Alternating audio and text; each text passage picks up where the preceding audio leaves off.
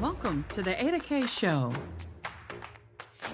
I'm your host, Ada K, and I am a criminal justice major.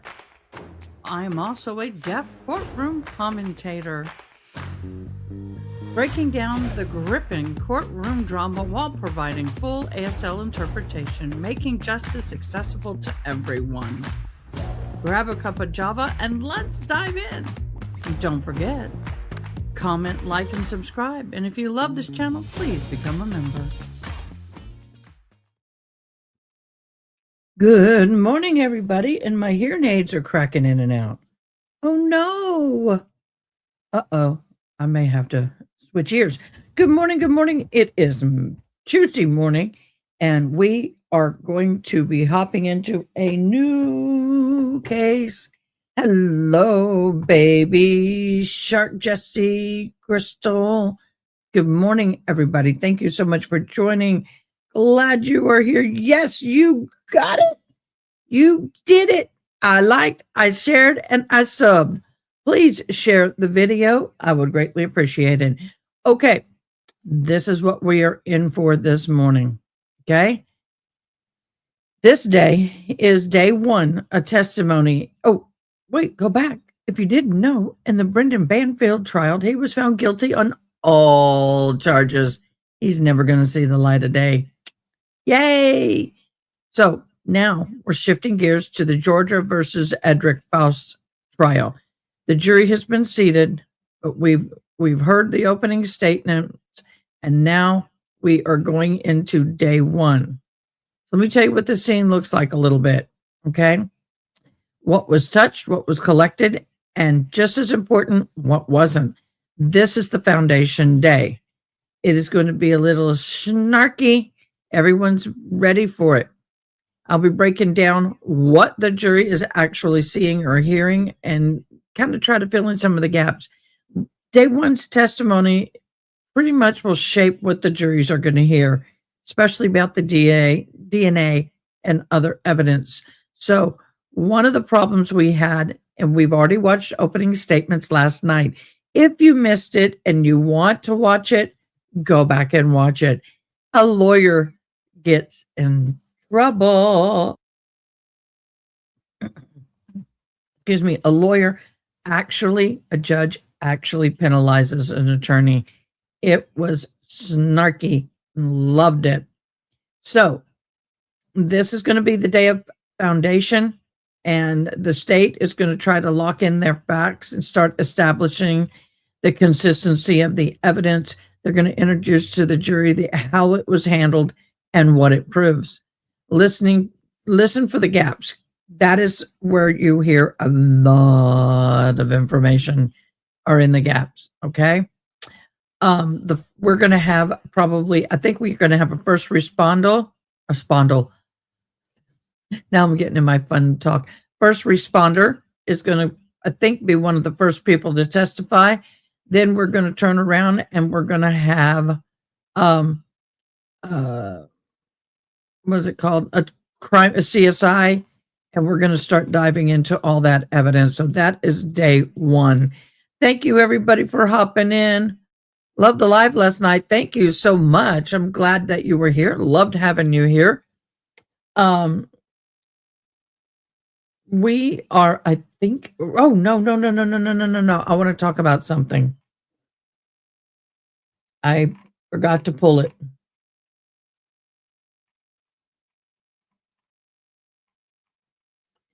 There is something I need to bring up before we go live. Where did it go? It is the Baker Act. Okay. Let me bring this over so I can read it.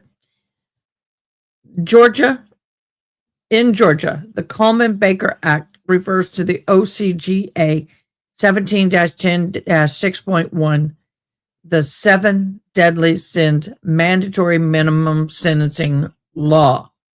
This is important. It just was signed into act. I mean, like recently, I think. The act removes parole, probation, and early release for certain violent felonies. If this defendant is convicted of one of these crimes, the judge must impose the full prison term. There's no discretion of reduction at all.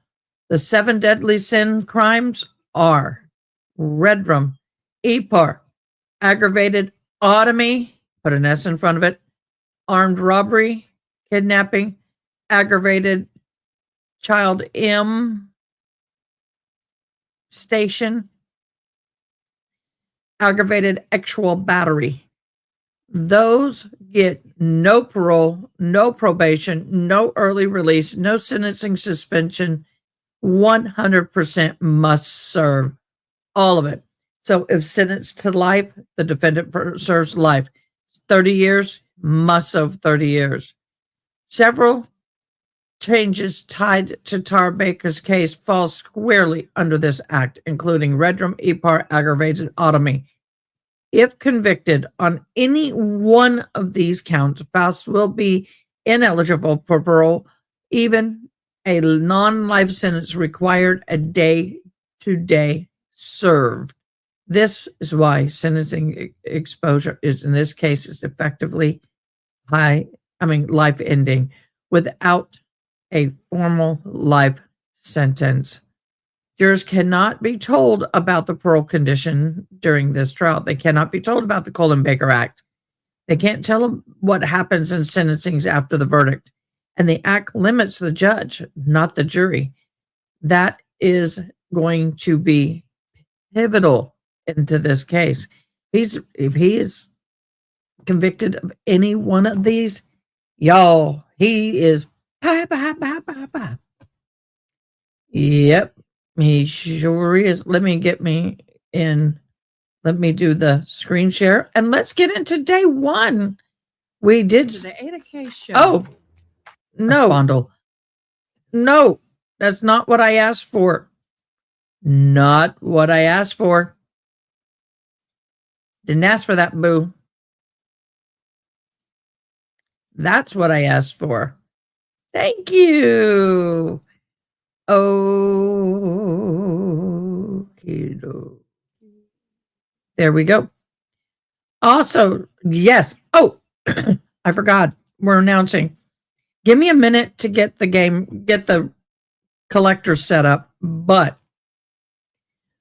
for the month of February, anybody who becomes a new member will be in an end of the month giveaway for a free Amazon gift card.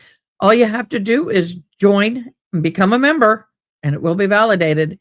And then comment, I joined, all cap, just like you see on the screen to enter. Good luck, y'all, and thank you, and welcome to the family. All right, guys, let's get into court. Get your coffee. Connected to employee, that's good. I'm glad you're connected. Good.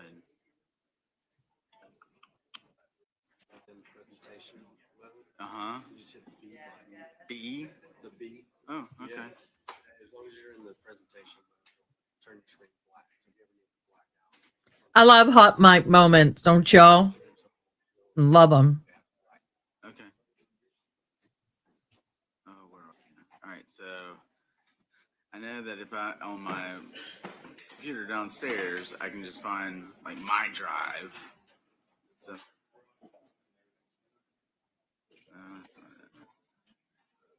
I tell you what. Here's what I'm gonna do. Plug into the USB into the computer. That might be the easiest. Right?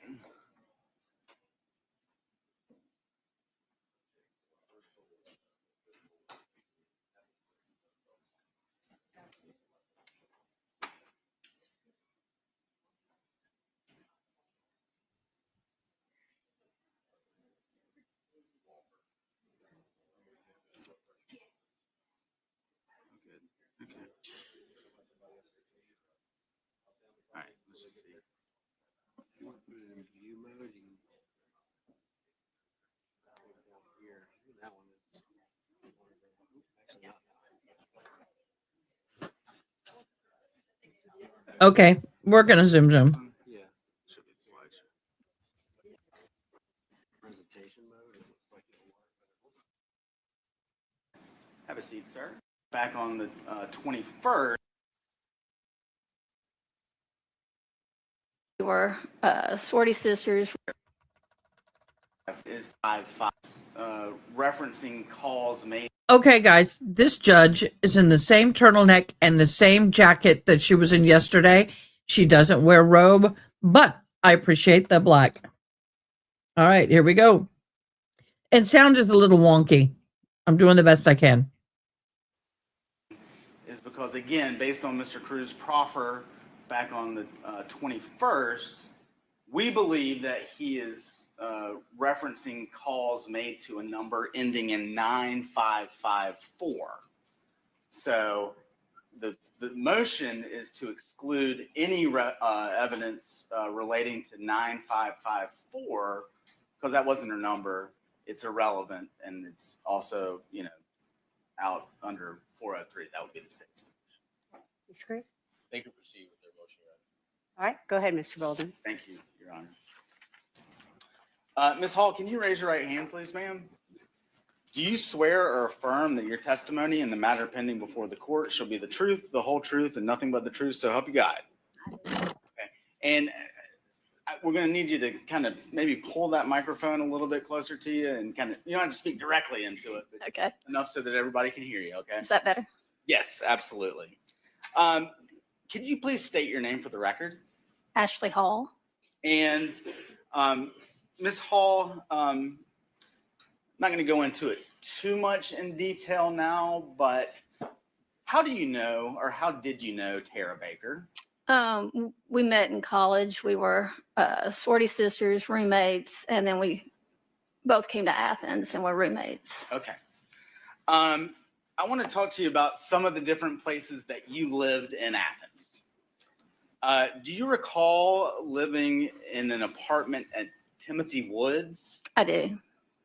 Who did you live with at Timothy Woods? It was Kyle Collins and Karen Burford. And do you know how to spell Karen's name? I believe it is Karen. And I just go ahead and get this out of the way. Is Miss Burford still alive? No, unfortunately, she had a kayaking accident back in 2022. So again, at Timothy Woods, it was you, Karen, and Kyle. Is that right? Correct. Okay. And did there come a time when you moved out of Timothy Woods? Yes, it was, I guess, August 99. I ended up moving. I didn't realize Tara ended up getting her job at the law firm around that time, but I'd already signed over a lease. So she ended up moving in my spot at Timothy Woods with Kyle and Karen. And again, that was in August of 99? Yes. Okay. And where did you move when you moved out of Timothy Woods? Polo Club. And who were your roommates at the Polo Club? Valerie Lang and two girls that she went to high school with. Going to kind of skip ahead about a year. Mhm. In August of 2000, did you move again? I did. And where did you move that time, Mary? We moved to Fawn Drive. When you say we, who moved into Tara, Valerie Lang, and myself. Tara, Valerie Lang, and yourself? Okay. Yes, sir. Do you recall around the time moving into 160 Fawn Drive, anything with Tara as it related to her getting a new phone number? Yes, Karen was staying at Timothy Woods, and she wanted to keep the current phone number that they had shared because all of her contacts already had it. So when Tara moved, she went ahead and got her own line, which actually was even separate from Valerie and my line, just because with law school, she was on the internet a lot more. Was that in the days of dial-up internet? Yes, it definitely was. Yes. Okay.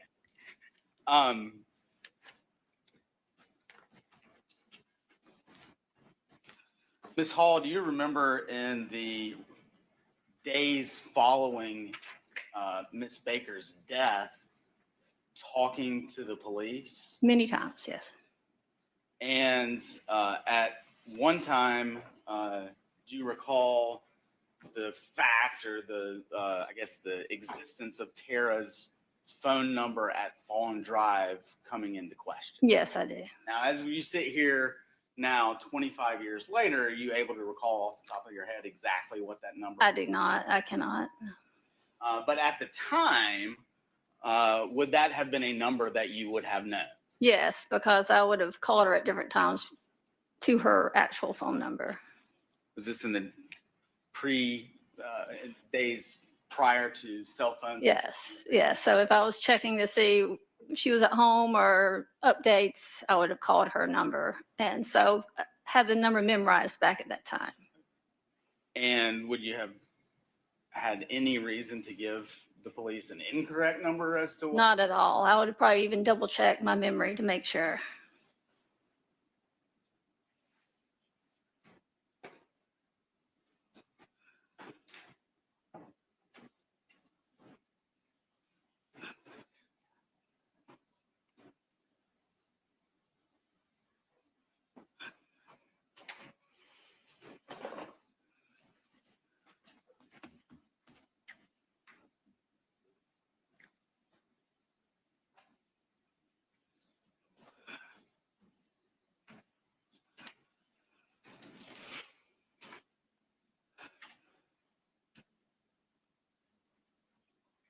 Yeah, very split, Sean. May. So I'm going to show you what I marked as State's Exhibit 1.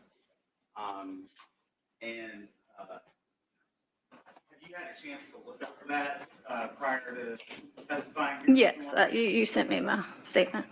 And is that does part of State's Exhibit 1 summarize a conversation that you had with the police, I believe, on January the 22nd, Yes, 2001? So Yes. would that have been 3 days after Tara's murder? yes, And in that statement, did you provide Tara's landline phone number to the police? I did. And what was that number? Tara's phone number was 706-316-9760. Any objection, Mr. Cruz? No, ma'am. It is admitted. Um, I hope her phone number is still not the same. Ms. Hall, those are actually all the questions I have for you this Yeah. morning. Thank you. Mr. Cruz? Good morning, Ms. Hall. Thank Good you for morning. being here. I don't have, You may step down. Thank May you. call your next witness. Oh, Jeremy Howell.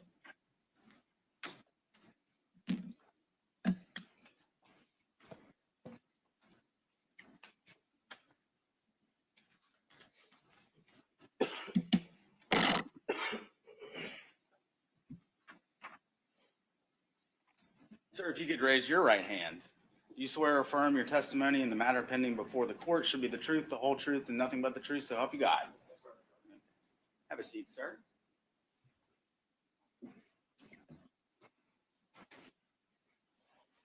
Could you state your name for the record? Yes, my name is Jeremy Howell, Jeremy Howell. How are you employed, sir? I'm currently employed as a special agent with the Georgia Bureau of Investigation. And what is your current role at the Georgia Bureau of Investigation? I'm currently assigned to the Office of Special Investigations Cold Case Unit.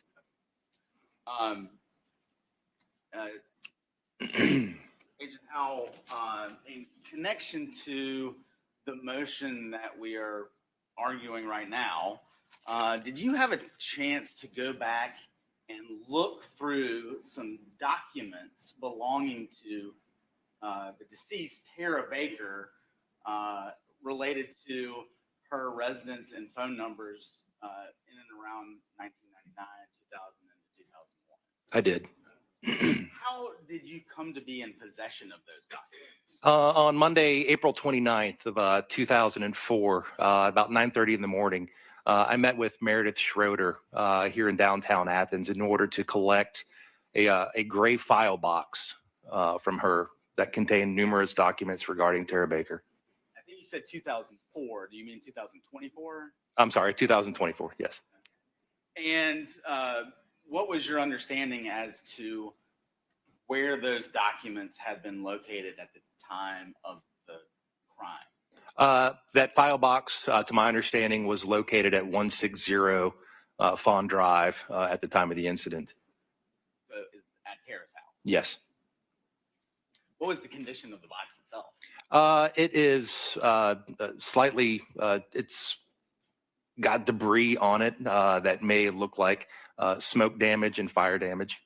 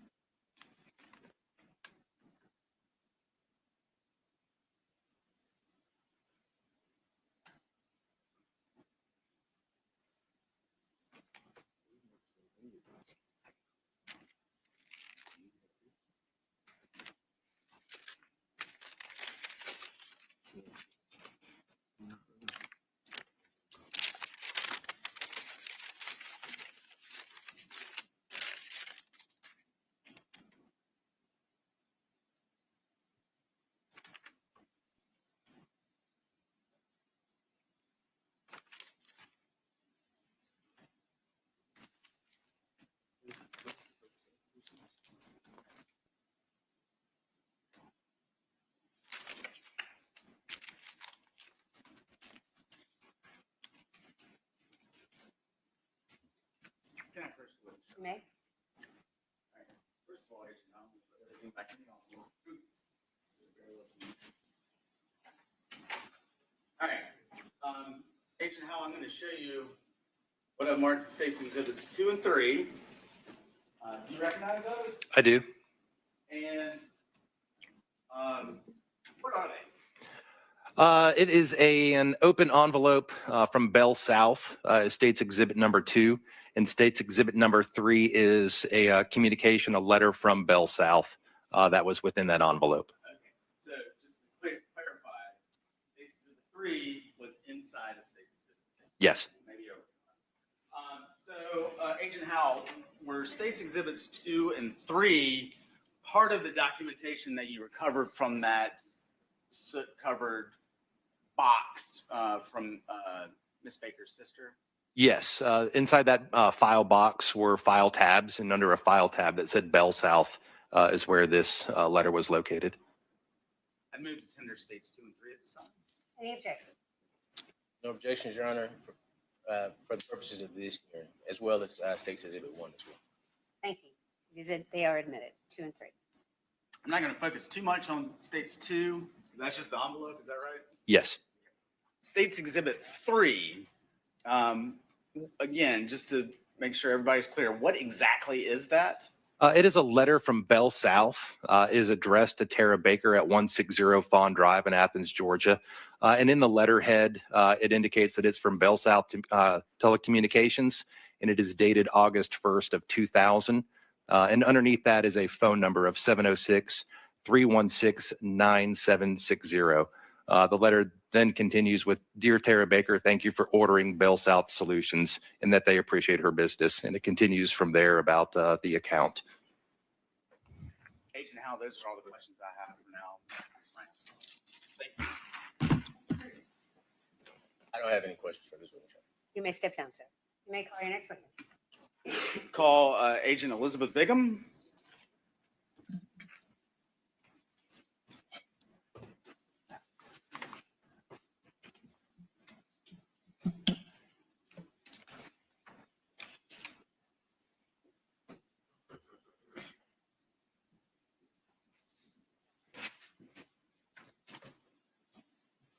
If you could raise your right hand. Do you swear or affirm that your testimony in the matter pending before the court shall be the truth, the whole truth, and nothing but the truth, so help you God? I do. Okay, you can have a seat. Ma'am, if you could state your name and spell it for the record, please. Elizabeth Bigham, Elizabeth Bigham. And ma'am, how are you employed? I'm employed as a special agent with the Georgia Bureau of Investigation. And is that the GBI? Yes. I asked that because that's what I want to say. Okay. And what is your role at the GBI? I am assigned to our Office of Special Investigations Cold Case Unit. And as part of those, as part of your responsibilities on the cold case unit, have you and Agent Howell been responsible for the reinvestigation of the Tara Baker case? Yes, we have. And as part of your reinvestigation, did that include kind of a comprehensive review of the investigation from its origin back on January the 19th of 2001? Yes, it did. Does that include a review of files contained in the Athens-Clarke County Police Department's file? Yes.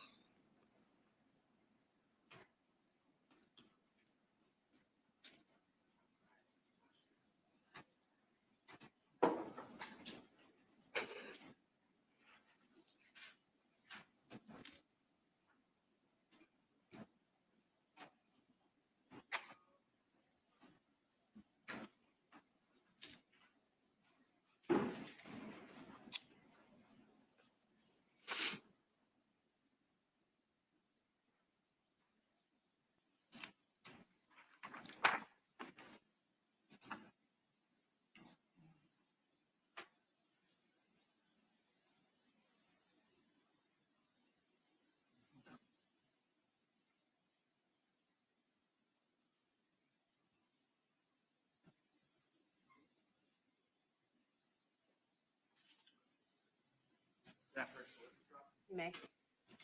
Agent Bingham, I'm going to show you what I marked as State's Exhibit 4. Do you recognize that document, ma'am? I do. And what is State's Exhibit 4? It is a letter from Bell South Subpoena Compliance Center. It's dated February 2nd of 2001, and it is addressed to investigator John Newton of the Athens-Clarke County Sheriff's Office. Is that document part of the Athens-Clarke County Police Department's file that I just kind of described? Yes, it is. I move to tender State's Exhibit 4, Your Honor. Any objections? No objections for the purpose of this hearing, Your Honor. All right, it is admitted. Agent Bingham, I think that the thing that might make the most sense is just having you read that letter into the record. Sure. I'll start with what it's in regard to. It says Tara Baker, telephone, or it actually says Tara Barker, telephone number 706-316-9760. Dear Investigator Newton, as we discussed telephonically, I ran 11 jobs today in an attempt to create call detail records for telephone number 706-316-9760 for January 16th, 2001 through January 19th, 2001. I have reviewed all 11 jobs and I did not find any incoming or outgoing calls for 706-316-9760. I have entered a request in our subcom system to search for call detail records for December 1st, 2000 through January 19th, 2000 for this, 2001 for this number. These records should be available on Monday morning. I found another number for Tara Barker, telephone number 706-559-9554. This number is found for Tara Barker, 2035 Timothy Road, Timothy Woods Apartments, Athens, Georgia. This number appears to be associated with the same Tara Barker that had telephone number 706-316-9760. Do you want to send a court order for call detail records on this number also? Please call me at 770-492-4561 to discuss further. Sincerely, Kathleen Mahoney. And just, I think now's a good time to talk a little bit about the Baker versus Barker. Can you Yes. that just very, very briefly? Sure. Our understanding from the investigation and from her family was that her biological father's name was Barker, or last name was Barker. Her stepfather's last name was Baker, and she wanted to change her name to Baker and get rid of her biological father's last name. And I believe that was a year or so before her death, but I don't recall the exact date that she did that.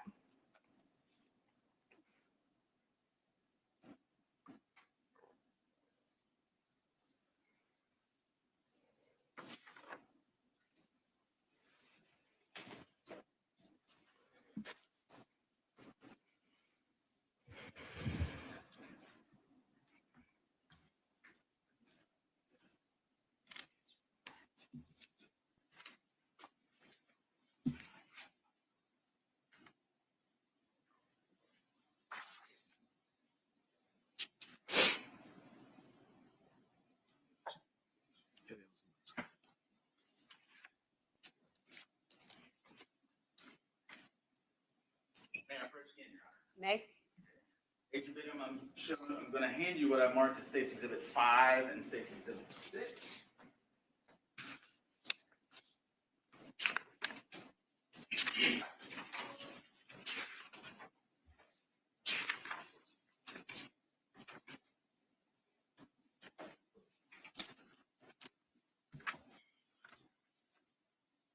Okay, Do you recognize those, ma'am? I do. Let's start with State's Exhibit 5. What is that? So it is phone records for the 706-316-9760 phone number, which was the landline for Tara Baker. And the records appear to start on December 6th of 2000 and end on January 19th of 2001. And there's also a Bell South letter attached to it, an affidavit, and a copy of what appears to be a court order or subpoena for those records. State's 5, Your Honor. Any objection? Not for the purposes of this hearing. It is admitted. Before we get into State's 5, let's talk about State 6. Okay, Do you recognize that? I do. What is State's Exhibit 6? These are phone records for phone number 706-559-9554. And they begin on December 6th of 2000 and end on January 19th of 2001. Move to tender State's Exhibit 6. Any objection? No objections for the purposes of this hearing. All right, it is admitted. Agent Bingham, in preparation for the hearing this morning, did you have a chance to personally go and review all the calls associated with both State's Exhibit 5 and State's Exhibit 6? I did. Let's start again with State's Exhibit 5. And again, just to be clear, those are the phone records associated with the number ending in 9760. Is that correct? That's correct. In your preparation of your case, of this case, and in preparation in advance of particularly this hearing, have you been able to familiarize yourself with certain phone numbers that were, for lack of a better phrase, in Tara Baker's orbit? Yes. Would those phone numbers include the cell phone of Chris Melton? I would object, Your Honor. I think we've had 4 leading questions in a row. I didn't want to interrupt them, but I'll just object on the grounds of leading. All right, well, I mean, for the purpose of this hearing, there's no jury here, and I certainly know that both parties have the ability to ask questions a little bit differently than in front of a jury. But Mr. Bolden, if you would try to rephrase your questions appropriately with regard to direct examinations. Certainly, Your Honor. Were you able, or did you familiarize yourself with certain phone numbers? I did. Whose phone numbers did you familiarize yourself with? Primarily people that I believe she would have spoken to most often, to include her stepfather, Lindsay Baker. And he had 2 different cell phone numbers listed in the case file. Her mother, Virginia Baker, or their home line. Her boyfriend at the time, Chris Melton, and that would have included his cell phone, his parents' residence, and his apartment in Athens. Because my understanding was that he was between both his parents' residence and apartment in Athens around the time of her death. And again, talking specifically about State's Exhibit 5, do the numbers that you just referred to appear in those records? Yes, they do. Can you talk about that in a little bit more detail? Sure. So I went through the records and looked for each phone number and found the following information. So Lindsay Baker's cell phone ending in 8423 appeared twice over just over a month and a couple weeks of records. Chris Melton's apartment. Yes. Relevance. I understand the purpose of this hearing is just to determine whether or not the 9554 number is Ms. Baker's home phone number or not. Mr. Bolden, any response to the objection? I think that the calls that are coming to and from the 9760 number are absolutely relevant to show that the 9554 number was not her actual phone. I'm going to overrule the objection. You may continue. So Chris Melton's apartment phone number, which would have been his apartment landline in Athens, either received calls or called that number 37 times. Miss Baker's home phone, where her parents resided, was 1 time. Lindsay Baker's other cell phone, ending in 0598, was 2 times. Chris Melton's cell phone received calls or made calls 5 times to that number, and Chris Melton's parents' home phone number appeared 29 times in those records. Let's shift to State's Exhibit 6. And again, just to be clear, what is State's Exhibit 6? It is the phone records for phone number 706-559-9554 that was associated with 2035 Timothy Road in Athens, Georgia. Did you have an opportunity to scan State's Exhibit 6 for the same phone numbers that you just referred to a moment ago? I did. And what, if anything, did you find in the records relating to State's Exhibit 6? That none of those phone numbers appeared in those records from the same time period.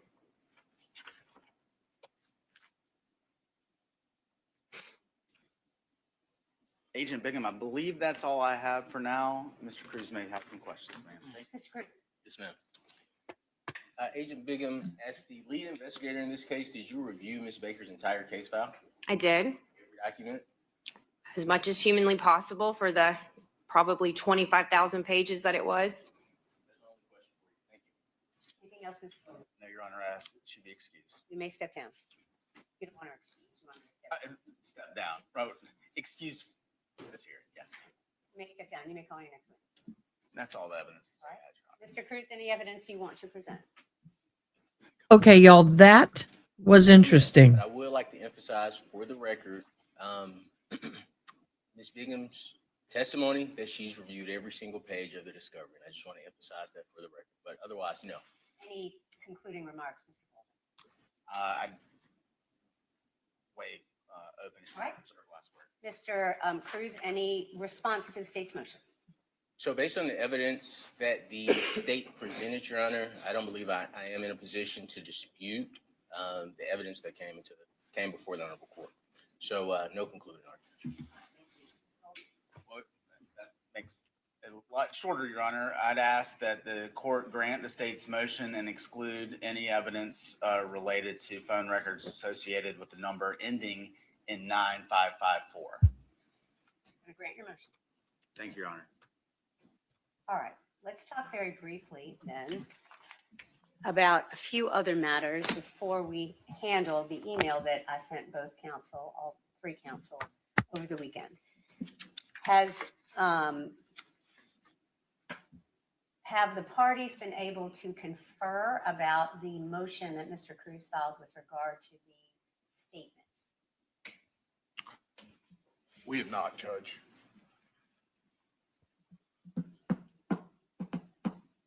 Well, let me ask this question. Are you familiar with what Mr. Cruz has filed a motion to keep out of that particular statement? I am, Judge. At the initial portion of the interview, Agent Bigham and Agent Howell talked with Mr. Faust about previous criminal contact that he's had and things along those lines. I think I can state for the court, Mr. Bolden will be giving the state's opening statement.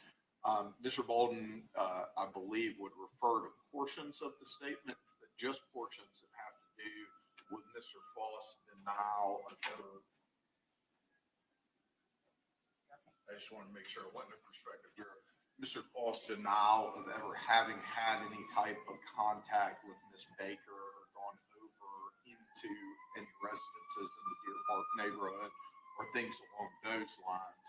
We would not be attempting to introduce any evidence related or make reference to any portion of the statement that would touch on Mr. Faust's previous criminal history or conduct. All right, Mr. Cruz, any response to what Mr. Yamamoto said about that particular issue? Sure. So for those particular facts, I believe they would be admissible in regards to Mr. Faust's statements in response to Ms. Bigham's question about Ms. Baker and himself. But I would ask the Honorable Court to rule. I provide the Honorable Court with a copy of the transcript as well, the timestamps as well. But we would ask that those particular timestamps are excluded. So let's talk about your motion. So the reason I wanted council to get together, and I know you all have been busy, so I'm assuming you may have a conversation in the near future, was because your motion, even though it had the timestamps, was not terribly specific. And so it isn't appropriate to make the court go look in the transcript for the moment that you wanted excluded. You needed to have provided that for the court. And so that was the first reason why it's not just the transcript. It is not appropriate for the court to have to read through the transcript and do that. So you don't have an entire transcript. You only have the time site. So if it says minute mark, hypothetically 00 through 005, the transcript would say what that language is in 00 through 005. It isn't anything extra that the court would have to read. You just go to the timestamp, say, okay, this is the statement, and vice versa. Okay, well, I disagree with your assessment of your motion. Your motion was a series of timestamps, and it may have had a transcript attached to it, but it is not appropriate for the court to have to go look at the transcript and your timestamp and make a decision about what one looks like with regard to the other. That's for you to do. And so that was the first reason that I wanted council to get together and talk about the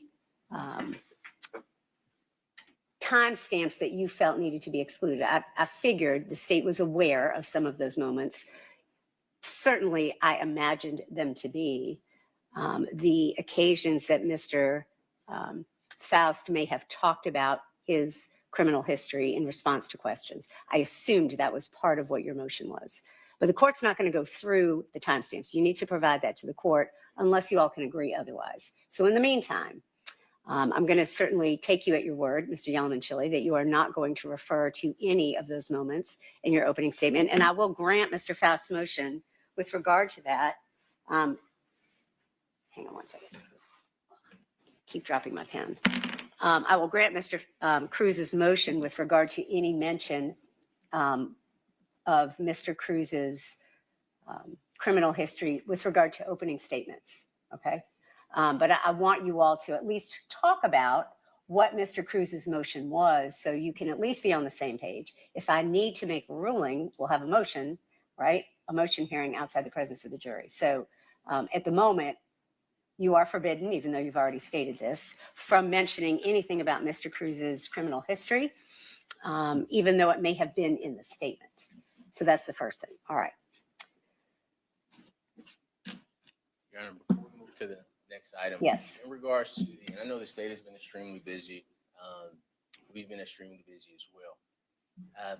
Based on our filing of the motion, I understand that we may get time for a hearing on those timestamps if same becomes necessary. That's right. There are a couple of things that the state and I need to discuss that we just haven't had opportunity to discuss just based on the workload that we both have. So I would ask this, can we put a date or time certain for a motions hearing, which would at least give us a deadline to have that discussion? And if not, we could just present the evidence to the Honorable Court. I don't know that we can do that. We've got a jury waiting outside. We're ready to start opening statements. I don't know how fast the evidence is going to proceed. So you're just going to have to use your lunch break and get together and talk about it. No, Your Honor, I'm asking for a date certain. I mean, we'll have a motion whenever I can fit it in. I'd like for y'all to confer first if you can. If you can't, and you can't come to an agreement, certainly I'll have a hearing. But I mean, be prepared at every moment to have a hearing in this case. Yes. I'm not going to sort of schedule things ahead of time and things of that nature. We're going to take up things as they come. So y'all need to be prepared for everything. All right. Yes. Matter, if I may, Your Honor. Yes. We talked about WebEx. I've had several law enforcement officers reach out to me. I think even this morning I spoke to a law enforcement officer that inquired about appearing virtually. I told her I would bring it up with Honorable Court today. Is there a way that we could get a WebEx link to send out to those officers that are far away? I believe we have a Mr. Michael Moon whose father just passed away. And instead of him traveling back here once it's our case in chief, I would just like to provide him a link so he could take. Yes, that is actually fairly easy to do. it needs to be done more in concert with when you're going to present that evidence, so we can send out the link, but we'll work with you on that. Yes, ma'am. Yeah. All right, thank you.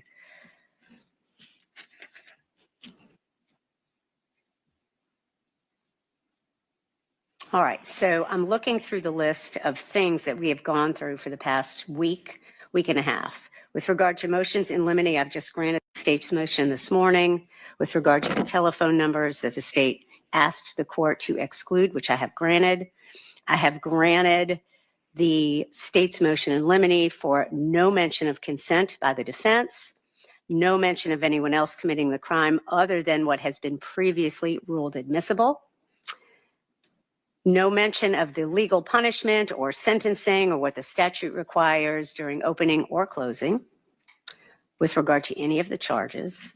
I am going to invoke the rule of sequestration.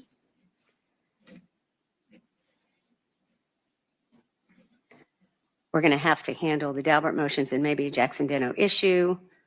Let me ask the state first. Anything else we need to bring up before we get started? Briefly, Your Honor, we're filing in court this morning a motion to prevent publication of crime scene or autopsy images of the victim. Providing a copy to Mr. Cruz.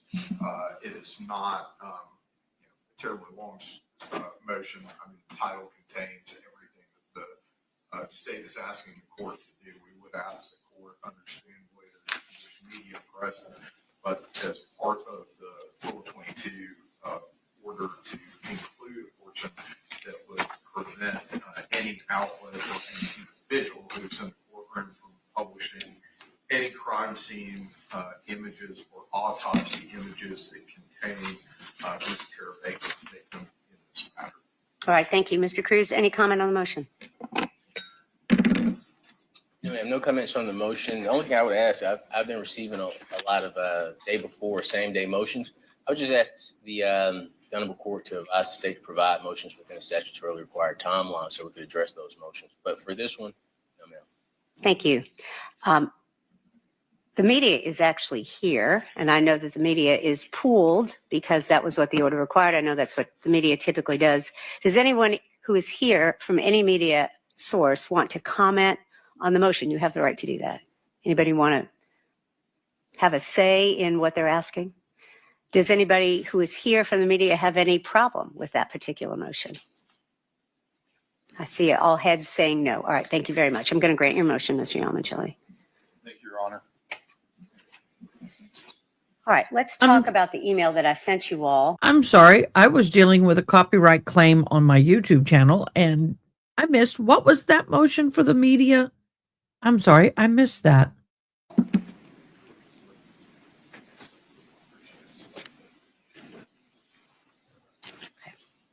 Let's talk about the email that I sent you all. And it was the email that I received on Saturday evening directly from one of our jurors. And let me just find it. Uh-oh. Expressing her desire to be relieved from her jury duty service. Does the state want to be heard with regard to that motion? Why? And I have her outside. I asked her to report at 9:30. We're running a little bit behind, but. Oh, Your Honor, I think all the issues I don't think they ever should publish autopsy photos, in my humble opinion. raised by the juror are issues that came up with many jurors during the course of the voir dire process. I think counsel for the state, counsel for the defense had an opportunity to question the juror about those things, establish that it would not affect her impartiality, and then either side struck her either for cause or using a peremptory strike. So at this point, I don't know that anything raised in the email that was sent to the court would rise to the level of excusing this juror for service. The state doesn't believe any further inquiry is necessarily needed, but certainly if the court wanted inquiry to be made, our request would be that the court handles the inquiry, not counsel for the state or counsel for the defense, since the voir dire portion has been completed. Thank you. Mr. Cruz. In regards to the email that she sent in the language, Your Honor, of course, it is not a lawful reason to excuse the juror, but I do believe that the juror is expressing that sitting on the jury panel for the time that she is that this case may last would cause her a hardship. My concern, and of course, it's up to the honorable court's discretion. My concern is that we're in the middle of the trial, we get going, and what I've seen from multiple trials is the juror's all of a sudden sick, we can't move forward with the case. If this is causing a hardship for her, I would ask the honorable court to consider that. I am unopposed to her request, just considering how long this trial may last and to prevent disruptions of the proceedings. Thank you. All right, let's talk about how long this trial will last. Let's talk about that for a minute. So we have been discussing the case for a long time, and both parties have known that the court set aside 2 weeks for this trial. And it really hasn't been until very recently that there has been discussion about the case lasting 4 to 6 weeks. I do not believe, based on the motions that I've heard and the evidence that both sides have presented, that this is a case that's going to last that long. I do not believe it. And I'm going to do everything in my power to make sure that we move as efficiently as possible. I'm going to tell the jury that we are not going to waste their time. If we need to get here at 7 and do motions or stay till 10 o'clock at night to finish, we're going to have to do that. But I do not believe this case is going to last as long as has been described for the jury. Okay, guys. Y'all. I don't know how this slipped past my hands. It slipped past my attention. I owe you an apology.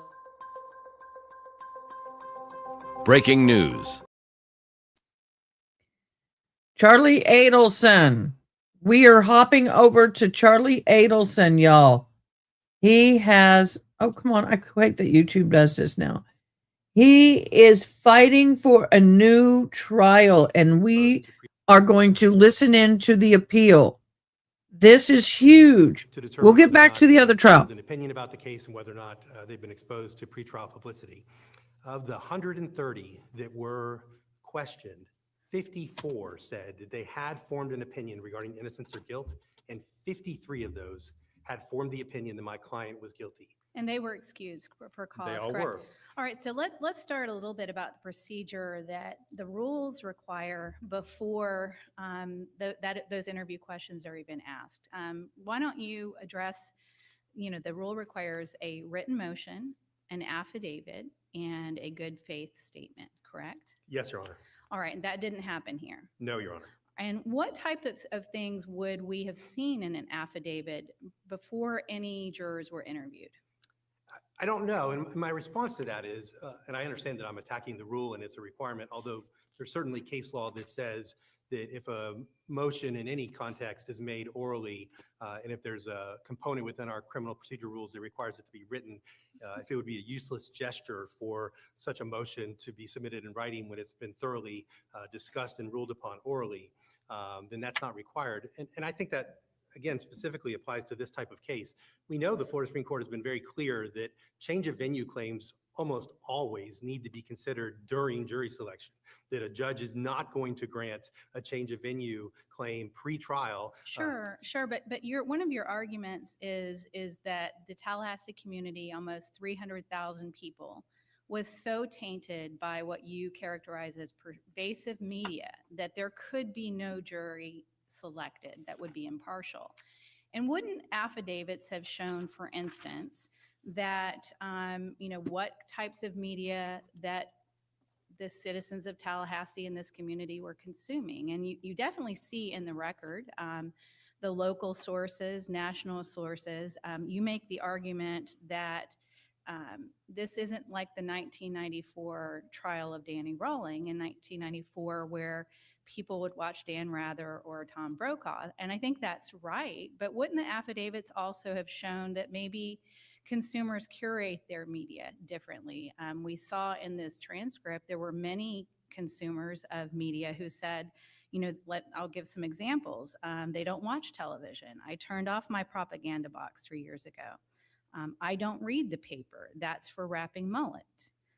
Very rarely do I watch the news. And so you see a lot of behavior in this typical kind of Tallahassee community that's different than 1994. Couldn't you have shown those things in an affidavit before you interviewed a single juror? Oh, clearly, the rule says that should have been done, and I'm not disputing that it should have been done, but I submit that it was established by the record as you just indicated.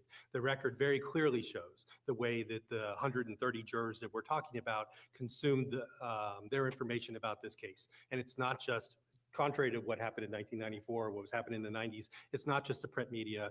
Clearly, the Tallahassee Democrat covered this case extensively. It's not just the local news. Clearly, the local news covered this case extensively. But unlike the 90s, now we have several jurors saying that they're getting their information from cable news networks, Court TV shows. YouTube, Court TV, 2020, Over My Dead Body podcast, The Preston Scott Show, Tallahassee Democrat. But what you don't have in this record is how many times those exposures happened, whether they were biased or not, whether there were some broadcasts or podcasts that in fact argued that your client was innocent. We don't have the content of that to show how that would have influenced the veneer, correct? We do not have that from affidavits pre-trial showing the things that you just mentioned, but we do have that in the record based on the answers that the jurors gave. And again, when we are talking about a little over 40%, that's a huge number. In the Murphy case, I believe it was right around 25%. And in that case, the court said that's not enough. Here we are at 40%.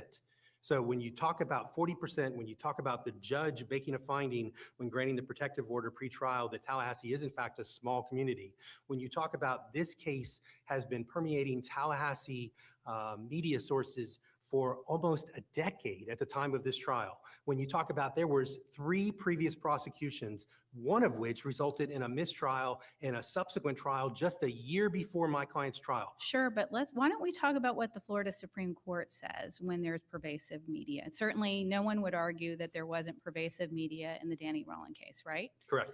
We're talking about 5 murders, college town, again, maybe a small community as you would describe it, perhaps.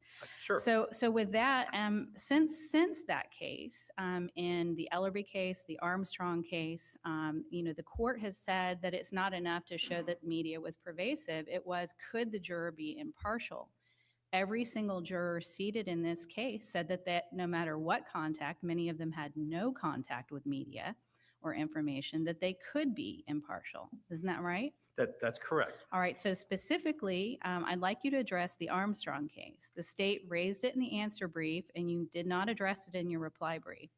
The Armstrong case, the Florida Supreme Court, and this is 24 years after the Manning case that you cited in your case, they said that if you don't renew your objection to the jury before the jury is impaneled, in fact, your client accepted this jury, that you have waived it and we may not reach that issue.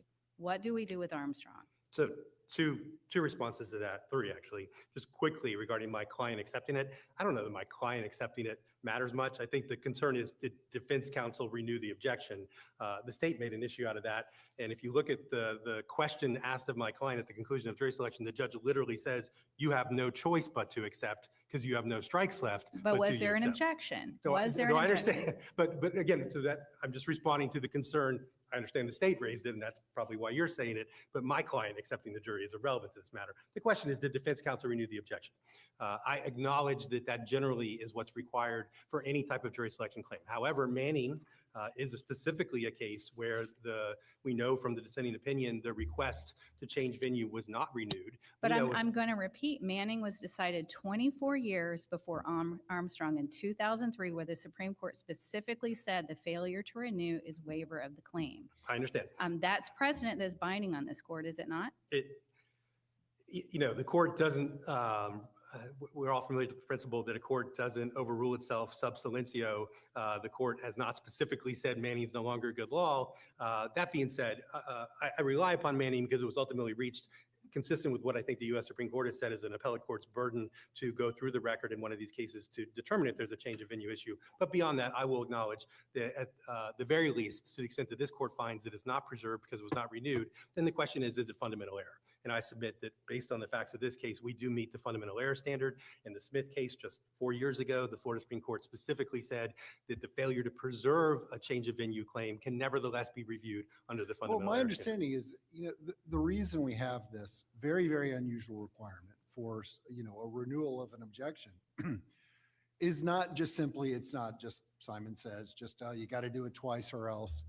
It's that it is possible that the defense is happy with the jury. It's generally in the challenge context when you challenge a juror and they want to see whether you renew that challenge, that you are in fact satisfied with the jury. So I don't know if you can say that it's a fundamental error issue if in fact the defense was satisfied with the issue. Now, I did believe when I saw Armstrong, it's like, wait a minute, it's not what happened in Joyner. It's not a cause challenge, it's change of venue. Correct. But when you read Armstrong, it's very clear. First of all, it says that a change of venue motion is premature until you actually attempt to select a jury. What Correct. that says to me is a change of venue is a jury selection issue. Sure. And what I draw from that is that, just as Judge Rowe is saying, if you in fact are able to find jurors who swear that they are untainted, then I don't know if there is in fact a change of jury issue. It very well may be that defense thinks, okay, I found untainted jurors. I don't really have any reason to continue with the change of venue objection. So that raises two things. Number one, whether the fact that you have untainted jurors overcomes the fact that the community may have had a low level of taint. And number two, the suggestion that it's fundamental error when the whole point of the objection is that the defendant is satisfied, which I don't think a fundamental error claim can overcome. So a couple of responses to that. Again, the Smith case is 2021, and it's specifically page 28 of the Florida Supreme Court's opinion. And they clearly went on to address the claim for the change of venue motion, despite the fact that it was not preserved. And they did so under the fundamental error standard. And so I'll quote from the case. But isn't there a difference between preservation and waiver? Sure. Well, yes. But so if we're going to waiver, and now if you're addressing what my client said at the conclusion of jury selection, that's no waiver on my client's part when the judge specifically told him, you have no choice. I guess perhaps I should just read Armstrong again, because Armstrong says a motion for change of venue should be renewed at the conclusion of jury selection or be considered waived. So it is the failure to object that is the waiver in this context. I mean, do you read it any differently than I do? If that were the case, then Smith in 2021 would be wrong. And Smith obviously is more current and specifically says that because the issue was not preserved, because it was not renewed at the conclusion of the jury selection proceeding, we review this claim for fundamental error. So I submit to you, again, this court has the ability to review the claim. Smith from the Florida Supreme Court very recently has said, for at least a change of venue claim. It may be different for a peremptory challenge, the failure to grant a cause challenge, but when it comes to change of venue, the Florida Supreme Court has specifically said it could be reviewed for fundamental error. And I guess going back to Manning, and I understand the time difference, but Manning would be a great example of that. You literally have the attorney in Manning saying at the conclusion of jury selection, I believe we picked a fair and impartial jury. And I submit that there's no jurist in this state that would review the facts and reach a conclusion, unlike what the Florida Supreme Court did, that there's no way that venue could have been fair within Columbia County in that case. So that's exactly why these claims can still be reviewed for fundamental error. Just generally speaking, normally when we talk fundamental error, it's because that an error wasn't preserved below. Can Correct. Fundamental error be affirmatively waived? If defense counsel had said, if the question rather than to Mr. Adelson, do you accept this jury? And let me point out, you have no choice but to accept the jury, but answer me anyways, do you accept this jury? If it had been defense counsel, you previously raised some objections. Do you now no longer renew those objections and accept this jury? If that would be the case, I would have no ability to make an argument in front of you today. That would be waiver. That's not at all what we have in this record. I think the Well, it fact. sounds to me like you're going up a 3850 avenue, but let me ask you this question. Is Armstrong's a 3850 appeal? Correct. The other cases we're talking about earlier were direct appeals. Is Correct. that distinguishable? Perhaps. I mean, again, a lot of times when the Florida Supreme Court considers 3850s, they also consider 9.141s in the context of failure to raise issues on direct appeal. And that's also the way, in Hilton at least, that the ways these claims are being raised. But again, no, in a direct appeal claim, on a direct appeal, the issue is it preserved? If it's not, can it be reviewed for fundamental error? I submit that there are some things that cannot be. Generally speaking, the failure to renew a cause challenge is not something that's going to be reviewed for fundamental error. The court's been clear about that. And if there is a specific waiver on the record, we don't have that here, then no, you wouldn't be able to review it for fundamental error. Waiver trumps fundamental error. We don't have a waiver here, and I submit that fundamental error is still the standard. But surely you're not arguing that now a trial judge has to, who's represented, a defendant's represented, now a trial judge has to look to the defendant who's represented by counsel to say, do you individually accept a jury? I have no idea why the judge did that in this case. But are you promoting a bifurcated question by a trial judge to counsel and a defendant? I think well, in the context that the judge is asking the question in this case is it fairly could be construed as, do you have any other strikes? And that's why, and every time that question was being asked, there was a strike because there were back strikes in this case. So ultimately, when he just asked the same question he'd been asking up until that point, the question was, do you accept this jury, i.e., do you have any other strikes? And I guess let me throw out there, you have no other strikes, so you have no choice but to accept the jury. That's why it's being said here. Again, I acknowledge it's incumbent upon defense counsel to jump in and specifically say, we renew the objection, but if that's not done, it's still reviewed for fundamental error. I see that I'm getting my rebuttal time. I would like to make a couple other quick points about the merits. I'm going to extend your time by 5 minutes. I'll do the same thing for the state. Thank you. I appreciate that. I do need to address, so we have, and I've already talked about this, the almost 40 or a little more than 40%. We have the Tallahassee community. We have the different ways that social media infects jurors in a community now, but we have more than that in this case. In Patton, the U.S. Supreme Court said exactly this: adverse pretrial publicity can create such a presumption of prejudice in the community that the jurors' claims that they can be impartial should not be believed. The U.S. Supreme Court is saying that. And they're saying that, and they probably are saying that on a record where there was a record that the media exposure was indeed adverse. And again, we can't presume that. Let me go further with that, Your Honor. What they're saying is there could be such intense media influence in a case that we may not even believe what the jurors are saying. And if I came to you with no evidence in the record and said, that's what we have here, you would say, Mr. Rufferman, you're speculating.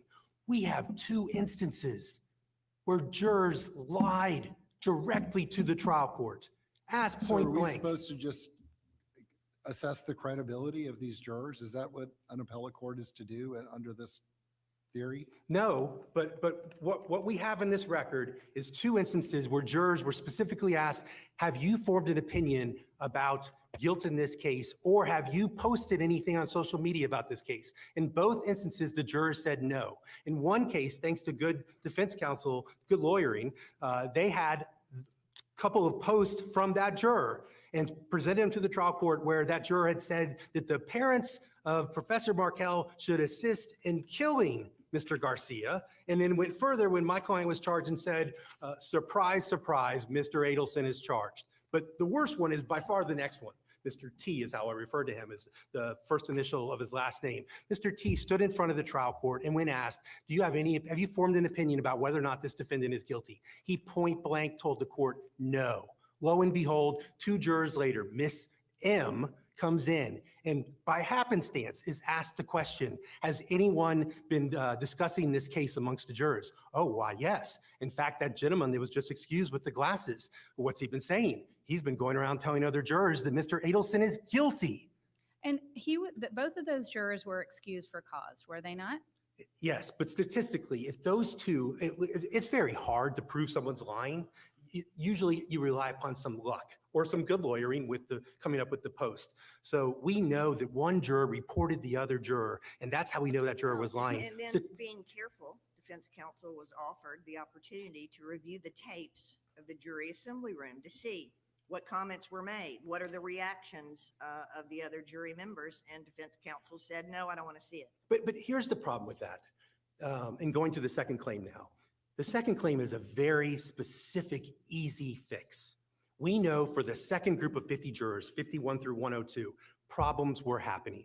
We know about halfway through jury selection, it's reported, number one, that jurors have not followed the judge's direction, so much so that the judge, when he heard about this after two of the jurors reporting that the jurors have been talking about the case, goes out and admonishes those jurors pretty sternly, do not talk about this case. But we also know— But the problem is the content of those communications. And they were like this, high profile case. It's the Charlie Adelson case. It's the Dan Markell case. Which of the, and that he's guilty, but again, the trial court offered your client the opportunity, the defense counsel, go listen to the recordings in the assembly room and you can bring back some statements that would in fact taint the jury. How did these statements taint the jury? We have four statements, right? Right. So we have one where a juror said, we've been talking about it all day, is literally the quote. We have another where there's some pretty— Talking about it, I mean, content. Let's get to the content. Talking about the of- case all day. Again, but that you could have questioned those jurors to get specific information on what content tainted the jury. Okay, that's one juror. A second juror then said that there had been a lot of talk about he's a professor at the law school and revealing a lot of the facts about the case. There was a divorce going on between the professor and the wife, but the two that are far the most concerning are the two jurors that specifically went back, a male and a female, the one with the glasses and then an older female that went back and told the other jurors he's guilty. In fact, if you look at juror C, on page 2581, you have, coincidentally, when she's asked, after she reports that she's heard that this female juror is saying that he's guilty, oh, what's your opinion? I think he's guilty too. This is influencing the entire, that set of the panel. So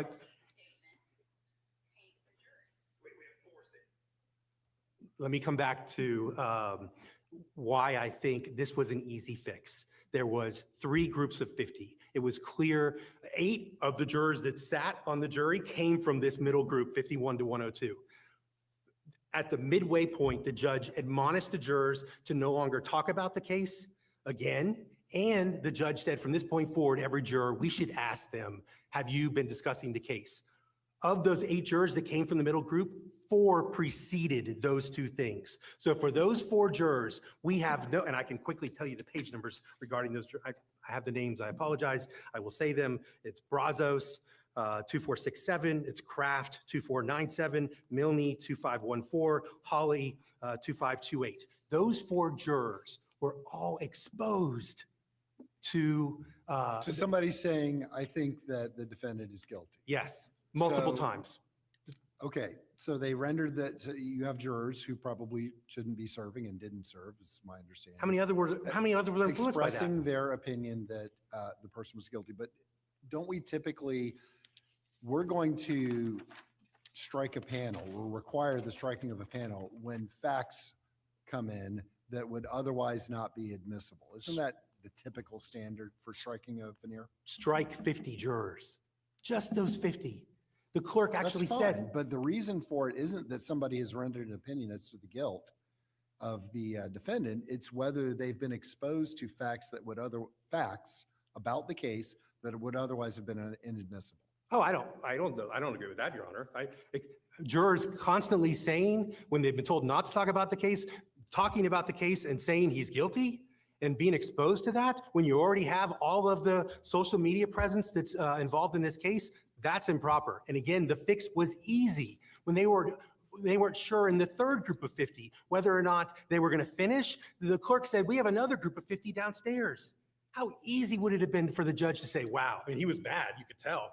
I'm frustrated. They're not following my directions. They're lying. Couldn't we have sidestepped some of the speculation if the tape of the jury assembly room had been reviewed and then some content specifics argued? I think it's clear that this 50 was tainted. And if you go back to the Manning case, what the Florida Supreme Court said that every reasonable step should be taken to preserve a defendant's trial by an impartial jury. And to this end, if there is a reasonable basis shown, the court should take action. There's, without question, a reasonable basis. We have one juror that said, living in Tallahassee, you'd have to be under a rock to know about this case. Another juror said, the impact that this had on me, when you hear about this, it sticks with you. We have so much about this case, but then when you boil it down to that middle 50, and we know that there's not one, not two, 4 different jurors that has disclosed that they've been talking about the case, and it's getting the judge frustrated. He has to re-admonish them, but he doesn't go back and question the ones that have already been questioned about whether or not they've heard discussions from other jurors. And 4 of those jurors who were never questioned ultimately sat on this jury. That's a reasonable basis for the judge to have taken the easy step. You're right. At this point, I'm frustrated. They're not following my instructions. 51 through 102, they're done. Let's bring up the next 50. I will be very clear going forward. He was. And if we need to go to the 4th 50, we will. That's what should have been done. And because of that, my client didn't get a fair trial. I'll reserve my last minute for rebuttal. Thank you. And I will extend you an additional 3 minutes, and the same for the state. So you'll have a total of 8 extra minutes.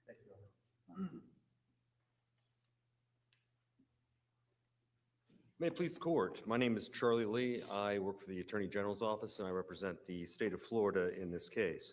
I'd like to start out with the questions the judges here have asked today. One thing I do want to clear up is the preservation issue that Mr. Adelson claims in Manning in his reply brief. He talks about that in that case, the attorney below never filed a written motion, didn't renew his objection to the jury or anything like that. Those facts come from the dissent in Manning. The 3 justices at the Florida Supreme Court who felt that Manning should not have his conviction overturned, who felt he did get a fair trial, noted that his attorney affirmatively accepted the jury. Now from Manning, we've come to Armstrong. And Armstrong is backed up by all the cases where we have Batson challenges. If someone files a Batson challenge saying they didn't have a fair jury because of the demographic makeup of their jury, if they affirmatively accept that jury, then they've affirmatively waived that objection. They have to do it once again. They cannot accept the jury like Mr. Adelson did twice to his jury and to the alternate jurors. But isn't really, change of venue is not the same as failure to renew specific challenges to specific jurors. It is a much broader, as Mr. Ufferman was talking about. It has to do with what was known by the community. It's whether the community is one that cannot hear the case. It's not necessarily about individual jurors. So why should we apply this rule that I understand what Armstrong says, but I've also read Joyner, and I know that that's where the Supreme Court first made this rule very, very clear, and they made it in the context of challenges to particular jurors. Why should we apply it? Forget what Armstrong says. Why should we apply it? You should apply it because it is about individual jurors. Because Mr. Adelson, he's entitled to an impartial jury. He's not entitled to an impartial community or city or world. There are people out there who are going to prejudge Mr. Adelson's case. There's people out there that will prejudge every case. In every jury selection, there will be jurors on the panel that will say that they believe the defendant's guilty just because he's sitting in the defendant's seat. That happened in Mr. Adelson's case. It'll happen in every case that's tried this week at the Leon County Courthouse. It has to do with the actual jurors. One of the things that Mr. Adelson brings up in his reply brief is structural error, and I'm going to explain why this isn't structural error, although Mr. Adelson has waived that because he didn't bring it up in his initial brief. But let's look at the 12 actual jurors that served on Mr. Adelson's jury. Adelson accepted all 12 jurors during the pre-screening phase. All 12 said that they would be fair and impartial. Mr. Adelson gives us no reason to believe them. As Judge Thomas pointed out, there's not a clear record here of why we shouldn't believe them. And Judge Rowe pointed out, because affidavits weren't filed in this case, we don't know what the pretrial publicity is. This isn't like Shepard v. Maxwell. This isn't like Irvin v. Dodd, where, you know, Mad Dog Irvin was in the press, as a serial killer in the press all the time. It's not like those cases. We don't know because Mr. Adelson didn't file a legally sufficient motion. But he did show that of the 54 prospective jurors who had had a considerable amount of media exposure, that 53 of them found that Mr. Adelson was guilty and said that they couldn't be impartial. Now, there's much of jurors might be lying about whether they had the exposure. Is it also possible that jurors were lying that they couldn't be impartial and absolutely thought he was guilty to get out of jury service? I mean, I think there's a lot of speculation going on here that we really can't get to. Well, that's where I point to Singer, a case that Mr. Adelson relies upon. And in that case, and this is a 1959 Florida Supreme Court case, they said that the Florida Supreme Court said they had some doubt as to the impartiality of a fairly large number of the veneer men, which might be indicative of the inhabitants generally of the community. But we cannot determine error on doubt. That's the Florida Supreme Court in Singer. So would it have been different, for instance, if Mr. Adelson had brought forward evidence that there were 100 broadcasts on the Preston Scott Show, that there were 200 pieces by WCTV, 300 articles in the Democrat, 50 podcasts and court TV programs, and that all of the speakers in those programs, or some high percentage of them, pointed to guilt for Mr. Adelson? Would that be different? It might be different. All we have is secondhand knowledge of the jurors that were there. That's all we have. It might be different. We have, I think the court TV host is the only one that we know expressed a negative opinion. And even the jurors who were interviewed about their exposure to the media sources I just listed, some of them found that those sources were credible, and some of them found that they weren't credible. They called into doubt whether the person who was on one of the news programs was partial or not, right? Correct, Your Honor. And as to Mr. Adelson's numbers, I disagree. I noted he quotes 29 jurors in his initial brief. I noted 22 that said they couldn't be fair and impartial. But even saying it's 40%, which I believe is what he's arguing today, that's a far cry from Irvin, where it was 2/3 of the jurors had extreme bias against Mr. Irvin. I mean, he was a serial killer that in the press, I believe several states had, sheriffs had said that they were going to make sure that he died, was executed. One of the cases, Murphy, and I do agree, Mr. Adelson, there are some similarities between issue 1 and 2. And moving on to issue 2, we have to give jurors credit. Just because this young man said that Mr. Adelson was guilty, and another man may have forgotten what he posted on Facebook about Mr. Garcia, that doesn't mean that the entire jury pool was tainted. As Judge Thomas pointed out, the defense counsel was given an opportunity to go back and review video of the courtroom or the jury assembly room, wherever this happened. They were moved from the jury assembly room to courtroom 3G, and the defense declined. So we don't know, there's no indication that this young man stood up on a chair and yelled this out at the jury pool in general, or whispered it to someone. We don't know. As far as the gentleman with the Facebook page, we don't know exactly what he posted about Mr. Adelson, other than he said something about surprise, surprise. And the defense counsel didn't establish a record. And again, going back to Singer, we're not going to reverse this case based on doubt. This isn't a case, because this is not a structural error. And neither the U.S. Supreme Court nor the Florida Supreme Court has ever held that a failure to change a venue, or denial of a change of venue motion, or prejudice within the community, or biased amongst prospective jurors has ever resulted in structural error or per se reversible error. Didn't the Manning court, though, suggest that a venue error is a structural error? I don't think so, Your Honor, because they looked into, the majority in that case looked into the individual facts, case by case. When we get to Rawling, there and McCaskill, there the courts, and that came long after Manning, they've developed a test to find out. And this is why, in this case, we had 2 voir dires. We had the pre-screening process and then the actual voir dire, which is, far more than the average defendant gets. And that's so we can suss out and we can identify prejudice amongst those jurors, because no court has ever held that, bias amongst jurors in the jury pool would result in a structural error, because that doesn't affect the framework. Now, if there was something inherently wrong with the voir dire process, perhaps. Now, no courts held that either. But in this case, there was no problem in the voir dire court. The judge here went above and beyond by having the pre-screening process, then the voir dire, where counsel will get an extra chance to challenge jurors. One of the things in this case is the defense counsel didn't ask for any extra peremptories. He didn't even use all 10 of his peremptories until the very end of the voir dire process, which is a factor in Manning. And it's why we have those factors, is because with structural errors, those are errors that are so, such as a right to an impartial judge. It's not like we can question a judge, or the right to a defendant's right to represent themselves. We can't question a defendant about why he wants to do that. Or a public trial. If there's no public trial, we don't know what happened.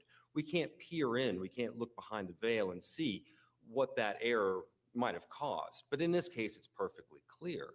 Mr. Adelson agreed to 58 jurors. The jurors that served on his jury, only one of them heard another juror talking. 3 of them had no prior exposure to the case. And all of these jurors, Mr. Adelson agreed to. Could you address, the preservation issue aside, let's go to, can you address Mr. Ufferman's fundamental error argument? I don't think that he can show fundamental error, because he can't show that in any other venue that Mr. Adelson would receive a fair trial. This case, in modern cases often, a fair trial, a different trial, a different result. Fundamental error requires the defendant to show that a different result, but for the lack of change of venue, that his case would have ended up differently. Well, that's not the case here. There's been no demonstration of that. So it's not just fundamental error that he didn't get a fair jury.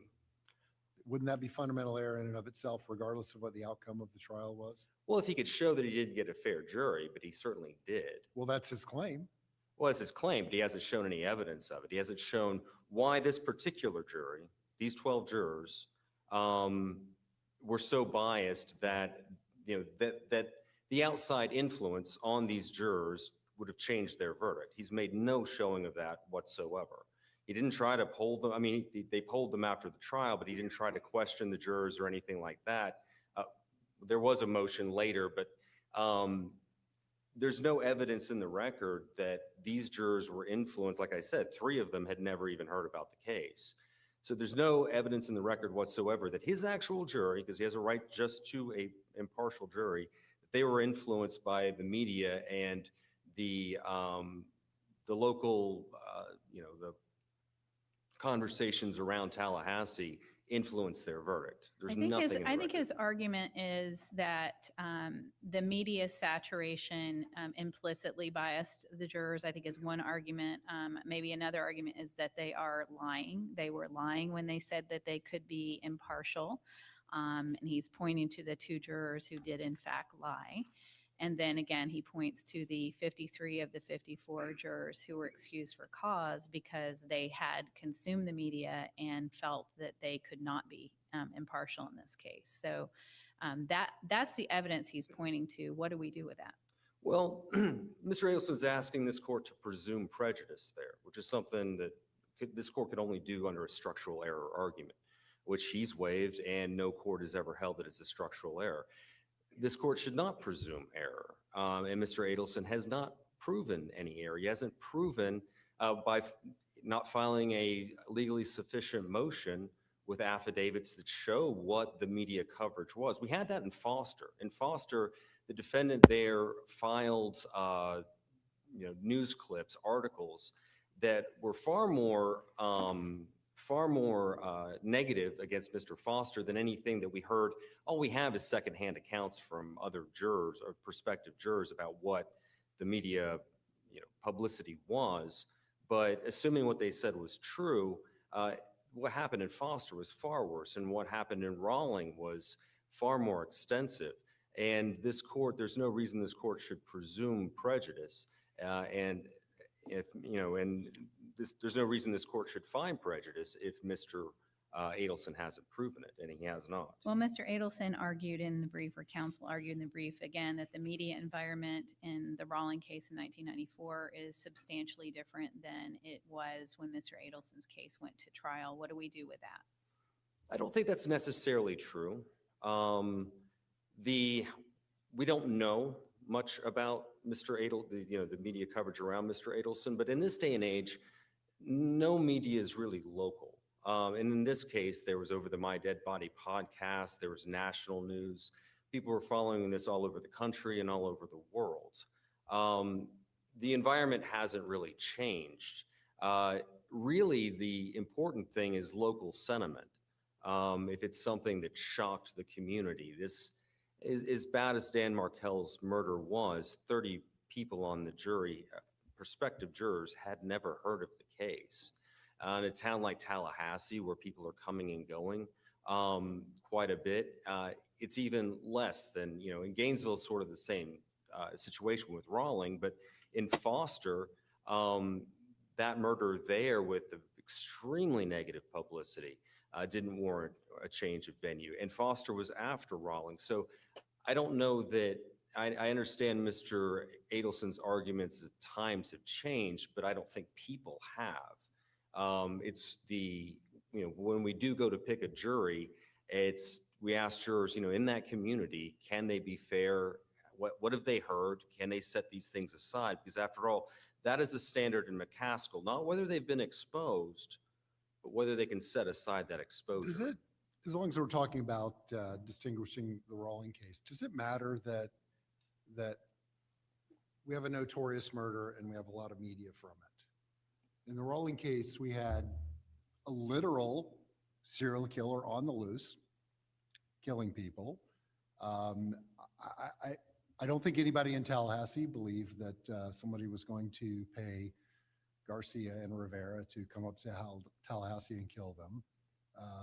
That was not an irrational belief in Gainesville when there was somebody who literally was brutally killing people day after day for a while.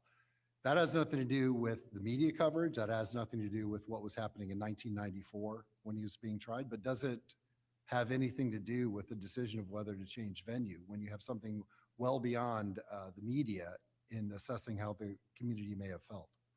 I agree, Your Honor. In Rawling, the Associated Press described him as the next Ted Bundy, basically. And there is that fear and that shock. And I don't want to downplay Professor Markel's death. It was shocking. It was terribly sad. But you're right. It was certainly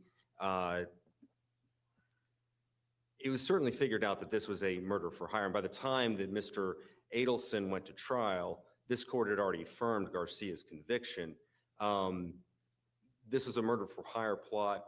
The people in the community were not at danger as they would have been with Rawling or Bundy or even Foster with his Lords of Chaos group. I agree with you, Your Honor, that when that fear stays in a community, that can certainly poison their minds. But in this case, that fear that would have been there in Rawling and Gainesville in the 90s would not apply to Mr. Adelson's case. And like I said, it's not surprising that only 22 jurors said that they could not set this out of their mind. I know Isn't there a difference here, though? I mean, unlike the Rawling case, there's been, now 12 years of sustained media coverage. There have now been 5 convictions in this case, and at the time of the trial, there had been 3 prior to Mr. Adelson. Doesn't that make a difference? I think it can work both ways.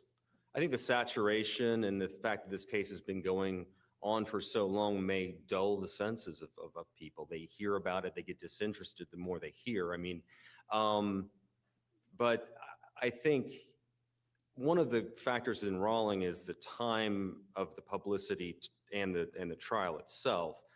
In Mr. Adelson's case, the crime was far removed. 9 years, as one of the jurors pointed out, prospective jurors pointed out.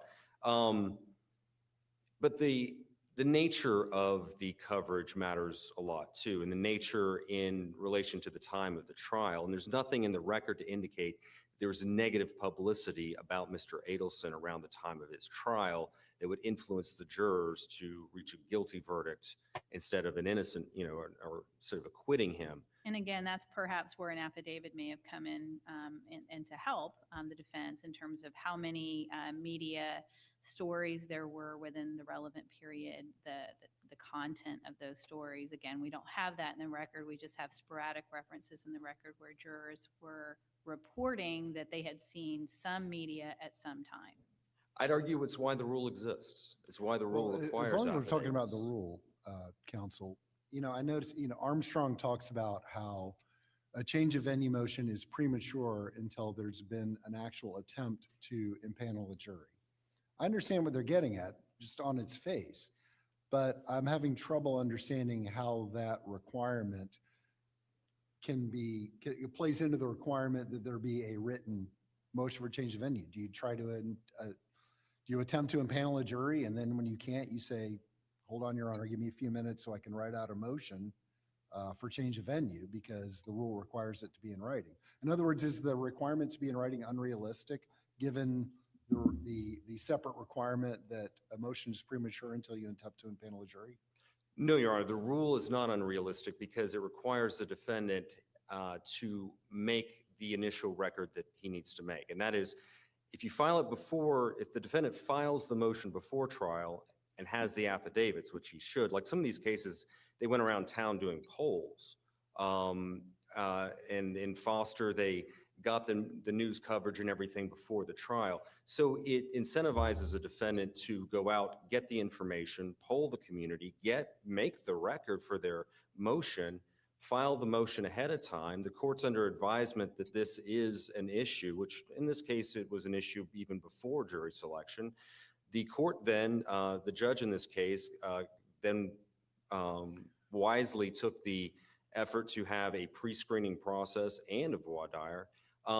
And so the rule is not unrealistic. Now, the Florida Supreme Court says that we have to go ahead and try to pick a jury anyway to see if we can determine whether there is, a bias within the community that can't be overcome, but we have to test that. That's one of the reasons I'm arguing it cannot be a structural error because this is something we can palpably test.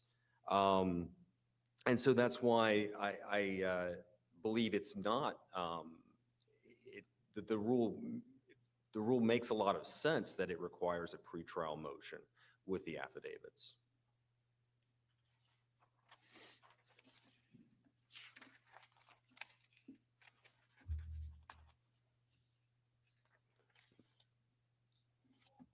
To conclude, I'll move on to issue 3 briefly. I think in this case, one of the things I want to argue about the evidentiary issues is Mr. Adelson's,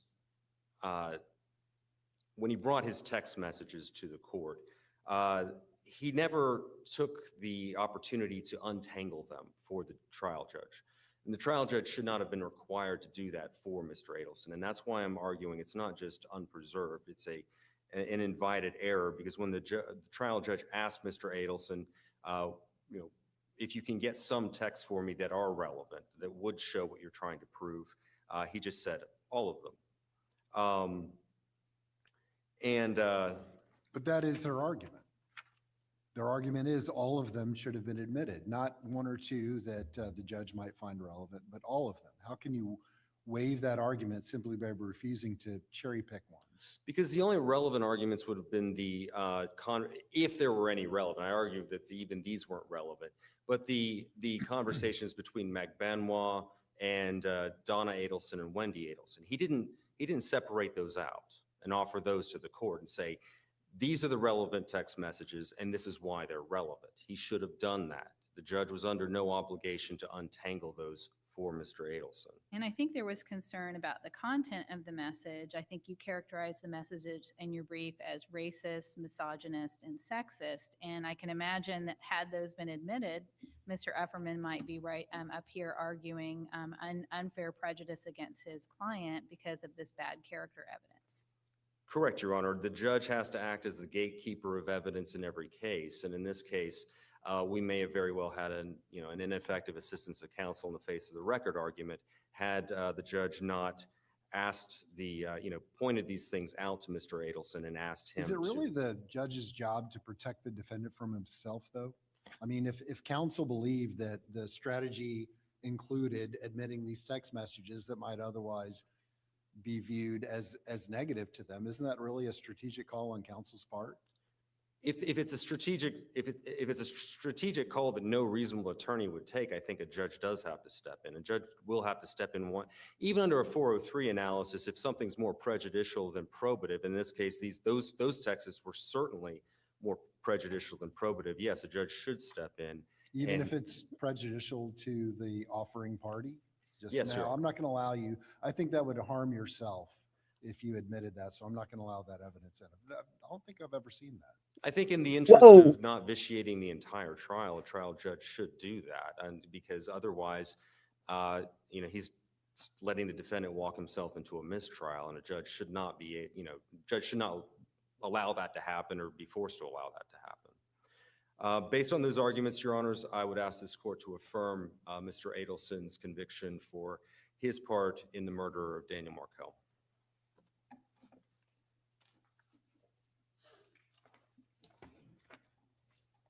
May it please the court. I'll begin by briefly addressing claim 3. Here's why it was so prejudicial to my client to not get in the other text messages that the state was pointing to and suggesting that they had to have been about nefarious things as opposed to routine things. The text messages that have been proffered, they clearly are routine things. This is what the prosecutor argued in closing, page. I woed because the judge said, I'm not going to let that in because it's going to hurt you. I'm not going to let you hurt yourself. The judge was being a gatekeeper, which at this level, I was surprised he said it. But yeah, he was being a gatekeeper, and that was unusual.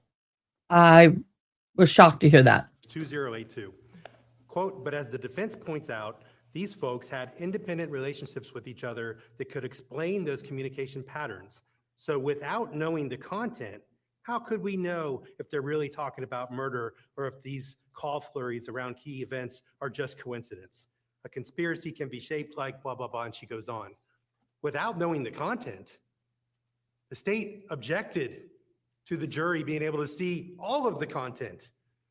And now they seize upon that in closing argument and say, I'll ask you the same question I asked the state. I mean, if these messages, which were labeled as racist, misogynist, and sexist, had been entered against Mr. Adelson, wouldn't you be arguing here that the jury was prejudiced against him in terms of this bad character evidence? absolutely not. Number one, that would be the actual definition of invited error. Number two, my client would be, I'm sure he's not great, but he can take the label of being racist, misogynist, whatever else. He doesn't want to take the label of being murderer. And these texts would have helped him show that what the state was arguing is not true, so much so that the state seized upon it.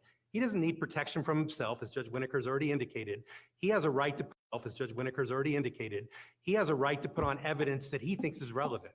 Mateo says any evidence that could be in any way, even in a slight way, relevant to the theory of defense, a judge errs in not allowing it in. The purpose of putting these texts in is not, as the trial court was saying, oh, do they go to motive or they go to any element of the crime? No, they go to showing that these are routine communications, not what the state is asserting. And he was prevented from putting that in, and the state seized upon it in closing. Was this, if there was error, is it not harmless? He was allowed to testify about these texts on the stand. Wow, my client was out on an island in this case. There's no question that it was, one other witness was presented. My client's testimony. Is there anything to back up my client's credibility? This would have been something that the jury could have looked at and said, wow, Mr. Adelson saying that he didn't do this. He didn't hire these people. He's the one actually being extorted. But there's nothing that supports that other than his testimony. This would have been, wow, look at the text messages. See them for yourselves, ladies and gentlemen. How was your client on an island? I mean, certainly he could have brought forward the mechanic he was having the conversations with and all of the other people to testify about the kind of communications they had with your client. You all know very well that I think defense counsel was ineffective and had a conflict of interest. I'll raise that at another date should I need to. But it's clear that your client was not on an island, that there could have been evidence presented that would have corroborated what was in the text message. I agree, and the judge prevented it. That's the whole reason for claim 3. Counsel, I want to go back to something Woo! you talked about at your initial argument about what needs to be shown to strike the entire panel. Now, I did look and I saw that this wasn't cited in any of the briefs, but I'm going to say it anyway. It's Morris, Florida Supreme Court from 2017, and the quote is, "For the statement of one veneer member to taint the panel, the veneer member must mention facts that would not otherwise be presented to the jury." So is that the correct standard to be used in striking an I entire think panel? that's one aspect of it, and I acknowledge that's not met in this case. Clearly, the facts that were discussed did come out during the trial. I think the bigger issue is the expression of guilt. So I think the case that's closest on point is Brower, cited by the state. And Brower, the comment that was being made by a particular juror was they should just hang him. And this is what the 4th DCA went on to say. This is on page 1027 of the opinion. The offending members of the veneer were facing a 3-week murder trial and were enduring a tedious and lengthy jury selection process. They certainly used poor taste and worse judgment. However, there is nothing in the record to indicate that the offensive remarks were offered or taken seriously. The 4th DCA is finding that the comment, he should just hang himself, was literally a joke, not an expression of the defendant's guilt. That's not at all what we have in this case. I see them into my over my rebuttal time. I would ask this court to reverse, and I would end with this. If there was ever a case for a change of venue, these facts are that case. Thank Counsel, you. my colleague has a question, Oh, of so course. I'm going to extend your time for her to ask it and you to answer it. Thank you. And appropriate, your last sentence said on the facts of this case. And that's what bothers me, and I would like a response from you. The fundamental error argument. In this case, on this record, we're arguing speculation. If you're arguing fundamental error and you're asserting speculation of prejudice by the jury, in practical application, you're lowering a fundamental error standard below even abuse of discretion to me. So, on this record, your argument on fundamental error to me, I guess, help me understand what more than speculation is backing up your fundamental error argument. Yes, Your Honor. And it would be, and I know they've been mentioned, but I will go and I have them written down right here. 40% of the jurors had formed of the 130 belief that my client was guilty. Only one had not, or thought that my client was innocent. 3 prior cases, as has been discussed, and one of those cases was 2 trials, one of which occurred a year before. 10 years, almost a decade, this case has been going on in this, as the judge said, small community. 2 jurors lied. So it's not just speculation. If I was suggesting that, based on this, we can suspect that some jurors are not willing to tell the truth and really tell the court that they've already formed an opinion. We know 2 jurors lied. One of those, well, both of them lied and specifically had an opinion about the case. And ultimately, the jurors directly violated the court's order and talked about the case, even though the court specifically said, don't do it. When you consider all of those factors in their totality, we establish fundamental error in this case. Thank you. Thank you, counsel. Thank you both. This court is adjourned. All rise.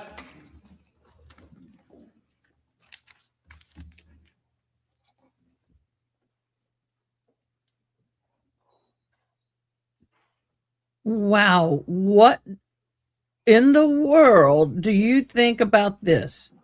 What do you think about what you just saw? Y'all. We also have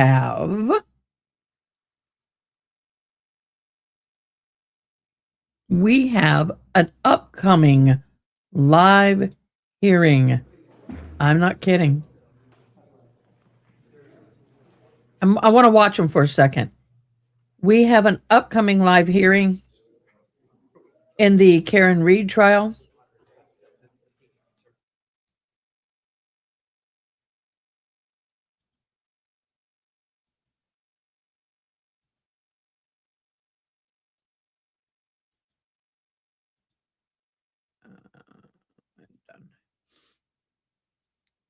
Nope, nothing else is going on. Okay.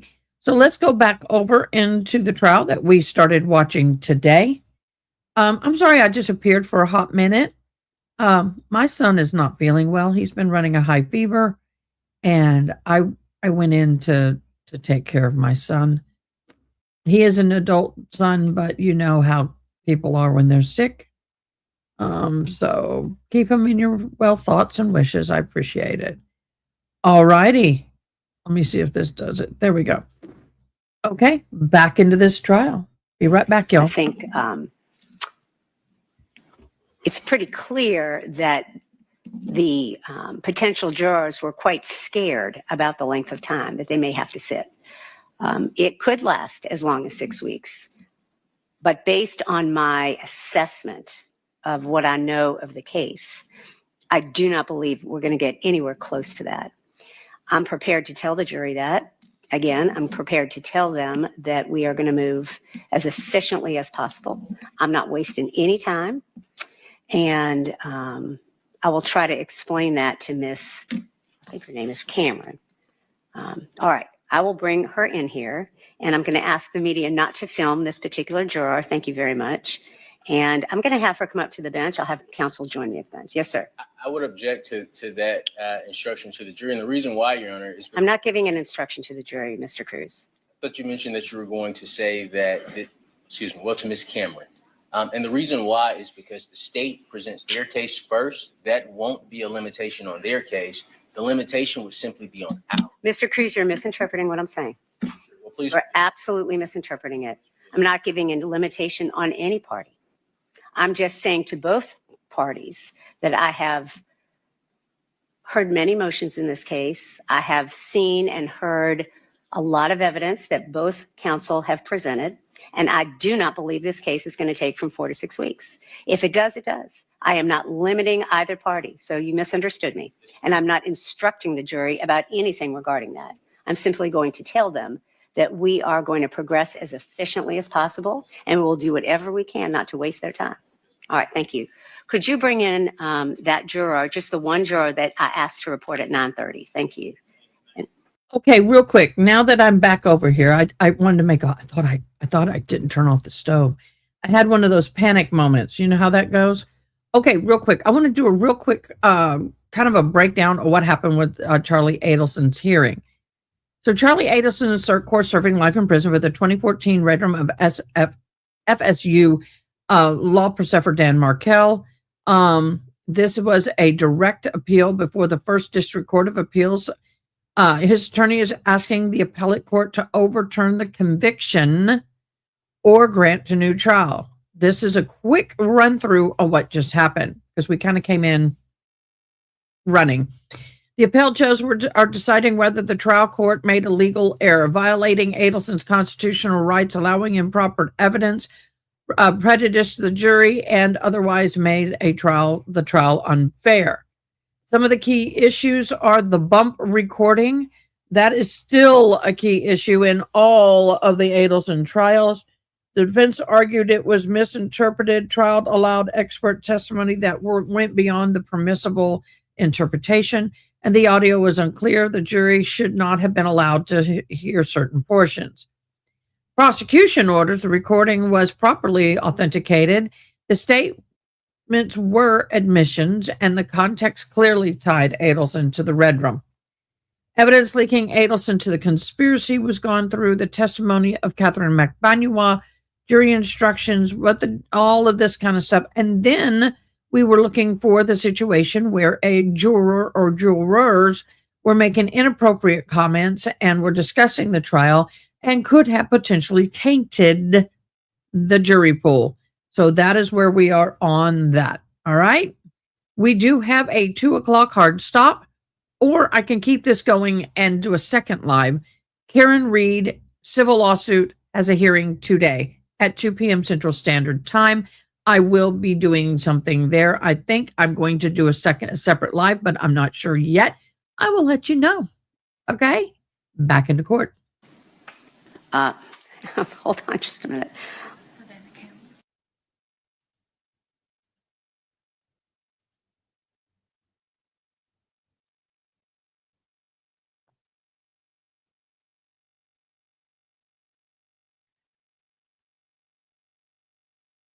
Okay, June, mods, my 11 o'clock meeting canceled.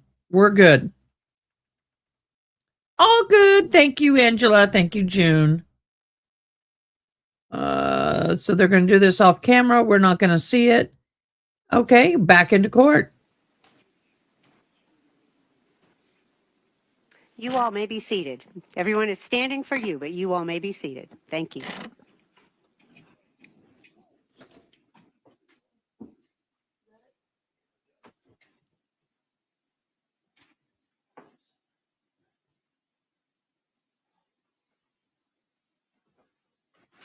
All right, council and everyone else, you may be seated. Thank you. Welcome back, ladies and gentlemen.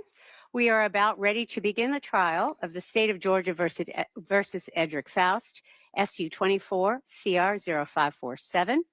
I'm going to administer that oath that I told you about on Friday. So I am actually going to ask you all to rise, please, and raise your right hands. And when I'm finished with the oath, if you would please respond by saying I do.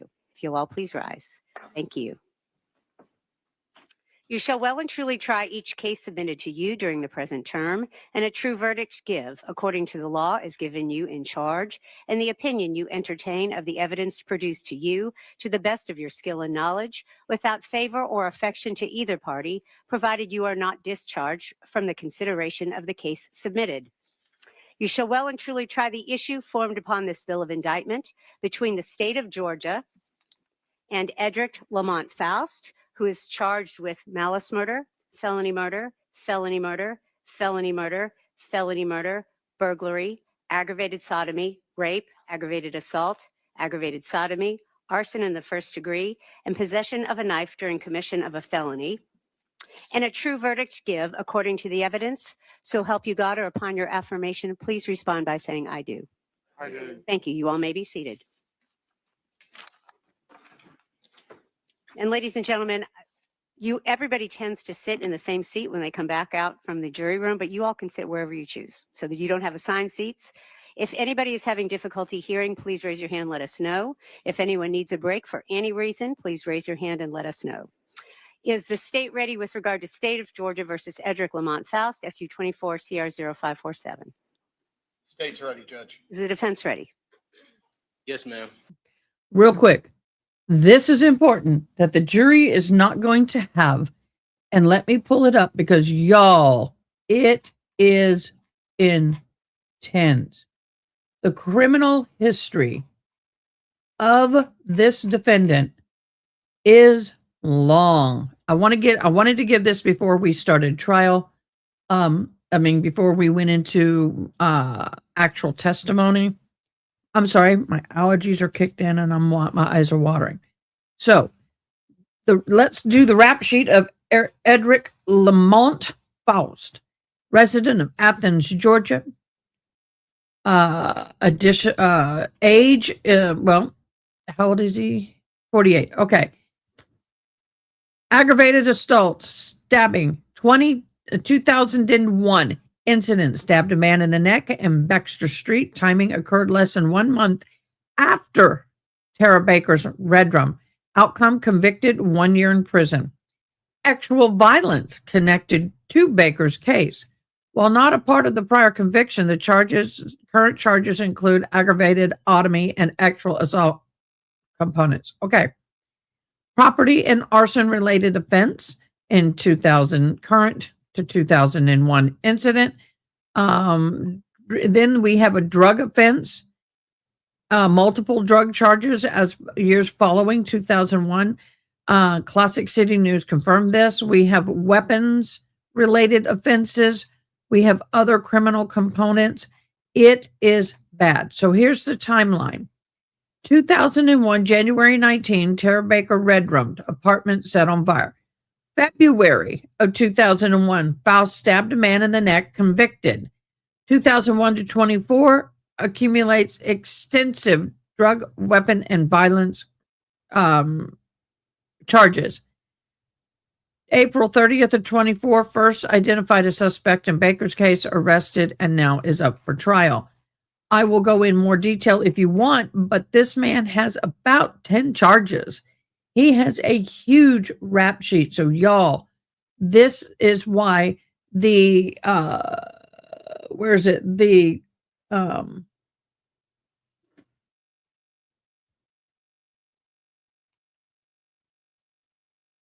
Okay, so in their break, we're going to go through and I'm going to educate you on the Coleman Baker Act that was created and put into law because of this case. Here we All go. right, thank you. Ladies and gentlemen, you are now going to hear opening statements. And opening statements are exactly what they sound like. They are the opening remarks of the attorneys, where it is their opportunity. Okay, guys, everybody here was on last night for opening statements. Am I not correct?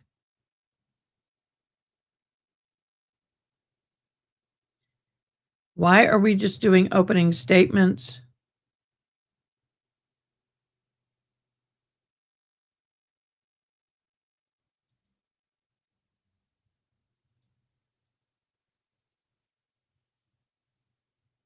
They're muted on their end. Back on the record, State of Georgia versus Edrick Faust, SU 24CR0547. Is the state ready to proceed? You are, Your Honor. Is the defense ready? Yes, ma'am. All right, thank you. Statement, call its first witness. David Freeman. Could you get David Freeman, please?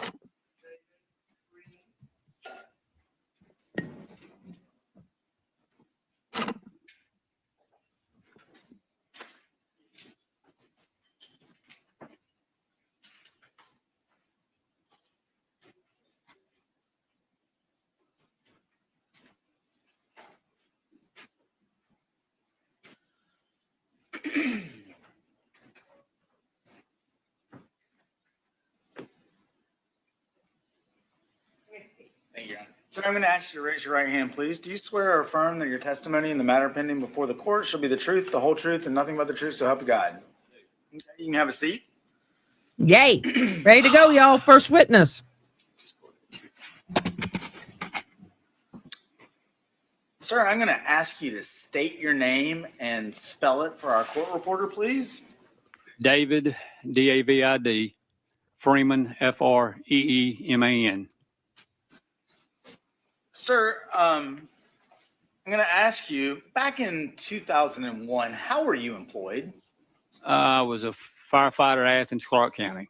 Okay. Can you tell the jury, please, just a little bit about your firefighting career with the Athens Clark County Fire Department? I was generally assigned firefighting or driving the truck. I did both. When I say firefighting, I mean actually pulling the hose off and, fighting fire. How long did you do that, sir? 26 years. Was there a primary station that you worked out of in those 26 years? I worked in all of them at one time or another. I worked at all. We had 6, then we had 7, then we had, I think they got 8 now, but I worked at all of them at one time or another. Do you recall where you were working in January of 2001? Which station? Station 5. Which one is that? Whit Davis at Whit Davis Road. Mr. Freeman, do you recall being dispatched with other Athens Clark County police or Athens Clark County firefighters to a call at 160 Fawn Drive? Yes, sir, I do. Is that address in Athens Clark County? Yes, sir, it is. Do you recall approximately what time of day that call came out? Generally, we clean up the station in the morning, check the truck, do household stuff. And it was before lunch. I can't tell you exactly what time. Okay. Mr. Freeman, if you could please describe what you observed as you approached 160 Fawn Drive. The call came in, I believe, as a structure fire. Me and another firefighter were on the back of the truck, which means we actually have the nozzle. We pull up to the front of the house or front of the apartment, and you could see the left side of the apartment. It had broken through. You could see flames. So as a firefighter, you're taught to go in the front and push the fire outside. So I had the nozzle. We went to the front door. I was putting my mask on, and I reached up and tried the door, and it was locked. And I believe the lieutenant on the truck is who actually kicked the door in. When he kicked the door in, I mean, it was almost like a training fire. You could see smoke had come down about head high, and we're taught to crawl. But that day, the smoke wasn't all Good the way morning, down, everybody. so The Karen I could Reed see a case glow just in took the another right major side of the turn. back A of the judge is now room, hearing arguments in the which- I'm gonna wrongful stop you death right there. So lawsuit. just to clarify What a little happens bit, today could impact the entire did you go in case the from front door of the going house? Yes, sir, forward. we did. No commentary, no spin. We're And just as you watching the enter court front decide door, live. Where Tap in in now. the house are you situated, if that makes sense? When I go in the front door, Yes, sir. Like just kind of generally the describe. best I can, the best I can remember, because when we pulled up in the truck, you could see the fire in the left. The back Karen of the Reed house, case and you could just see took the a major turn, flames shooting y'all. through. A So judge when is hearing I the had in my arguments in the mind wrongful death that lawsuit. when we went What in, happens today I was going to could go to the impact the left. entire case from going Well, forward. when we No kicked the commentary, door no in, spin. you could We're see in watching right the back of court room, you could decide see live. red Tap glowing. in now. And The what did you live do when you hearing. saw that red This glowing? is the We one actually you went do not want to miss. to that See area, us which at turned out to be the kitchen, which turned out to be all the eyes on the stove are on. When you say eyes, what exactly do you mean? You know, the old coral type electric stoves. Okay. Hey, y'all, They Karen were Reed all case on just took a major and glowing turn, red. and the judge is going to be hearing arguments in Did the you notice wrongful anything death about the lawsuit. knobs What to the happens stove? today could Did not impact the have case. knobs on the stove. Where were the knobs? I can't. They were either on the counter. I don't think they were on the stove, but I think they were on the counter. They were taken off. Did you yourself turn the stove off? I believe I did. Yes, sir. I had to.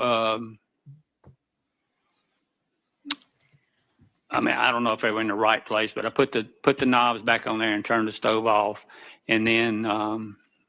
Well, you go ahead. Okay. What'd you do after you turned the stove off? Lieutenant was over. He was walking across the room back towards what now we know is the bedroom, but he told me, said, open the back door to let some of the smoke out. So I had on my gloves, so I reached up to open the door. And My apologies, y'all. I hit the mute button and I turned the camera off. And why it popped back on, I do not know. My sincere apologies. it was locked. So it was pretty warm in there. So I took my glove off and I opened the door. I believe it had a deadbolt and then a regular lock. So I opened the door, and at that point, the lieutenant said, come over here. So I had the nozzle. You had the nozzle. He said, come over here. Where did you go? I went from the stove kitchen area across what was the living room to what we now know was her bedroom, and that door was closed also. What happened next? We tried to open the door and it was locked. So the other firefighter that was with me, I think Doug actually kicked that door too. And, you know, I said, when he kicks the door, it's going to roll out, because I knew it was what we call rolling. It was When you say it's going to roll out, what are your the fire. The fire's going to roll out, because when we rolled up, we could see it burning through the roof. So I knew it was pretty intense. So when he kicked the door, I opened the nozzle, what we call Z'd it. I Z'd it down, knocked the fire down. And then they said, I hit it one more time just to kind of cool it down. And I had put my hand, we were just sitting there kind of watching it, make sure it didn't flare back up or flame up or whatever. And I always kept a big rubber band on my fire helmet, and I had a light stuck, up there in it. And I had my hand down on the floor, just kind of sitting there watching to see if it, smoke had banked all the way down in this room. And then I turned the light. When I turned my head, I looked down and I saw her at the foot of the bed. And Can you describe in detail what you saw? there was a nude lady laying there. Almost looked like, I mean, you could tell she'd been in extreme heat. And she was also like a mummy, like she didn't look real. Her hair looked like her hair was intact, you know, but it was. So I know you said that she's on the floor. Do you recall how she was positioned? She was positioned with her feet towards the door. Best I remember, we go in the door, the bed was to the left, and then she was at the foot of the bed, and then looked like the flames or the fire was on the bed. Do you recall how her body was oriented, up, down, otherwise? She was face up. Upon discovering the body, what did you do next, sir?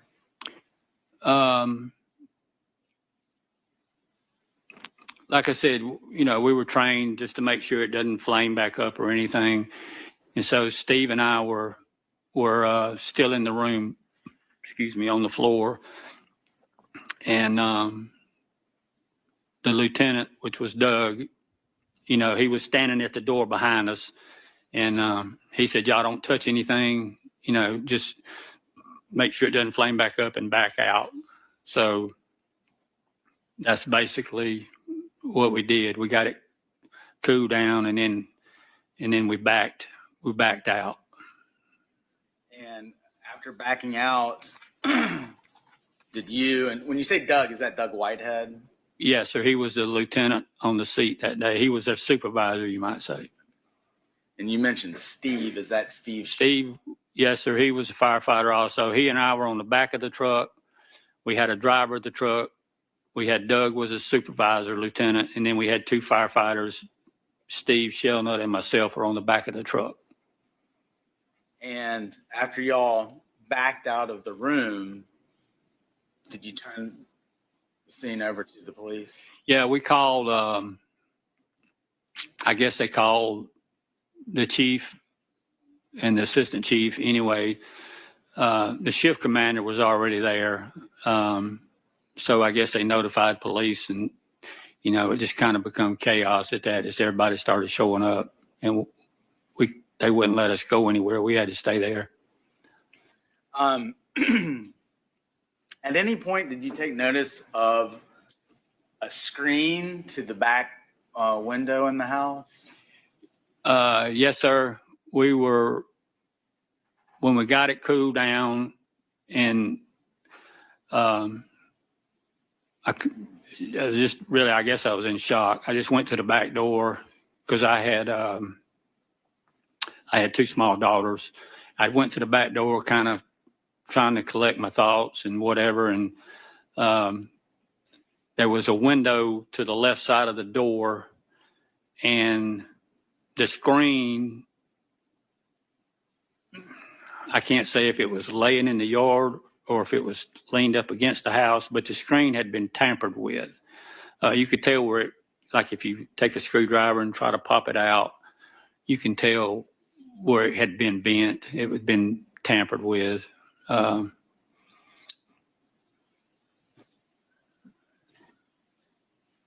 on just a moment, Your Honor.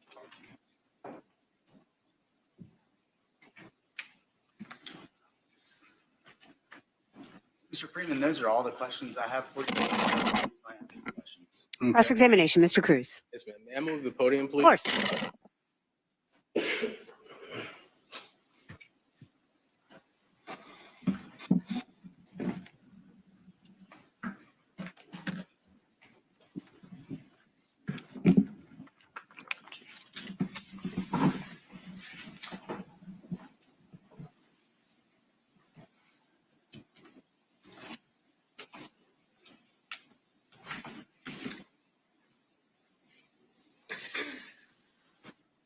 Good afternoon, firefighter Freeman. How are you today? I'm great. How are you? I'm doing well. Is it okay if I ask you a couple of questions? Yes, sir. You mentioned the back door to the home. I just want to make sure I'm clear on this point. When you opened the door, did you have to unlock the deadbolt and the bottom portion of the door? With no glove on. Yes, sir.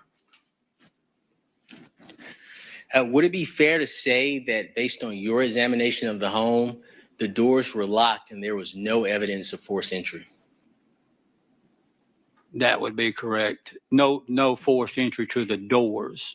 Like I said, the screen on the window, it looked like it had been tampered with, but but no, there was no forced entry to the doors. No, sir. Sure. Do you recall completing a interview with firefighter report from January 19th, 2001? The report that I had to write? Yes, sir. Yes, sir.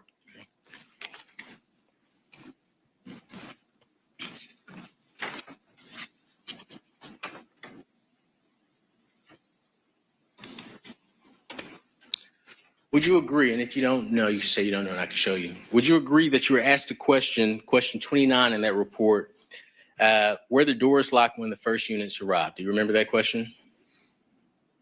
I really don't even remember the report you were referring to. I had to write a handwritten statement of what happened that day. Usually the supervisors make out the fire report. Yes, sir. I am going to show you what I am marking as Defense Exhibit 1.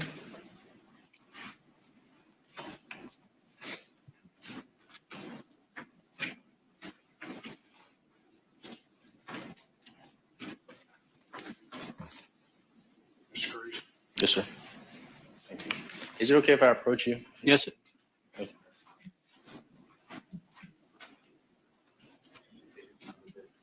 you. Okay.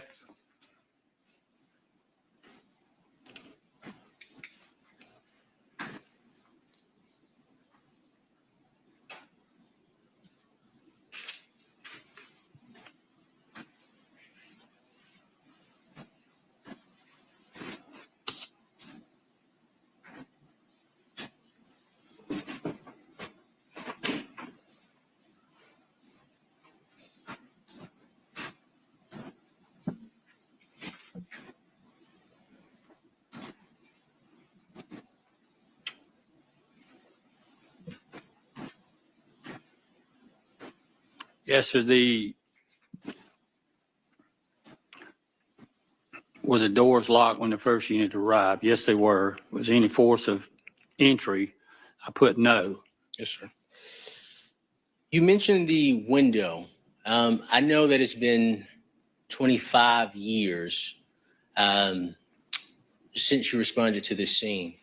Do you recall what that window looked like at the time that you saw it? It was could have been like a white, seemed like it was a white aluminum frame or vinyl window. It was 2 panes, top and bottom. Like I said, it was to the left of the back door. Would you recognize that window if you saw it again? Possibly. Okay. I'd like to show you what's being marked as Defense Exhibit 2 and Defense Exhibit 3.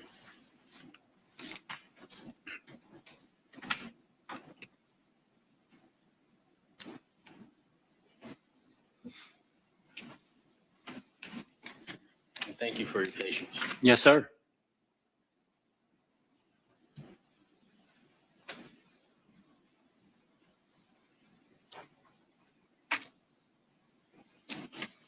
And to make sure I have this correct, this window was to the, if I'm facing the back door, it would be to the right. Is that correct? Left.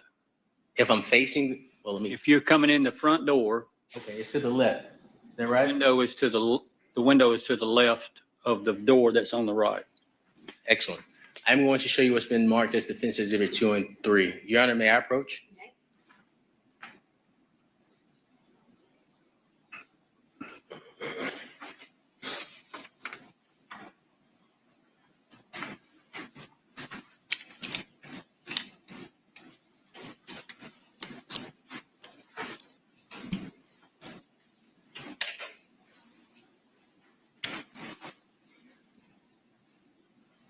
Yes, sir. Do you recognize that image? Yes, sir. Okay. Is that a fair and accurate depiction of the window as you viewed it on the day you responded to 160 Fawn Drive?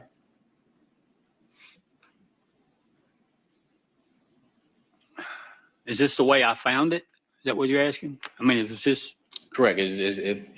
Well, do you recognize? I can't honestly say. I remember, as you can look at this and tell, it looks like it's been tampered with or whatever, but I can't honestly say that the screen was outside, was not on the window. I mean, over 26 years, I had numerous calls, and I can't 100% say that screen was off. I'm pretty sure it was, but I can't sit here and say, I know it was tampered with because I remember seeing this. Yes, sir.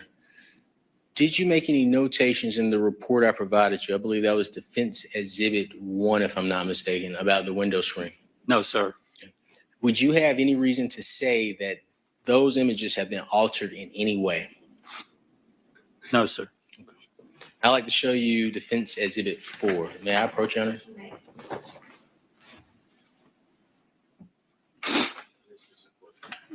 Yes, sir.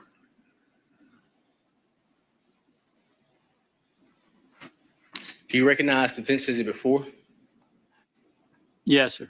Okay. You recognize Defense Exhibit 4 as the screen at 160 Fawn Drive, well, the screen in the window at 160 Fawn Drive. Is that correct? Yes, sir. Okay. Is that a fair and accurate?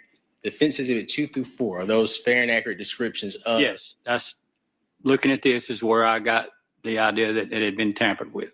Yes, sir. Your Honor, I would move to admit Defense Exhibit 2 through 4 into evidence. Any objections? They are admitted. May I approach, Your Honor? Yes, sir. May I publish any? May.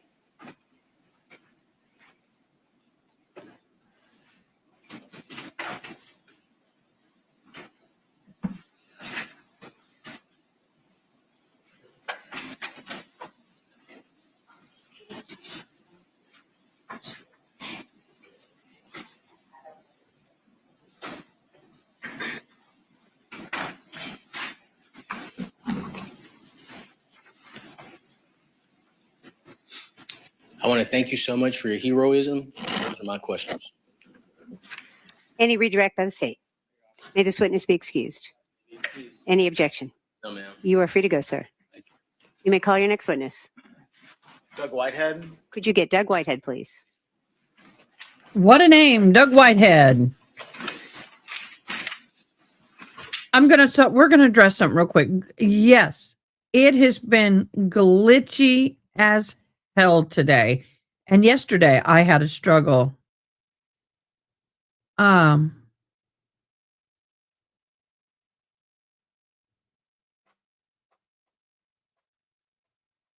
Ada,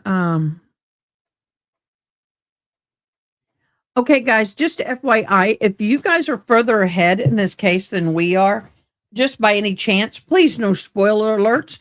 I think we're gonna hop in, getting ready just by the look of the live feed. We're about ready to be done with day 1, and we're going into day 2. I am gonna speed up the feed just a little bit, but not enough to affect the understanding and the speech. And we're gonna get through day 2 today. My 11:30 appointment did cancel, so I will be here with you guys all day until we're done. Thank you so much, everybody, for joining us. And by the way, I do want to make a couple of announcements while we're taking a little pause. We have a new giveaway. It's a members only, new members only, end of the month giveaway. Comment I joined, and to enter, make sure that you are a member. They start off like $1.25 or something like that a month, and that will get you into the drawing for new members only. It's not mixed with the other. They're two separate. We also have a drawing for I liked, I shared, and I subbed. And the wonderful, wonderful person who is sponsoring our giveaways is this month's giveaway sponsor is Red Dog Ranch, based out of Central Texas. Thank you so much for your sponsorship of both giveaways this month. And like I said, they will be gift cards to Amazon, and it's free. All you have to do is click and type a little word. That's it. No commitment. It's free. It's our way of blessing you for being wonderful viewers. So thank you guys. Please play along. Yep, they're constantly updating their app, so that's probably what's going on. It has been glitchy. Not my fault. Can't do anything about it, but I can sympathize with you guys because it's affecting me too. All right, back in court.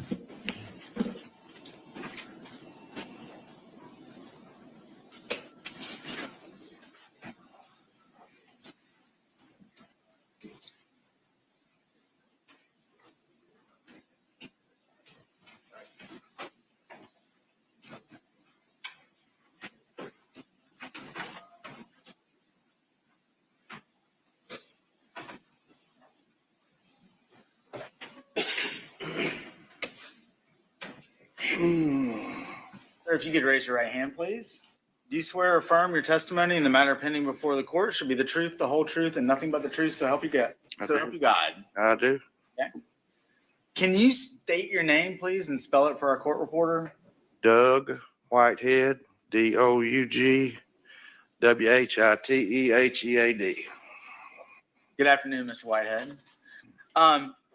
If you could please, sir, tell the jury what it is that you did for a living. I was a firefighter, sergeant in Athens, Clark County Fire Department. How long did you work for the Athens Clark County? Almost 35 years. When did you start and when did you stop? Started January 1st, 1977 and stopped sometime in January of 2011.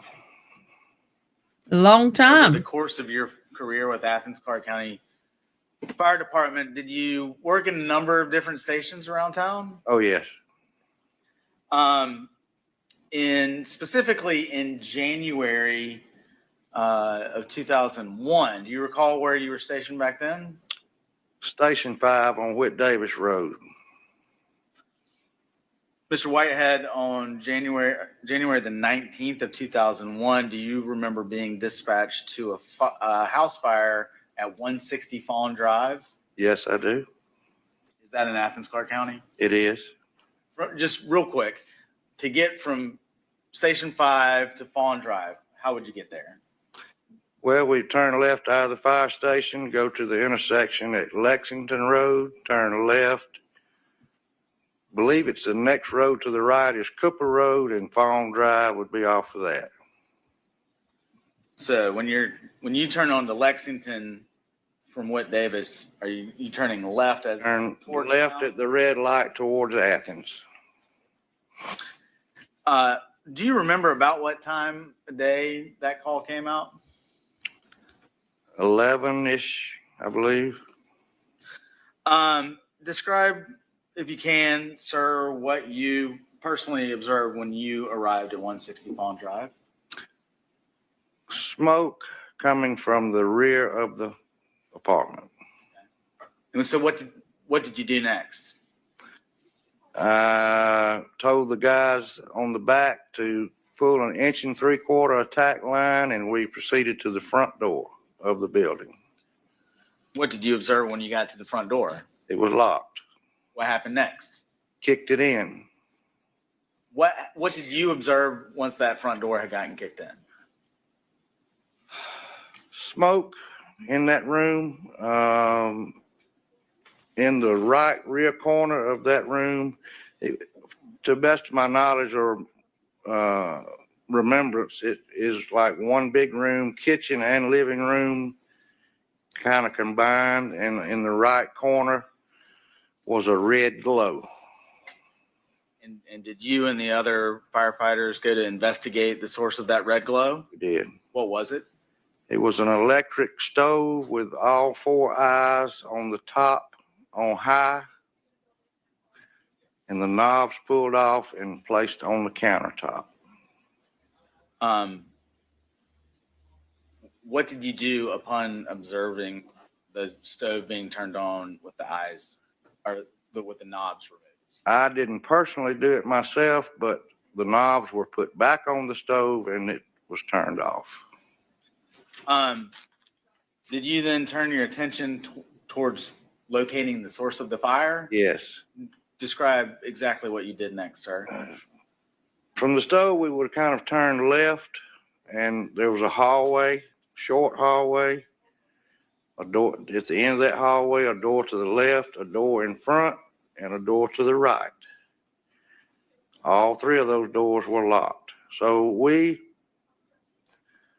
were pretty sure that the fire was in the room to the right, and it was locked, and we kicked that door in. And what happened when you kicked the door in? We found the fire, source of the fire, and we also found Miss Baker. We'll get to that in a minute, but I want to talk about encountering the fire and what you and other The fire had broken through the roof, which means that it burned through the sheetrock, up into the attic, through the insulation, through the plywood and the asphalt shingles on the top. So you could actually see daylight through that hole. It's a good time to ask. Do you remember what the weather was like that day? If you don't, that's it. I don't really remember. Okay. It seems maybe cloudy, overcast, and maybe cold, but I couldn't tell you for sure. And so,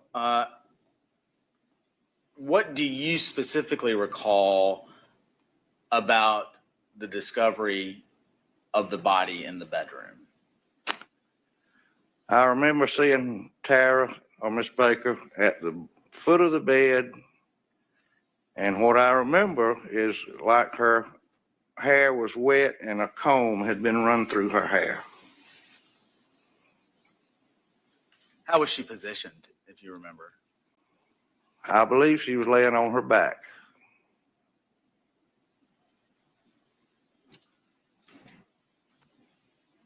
Mr. Whitehead, do you recall, in fighting the fire in the bedroom, what would be the result, or what was the result, if you remember, of actually having to extinguish the fire to the structure of the bedroom? From what I remember, the fire was primarily up overhead, not that much fire. So we basically would just hit it, and just a couple of turns of the nozzle, it was extinguished. And after doing that, were you able to view a potential source or origin of the fire? Yes. What was that? An Afghan, what I consider an Afghan, like was crocheted. I'm not sure if that's crocheted, knitted, was placed onto that stove that was, all four eyes were open, on high, ignited, carried to the bedroom and thrown on the bed, and remnants of that Afghan were on the stovetop and places where it dripped on the floor around to the bedroom. And so what was the primary area of the fire in the bedroom, if that makes sense? The bed, yeah.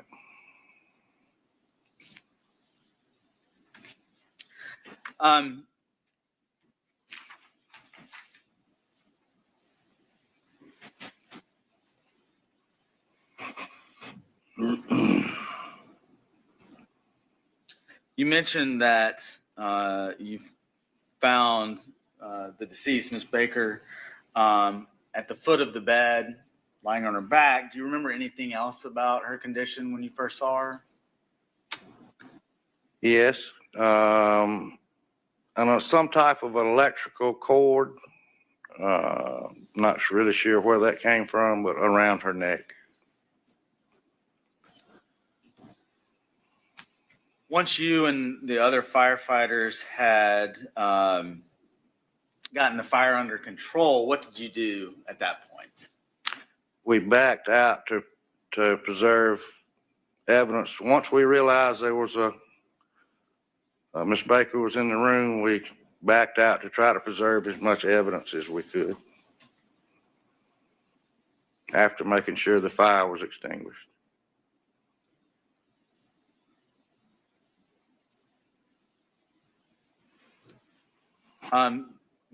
Mr. Whitehead, do you recall anything about the the back window, the kitchen window to the house?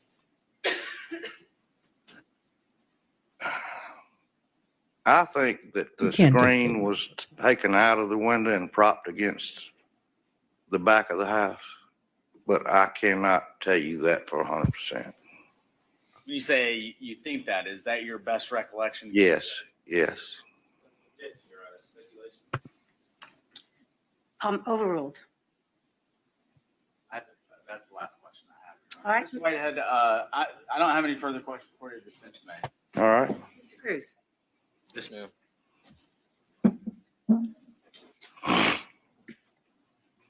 Oh, thank you for Good clearing your afternoon. throat on mic. Good Oh, afternoon, sir. Mr. Whitehead, my name is Attorney Ahmad Cruz, represent Mr. Faust. Is it okay if I ask you a couple of questions? Absolutely.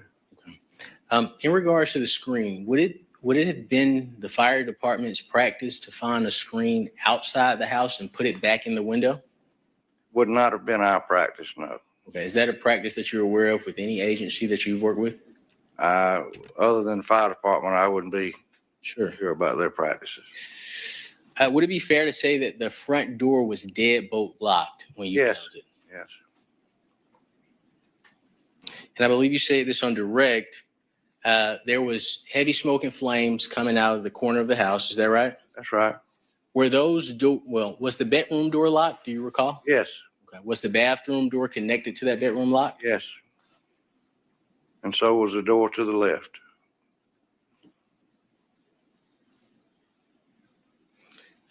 You gained entry into that room by kicking those doors in. Is that correct? That's right. And just to make sure I'm clear, that's the front door you had to kick in, the bedroom door you had to kick in, and the bathroom door that you had to That's correct. Do you recall completing a firefighter, Athens Clarke County Fire Department interview with firefighter report? No, but I'm sure I did. Yes, sir. Would you have any reason to disagree that you placed in your report that there was no evidence of forced entry? I'm sorry, could you repeat that? Sure. Would you have any reason to disagree with the statement that in your report you put that there was no evidence of forced entry? Before our arrival? Correct. Yes. Those are all of my questions for you. Thank you. Any redirect, Mr. Bolden? May this witness be excused. No objection. Any objection, Mr. Cruz? Objection, Your Honor. You're free to go, sir. Free to leave? You are, sir. Thank you. You may call your next. You may.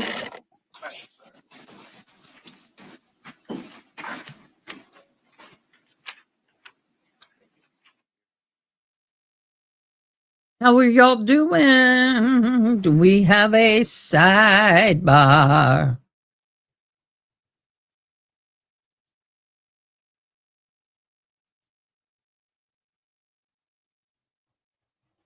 My monkey's not happy today. She knows Matthew's sick and she's rapping, wanting to get his attention.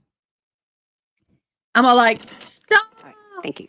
All right, ladies and gentlemen, we've just discussed amongst ourselves kind of best timing, and I'm going to let you all go a little bit early today. I know Dr. Waller has to get to a broken pipe, and we've talked about that. So I'm going to release you today and ask you to return back here tomorrow morning at 9 o'clock. Okay, we're going to go ahead and return back here, and we're going to go to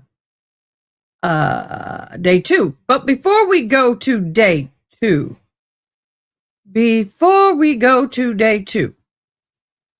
we are going to do, where did it go?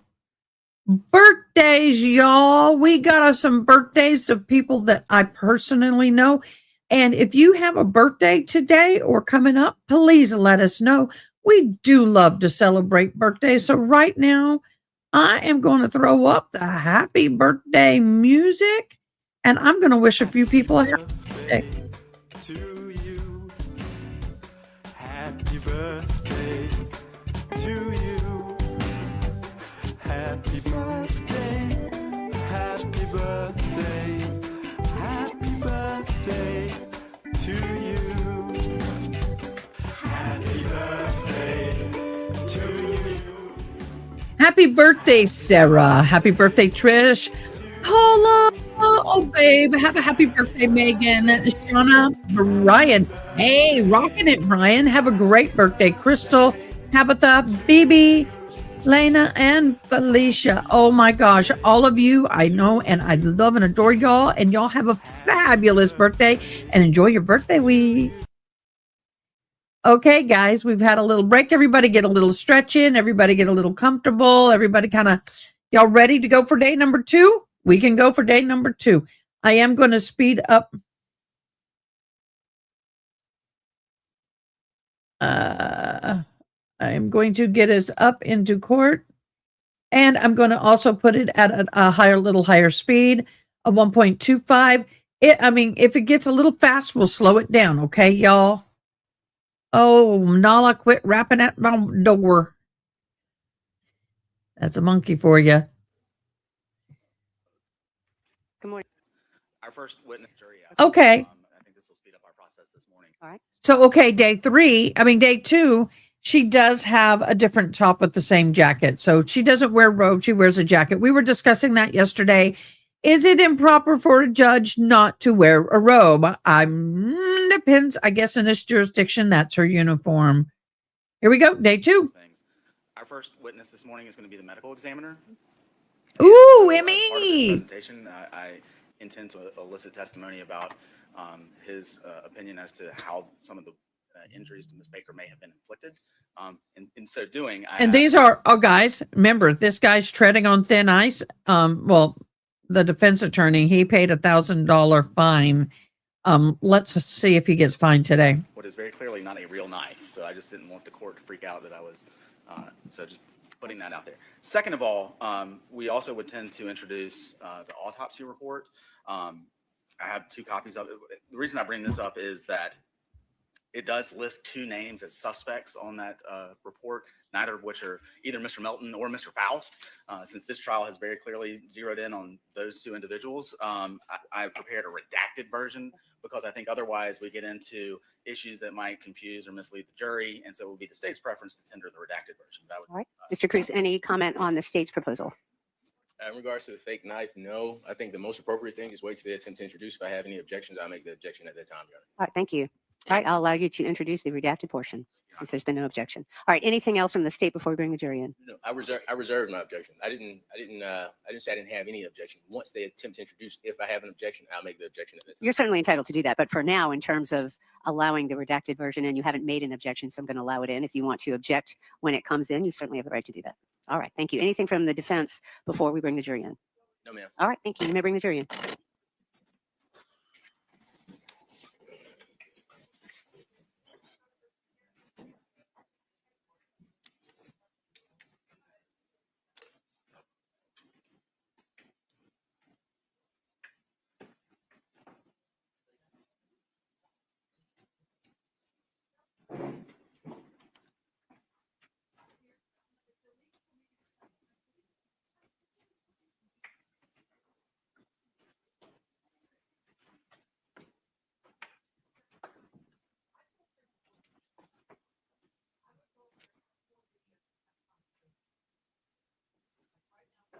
All right, thank you, everyone. You may be seated.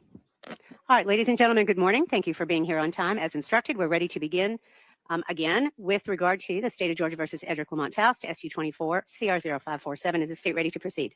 Your Honor. Is the defense ready to proceed? Yes, ma'am. All right, thank you. Mr. Bolden, you may call your next witness. Dr. Andrew Falzon. Could you get Andrew Falzon, please?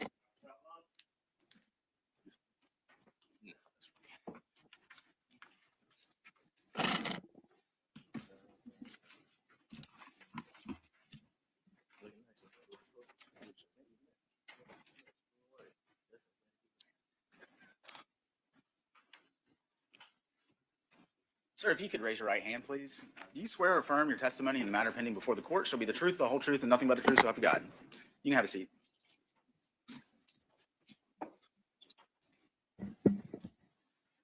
Sir, if you could state and spell your name for the record, please. Sure. My name is Andrew. Last name is Falzon. Falzon. And sir, where are you currently employed? I am currently employed as a consultant pathologist with Mater Dei Hospital in Malta, Europe. And what are your role, or what do you do as a consultant forensic pathologist there? I oversee a pathology lab, one of the satellite labs on a separate island, and I also provide forensic services to the hospital. Can you tell the jury a little bit about your prior employment before working at the hospital in Malta? So I started as a associate medical examiner with the state of Georgia, with the GBI in Decatur, Georgia. That was from 1999 to 2001. After that, I was the assistant medical examiner for Middlesex County, New Jersey. And then when my chief retired, I became the chief medical examiner for the county. And I then took over the chief state medical examiner position for the state of New Jersey. Throughout your career, has it been part of your job to conduct autopsies when requested by law enforcement or otherwise? Yes. Approximately, if you know, over the course of your career, how many autopsies have you performed? Over 3,500 postmortem examinations. Can you speak a little bit to your professional experience?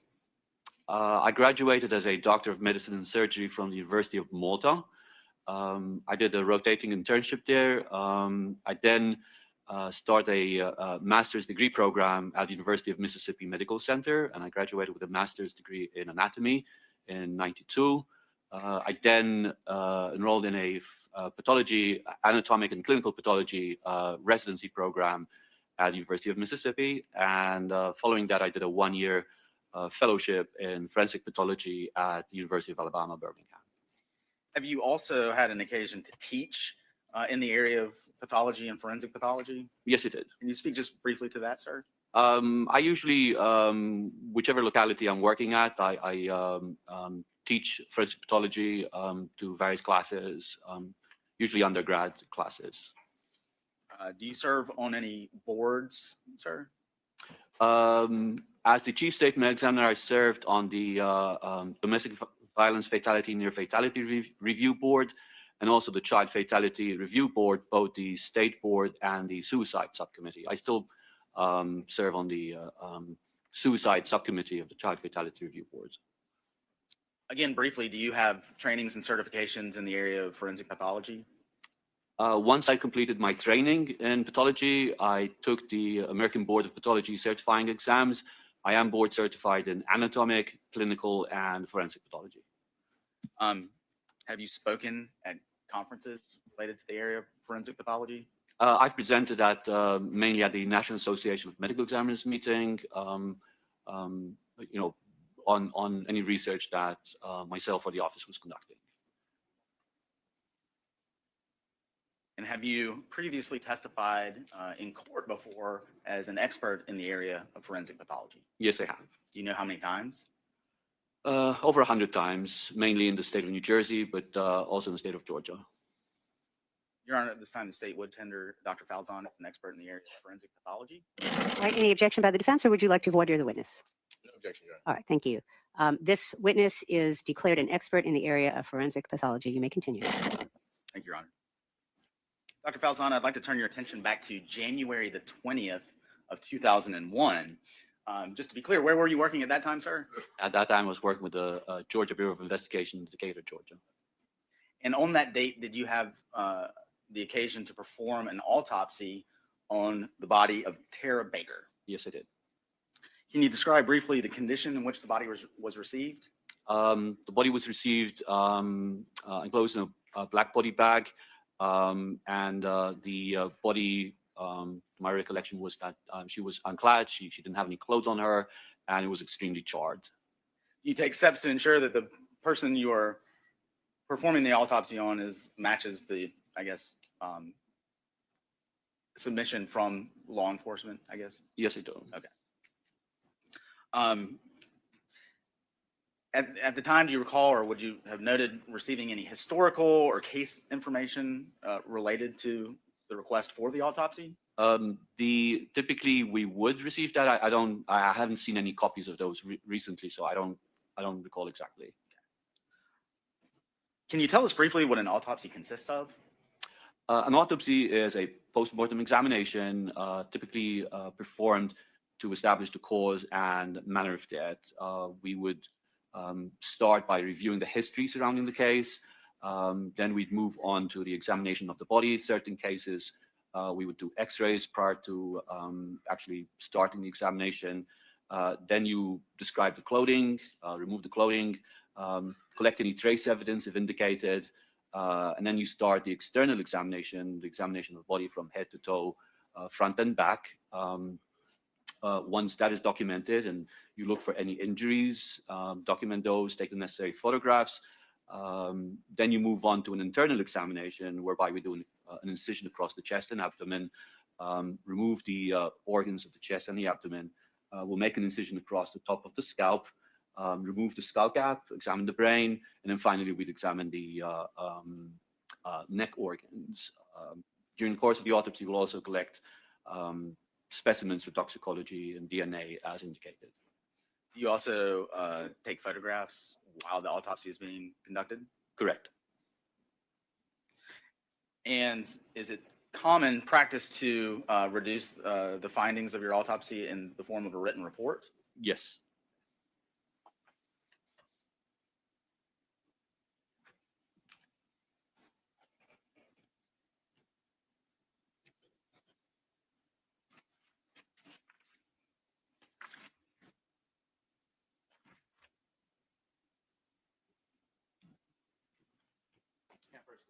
Okay.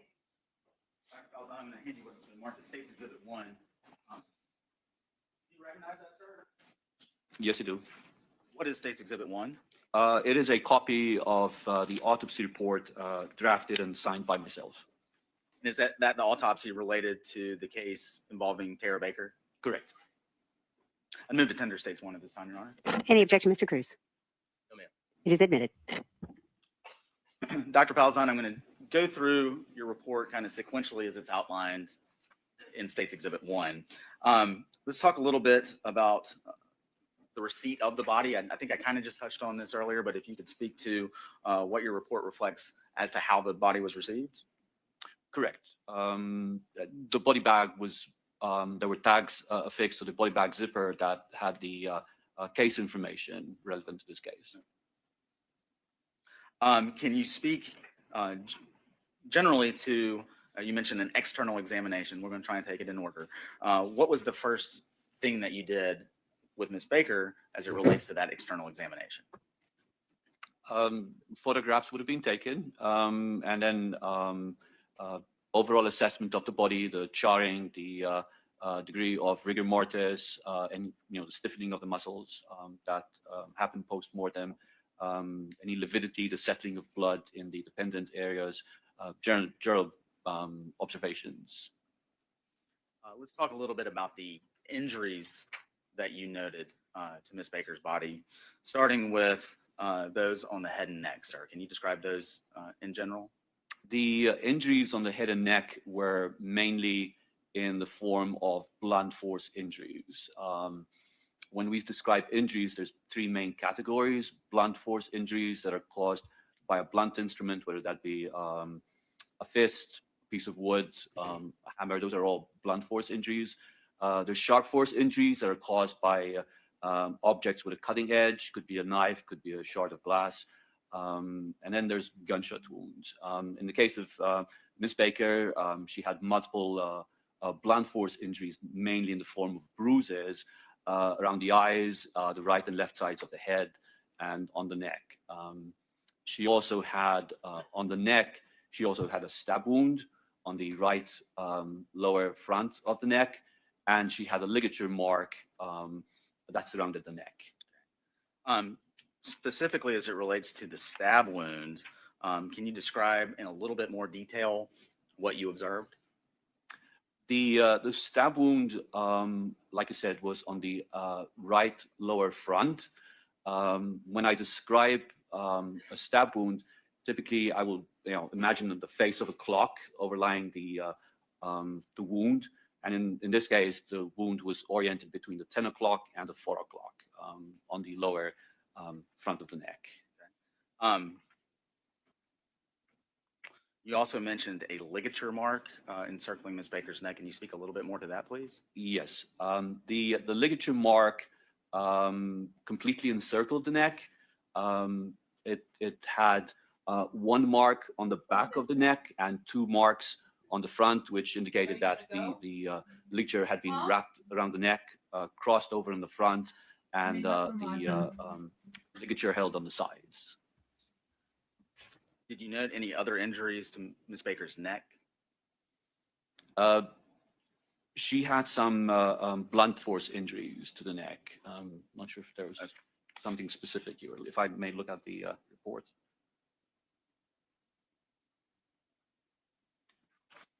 She had contusions, bruises below on the left ear, below the left ear, and behind the left ear. Okay, guys. My son is getting worse. We need to take him to urgent care. His work is trying to force him to come in, and I think his fever is starting to elevate again. So with the fever being this high, sustained all night long, and not breaking, I think I need to take him into urgent care. I will be monitoring this on the phone. And we have wonderful mods here. So I'm sorry I have to do this, but I have to go take care of him. Angela, I know you did, and it's okay, babe. You can go back to bed if you need to. I know you're not feeling well either, but I thank you guys. I will be back soon. Oh, okay. I will be back soon. I will be on the phone monitoring, and luckily it's just a few streets over, not too far away. So thank you guys for your understanding. Mods, I'm sorry to put this on you. Worst case scenario, we can restart the live later, but right now we've got about 5 hours of live left. So I'm going to let this roll. Mods, you know how to take over if you need to. I will be in chat on the phone. See you in a minute. Moving, and we'll come back to that momentarily, Dr. Falzon. Did your external examination of Ms. Baker also include injuries to her torso? It did, yes. And again, I'm going to ask you to briefly summarize the extent of those injuries that you observed. The injuries to the torso were mainly in the genital and anal area. Can you go into a little bit more detail about those injuries, sir? Again, they were in the form of blunt force injuries, bruising on the right side of her vulva down to the posterior aspect of the vulva, and she also had a bruise that completely encircled the anal region. And lastly, Dr. Falzon, did you note any injuries to Ms. Baker's extremities? Yes, I did. And what were those? Those were mainly in the form of sharp force injuries, injuries caused by a cutting instrument, and they were limited to the back of her hand, which could be classified as defensive type injuries, the injuries that a person would sustain trying to ward off an attack. Did part of your internal examination of Ms. Baker include examination of the organs of the neck? Yes, I did. And particularly, what, if anything, did you observe in that part of the internal examination of Ms. Baker? As part of the examination of the neck structures, we look at the bones and the cartilages that make up the neck. One of the bones that we have in the neck is called a hyoid bone. It's a C-shaped bone that sits above the larynx. With case of strangulation, we often see fractures in the hyoid bone. In the case of Ms. Baker, there were fractures on both the right and left sides of the hyoid bone. And based on your training and experience, sir, what, if any, significance did you attribute to your observation as it related to Ms. Baker's broken hyoid bone? That was part of the strangulation process.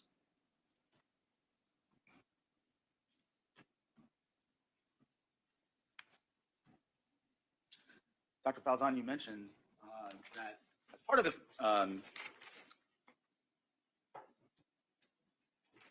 autopsy, you do take photographs? Correct.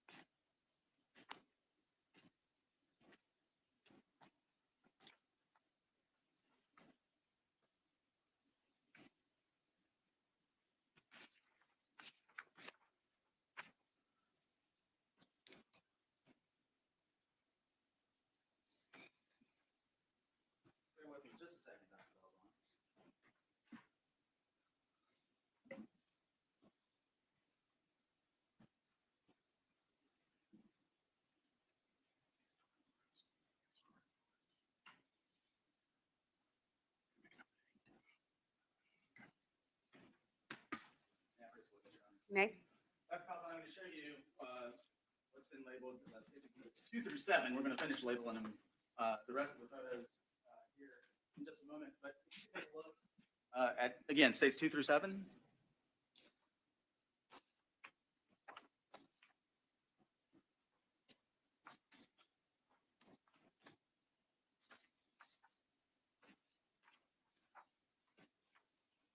Do you recognize those, sir? I do. Are those states exhibits 2 through 7 fair and accurate representations of the autopsy that you described of Ms. Baker back on January 20th, 2001? Yes, they are. Any objection, Mr. Cruz? No, ma'am. They are admitted. And again, I realize this is a little cumbersome. You may. This, Dr. Falzon, states 8 through 14. Same question, take your time, take your time, see if you recognize those.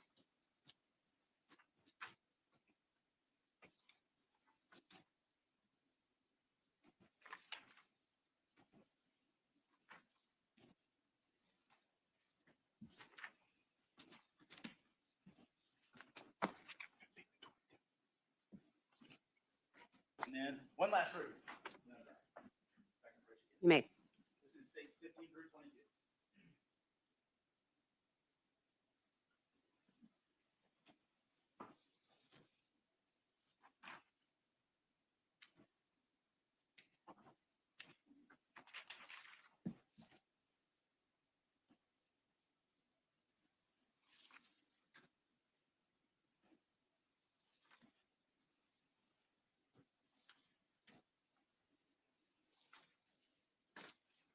Last time. States, I believe, 8 through 22, are those also all true and accurate depictions of your observations of Ms. Baker's body as you observed her at the autopsy on January 20th, 2001? They are. Move to tender states 8 through, well, let me just start back, 22 through 22. All right. Well, 2 through 7 have been admitted, so we're now on 8 through 22. 8 through 22. All right. Mr. Cruz, any objection? No, ma'am. They are admitted. And how are you planning on doing that? Just handing them to them? Okay, so that's what I'm asking. So we've had a prior ruling, thank you. So just for any red and black persons who may be here under Rule 22 with a photo opportunity that the court granted, the Rule 22 has been amended to prohibit the media from taking any photographs or videos, of course, of these particular photos that the state is going to introduce to the jury. So if you can turn, thank you for doing that. I saw you turn your camera off. If anyone is here from the red and black pursuant to Rule 22, if you would please not photograph. Go ahead, Mr. Baldwin. And I think the court may have to switch.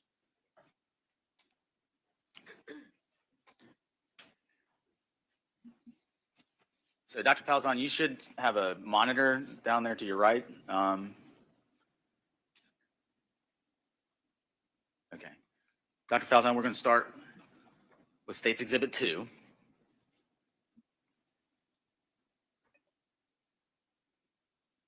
What is States Exhibit 2, sir? It's a photograph of the body of Miss Baker as received, and it depicts the face, the torso from the chest down to the hip area, and the upper extremities. States Exhibit 3, same question. This would depict the lower aspect of Ms. Baker from the upper chest, including the lower extremities, and you can see the charring of the body in this photograph. States Exhibit 4. What do we see here, sir? This is a photograph of the face of Ms. Baker, showing a degree of charring and also the blunt force injuries that I alluded to prior, notably the bruising around the eyes.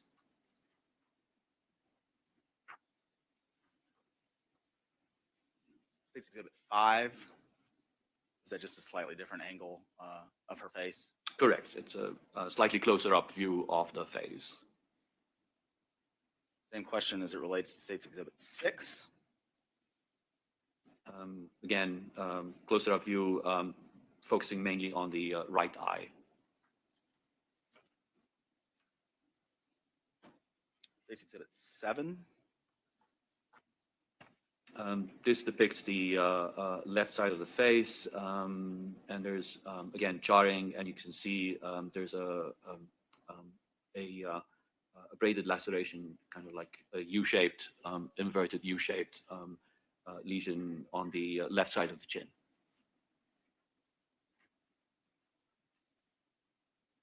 State's Exhibit 8.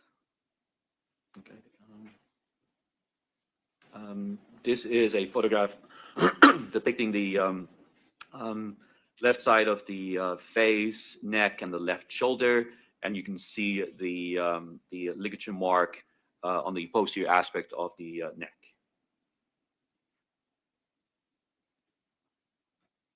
State's Exhibit 9, is that just kind of a closer up photograph of what you just described?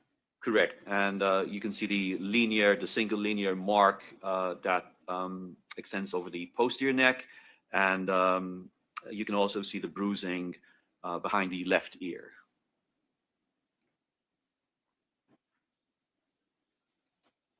This is State's Exhibit 10.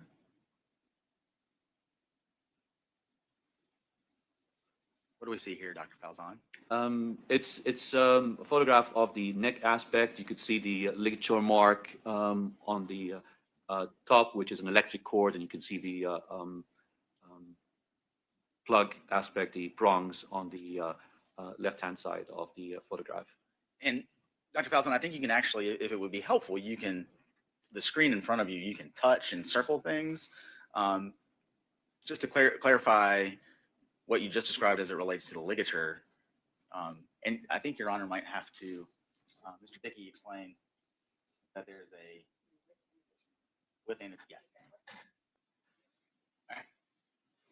So you made some drawings on the U-shaped. I need to erase that. Okay. But so I'm marking here the cord, and that's the prong aspect and the plug attached to the cord there. In this photograph, is the stab wound that you previously described also identifiable in this photograph?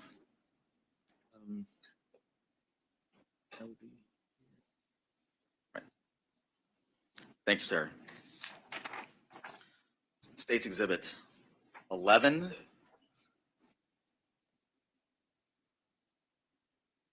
What do we see here, sir? Again, you see the cord here. Difficult to see. And the circle at the end, is that the That's the end of the plug? Plug, yeah. It's Exhibit 12. What are we seeing here, Dr. Falzon? It's the front of the neck. Again, there was extensive charring, and there was a lot of smeared, dried blood on the skin. But you could see the stab wound, and the stab wound had what we refer to as the blunt edge and the sharp edge. When you have a knife, obviously you have a cutting edge of the knife, and the back, the non-cutting part of the blade, and they both leave kind of distinct characteristics. But this would be the blunt end there at the back. So you see the blunt end on the, I guess, on the right-hand side of the body, with the sharp edge more directed towards the middle of the body. We'll come back to that later, Dr. Falzon, but I'm going to move on for now. This is State's Exhibit 13. Is that just a slightly different angle of the stab wound that you just described? Correct.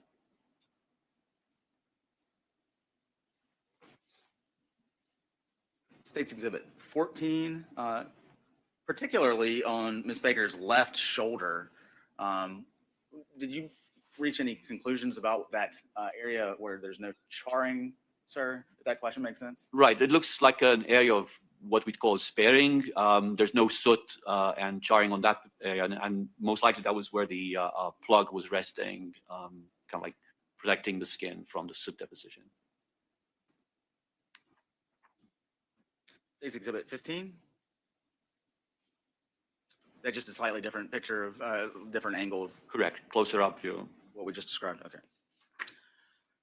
Okay. These are where it gets even tougher. State's Exhibit 16, Dr. Falzon, what is this photograph? That's a photograph depicting Miss Baker's genital area. You can see the bruising. The above, this would be kind of like an area of charring, heat damage. So this is not part of the injury she sustained while she was alive, but you can also see the bruising around the detritus, the entryway to the vagina. And we're going to follow up on that with State's Exhibit 17. Again, I apologize. State's Exhibit 17, what is this a photograph of, Dr. Falzon? This is a slightly different angle of the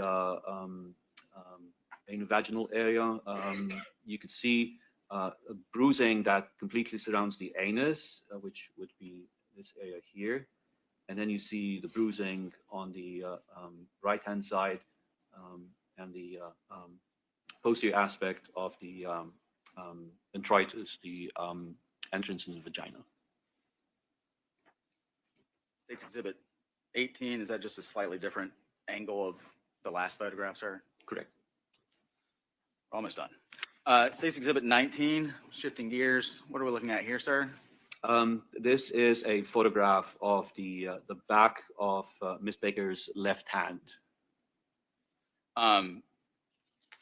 State's Exhibit 20, is that just a slightly different viewpoint of that left hand? Correct, and it's showing what we refer to as an incised wound. With sharp force injuries, you can have stab wounds where the knife is actually penetrates, the blade penetrates into the body, or you can have an incised wound where the cutting edge is dragged along the surface of the skin. This here is an incised wound that we see that area there. State's Exhibit 21, again, are we just kind of looking at that same left hand, sir? Correct, and you can also see there's another incised wound, another cut in the web space between the fourth and fifth finger. So that would be that area there. And then finally, State's Exhibit 22, is that just a picture of the ligature that you previously described after it had been removed from Ms. Baker's body? Correct. Dr. Falzon, I want to first talk about the injuries that you've described and the photos that we've seen in Ms. Baker's genital area. And you've described those and we've seen the photographs. Based on your training and experience coupled with your observations of that area of Ms. Baker's body, what, if any, significance can you attribute to the causation of those injuries? Those would be caused by sexual intercourse with force used. As it relates, and then I realize I'm jumping around a little bit, as it relates to your observations with regards to the ligature and Ms. Baker's, the fact that her hyoid bone had been broken, and again, based on your training and experience, what, if any, significance do you attribute to the causation of those injuries? So the injuries on the neck that we saw from the cord and the fractures of the hyoid bone would be the result of strangulation, ligature strangulation. And then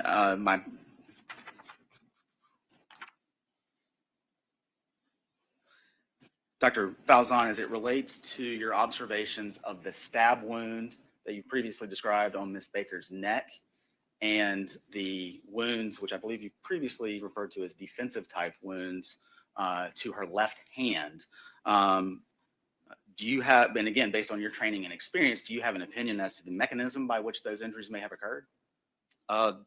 Those would be sharp force injuries inflicted by a knife. Just to expand on the stab wound, because we described the injury on the skin, but once the internal examination is performed, there was actually injury to the internal jugular vein on the right side, which is a main vein that drains blood from the right side of the brain, which would explain the amount of hemorrhage, the blood on Ms. Baker's skin.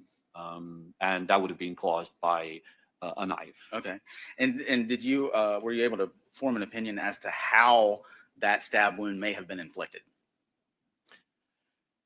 Given the orientation, the location, and the orientation of the wound, as part of the assessment of the stab wound, I also try to ascertain the direction in which the stab wound was penetrated into the body. So in case of the stab wound that we saw on Ms. Baker's right neck, the knife entered through the skin and it went from front to back, downwards and to the left. In my experience, that has often been due to somebody being stabbed with the perpetrator standing behind the victim and forcing the knife into the body cavity like that. And again, referring to your observations as to the incised wounds on Ms. Baker's left hand, what, if anything, do those wounds tell you about what you just referenced? Those would indicate that Ms. Baker would have been in the process of trying to protect herself from the stabbing while it was being performed. Would it be helpful to the jury to kind of demonstrate what you've just described, sir? Yes. Well, Your Honor, is it okay if I ask Dr. Falzon to step down into the It's fine. Dr. Falzon, I'm going to hand you what is very clearly a rubber knife. And I'm going to be Ms. Baker. And so what you just described on the stand, sir, if you could kind of describe or show exactly what you just said. So the entry wound would have been somewhere here. So with holding the knife like this, the blunt end would be at the 10 o'clock position and the short end would be at the 4 o'clock position. And again, as it relates to the injuries to the hand, how would that, in your estimation, have occurred? So if she was trying to hold on, that would explain the cut on the space between the fourth and the fifth finger. Again, the direction would be front to back, downwards, and to the left. Thank you. You guys back in.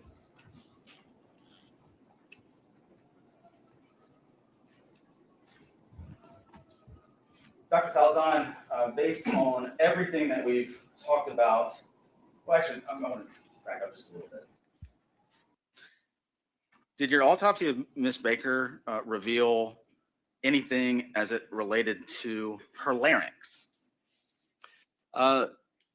She did, yes, I did examine the larynx, the voice box where the vocal cords sit, and she did have a slight amount of soot present below the vocal cords. And did you also, as part of this autopsy, request or refer Ms. Baker's blood be tested for the presence of carboxyhemoglobin? Yes, I did. And are you familiar with the results of that report? Yes, I am. And what was that? I believe it was between 6 and 14%. I may have to jog my memory. I gave you back the report, but now let's talk a little bit about carboxyhemoglobin. Okay. What is that, sir? Hemoglobin is a molecule that transports oxygen.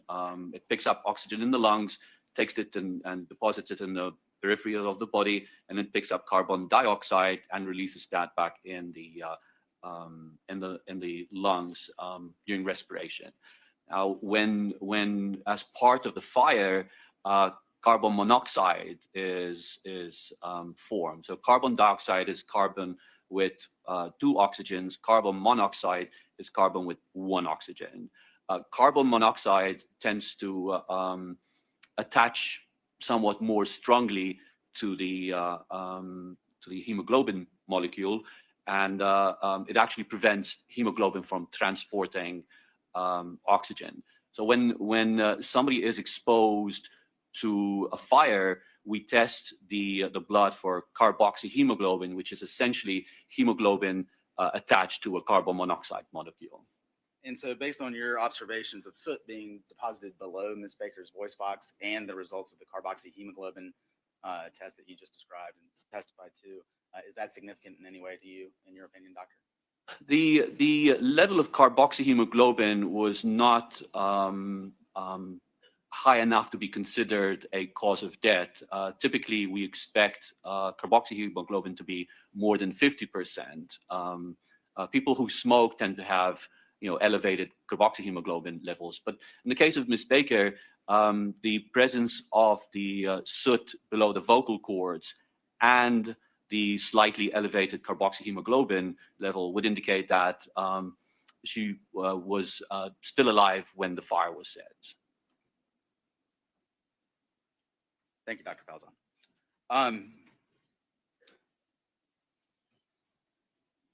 So again, just to summarize everything that you've testified to thus far, were you able to form an opinion as to the cause of death of Ms. Baker? Yes, I did. What was that opinion? So she died of a ligature strangulation and a stab wound of the neck. I also described the bruising on the head, the blunt force trauma of the head. As part of the internal examination, I did examine the brain, and there was some subarachnoid hemorrhage on the surface of the brain. So the other contributory factor would be blunt force trauma of the head. Did you rule the manner of death, Ms. Baker's death, a homicide? Yes, it did. Overruled. Dr. Falzon, you mentioned that part of a autopsy may include taking an X-ray or radiograph if there is evidence of a stab wound. Did I understand that correctly? Correct. Why do you do that? When somebody is stabbed, the Sir. Relevance. It's undisputed that Ms. Baker was stabbed. All right, Mr. Bolden, do you care to respond to the objection? Trying to allow Dr. Falzon to testify to everything that was done as part of Ms. Baker's autopsy. I'm going to overrule the objection. You may continue. Ask for the same courtesy during our examination. I'm sorry, Mr. Cruz. What do you mean by that? We just ask for the same courtesy that the Honorable State has received. When there's an objection made, I will rule on it. Mr. Bolden, you may continue. Thank you, Your Honor. Do you also obtain a sample of Ms. Baker's blood? yes, I do. What is the purpose of that? That would be performed to collect the specimens to submit for testing for toxicology. And is a blood spot filter card also submitted? Yes. And All right, I'm going to sustain that objection, Mr. Bolden, if you'll rephrase. I will rephrase it, Your Honor. What other physical evidence is, I guess, obtained or submitted as part of an autopsy? To establish a reference point for DNA testing, a blood spot filter card is prepared whereby we take a filter paper card and we put drops of the victim's blood that is air dried and then submitted for analysis.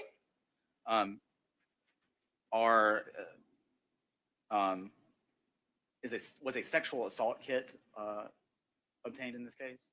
Yes, it was. Can you explain briefly what we mean by sexual assault kit?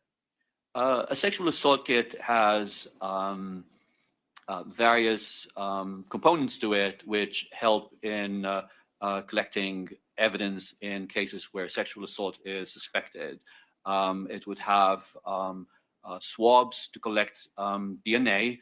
It would have slides whereby we smear the swabs and prepare smears to look at under a microscope.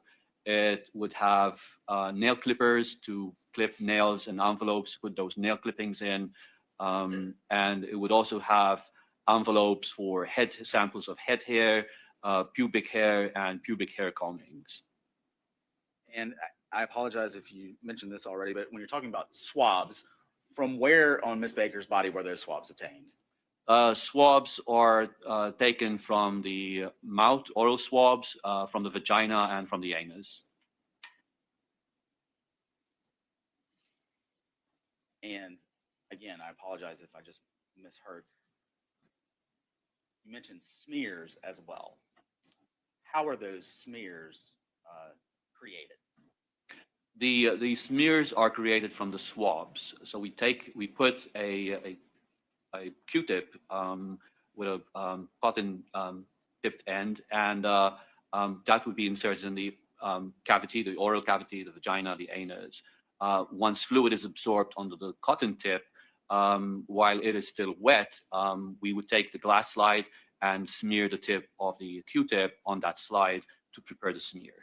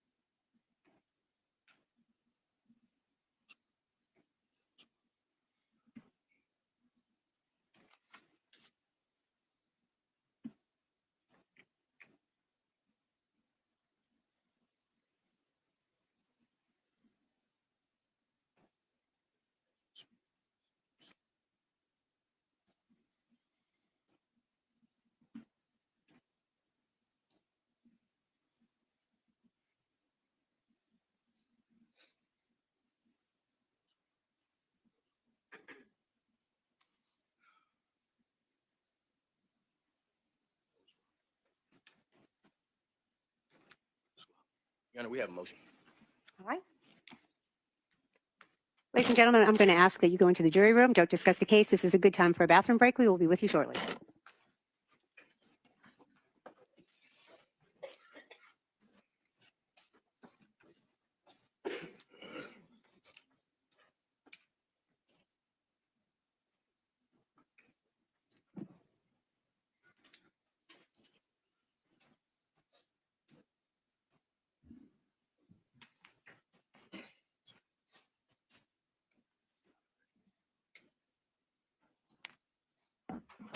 Y'all may be seated. Thank you. Mr. Cruz, your motion, sir? Well, I want to do the simple thing first. We have an objection to the known pubic hair of a victim. Exhibit 31 is empty. So that's empty. Your objection is to Exhibit 31. Right, but I do Okay. have a motion. No, but I want to hear your objection, and then you can make your other motion. Go ahead. I'm going to purpose showing this to Dr. Faust on this for the purpose of identifying African American. So we object to the state simply giving Dr. Faust on back. Okay. All the other items from the one that we observed on the inside, they had items. They had items that we don't object to those. But we do have a motion. All right, well, let Mr. Bolden respond to your objection at Exhibit 31. Go ahead, sir. Your Honor, I mean, I can show Dr. Falzon, we can open it. I guess the objection is the fact that it's empty, somehow that makes it inadmissible. I don't know if that's the case. I don't know that I know how to respond to that particular objection. I can make it clear. It's confusing. The pubic hair is relevant for his testimony. An empty bag that just says pubic hair is irrelevant in this case. That's what we're objecting to. The ground that we are objecting to. All right, Mr. Bolden, do you care to respond to the objection about relevancy? Again, I think the fact that Dr. Falzon has testified that pubic hairs were taken, I would let him look at it. Because Mr. Cruz's assertion that's empty, I honestly had not opened the bag, so let's allow him to do it. We can do that momentarily. I'd like to hear the motion. Sure. All right, that's fine. We'll hold off on Exhibit 31's objection. Go ahead, sir. We're moving to suppress the oral swabs due to chain of custody. In this case, it has been stated that oral swabs, vaginal swabs, and anal swabs were taken. We have the chain of custody report. The chain of custody report says that only 2 oral swabs were taken. I assumed that that was pretty much an error on the chain of on the custodian because Ms. Bigham, 2024, conducted a test on these swabs, and it was determined. It went to a company in California to do this test. That's something we'll address on cross-examination instead of using a company here in Georgia. But that company came back and said, you know what? We did this presumptive test. These are actually vaginal swabs. However, now that I'm seeing the original packaging that Dr. Falzon put these items in, and please correct me if I'm mistaken, a vaginal swab wasn't taken.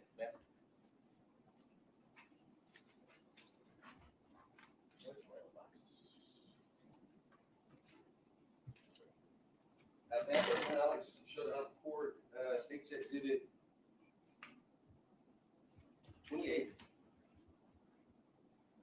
State's Exhibit 29. I don't know that I need to see the exhibits at this moment. I want to hear your objection about, you're asking the court to suppress certain things. Tell me that. To suppress the, I'm asking for 2 things. Okay. I'm asking on the court to suppress, I believe it's oral swab E. Let me confirm which swab it is, Your Honor.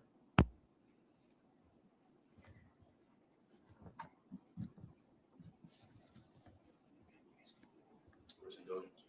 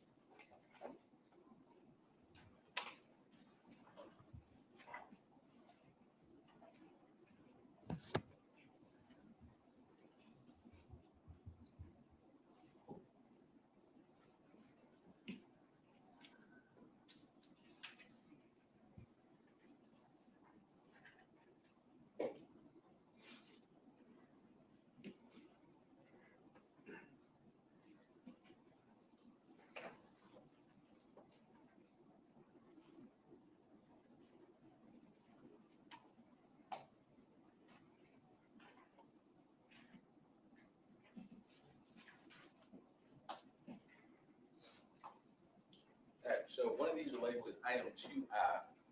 Court, give me a second to identify item 2I.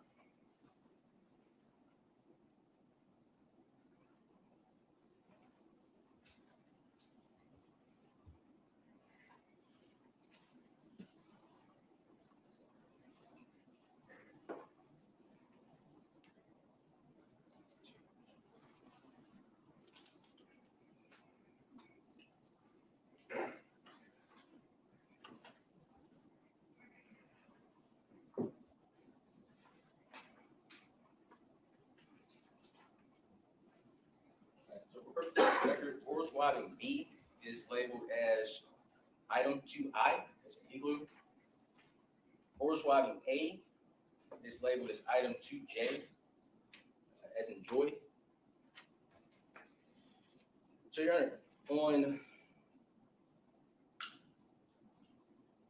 November 4th, 2024, and mind you, this wasn't a discovery, by the way. November 4th, 2024, Pure Gold Forensics. Okay, hang on just a minute, Mr. Cruz. Let me ask you this question. Are you making a motion to suppress? I am. But this is based on knowledge I just learned just now going over these that I had to. So this isn't a motion that was untimely because I knew about it 10 days from when I just learned this here today. All right, let me stop right there just for a moment. Is there any response to the motion to suppress as opposed to a motion in limine or an objection based on something else? Go ahead. Yes, I would object. It's characterized as a motion to suppress. Mr. Cruz, we've had hearings going back for months. We've discussed making any physical evidence available to him to inspect, and we would have done so at any time. He never asked. He asked in court, but never followed up with that. This evidence we would have gladly shared with Mr. Cruz at any point had he actually asked, but he did not. I don't think what he's asking for this morning, well, again, I don't know a motion to suppress at this point. I don't know what legal grounds he's asking that be suppressed. He mentioned chain of custody. I think that argument is more of a weight versus admissibility issue. It's very hard to respond when I don't understand exactly what is being asked of the court. All right, thank you. Mr. Cruz, let me ask you this question. With regard to this motion you're making now, is it, as you stated earlier, about the issue of the chain of custody? Correct. All right. I'm making a ruling right now that that is not a motion to suppress issue. You are entitled to cross-examine this witness or any witnesses with regard to the chain of custody, and I'm not going to allow it. Judge, If you have an objection to something else about the admission of this evidence, I will hear it. Judge, motion to suppress, motion to limine, the phrasing is irrelevant. No, it is not, Mr. Cruz. Well, forgive me, Your Honor. The state, when the chain of custody issue was raised, the state has the burden to show that that this evidence is the same evidence that was collected and that it wasn't tampered with. The issue we have is that both of these items, from Dr. Falzone, both of these items were collected by him and labeled by him. There's going to be testimony in this trial 24 years later that, actually, one of these is a vaginal swab. Dr. Falzone, as you've heard from his testimony, is very careful, he's very diligent. It sounds like he takes his time and does his work the right way. So we're moving for the state to show a chain of custody for these items, meet their burden to show a chain of custody for these items, and that they were not tampered with. Or we asked the court to exclude any mention that oral swabbing B is a vaginal swab, because from what I'm seeing for the first time today in court, it is not. All right, Mr. Cruz, I'm going to overrule your objection and I'm going to deny your motion. And I'm going to make the statement that the complaint that you're making in the form of an objection and the request to make a motion is certainly appropriately addressed by cross-examination. You have every right to cross-examine any witness with regard to chain of custody, with regard to the issues of tampering, anything that is relevant to the evidence that's being offered. You have every right to cross-examine with regard to those issues. And so that's the reason I'm denying your objection. And if there are any other objections to the admission of that evidence, I want to hear it now. I want to address one more thing before we bring the jury back. Any other objections to the admission of that? I mean, I haven't ruled that admissible yet. We haven't made there hasn't been a proffer, but if you have something that you'd like to object to now that you know about, so you can do that. We will stand by our chain of custody motion. All right, thank you. I do want to make a comment, Mr. Cruz, and this is really for all parties, but it's related to the comment that you made a little bit earlier. You did not make an objection, but you stated something to the effect of, we're asking the court to extend us the same courtesy. My comment to all parties, but particularly to you with regard to that comment, is this. That comment about the court's behavior is not appropriate in the manner in which you said it. The court makes rulings of law, not courtesies. The court extended, Mr. Cruz, you a courtesy this morning when you were 20 minutes late. I knew why you were late and I extended you that courtesy. That's a courtesy. But in terms of this trial and in terms of making comments in front of the jury, the only appropriate comments to be made are not comments. They are objections. They are proper examination questions, cross-examination questions, things of that nature. And the court will respond to proper objections. Any comment on the courtesies of the court or fairness or things of that nature that are not in the form of objections need to be made outside the presence of the jury. And that's my statement. Yes, ma'am. Thank you. Anything else before we bring the jury back in? Your Honor, if we could have just maybe a minute for us to take a restroom break. All right, why don't we be off the record until 11:15? That's about 12 minutes. All right, we'll be in recess until then. Thank you.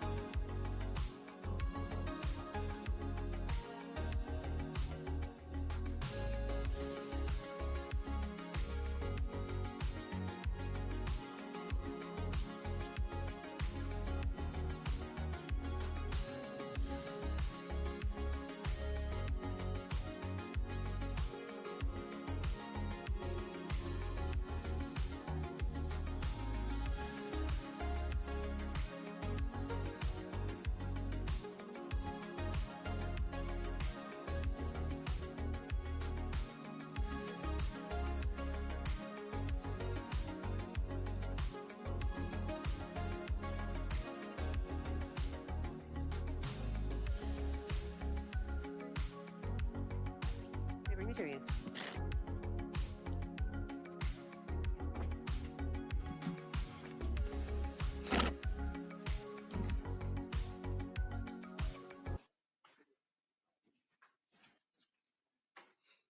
All right.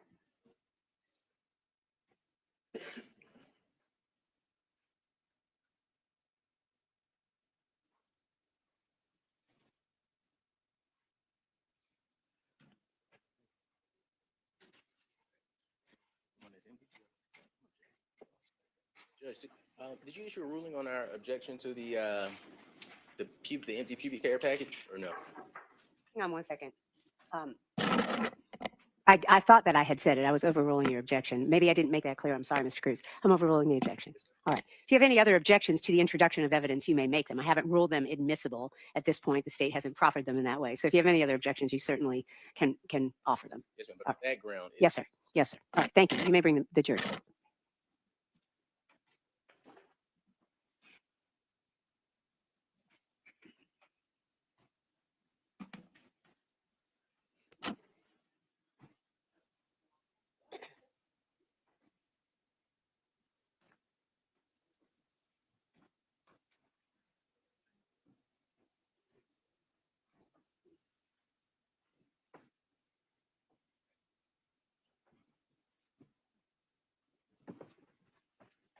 Please be seated. Mr. Bolden? Thank you, Your Honor. Excuse me, Dr. Falzon. I think we were talking about the collection of the sexual assault kit. Is that right? Correct. Okay. I am going to, if I may approach the witness, Your Honor. I think, Dr. Falzon, this is State's Exhibits 23 through 30.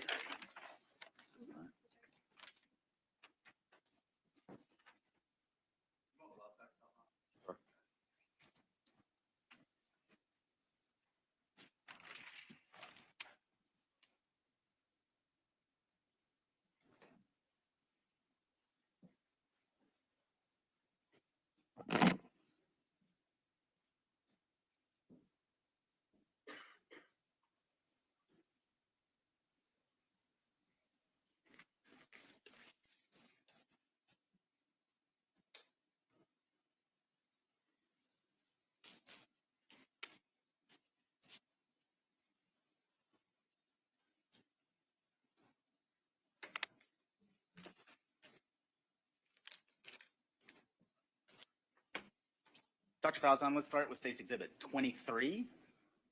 Yes. What is that, sir?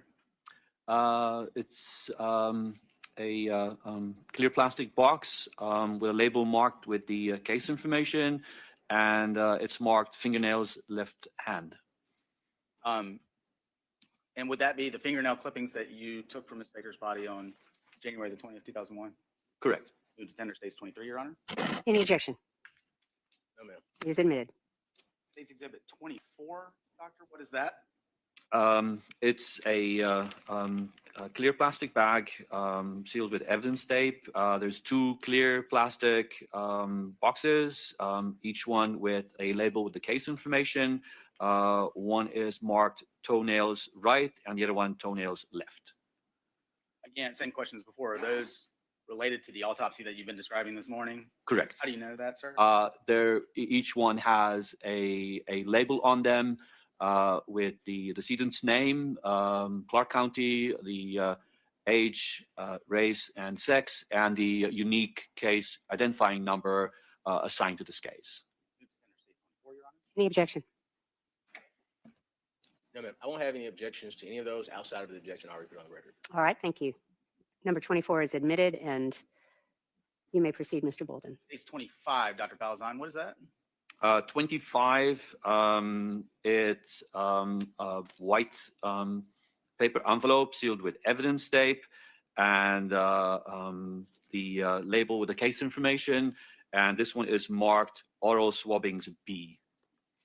And again, same question.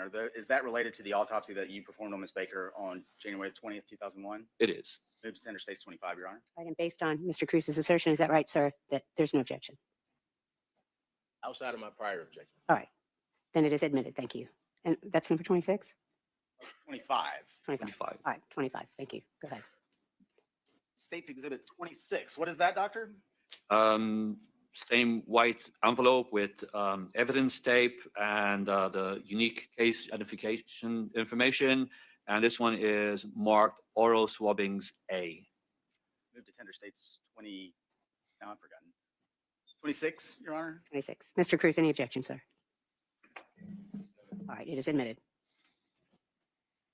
State's Exhibit 27, Dr. Falzon. What is that?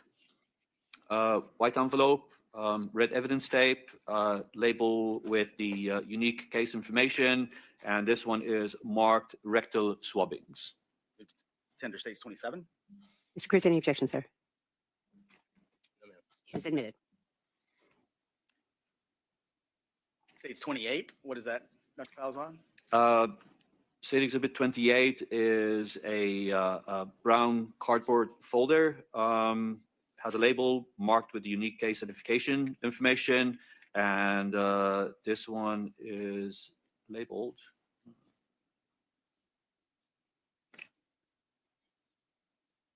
anorectal swab. Move to tender States 28. Any objection, sir? No, ma'am. It is admitted. States 29, Dr. Falzon. What is that? 29, again, is a cardboard folder with the unique identification label, and this is marked auto swab. Move to tender States 29. Any objection, Mr. Cruz? No, ma'am. It is admitted. That was 29, yes. 29, is that right, Dr. Yeah. Falzon? Okay, good. States 30. What is that? 30 is a white cardboard box, again, marked with the label with the unique case information. And this one is marked vaginal smear. Move to tender States 30. Any objection, Mr. Cruz? No, ma'am. It is admitted. States 31. What is that, Doctor? A clear plastic envelope with the label with the case information, and this one is marked known pubic hair of victim. Move to tender States 31. Any objection, Mr. Cruz? Yes, ma'am. The same objection I put on the record. All right, and thank you. Any further comment by the state? All right, I'm going to overrule your objection. Your objection is noted. It is admitted over objection. States 33. Dr. Falzon, what is that? 33 is a clear plastic envelope marked with the case information, and this is the combings, pubic combings of victim. Move to tender States 33, Your Honor. Mr. Cruz, any objection? No, ma'am. It is admitted. Is that everything that I handed you? Did we do 32? Oh, 32? Did I skip that? I apologize. States 32. I got ahead of myself. What is States 32? Clear plastic bag marked with case information, and this is marked known head hair of victim. Move to tender States 32, Your Honor. Any objection, Mr. Cruz? No, ma'am. It is admitted.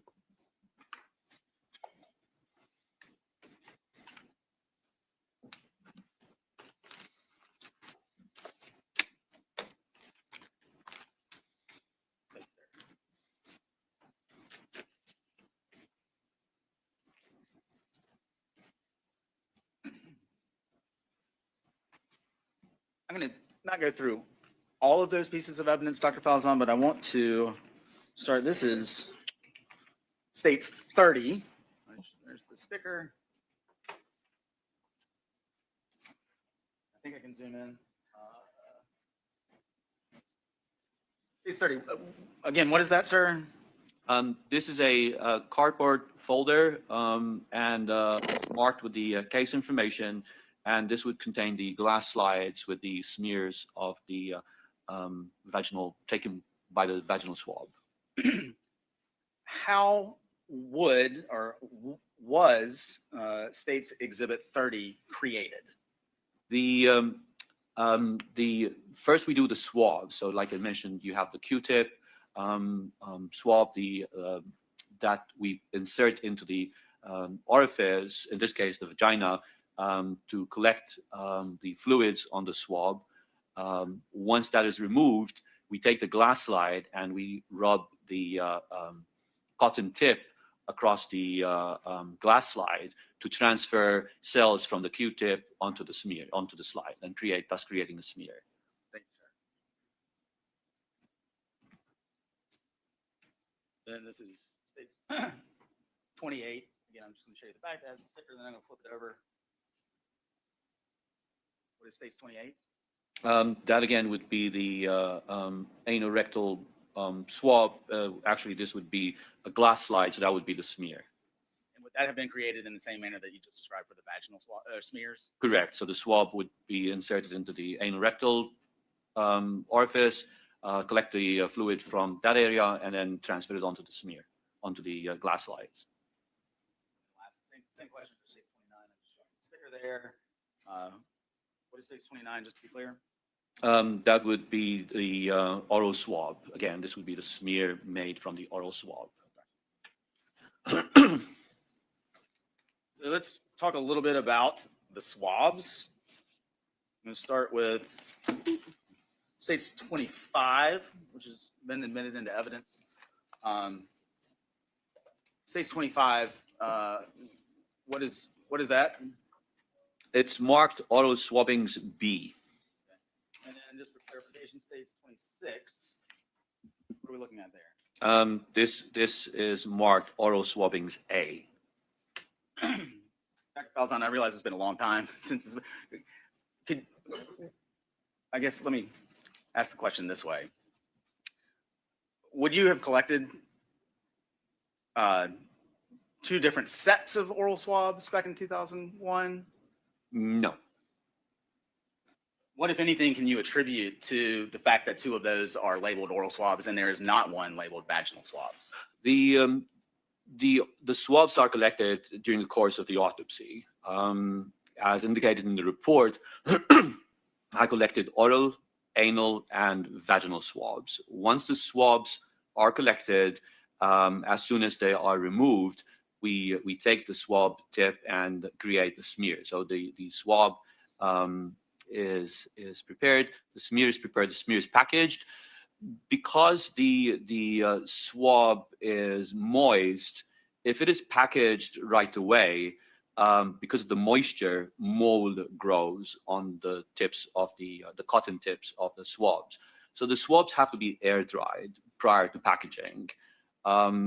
Every autopsy, the doctor has an assistant to help with the case. So the swabs would be placed in a small cabinet marked with the name, and it would be marked oral, anal, and vaginal. And the technician would package those swabs once they have air dried and packaged and labeled those.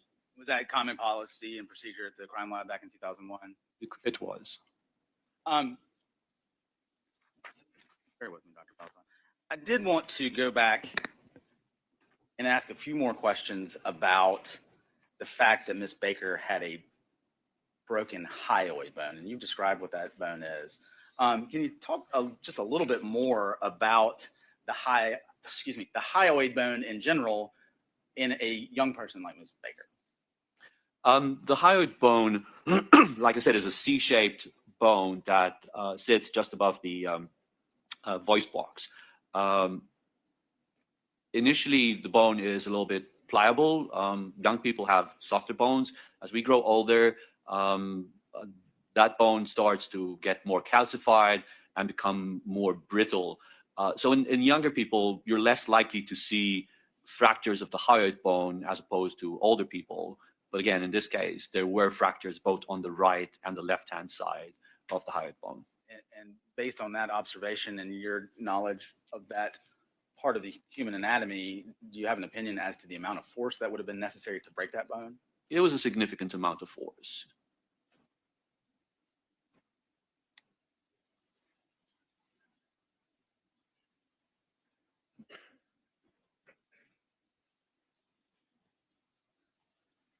And to follow up on that a little bit more, Dr. Falzon, you've described the ligature previously and the ligature marks on Ms. Baker.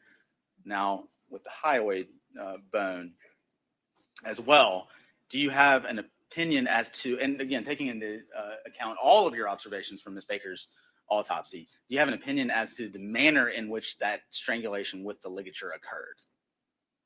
Like I said earlier, the ligature encircled the entire neck. So it passed from behind, looped in the front, and then the ends of the ligature held on each side. And anything about the existence of those defensive wounds on Ms. Baker's left hand that we previously described, is that significant in any way as to your findings related to the ligature? I wouldn't say to the ligature. It's more in relationship to the stab wound. I understand. Dr. Falzon, those are all the questions I have for now. Mr. Cruz will have some questions, sir. Mr. Cruz, cross-examination. Thank you.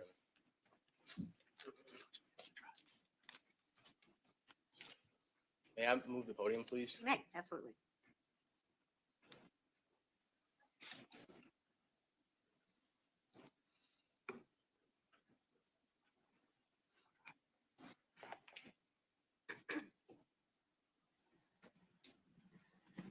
Thank you.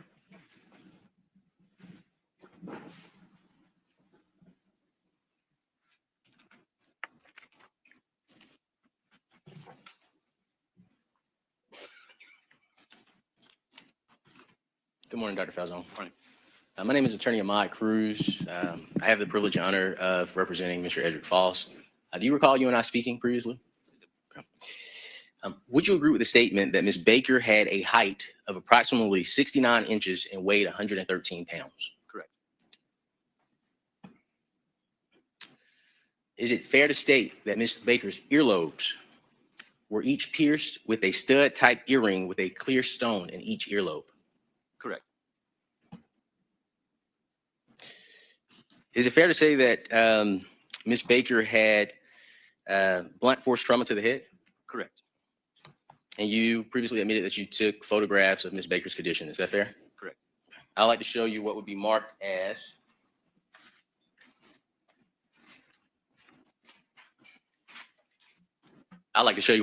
Defense Exhibit 5.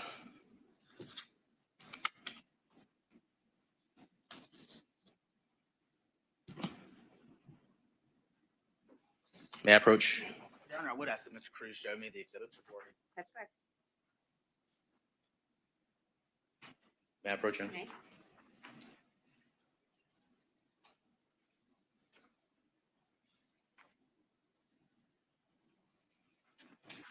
Is that photograph a fair and accurate depiction of Ms. Baker as you saw her? Yes, it is. Okay. Does that photograph, does that photograph appear to be altered in any way? Not to my recollection. I can't say that I think it's an alter. No. That's fair.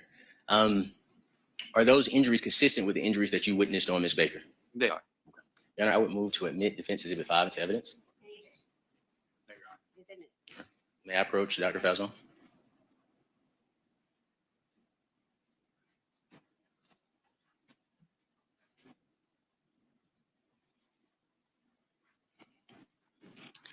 Dr. Falzon, you stated in your autopsy report that contusions also surround the anal region. Is that correct? Correct.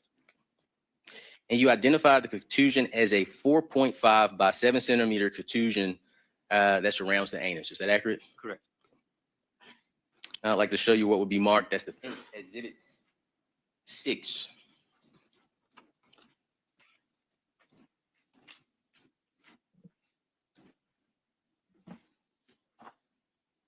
Let the record reflect that I am showing the state what has been marked as Defense Exhibit 6.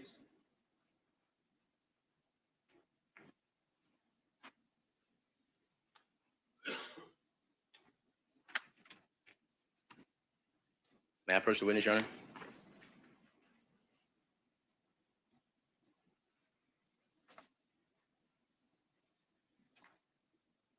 Let the record reflect that I've provided Dr. Falzon with Defense Exhibit 6. Dr. Falzon, do you recognize those photographs? Yes, I do. Okay. Is it fair to describe that there are 2 photographs of Ms. Baker's anus and 1 photograph of Ms. Baker's upper body, chest to head? Correct.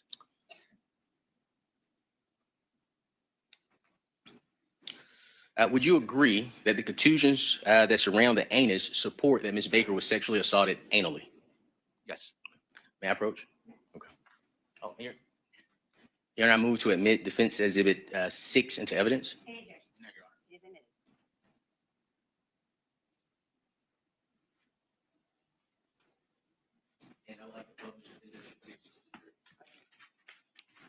just to make sure we're clear, these are photos of her anus and her upper body. Is that right? Correct.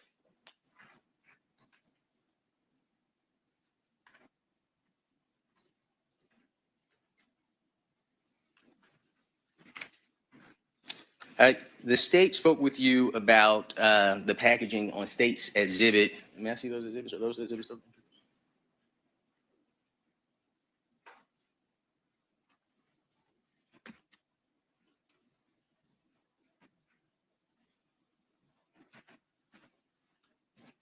On state's exhibit 25 and state's exhibit 26. And may I approach the witness, Your Honor?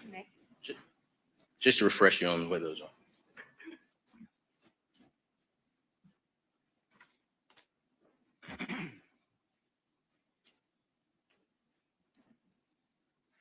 And you recognize these from direct examination, correct? Correct. You stated that the way that these were packaged, and please stop me at any time if I say it wrong, I just want to confirm that I heard you correctly, that you get a vaginal swab, you then make a smear out of it, but because mold may get on the swab if you leave it out, mold may get on the swab because it's wet, you leave it out to air dry, and then a technician would package it up later. Is that correct? Did I understand correctly? That's correct. Okay. The question I have for you, does no one check the technician when he labels or she labels the items to ensure accuracy? Not to my knowledge, no. Okay. So Dr. Falzone, is it possible, I'll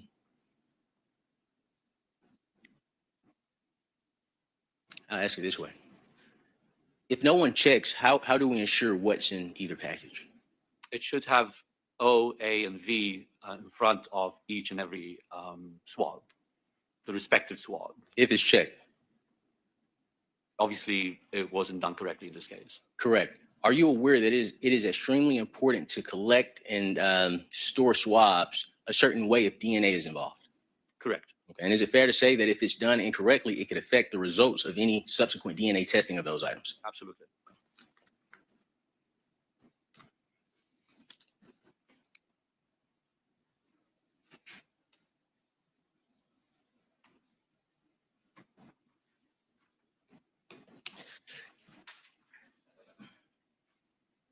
In regards to the way that the swabbing takes place, for oral swabs, if you remember, did you do swabbing of the lips, the cheeks together, or is that something you would do individually? It would be done individually. So we would put the swabs in the space between the cheek and the teeth and then insert it into the mouth, or into the oral cavity. So one swab would start with teeth. Say that again one more time. I'm sorry. In the space between the cheek and the teeth and then insert it into the oral cavity itself. Okay, so, but we don't do the area in front of the teeth and the lip. No. Okay. So teeth and cheek and oral cavity, I'm assuming, is just inside the mouth. Excellent. Thank you. In regards to the stabbing, I believe the state. Can I use your knife?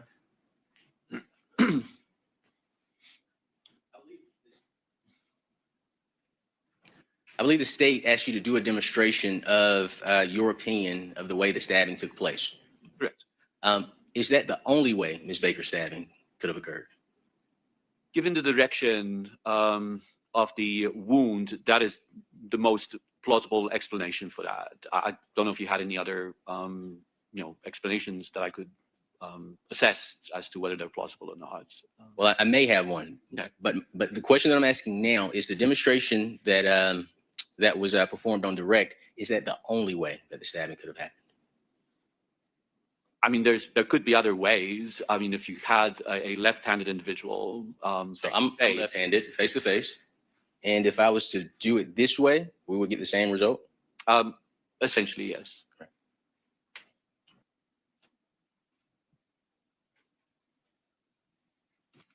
Court's indulgence, Your Honor.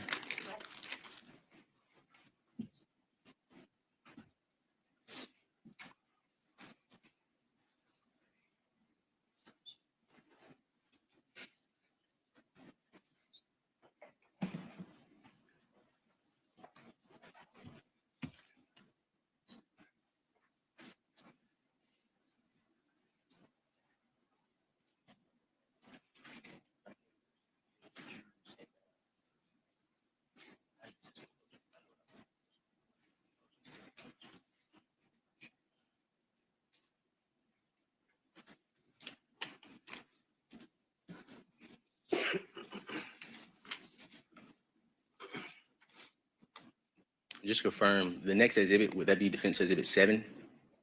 Okay, thank you. Dr. Falzone, I'd like to show you Defense Exhibit 7 and Defense Exhibit 8.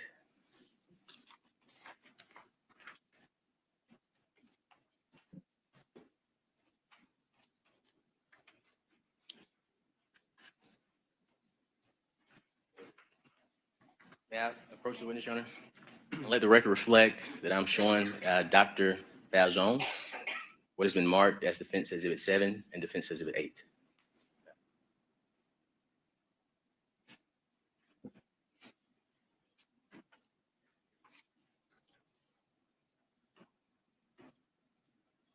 Dr. Falzone, do you recognize Defense Exhibit 7 and Defense Exhibit 8 as additional photographs of Ms. Baker's anus? Yes. Are those fair and accurate depictions of Ms. Baker's anus as you remember? Yes, but it also has the vulva with the burn injuries that I mentioned earlier on the direct. Can I approach? Sure. The burn across the upper. Where's the vulva? That would be here. What is this here? That would be the anal region down there. Well, you need to tender them. That's right. Any objection about exhibit 7 or 8? They are admitted and you may publish, Mr. Cruz. Well, that would be the vulva again, different orientation. Okay, all right. If media would just turn their cameras off, we're going to post these pictures. Thank you. We're going to continue on as scheduled. The document camera is on, Mr. Cruz. You may use it. Okay.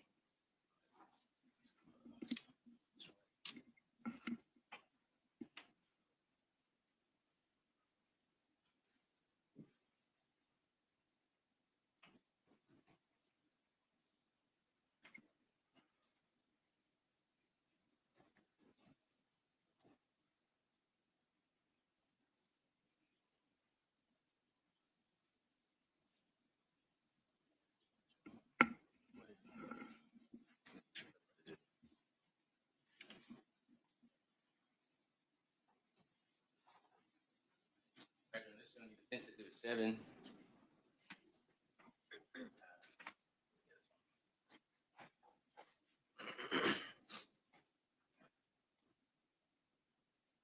It's over there, Your Honor. Is it already on the screen? No, ma'am. I'd like to use my laptop. I see. I'm sorry. I had the wrong one on. I thought you were going to use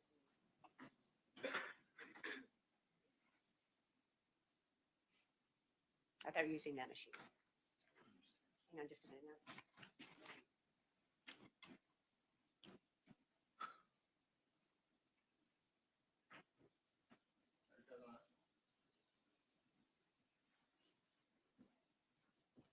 Dr. Falzone, I'd like to direct your attention to the screen, okay?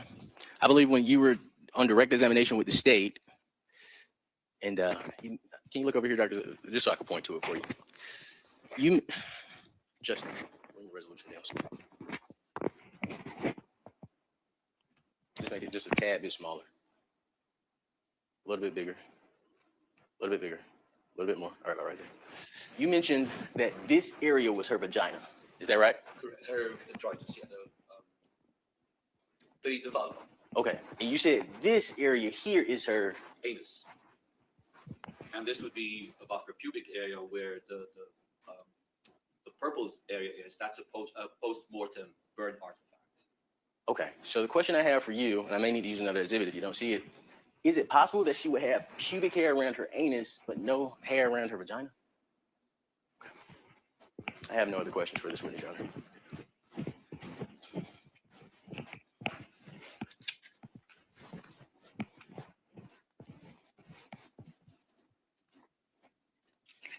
All right. Any redirect, Mr. Bolden? Briefly, Your Honor. Go ahead. Dr. Falzone, I think in connection with Defense Exhibit 6. Thank you.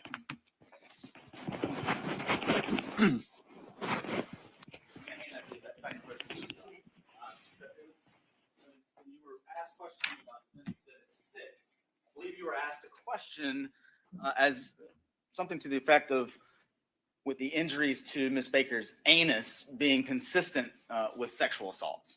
Correct. You recall that question? And just to be clear, would that also apply to the injuries that you observed to her vagina? Could you repeat the question? Yes. Would the injuries that you observed to her vagina also be consistent with sexual assault? Correct. And as it relates to either of those, does the sexual assault necessarily indicate that there's going to be the presence of any physical evidence recovered on that sexual assault yet? Not necessarily. What could be some reasons why that might be, sir? I mean, one would expect to find DNA related to semen, but there may not be semen present there. I mean, the individual may not have ejaculated, a condom may have been used, a foreign object may have been used. So there's multiple explanations as to why DNA may not be recovered. And are you familiar with the idea of, or the, I guess the phenomenon of drainage, sir? Fluids travel by gravity. So yeah. That's all I was asking. Thank you. And then also on cross-examination, you were asked if the labeling of the items, the question that I heard was that the labeling affects the results of the DNA testing. My question to you, sir, is could the fact, let me think of the best way to ask this. Does the labeling itself, what is marked on a certain exhibit, have anything to do with the results of any testing of what is inside? It would impact the interpretation of it. Thank you, sir. That's all I have. Any requests, Mr. Cruz? Yes, ma'am. Just Go ahead. thing with Defense Exhibit 6. May I publish Defense Exhibit 6 to the jury, Your Honor? Yes, how did you want to do that? On your computer? No, I was just going to hand them. That's fine. May I approach you, Dr. Faust? Thank you. And for the record, Your Honor, Defense Exhibit 6 was identified as Ms. Baker's anus and the upper area of her body.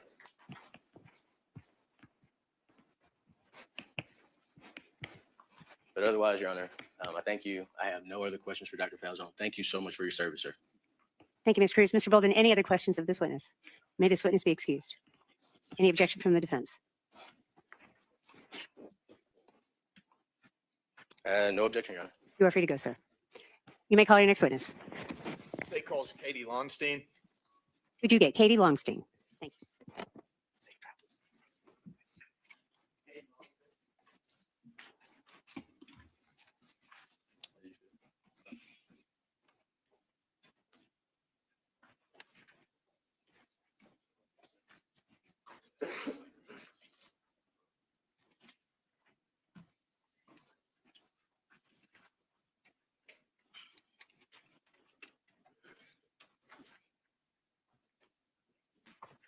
Ma'am, if you would, please raise your right hand and take an oath. Do you swear or affirm the testimony you'll give to the court today will be the truth, the whole truth, and nothing but the truth, so help you God?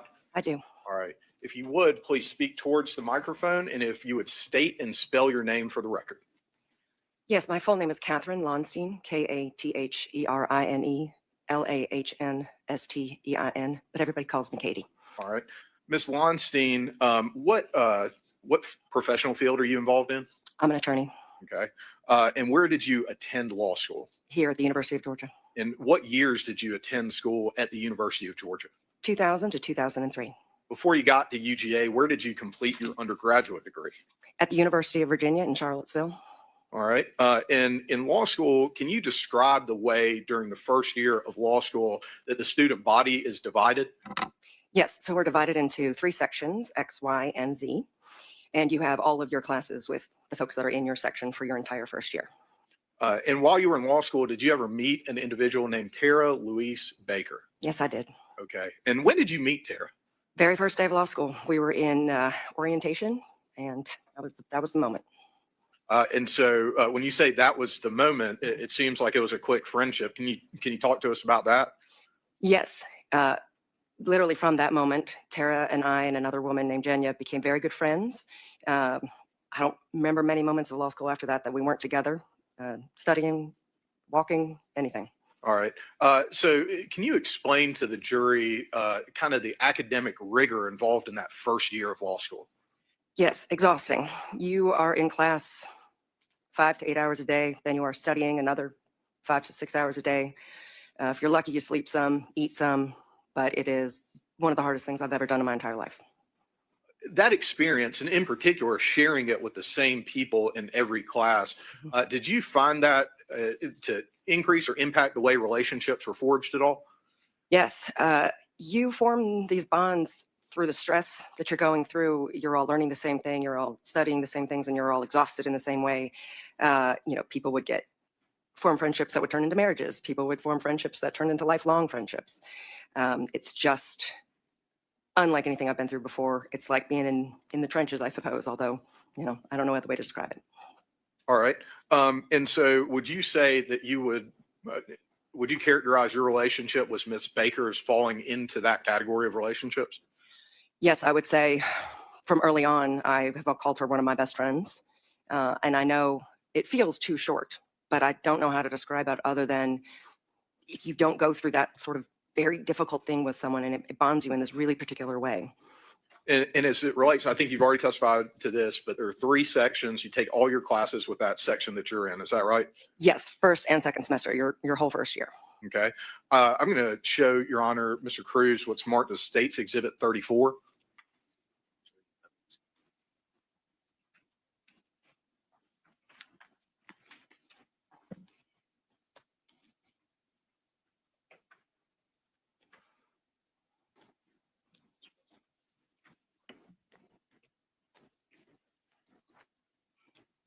And Your Honor, I ask for permission to approach the witness and then continue to move freely through the well of the court as I question her. So I'm going to hand you State's Exhibit 34. I'm going to ask you to take a look at that. Once you've had a chance to review it, let me know. Yes, I have seen it. Okay. I've looked at it. Do you recognize it?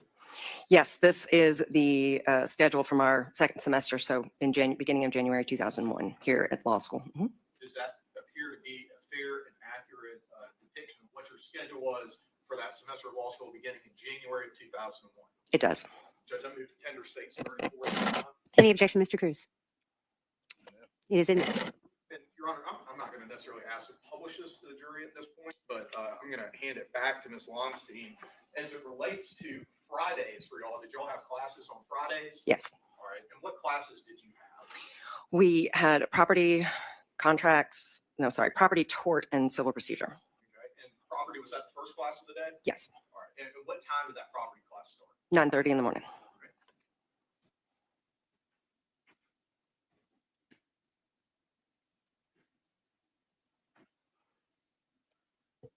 And I don't think we covered this, but are you still practicing law? Yes, I am. All right. Where do you practice law? I live in Washington, D.C., and I work for an agency called the U.S. International Development Finance Corporation. And so backing up now, back to January of 2001, I want to ask you about a Thursday evening, which would have been January 18th of 2001. Would you and Miss Baker ever study together? Frequently, if not every day. Okay. And so where would y'all study when you studied? So the law library always, but there are different parts of the law library. There's this sort of first room you come into that has these big windows and it's very sun-filled, but it's a more casual part where people sometimes have conversations. So sometimes you would study there if you were doing a study group or if you were just reading and it wasn't too intense. And then there's this walkway you can go through and you go into the quiet part of the library. And that's where you would go if you were studying for an exam, trying to write a paper, trying to focus. Okay. And so that evening on that Thursday, were you and Miss Baker studying together? Yes, we were in the quiet part of the library. Okay. And as best you recall, I recognize as we sit here, it's been over 25 years since that night. Do you recall about when Miss Baker may have arrived at the law library to study with you? Yes, I think she got there around 7:30. Okay. And do you recall what y'all may have been working on? I believe it was a paper. It was definitely more than just like marking our law books because we both had our computers. So I believe we were writing something. And I know it sounds early because it was early in the semester, but that's just law school for you. And as it relates to kind of that semester and Miss Baker's plans, was she approaching that semester with any kind of renewed or I guess elevated level of commitment to her grades? Yes, absolutely. In fact, we all were, but she was the most organized. So she had a definite plan, whereas people like me were like, I'll try harder. But the end of our first semester was probably a bit of a shock to all of us, or, grades are hard. So her plan was to be more rigorous about her time in the library and to sort of make it into a job, like ending time, definite stay for the whole period. And is there any particular ending time that you recall that Miss Baker was committed to? Yes, it was 10 p.m. Okay. So that evening, did you stay till 10 p.m.? I did not. I had been at the library before. She had joined me there. So at that point, I was ready earlier than she was to go home. So I probably left around, I want to say around 9. Could have been a little bit later, but probably around 9. Okay. And so was Miss Baker the type of person who had a lot of concern for the people around her? Yes. I had to walk to school from based on where I lived. I lived just over the railroad tracks above where the Blind Pig Tavern used to be. And so not the safest of routes. So anytime I had left the library or school or anywhere before her, she would insist that I call her when I got home. And so the area that you're describing, please correct me if I'm incorrect, but if you come down East Campus Road going from North Campus to South Campus and you turn left onto Research Drive, I believe it is, it goes by that area that you're talking about. I think that's right. Yeah, sorry. No, sorry. Go ahead, but I think I misnamed that street, but if you turn left underneath where the railroad tracks go over, is that what you're talking about? It's in that direction, yes. It's actually been torn down and is a parking lot now, but that's the right direction, yes. Okay. And so did she had that concern, did she ask you to do anything? Well, and that's going to call for hearsay. So I'm going to withdraw that question, Your Honor. Were you supposed to do anything when you got home? Yes, I was supposed to call her when I got home, and I did not. All right. And so did you receive a phone call that evening? Yes, she called me about 9:30, maybe 9:45, and then she admonished me, scolded me because I had failed to call her, but I just didn't mean anything bad. I just forgot. Okay. Do you need a cup of water or a moment? I have some. Thank you so There's much. some tissues over there beside you if you see them and need them. Is that the last time you ever talked to Tara? Yeah. I think the last thing she ever said to me was, I said, hello. And she said, you did not call me. And I said, I know, I'm so sorry. And she said, but you're okay? I said, I am. And she said, all right, I'll talk to you tomorrow. And that was kind of it. So when you say I'll talk to you tomorrow, this was Thursday night. Yes. So tomorrow would be Friday, January 19th, 2001. Is that right? Yes. I would just object to any questions. I've given counsel leeway. I didn't want to just make. All right. I would ask them court to instruct them to ask appropriate questions. All right, I'm going to sustain that objection. If you will rephrase your questions to be non-leading. Yes, Your Honor. What day would the next day have been? January 19th, 2001. And what day of the week would that have been? Friday. Okay. And so on Friday, what would y'all's first class of the day have been? I believe it was property. All right. And I think we already talked about this, but about what time did that start? At 9:30 in the morning. Was Tara in class? No, she was not. Was that something that was unusual for Tara? It was. And I recall my friends and I discussing it, but we thought, well, it's her birthday weekend. Maybe she slept in, Okay. Did she show up for any of her classes after that? No.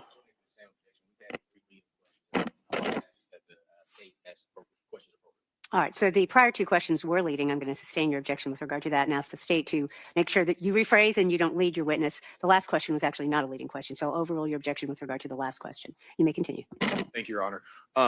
So I think the last question I asked you is, did Tara show up for any of your classes that day? She did not show up for any of our classes. No. Okay. Were there any plans that y'all had for that evening?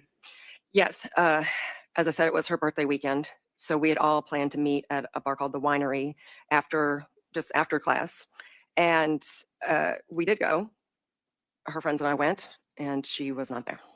Okay. When did you find out what had happened to Tara? The next morning on January 20th. Okay.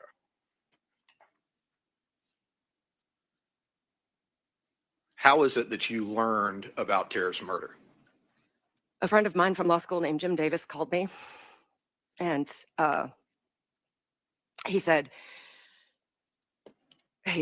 Katie, I'm so sorry, but Tara's died. And I yelled at him, and I was very mean. And I told him he was not funny. And then I hung up on him. And then I called our friends. We called them the Ericks because they lived in the same house. So I called the Ericks, and one of them answered. And I said, Eric, Jim has said the most insane thing to me. And he said that Tara died. So I need you to go get your paper and tell me he's wrong. And he did. He went out, and when he came back onto the line, he was just very shaken. And he said, Katie, I'm sorry. She died. I don't remember her. Any response, Mr. Yellowman-Shilley, with regard to the hearsay objection? Ms. Lonstein, I think the court's instruction to you would be, and my instruction is that please don't talk about in your answer anything anyone else said to you. Fair enough. The objection. I apologize. After that, I asked the friend that I was with to get me a newspaper. So that person did purchase me a newspaper. And then I saw the headline, Student Slain. And then the next thing I remember is I fell down and then I started crying and I don't know when I stopped, but that's how I found out. I want to ask you a little more about your relationship with Tara. And I think, Jenya also seems to have been part of this group. Is that right? Yes. Okay. Would Tara share things with y'all that she didn't share with kind of the rest of the law school section and class? That is my perception, yes. Okay. Was there anything related to her last name that she shared with you that she didn't share with the rest of the law school section and class, to your knowledge? Yes. To my knowledge, this was something she kept a little more private. Her name had been Barker. It was the name of the man who was her biological father, and she had changed it pretty close to law school, from my understanding, to Baker, which is the man she calls her daddy, his last name. Okay. Were you aware of whether or not Tara was dating anyone? Yes. Okay. And who is that person, if you know? His name was Chris.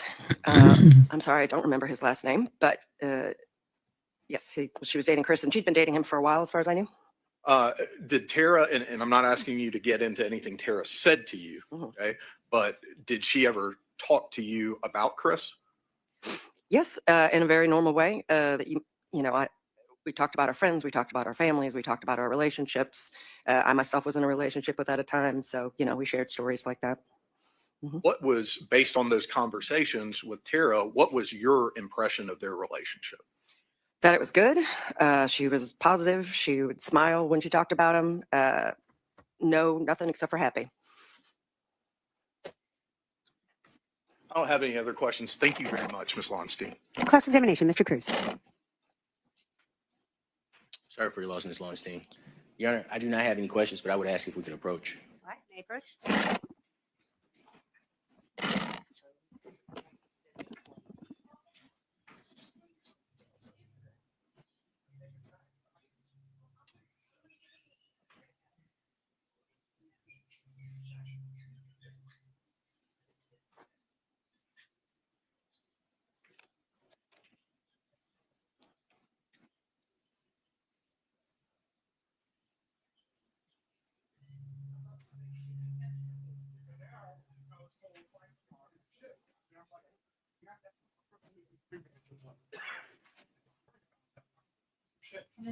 And they give me a list of stuff, and I'm like, everyone works, but stupid.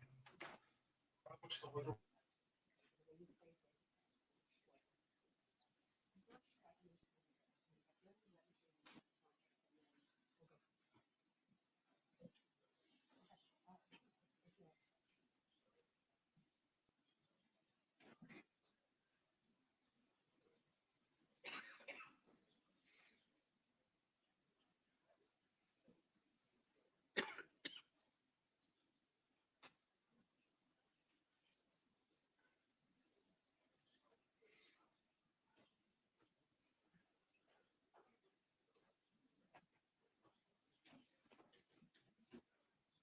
Yeah, I was making bad noise. I thought maybe I better not do it live because you may not like the noise.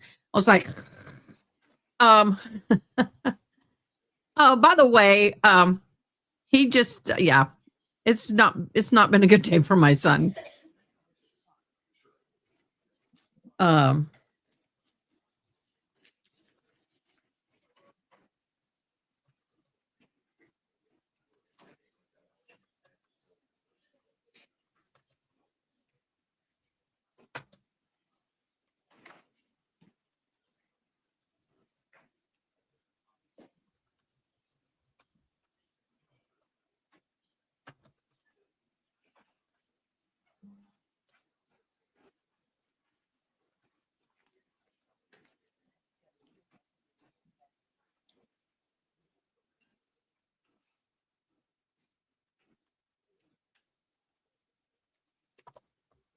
This is bad, y'all. Okay, so I do want to go back because we were with the doctor. I do want to go back and look at the section where she chewed his ever-loving butt out.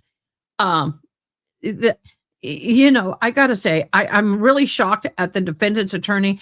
This is where I would almost be requesting the judge for a delay of trial and appointing him a new attorney because of the effect of a counsel. Look at her. She's reaming him right now.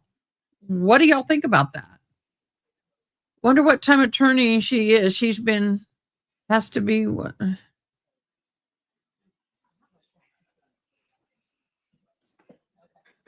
You know what, guys? This is true. I don't disagree with you. But I will say, even though you're an attorney, getting on the stand and testifying and being put in that role is probably a whole new world. She has probably never done that. And you forget. Don't talk about the case. We'll be with you shortly. There are some things I need to take up outside your presence. Thank you. Uh-oh, somebody's in trouble. Something's happening. I'm wondering if we're not going to get a mistrial. Just saying. I wonder if we're not going to get a mistrial. That would be interesting. I am currently searching for a link for the Karen Reed trial at this moment. Mr. Cruz, do you want to clarify your question and see if I understand what you're asking? Yes, ma'am. Go ahead. Before our trial, I filed residual hearsay motion. Found it. The Honorable Court entered an order stating that I could not ask any witness anything about what Ms. Baker told them until, I believe you prefaced it on, depending on what Chris Melton's testimony was. You said you would make a ruling after, I'm going to paraphrase, you would make a ruling once Chris Melton testified. You instructed me that in opening, I could not mention anything that Ms. Baker may have said to anyone. And as you know, in opening yesterday, I was held in contempt for making a statement that Chris Melton made that the Honorable Court, that Mr. Yalanchili asked for, and Honorable Court granted, saying that I violated Rule 412, based on me stating that Mr. Melton stated she must have been with someone else when he was told that somebody else's DNA was found after he knew for 25 years somebody else's DNA was, or at least he was told DNA was present. Based on yesterday, I said, well, look, I need to be conservative. I don't want to offend the court in any way. I don't want the court to think I'm doing anything intentional when I'm not. So I assumed that Ahmad don't speak on anything regarding Tara Baker's statements until the Honorable Court makes a ruling. However, Mr. Yalanchili just asked Ms. Lunstein, based on what Tara Baker told you, what is your impression of the relationship? And I looked at the Honorable Court to see if the Honorable Court's going to say anything. Nothing was said. So that's why I came to the bench to just get clarity. And the only thing I want to do, Your Honor, I just don't want to offend you. I don't want to offend you. Yesterday, I got held in contempt, and I didn't even realize that I was doing something that was improper. So I'm trying to make sure I'm walking on eggshells for Your Honor. I'm trying to make sure I do everything right for Your Honor. So I just want clarity that if that question is okay based on the court's order. That's the only thing I want clarity on. Can I ask witnesses based on what Ms. Baker told them, what is their impression of the relationship with Chris Melton and Ms. Baker? All right, Mr. Cruz, you are mischaracterizing the court's order completely.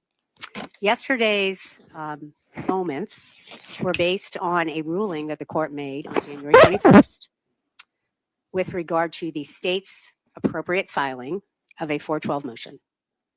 And we've said this, we've discussed this over and over again. And the court has noted over and over again that the defense did not file a 412 motion.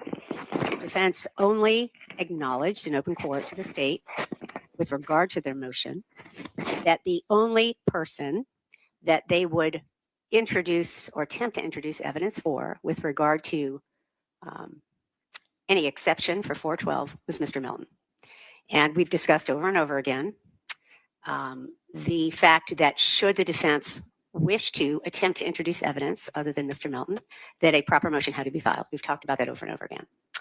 Yesterday, I made a finding that you first attempted to circumnavigate that policy, that procedure, by insinuating certain things in your opening. The state made an objection. I sustained it. And I had a pretty lengthy discussion with counsel outside the presence of the jury, warning counsel not to do that. When you did it again, the state made an objection. I sent the jury out, and that's when I made a finding of contempt after allowing you certainly to explain yourself. And I found that that was a violation of the court's order with regard to 412. And so your characterization for the court about what you're allowed to say and what you're not allowed to say is not, does not comport with what happened yesterday. The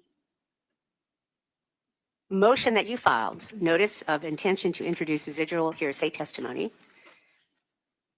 is in relation to certain statements that you are asking the court to admit. They are pending. And they are pending because I made, and you appropriately said this, it will depend on how the evidence unfolds. And we will take up these motions again if necessary as the case proceeds. But there is nothing improper in the way that Mr. Yellowman-Chili asked that question. And it has nothing to do with 412. It doesn't have anything to do with my prohibition that I gave the defense. I think the insinuation that the court is being unfair and allowing one side to do something and the other side not to do something is absolutely mischaracterizing my order. And so I'm responding to your comments, Mr. Cruz. If you have an objection to the state's questions, you certainly may present it right now, and I will make a ruling. This is the situation the defense is in. I am handcuffed. Being held in contempt is a very severe sanction against an attorney. It is very severe. So what I have to navigate is being respectful to the court, also following the law, but most importantly, following the court's orders. The state, they have no prohibitions on him. I can't argue consent. The court said, well, you can't say anything about consent in regards to the DNA. Mr. Yellowman-Chili, who got up yesterday and said, oh, Mr. Cruz is so disingenuous. This prosecution is disingenuous. This guy is innocent. The evidence will show he's clearly innocent. So, but I won't go there. But we have restrictions. We have restrictions on us that the state does not have. So what I have to do, because I've been held in contempt, is I have to make sure I don't do anything that'll surprise me like it did yesterday. Okay, So Mr. Cruz, I would like to respond this way. Your characterization of being handcuffed, so you speak, is very unfortunate. And I think that is an unfortunate way to address the fact that the only reason that we're having this discussion is because you have not filed the appropriate motions for the court to take up. And the ruling that the court made about whether the defense can introduce a defense of consent and other things that you mentioned are because, and we have talked about this many times, that you have failed to file the proper motions. Because when you file the proper motions, the court will hear argument as to whether your motions are appropriate, as to whether the evidence you are seeking to admit is admissible. And if that is not done, then what you're seeking to admit is not allowed. And that is just the law. And so to characterize the courts allowing one party to do things and the other side being, in your words, Okay, our new words. You can't admit it. That's just the law. I love it. I'm going to start using that. handcuffed is not accurate. It is misleading. That is not why the court made a finding of contempt yesterday. I'm not going to go back over my finding, but suffice it to say, I think I was pretty thorough on the record twice about whether the defense was allowed to say certain things. The rulings that I have made that supported the court's comments yesterday are in the record. They are on the record. And Mr. Cruz, you are very well aware of the reasons that the court made those rulings. And so unless and until the defense files the proper motion, which would then provide the atmosphere for both sides to argue as to whether the evidence you're asking to admit is admissible, it is prohibited. And that is the law.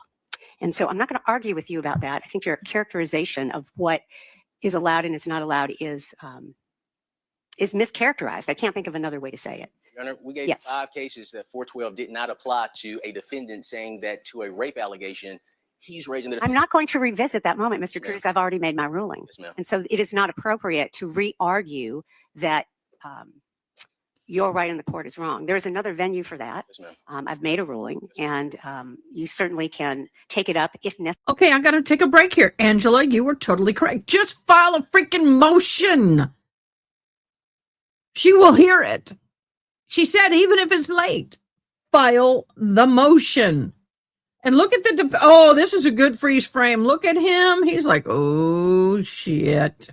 Necessary. Get a new in lawyer, another dude. venue. But for now, I'm not going to revisit that ruling. I've made that ruling. And unless until you are filing the appropriate motions to be heard, and I've told you yesterday that if you do file those motions, even though they are not timely, I will consider them. But until then, my ruling does stand. And so I just need to ask you your objection right now so that I know that I've finally finished making whatever ruling it is with regard to what Mr. Yalamanchili was talking about. So I didn't have an objection. That's why I approached the bench. The question that I was asking, because Yes. maybe I'm misinterpreting what the Honorable Court instructed me to do and to stay away from. I just want to know, because what I'm scared of is I ask the question, Mr. Yalamanchili hops up, Judge, he's done this on purpose, hold him in contempt again. I'm just asking, Judge, is it okay? And we could have kept it at the bench. Is it okay? Ooh, hold him in contempt again, y'all. Is that question? Based on what Ms. Baker told you and what she discussed in her relationship, what was your impression about Ms. Baker's and Chris Melton's relationship? Is that an okay question for me to ask? Yes, it is. No. Sir. That's what the state just asked. Yes, ma'am. Yes, sir. Thank you, Your And Honor. that was one of the moments with regard to that particular witness, Mr. Melton, that was basically properly noticed by the defense to the state, because we had a hearing where we had that discussion. And so even though that notice was an oral notice as opposed to a written motion, we had that discussion in court. My ruling on the 21st was based on that acknowledgement by the defense to the state in proper form. So yes, sir. The answer to your question is yes. Mr. Yalamanchili, did you want to respond at all? I've been talking with Mr. Cruz. You're the other party. If you'd like to make a response, you may. And then Mr. Cruz, you'll have the last word. Go ahead. Thank you, Your Honor. And as the court said, No, we're good. the issue Mr. Cruz actually raised at the bench where the discussion started had nothing to do with 412. The court's already said we're not revisiting the long discussions. The court's reviewed all the cases, made its ruling in accordance with the laws of the state of Georgia. I just want to, I guess, establish for purposes of the record that Mr. Cruz filed a notice of intent to introduce residual hearsay statements. So asking to actually elicit hearsay from witnesses. The court withheld its ruling. I do want to say that at least, and I don't have a transcript in front of me, but I think Mr. Cruz has misconstrued the court's order as it related to that, which was we are going to hold rulings on this notice until such time as there has been testimony from the witness and some of the predicate requirements may be met about truthfulness. And then the court, obviously, it will be in your discretion even to admit or deny the introduction of those statements. But I just want to establish for the record, the state did not elicit any hearsay statement regarding Ms. Baker saying what it was about the relationship. We established foundation that this is a person who had discussions with Ms. Baker about her relationship, and we laid a foundation that they had a close and trusted friendship, and then just asked her about her impressions of their relationship. So I just want to make that clear for the record. And I think that's an important distinction. So, Mr. Cruz, with regard to your question, let's go back to your question. Your question about eliciting information about the witness's impression of any status of relationship between Ms. Baker and Mr. Melton is certainly permissible. The state just asked it. The defense can ask the same thing. What neither party can do right now is elicit hearsay testimony. And let me just rephrase so we're on the same page. Because sometimes these things can get very technical, and I want to make sure that all parties are on the same page, and that is this. For example, asking a question of this witness or any witness, based on what Ms. Baker told you, do you have an opinion on X, Y, and Z? At the moment, that's not a permissible question, right? Because it is eliciting hearsay.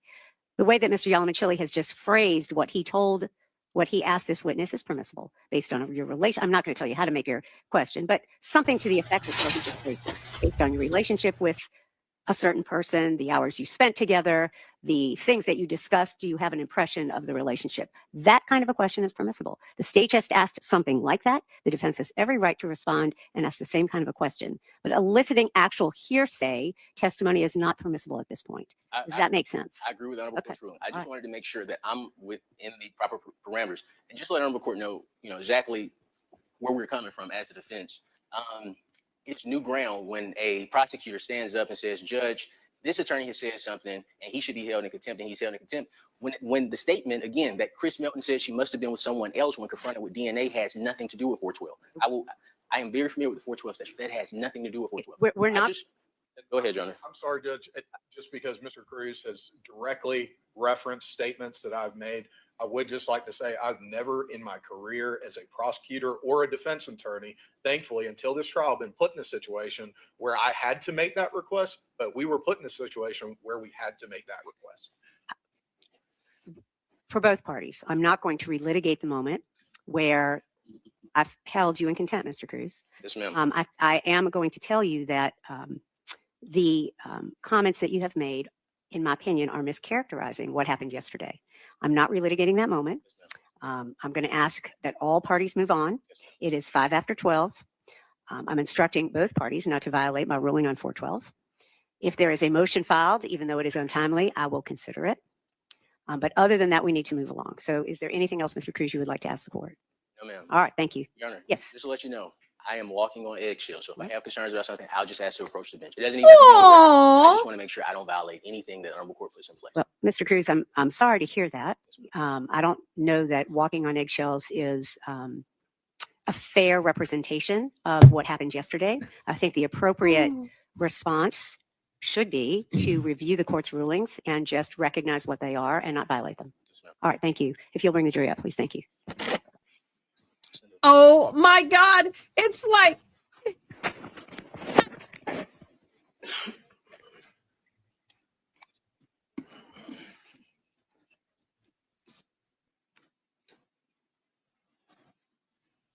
y'all, I'm pausing because do you know what I want to find? I need to find the baby crying. Really, dude? Have you ever been before a judge? How long have you been out of law school? Is this your first trial? There's going to be some people I watch on this. Y'all. By the way, we are waiting for the Taylor Robinson court hearing, and we are waiting for the Karen Reed hearing. I got it all up, y'all. I need 2 more screens when I have 3 cases going at once. Thank you. Everyone may be seated. Mr. Yalamichili, you have the floor. Thank you, Your Honor. Okay, so what we'll do is when Karen Reed goes, I'll be going live and hers at 2:00. And then then we will be pausing this and going over to the Taylor Robinson when it goes live. Then when it's done, we'll come back to this. Okay? I believe Mr. Cruz indicated that he didn't have any cross-examination questions for Ms. Lunstein. I don't have any. I'm not sure I heard that. Okay, so you were finished. Mr. Cruz, do you have any questions for this witness? I do not, Your Honor. All right. Mr. Yalamichili, anything else from this witness? No, Judge. May she be excused. We'd ask that she is. Any objection from the defense? No, ma'am. All right, you may be excused. Thank you. May I see counsel at the bench now that we are excusing that witness? We got another. I need to find some fun sidebar. I need to find some fun sidebar music that we don't already have. We need to update our music.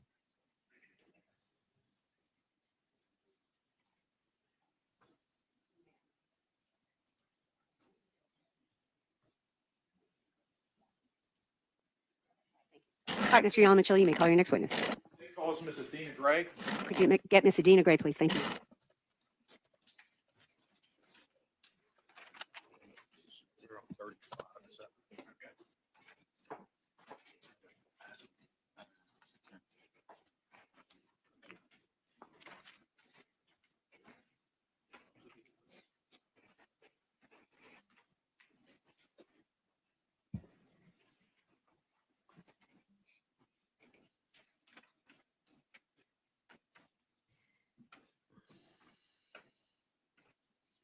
Y'all, I'm bouncing.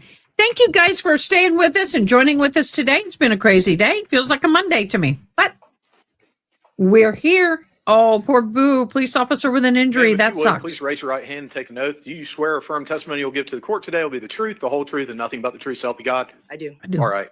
If you would, please state and spell your name for the record. Athena Gray, Athena, last name Gray, Gray. And ma'am, where are you currently employed? Athens Clarke County Police Department in the Communications Division. And is that sometimes referred to as the 911 center? It is. Okay. And what does the 911 center do in Athens Clarke County? We process incoming calls for service. And how long have you been working there? About 11 years. What type of training have you received for your current position? I am post-certified as a communications officer with the state of Georgia. I have received training for communications training officer, communications officer, senior communications officer, and several supervisory skills management courses. And what is your current title? I'm the 911 training coordinator. Okay. And when someone calls 911, is there a document produced?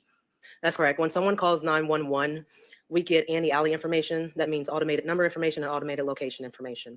What that means is if someone calls in from a cell phone, then we get the latitude and longitude of the GPS coordinates that the cell phone tower is bouncing off of. We also get the phone number and we get the provider. So whether it's AT&T or Sprint, if it's calling from a landline, then we get the subscriber information, whether it's a business or a residence. We also get the phone number and the address that it's registered to.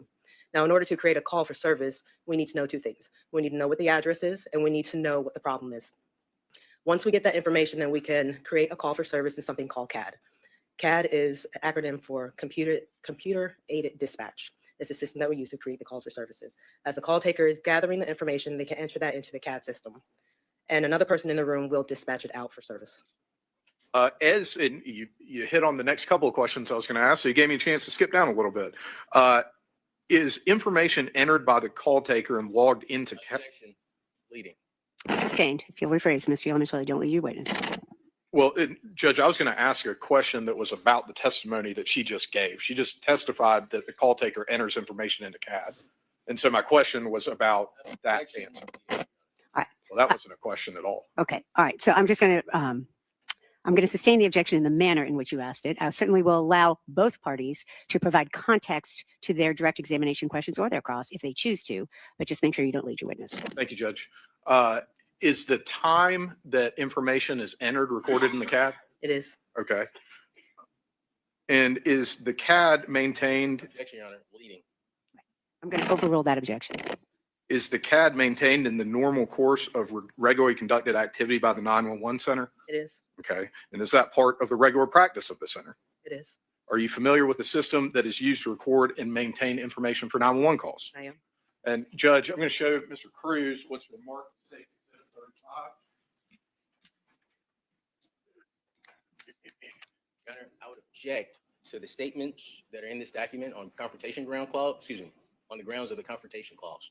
And that's to State Exhibit 35. As far as the computer generated information, I have no objection. Your Honor, I think defense counsel has actually filed a motion to this effect, but if we could limit speaking objections, please.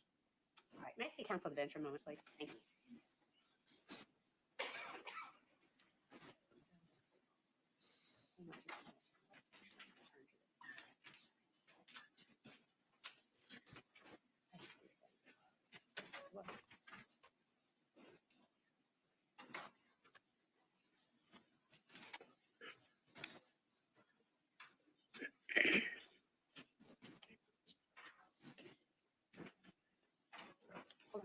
Hold on. I think. Let's just get through this way.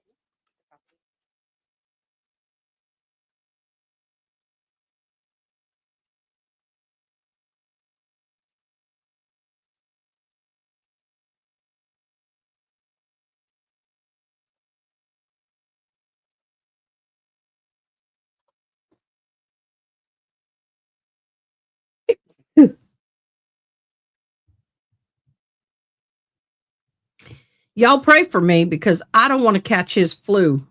God help me. I can't do the flu. I can't do the flu. Where are you? Scooby-Dooby-Doo. Hello, Evangeline. Hello, beloved.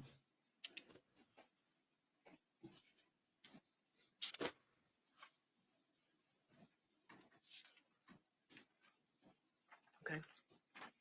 And what is that document? It's a CAD fire report. Okay. And is there any address associated with that? It is.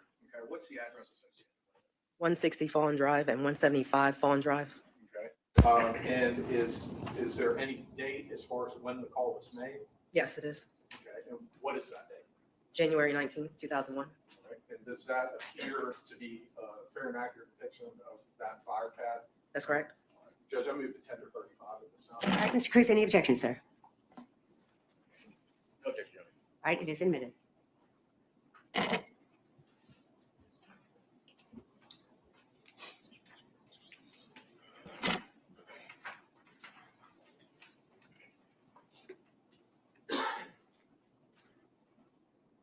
And Your Honor, I move to publish the CAD at this time. You may do so. You want to do it on the computer? I mean, on the screen? Yes, Judge.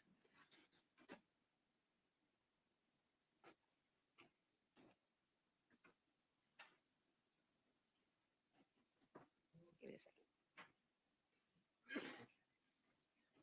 I have the blue light on over here, which.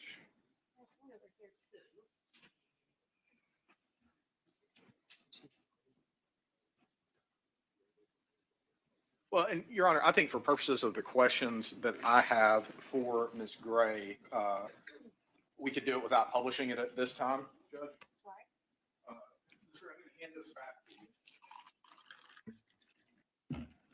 So there are multiple dates on that CAD. And we've already talked about the incident date from the call. Are there any other dates in the top left-hand corner of that document? Yes, it is. Okay, what is that date? That's when it was printed out, Okay, and so, but what specifically is the date? March 24th, 2006. All right, and so just to clarify, you just testified that that's the date it's actually printed, is that right? That's correct. Okay, but what was the date of the actual call? January 19th, 2001. Okay, and is there a time associated with the call? Yes. What is that time? 11/22/23. Okay, and as information is entered into the CAD, are there timestamps associated with that? There is. And I want to ask you about a timestamp from 11/22/41. What is the information entered by the call taker at that time? 11/22/01. I had it in my notes as 11/22/41. Objection, Your Honor. Objection. Counsel, ask question, witness gives testimony. All right, I'm going to overrule the objection. I think you're clarifying your question. Go ahead. Says called in from 175, said he is across the street. Looks like 160 is on fire. Okay. The entry at 11/32/50. Per command, get investigator. At 11/33/36. Command advise victim in structure. And then at 11/34/36. Command advise need forensics. Okay. And those times that are noted, is that AM or PM? AM. Judge, I don't have any other questions for Ms. Gray at this time. All right, Mr. Cruz, cross-examination. I have no questions for you, Ms. Gray. I just want to thank you for your service. Mr. Yelman-Chili, can we excuse this witness? I'd ask you to excuse, Judge. Any objection from the defense? You are free to go. Ladies and gentlemen, we are going to take our lunch break right now. I'm going to give you the same instructions I've given you this entire time that we have met. Please don't discuss the case with anyone. Please don't do any independent research. Of course, don't go on the internet in any way and look up anything you may have heard today or before today. And other than that, enjoy your lunch. I'd like for you all to come back here by 1:30. We're going to start testimony again, so it's about an hour and 10 minutes. Enjoy your lunch. We'll see you all at 1:30. Thank you.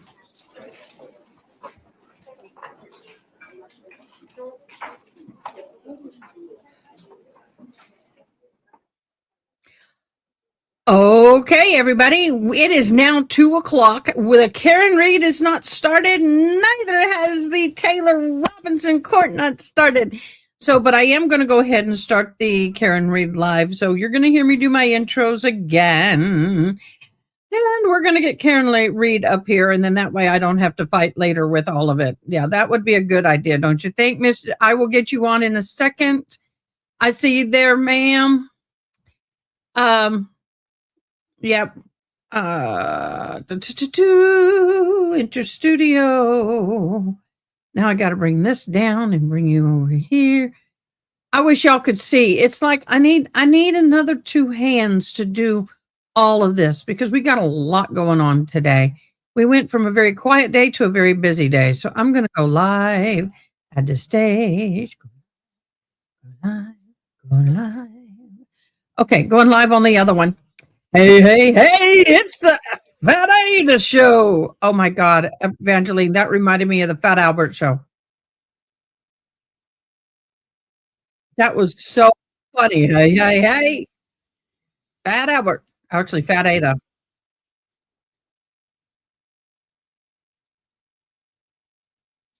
I'm waiting for the other one. You're going to hear me do the intro again.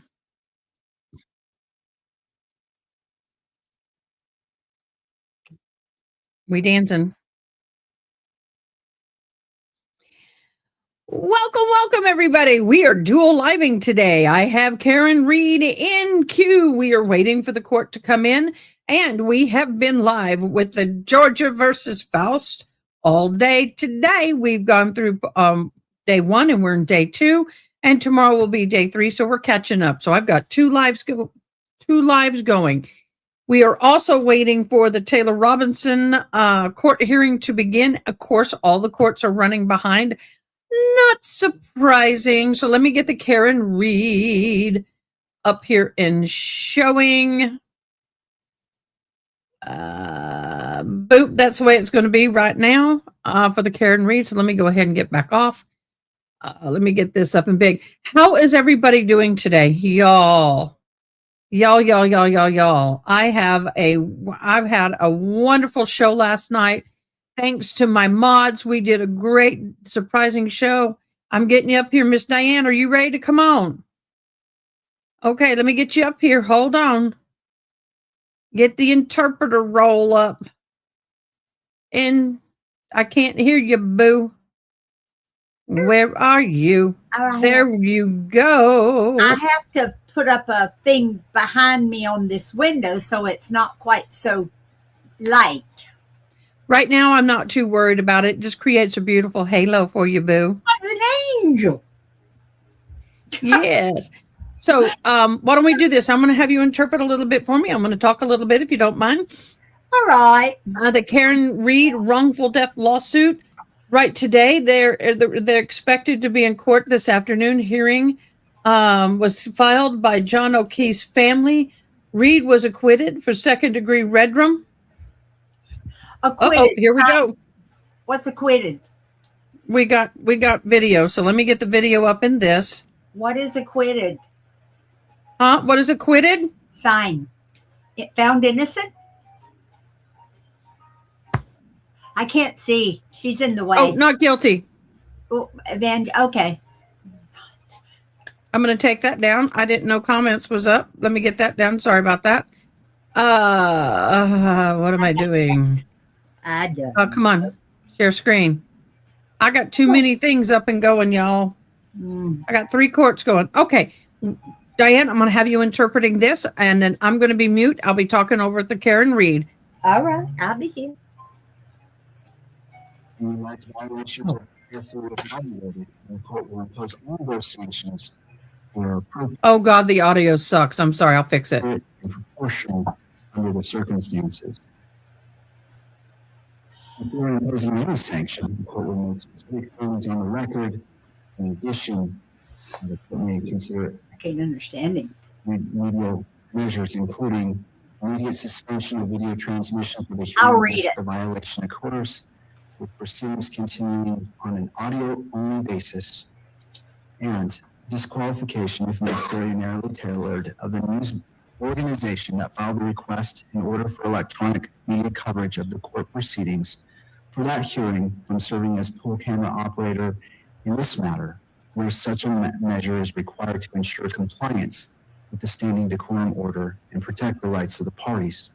Any such remedial measure would be considered only as a last resort and only to the extent necessary to address the specific violations at issue. Council will have an opportunity to provide input before the court makes any final determinations regarding sanctions. The court values that input and will give it careful consideration. I want to be clear that these measures are intended to preserve open and transparent courts while ensuring fairness to all parties, and the court remains fully committed to the presumption of open proceedings under the applicable rules. All of these measures exist to protect the constitutional rights of all parties while preserving the integrity, fairness, and orderly conduct of these proceedings. With respect to media coverage in the courtroom, the court offers the following additional guidance to assist everyone in navigating today's proceedings. The pool camera has been relocated to the rear of the courtroom. The camera operator shall not zoom in on any individual seated at council table. When council tables are filmed, the camera must remain in a wide shot that includes all individuals seated at the table. Attorneys and witnesses may be filmed individually when standing at the lectern or seated in the witness box. I would also ask counsel to be mindful that microphones are located throughout the courtroom and may pick up conversations. Counsel may wish to consider using screen protectors on laptops and taking reasonable steps, such as covering one's mouth when speaking to avoid the inadvertent capture of private communications, whether by camera, microphone, or those present in the courtroom. Third, the court wishes to address the camera operator. At this time, Mr. Josh Demick, could you come forward to the lectern?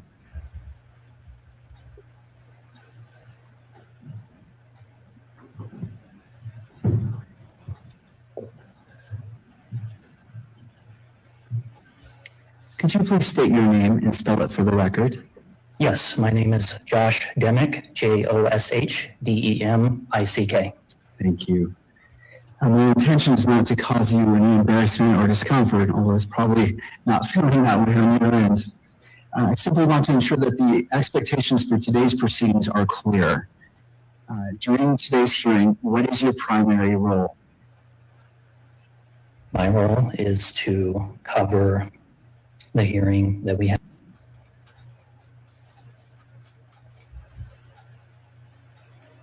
Quorum and the EMC as well. My plan is to solely focus on the individuals that will be speaking up here. All right, you anticipated my next question, which was, have you read the December 23rd, 2025 standing decorum order, which you have, and I appreciate.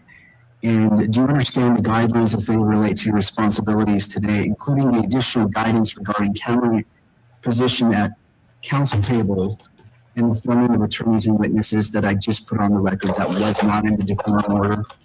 Yes, Your Honor. All right.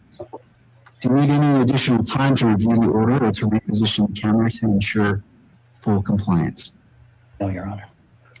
Do you anticipate any difficulty complying with the order or today's guidance? No. All right. Thank you, Mr. Dimick. Thank you. Before I let you go, as I just asked questions of the pool camera operator, Mr. Dimick, I'll turn to counsel. I do wish to weigh in on what the court has just done. No, Your Honor. Thank you. Thank you. Yes, thank you, Your Honor. Richard Novak for Mr. Robinson. May I speak from here? Yes, Mr. Novak. All right, thank you, Your Honor. We appreciate that the court, on its own accord, moved the videographer. I don't know where the still photographer is, but we continue to be concerned that any video images of Mr. Robinson during court proceedings, close-up images of Mr. Robinson during court proceedings, interfere with his right to a fair trial. I think I heard everything the court said about the videographer, but the still photographer is still seated in the same place where they were last week. And we would ask the court to order the still photographer not to take any photographs of Mr. Robinson's face or person during the hearing, in the same way that the videographer has now been ordered to be focused on the court, the witness, if somebody's testifying, counsel at the lectern, or generally the people seated at counsel, what the court referred to as counsel table. We do not want to see still images again of Mr. Robinson's face in the media with more speculation about meaning of his facial expressions or the lack thereof. And so we really appreciate what the court did on its own, sua sponte, I guess we would say. But we have the same concerns about the still photographer. All right. And before I address that, any questions as it relates to Mr. Dimick? I want to excuse him to go back. Standing in front of the court is no fun. I recognize that. I was just trying to keep him up there as long as possible. All right. Mr. Dimick, thank you so much. Thank you very much. All right. Before I address that, I'll allow the parties to be heard before I address what Mr. Novak has brought up as it relates to the still photographer. To the state.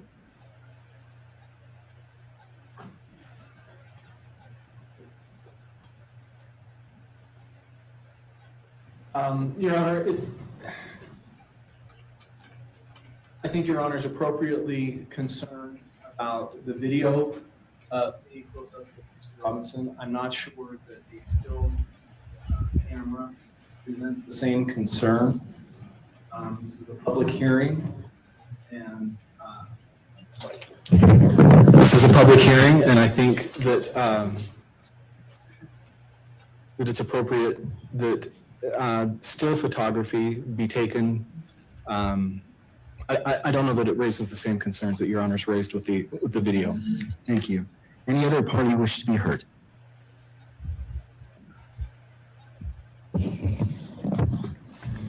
I'll be brief, Your Honor. Michael Judd on behalf of the news media. We agree that with what the state has just said. The concerns that I understand the court trying to address involve the capture of moving lips that can be used by lip readers. We have dealt in the past with inadvertent overhearing of actual conversations. I don't think still cameras present that same issue.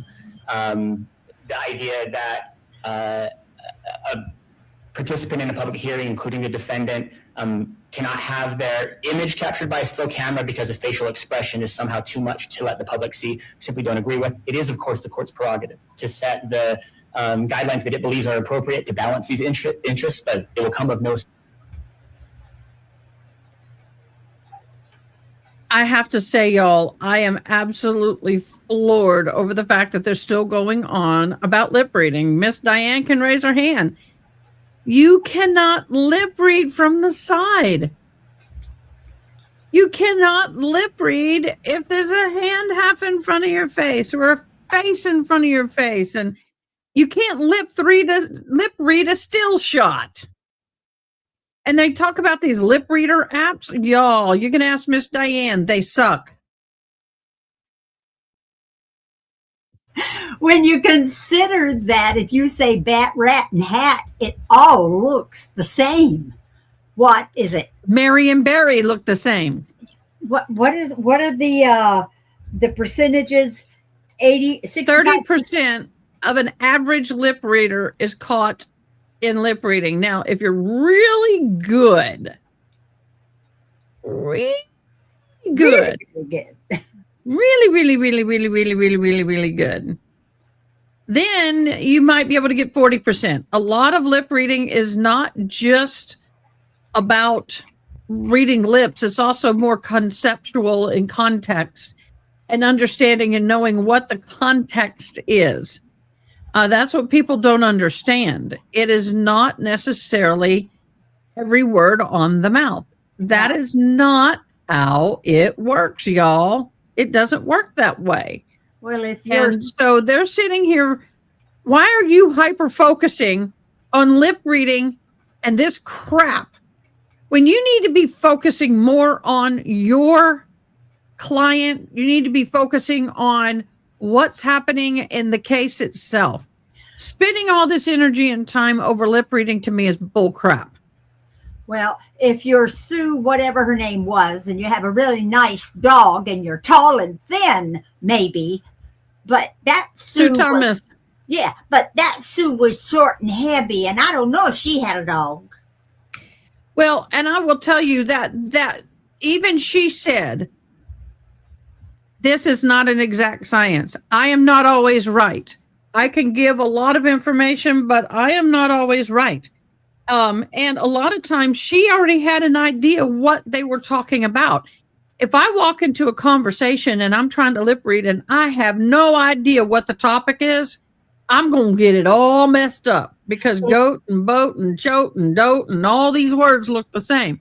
If I walk into a conversation and I'm trying to walk into a conversation cold and they're signing, I'm like, you got to give me some context, honey, because I'm going, well, I think they're talking about a boat and I don't know if it's in the ocean or if it's on the shore. Anybody know what we're talking about here so I can have some idea? Yes, this here is the guy who killed Kirk. It's the Kirk trial and their pre-trial motions. Yeah. He's the one that shot Kirk. By the way, but is it true that if you've got a handful of possible words, you could then use AI to figure out what they're saying? For instance, hat, rat, bat, AI can guess that right. One, no. I mean, yes, you can guess, but it's 25% if you got a hat, bat, rat, and cat. Yeah, you got 25%. 1 out of 25%, you're going to be right. And then what AI does is it looks at the conversation and it plugs it in. That's what we do. AI is not any better than someone who's deaf who lip reads all day long. Now, I can't lip read if you talk like this. I can't lip read if it's fuzzy. I can't lip read. Can't lip read if you're like this. It has to be straight on, just like this. And they better not have a to be able to mustache. pronunciate. Yes, no mustache. They have to be able to pronunciate their words. They need to be speaking clearly and about this pace. They can't be talking about like this and then want me to figure out what the hell they're saying. No, I think they can't be doing this. They can't be doing this. They can't be doing this. It is such, people have no idea. And they go, well, how do you lip read all day? Well, my hearing aids do give me minimal sound. So I have minimal sound. So I have consonances and things that go with sounds. And I can, once again, guess.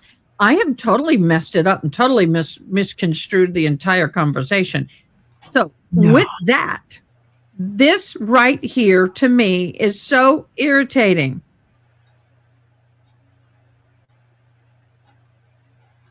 I tell you, I think about a glow when we would have Ray there and he had that big heavy mustache. All of my people I was interpreting for, and we would have deaf and hard of hearing and those who lip read, and they used the large television there. But they we got to get back to this, but I just want people to understand what this lawyer's talking about. He's blowing out his ass. Surprised to the court that the news media believes that particular measure of saying even a photograph of a defendant in a public courtroom is too much to allow without threatening fair trial rights in a way that goes beyond that balance. We think that's too far. All right. Mr. Novak, I do have a question for you. Has there been a violation of the decorum order by the still photographer in any of these proceedings? I am not aware of violations by the still photographer, but I am very aware, if I may, of what we believe is unfairly prejudicial media content based on the images. And video images, yes, can be embedded in electronic media, but still photographs also are still appearing. Still photographs from the courtroom are still appearing in print media and in less, what we've referred to as less formal media channels. So we are still very concerned, and I don't understand why there would be any even marginal negative access to the public to this hearing by the still photographer being in the back of the courtroom and taking photographs of the court, meaning Your Honor, of witnesses on the witness stand, if that's what the court's going to permit, of counsel. I don't have a problem with that. But we continue to have grave concerns of huge photographic lenses being focused on our client. And the results of that, and I'll just make a representation to the court that while we were in court last time, Mr. Burt and I both received, literally in real time, long ranting voicemails from people who were watching the proceedings. Now that was on video. I received another one of those calls today referring to my client's facial expressions from somebody who decided to leave a long, aggressive message on my office phone. And I'm very concerned that even still images of Mr. Robinson's visage in the courtroom are going to interfere with his right to a fair trial. And we've reached the point, because of the prior violations that have occurred and because of the nature of the media coverage, where Mr. Robinson feels like he may have to make a choice between two of his Sixth Amendment rights. And that's the right to a fair trial and the right to be present. And we want him to be able to have both of those rights and all of his rights. And the way he can exercise both his right to be present and his right to a fair trial is for the court to move the camera to where the video camera was ordered to be. Thank you, Mr. Novak.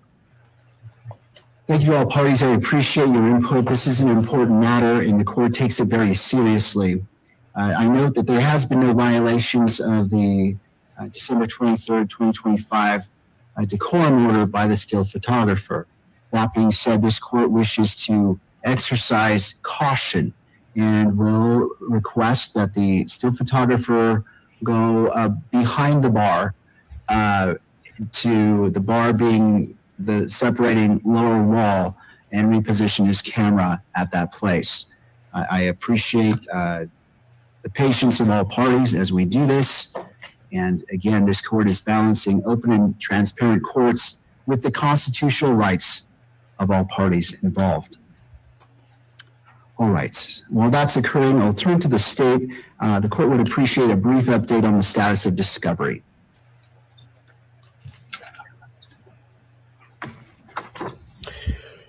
Your Honor, Chad Greenender for the state. To date, we have shared with the defense 100% of what we have received from law enforcement. With that said, we have been informed late last week that there is approximately, well, there's several terabytes of digital evidence from phones and other digital devices that the State Bureau of Investigations has in their possession. We are collecting a 20 terabyte hard drive to two of them, one for us and one for the defense. We did receive a letter, I think, this morning from the defense outlining their expectations with respect to how that would be received, original form, and more specifics as well. So we're in the process of coordinating that download onto those hard drives of the digital evidence that's been collected, and we will provide that as soon as we receive that downloaded to the defense. We are still working with law enforcement on the download of approximately 30 days of all of the surveillance video at UVU. We were told it was approximately 300 terabytes, and that's being downloaded 24/7. So that is still in process. So we're actively working on that and looking forward to collecting that and passing that along to the defense. It will need to be shared in some sort of similar fashion, I'm sure, with respect to hard drives. Thank you, Mr. Grunander. And does defense want to be heard?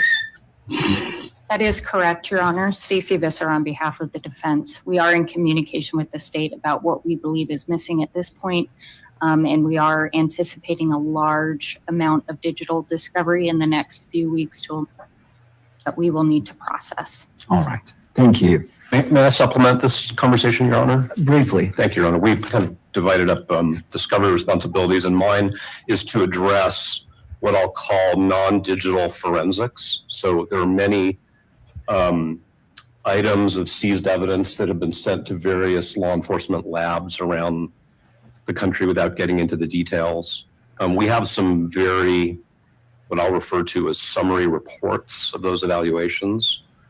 But as the state attorneys know, we're going to need all of the underlying data, notes. These relate to things like DNA and other forensics. So if we haven't provided them with a very, very detailed list of the types of documents we need, we will. But I think, and Mr. Grunander could speak to this in more detail in terms of the status of that, but I think that's another big chunk of materials that presumably the state attorney's office has not received yet from law enforcement. And so obviously they haven't had a chance to give it to us, and we haven't had an opportunity to look at it or to have our own experts review those types of materials. Thank you, Mr. Novak. All right, before the, Mr. Grunander. We'll make a point to follow up on that with the law enforcement agencies. We'll communicate with defense counsel on that, Judge. I appreciate the cooperation between the parties. Before the court proceeds further, it's appropriate to address the record. The court notes the recent filing by victim representative Erica Kirk involving the statutory right to a speedy disposition of the charges under Utah Code Section 77-38-7 sub 2. This court raises this issue solely to ensure that the record accurately reflects the statutory obligations governing the matters presently before it, and not to suggest any view regarding the merits or outcome of these proceedings. Under the statute, a crime victim has a right to a speedy disposition of charges free from unwarranted delay. When considering a defendant's request to continue a previously scheduled trial or other significant criminal proceeding, the court must inquire into the circumstances asserted as the basis for delay and must consider the victim's interests in timely resolution together with the defendant's constitutional and statutory rights.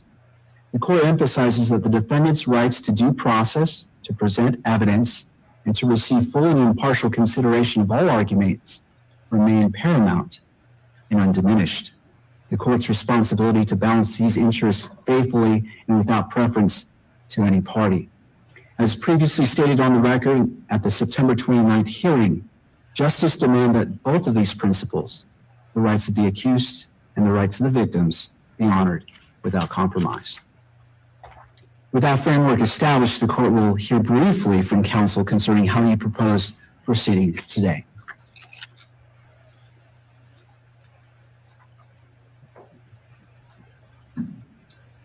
Thank you, Your Honor. Richard Novak, again from Mr. Robinson. We're prepared to continue with Mr. Gray's testimony. We did file what I captioned a renewed request that this court proceed under a particular section of the Utah Code to refer this motion to the Attorney General.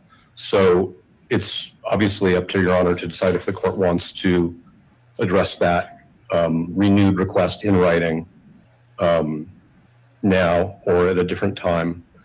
I do want, whenever it is court's view that it's timely, to address the issue that the court just brought up, which is how the court, well, what I want to address is how the court will manage the question of whether Mr. Robinson needs more time to prepare for the preliminary hearing. So the court got an update on the status of discovery. The court noted Ms. Kirk's filing, which of course we are all aware of, and we understand her rights as the representative of the victim in this case. There are challenges under Utah law when the defense needs to communicate to the court the details of its diligence in terms of preparation for a hearing, because we're not going to make a public filing of work product. And I'm sure the court understands exactly what I mean. Yes. So what I'm saying is the court brought up the filing and the significance of that for future proceedings. We're going to need to have, if I may, what I would call sort of a case management conference at some point about how the court will manage our need to be able to share with the court the status of our work, which we believe is confidential and privileged, in light of the fact that every time we file something and ask the court to designate it as private, we have counsel for the media trying to unseal it. And we also don't intend to disclose to the state the status of our diligence. And so I'm not asking the court to address it now. I guess I'm just trying to put a Post-it note on somebody's list. It's certainly on our list. And we didn't really intend to bring that up at the outset of today's proceeding. But since the court mentioned Ms. Kirk's filing, it just seems like the right time to mention that. So we're prepared to proceed with further testimony from Mr. Gray and keep going with the evidentiary hearing unless the court wants to address what I captioned our renewed request. Thank you, Mr. Novak. Thank you. To the state. And Your Honor, the state's prepared to go forward with the evidentiary hearing. We are prepared also to address this renewed request. If Your Honor would like to do that at the outset, I would suggest that Your Honor set a time limit on that argument so that if, assuming that that motion's denied, that we can move on with the evidentiary hearing. We've got witnesses who've been subpoenaed. They're ready to testify. All right. Well, I appreciate that update, and I do want to give some guidance of how today's hearing is going to go, and both parties have touched upon that. Based on the record before the court as it relates to the evidentiary hearing, and in order to ensure a fair, orderly, and efficient proceeding, the court will proceed as follows. First, we will address what Mr. Novak just brought up in regards to the referral to the Attorney General's office briefly, and you'll see why I say briefly with my next statement. Counsel will have until 4:30 to present evidence, including cross-examination and any redirect. Motions for supplemental briefing are denied at this time, as the court finds the issues adequately framed for today's proceedings. These parameters are not intended to limit any party's substantive rights, but to keep the proceedings focused and free from any unnecessary delay. Upon the close of the evidence, the court will proceed to argument. Each side will be allotted 15 minutes. Mr. Novak, or to any of the attorneys who will be making closing arguments, if you intend to reserve time for rebuttal, please allocate your time accordingly. This court will conclude at 5 o'clock. And in addition, the court anticipates issuing its ruling via WebEx in order to give the evidence and the arguments presented today the careful and deliberate consideration they warrant. That proceeding will be scheduled at the conclusion of today's hearing. And so, counsel, with that in mind, we will turn to the motion to refer, or the motion concerning the Attorney General's office. I will hear from both parties. It is your time. I am not putting constraints on who you call, what questions you ask, in part, but keep in mind these time constraints as we address this issue. Mr. Novak.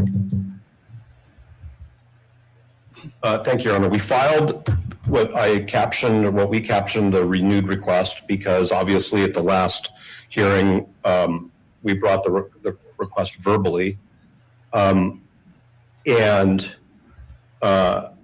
Obviously the court's read our renewed request and our points and authorities. We received the brief written by Mr. Ballard, which is very clear and very well written, and we understood the views expressed there. We just disagree fundamentally on what that code section means. We disagree fundamentally on the suggestion that there's a separation of powers problem. It is ultimately this court's responsibility to ensure that parties are represented by conflict-free counsel. Obviously, in the legal profession, there is an initial expectation that counsel will avoid conflicts. But there are always situations where a party needs to bring a conflict on the other side to the court's attention, and the court has both the statutory authority and the inherent authority under the common law to do something about it. So we do believe that this is well within the court's discretion. The statute actually tells the court that it needs to encourage the state to seek assistance. That seems to be a gentle way to say that the state is at least disqualified from litigating its own disqualification issue. And then I'm going to reserve the rest of my time for our evidentiary hearing and closing arguments. Thank you, Mr. Novak. Thank you. Turning to the state, Mr. Ballard.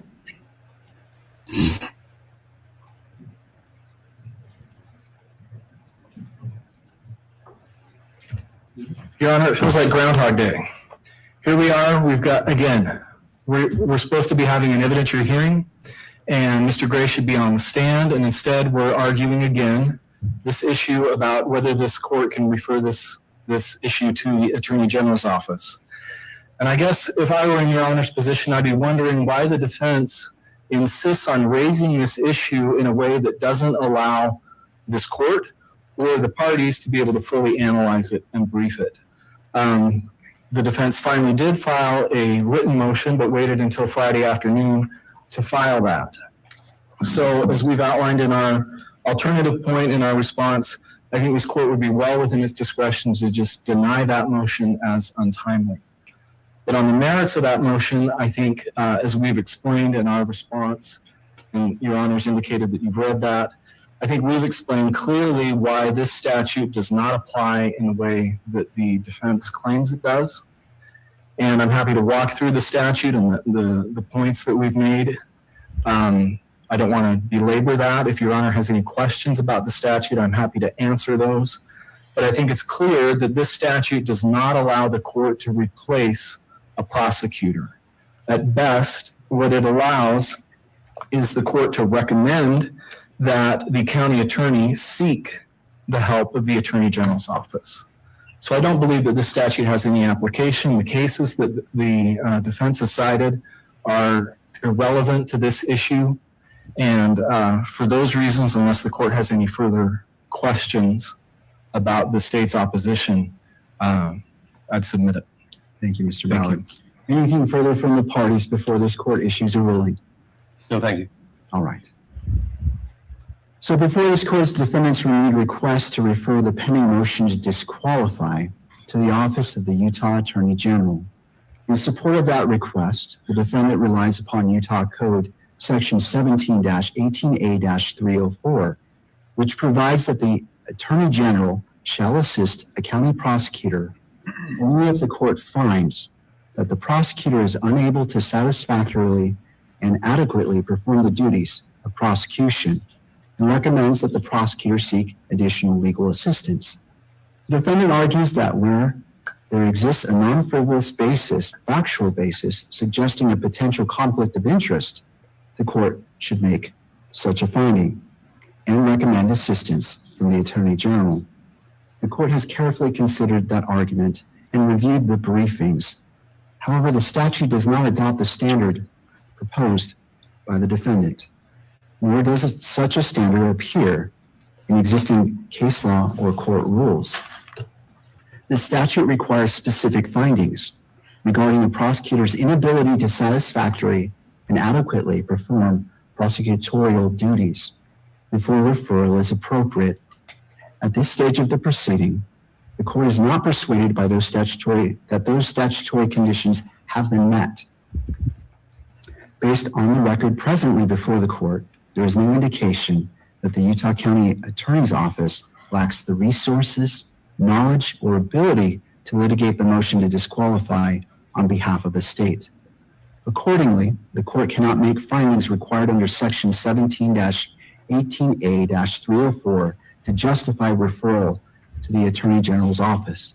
For these reasons, and without expressing any views on ultimate merits of the motion to disqualify itself, the defendant's renewed request for referral is respectfully denied. All right, counsel, let's go ahead and proceed. Mr. Ballard. Thank you, Your Honor. Could I just clean up one piece of the record? Your Honor referred to the statute as 17-18A, but I think it's actually been renumbered. It's 17-68-304 is the current citation. Agreed. Thank you. I appreciate that correction, and that is correct. I appreciate that, and to clarify the record, thank you to both parties. And so my ruling reflects that 17-68A-304. All right, counsel, are we ready to proceed with continuation of the direct examination of Mr. Gray? Yes, except to quickly implement the exclusionary order that the court entered at the last hearing with respect to prospective witnesses. All right, the court will take a very brief 3-minute break in order to accomplish all parties speaking with whoever needs to be spoken to and for them to be excluded, and then we will proceed. It is now 1:38. We'll come back at 1:41. Bureau of Investigation at a highway patrol. This process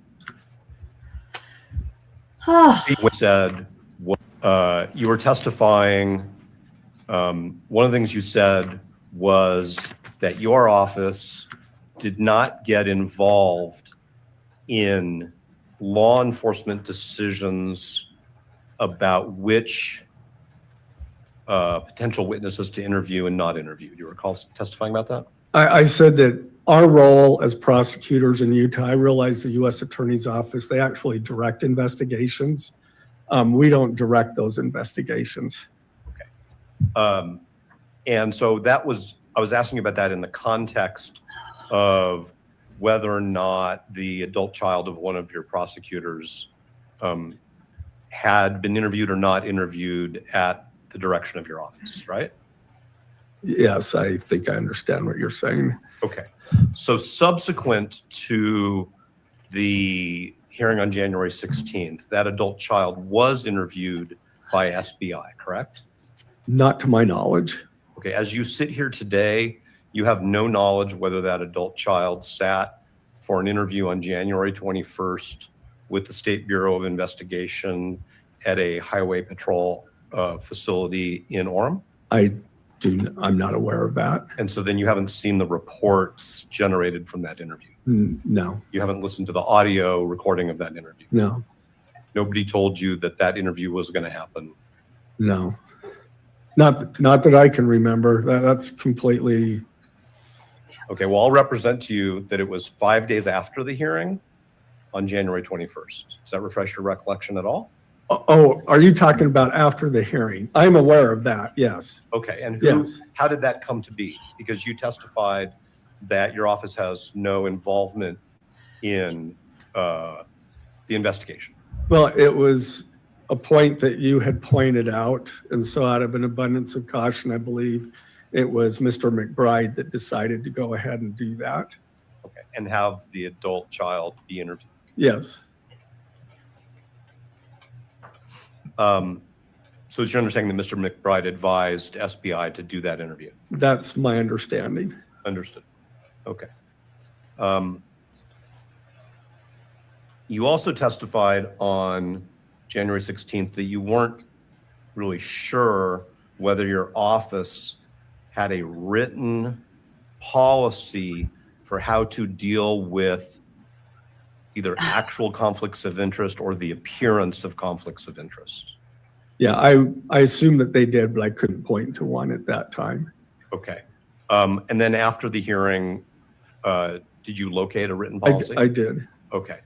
And at the time that you were discussing with the prosecutor whose adult child we're talking about, the fact that that child had been at UVU on September 10th and had witnessed many of the events surrounding Mr. Kirk's death, did you actually consult that written policy back in October? No, but I followed it. Had you previously read it? I'm sure I had at some point. I mean, it's a pretty standard policy. If there's a conflict within the office, then, or a potential conflict, then the attorney will notify us, we'll review it and decide whether any action is needed, if at all. Okay, but when that's what we did. When I asked you on January 16th, is there a written policy? Your answer was, I'm not sure. Right.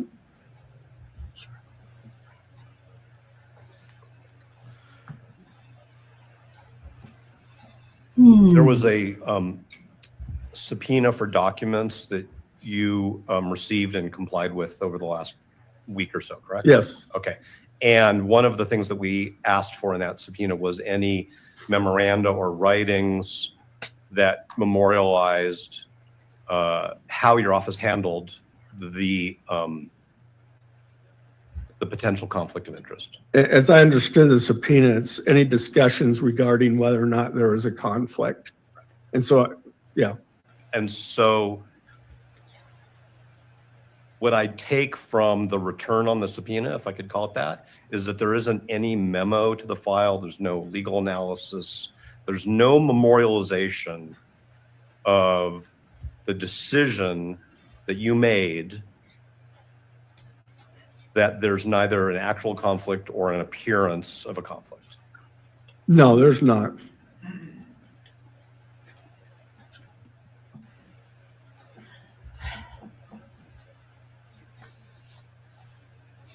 You mentioned when you were testifying at the last hearing that you are the president-elect of SWAP. Could you just remind the court what SWAP is? SWAP is a statewide association of public prosecutors or public attorneys and prosecutors. It's basically a lobbying group with respect to legislative matters that affect prosecution. And how long have you been a member of SWAP? For about as long as you can remember? The 3 years that I've been county attorney, I've been a member, a board member of SWAP. And are you familiar with a document that they produced called Utah Prosecutors Best Practices? I know that they have that document, yes. Did you consult that document with respect to what your office should do in connection with the potential conflict of interest or the appearance of a conflict of interest that we're discussing? I don't believe I consulted it. I relied on my 25 years of knowledge of conflicts and so forth.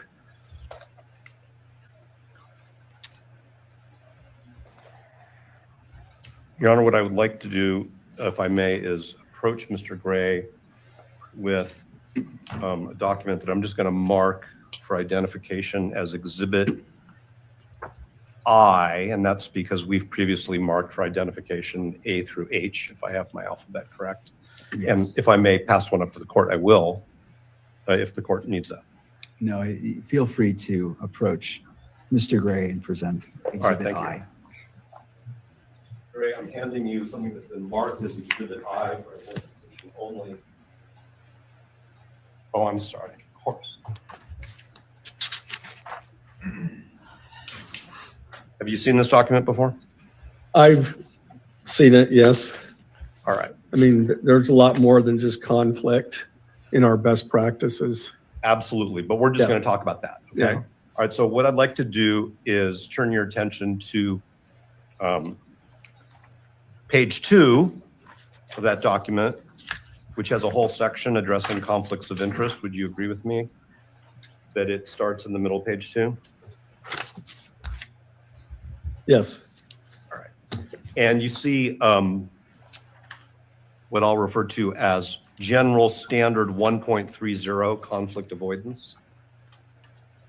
Yes. All right. Could you just read that aloud for the record, please? A prosecutor should not hold an interest or engage in activities that conflict, have a significant potential to conflict, or are likely to create a reasonable appearance of conflict with the duties and responsibilities of the prosecutor's office.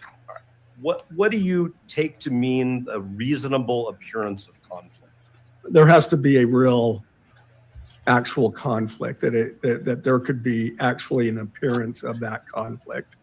And that would be in the views of the public, right? That would be based on Supreme Court case law and case law generally. But it's an appearance. What I'm asking you is, would you agree with me that there's an appearance to the public? Objection. This calls for a legal conclusion, Your Honor. Witness, Mr. Novak. well, the witness testified that he's been aware of conflict principles for 25 years. So I think he should respond to that question. I think this is a good argument to have with the court after the evidence has been presented, whether or not there's an appearance of a conflict, what that means. But I don't think the witness's opinion about it is evidence. Thank you. I'm going to sustain the objection. Mr. Novak. Understood. Mr. Gray, why don't you turn to page 3, and that would be standard toward the bottom.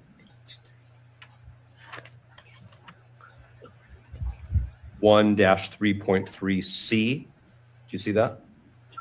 Yes. Okay, could you read 1-3.3C aloud for the record?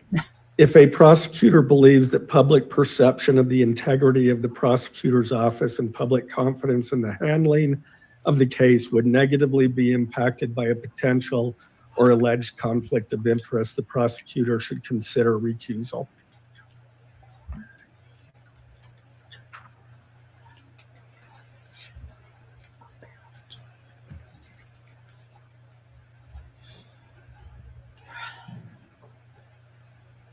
All right, Mr. Gray, I want to ask you some questions about the decision to file a notice of intent to seek the death penalty against Mr. Robinson and the fact, which is beyond dispute, that a adult child of a member of the prosecution team was present at the shooting of Mr. Kirk, all right?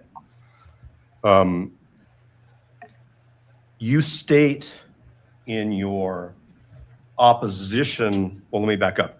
You testified on January 16th that you are the one who drafted the opposition to the motion to disqualify, correct? Yes. All right. So even though there's no affidavit by you, you stand by the contents? Yeah, I said to the extent that we could either proffer that information or testify, and here I am. Okay.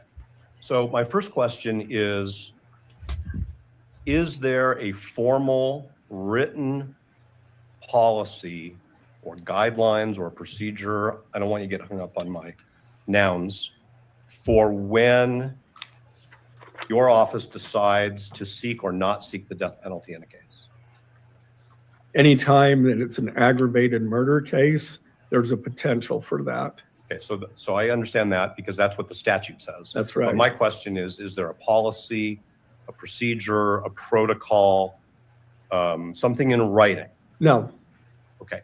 And is it your view that it's your decision alone because you're the elected county attorney? Yes. Okay.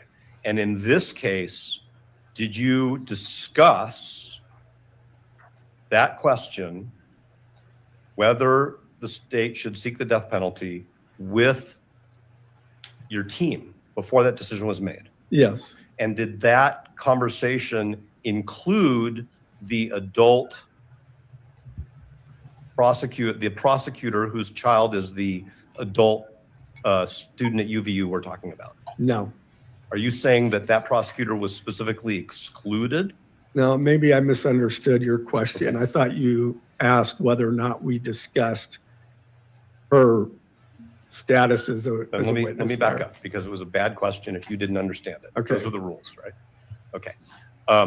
So you discussed with your prosecution team whether or not the state would seek the death penalty against whoever the state accused of committing that crime? Yes. All right. And I should back up. I mean, I don't know that we had a discussion before they actually had an arrest.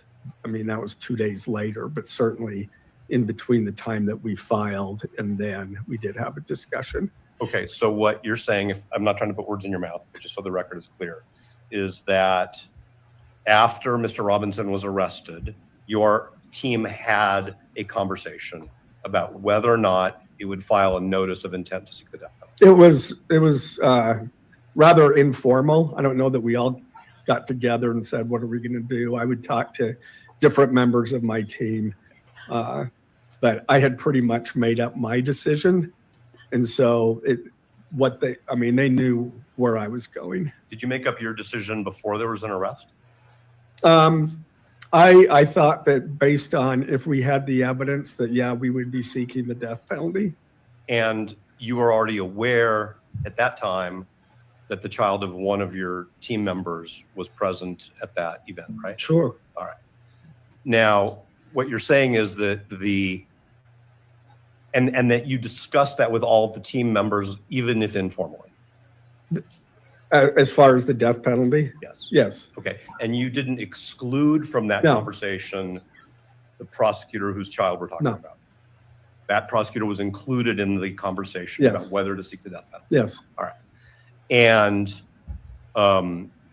you're aware, because I think you were present, that there were a number of press conferences held by elected state officials both before and after Mr. Robinson's arrest, correct? Yes. Okay.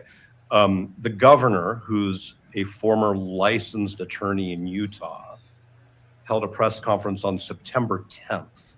Were you present there? Probably. I was president at two different conference, press conferences. So there was one on the 10th and one on the 11th. I know he made other statements as well, so I'm not quite certain. I know that I was at two different press conferences. So when Governor Cox announced at a press conference that the state was going to seek the death penalty, had you already told Governor Cox that that was your decision? I believe his statements, the only thing that I can remember of his statements is he said, by the way, or something to that effect, Utah has the death penalty. And so that's the one statement that I'm aware of. I mean, it wasn't exactly a demand for the death penalty, but so, I mean, the death penalty, ultimately, I made my final decision by the time we filed charges, if that's. Okay, but the question I asked you was, had you discussed with the governor your intentions? At some point, I did. I told the governor that I intended to seek the death penalty. And was that before Mr. Robinson was arrested? I don't recall if it was before or after. Okay, I'm going to represent to you, and we can file an exhibit on this in a bit, that on September 11th, the governor said at that second press conference, we are working with our attorneys, getting affidavits so we can pursue the death penalty in this case, and that will happen. And you were standing next to him when he said that, right? I probably was. Okay. Had you already told him that you've discussed this with your team and this is our decision? I may have. I remember telling him that I would be seeking the death penalty.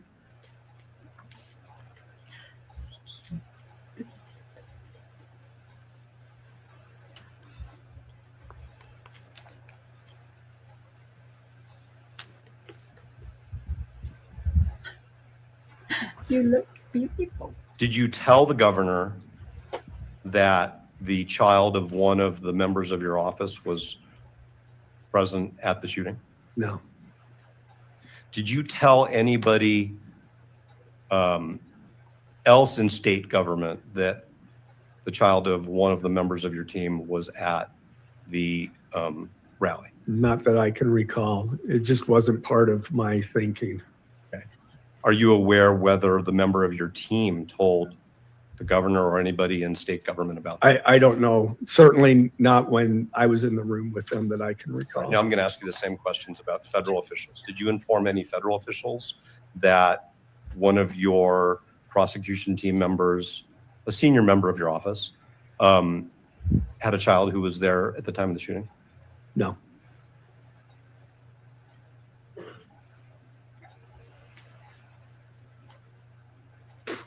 Did you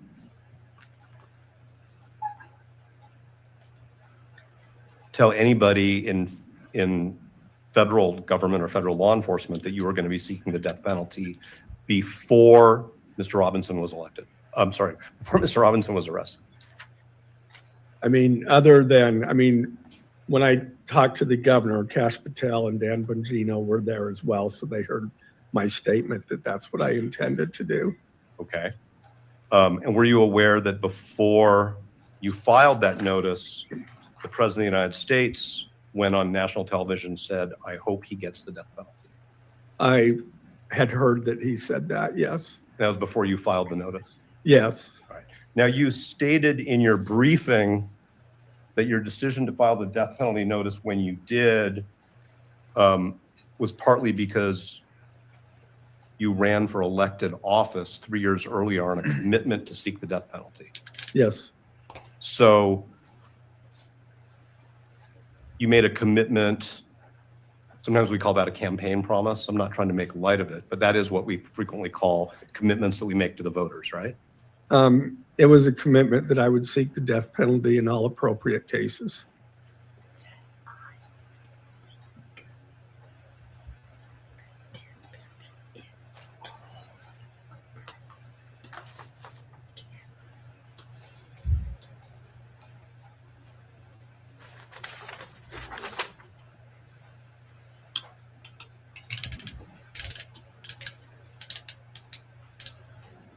And you knew before you filed the notice But the governor thought it was an appropriate case.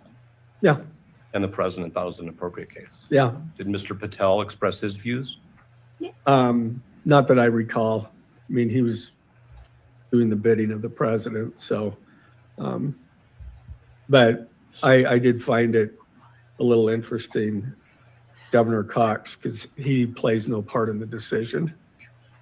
So, did you tell Governor Cox after he made those public statements, this is not your decision, this is my decision? No. No.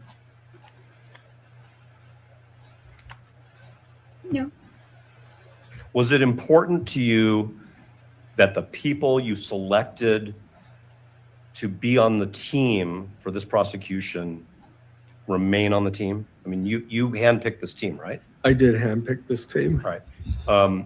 And the person whose child we're talking about is a long-standing, experienced senior member of your office, Yes. right? Yes. It was important for you that they be part of this case. I want the best people on my team, and I believe I chose the best people. May I have a moment? Of course.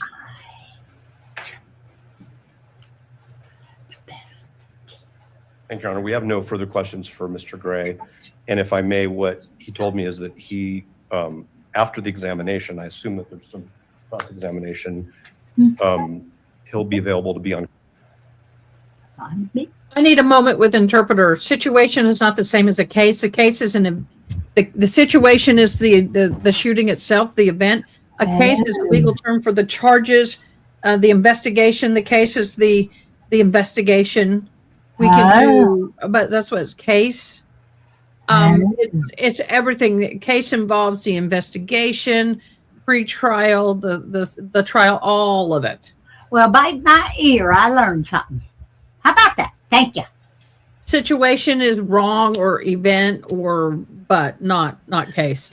I'll have to get in a habit spelling case. Okay. So, how much longer do I have you, Boo? Oh, what time is it? Oh, for about 30 minutes. Okay, good. Because I have someone watching. If you notice on my window when I put an ILY up in my little window where you have ASL die, that means that my team knows and people know that we have a viewer. Well, hello. When it's down, oh, you should interpret that for me. That's rude. Okay, I will. Also, we don't need the court to address that with him, but he's going to leave the building, which is fine with us. Yeah, but I'll be available to come back if needed. Thank you, Mr. Gary. Thank you, Mr. Novak. Thank you. And I'd just like the record to reflect that it's 5 minutes after 2 when I've concluded my direct. I appreciate that. Did you? Not yet. Not yet. To the state, Mr. McBride. I'm going to refer to the prosecutor in your office whose child was present at the shooting as Prosecutor A. Do you know who I'm talking about? Yes. Have you ever met Prosecutor A's child that was present at that shooting? Not that I could remember. I could have in passing, but not that I can remember. Did the presence of Prosecutor A's child have any effect on the decisions you've made in this case? Zero. Did that child's presence have any effect on your decision to seek the death penalty? Zero. Why did you choose to seek the death penalty in this case? Because the evidence that had been gathered supports the aggravated murder charge, and I believe that the death penalty is entirely appropriate in this particular case.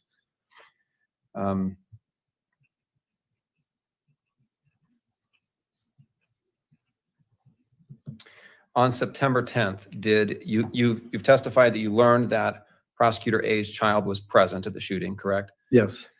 Did her presence affect the decisions you made on September 10th at all? No. Will you describe how her presence affected your decision-making on that day and in the few days following before you charged? It had no effect whatsoever. I mean, quite frankly, as I think I testified earlier. Did y'all get that? He's saying her. So now we know it was a girl child. We were wondering. Earlier, I didn't even give it a second thought after I was told about that.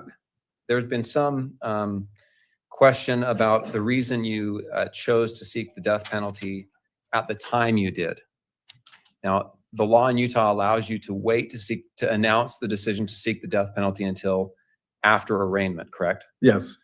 Why did you why did you give the notice of intent to seek the death penalty at the time you did rather than waiting? I had learned from experience in a prior case, in particular, the Michael Jane case, that in a highly publicized case, the longer that you delay that decision, even though, I mean, I may very well make the decision early on, and I have in certain cases, but the more delay, then it just creates all this unnecessary public speculation and everything else. And we actually, in the Michael Jane case, I went to my attorneys and they said, yeah, we usually wait. But so I was waiting, but then Channel 2, I believe it was, contacted me and said that they had learned information that we were taking the death penalty off of that case. And so I had to hurry and call them before that, say that's not true. And within a month, I filed the death penalty. But it creates unnecessary angst with families of victims. I knew that this particular case was, I mean, talk about publicity. It's even more so in this case than it was in Michael Jane case. And I wanted to shut that out so that we didn't have to deal with that. And so that Erica Kirk didn't have to deal with that uncertainty. Okay, as you made the decision in this, so that's the reason you made the decision at the time you did. Yeah. Right? Yeah. To avoid that uncertainty, speculation, and so forth. Yes. Was that decision made because Prosecutors A's child was present at the event? No.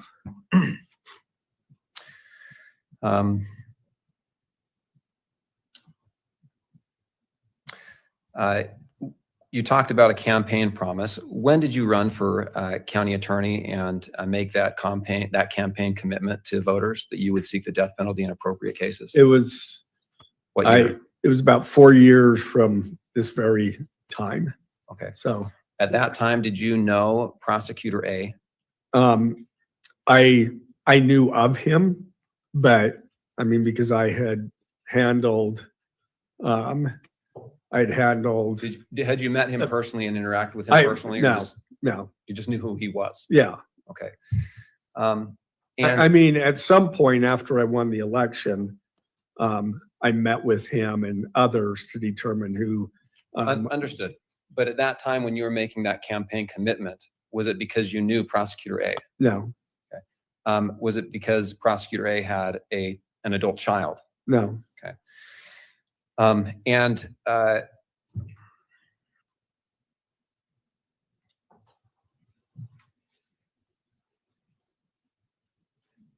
Decision making. As far as the decision making in this case goes, who makes the ultimate decisions on major decisions in this case? I do.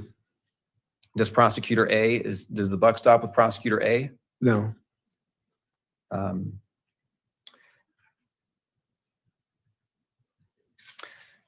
There's been some evidence that deputy county attorneys in your office went to the command center at Utah Valley University on September 10th and the days after that. Yes. Is that a normal process?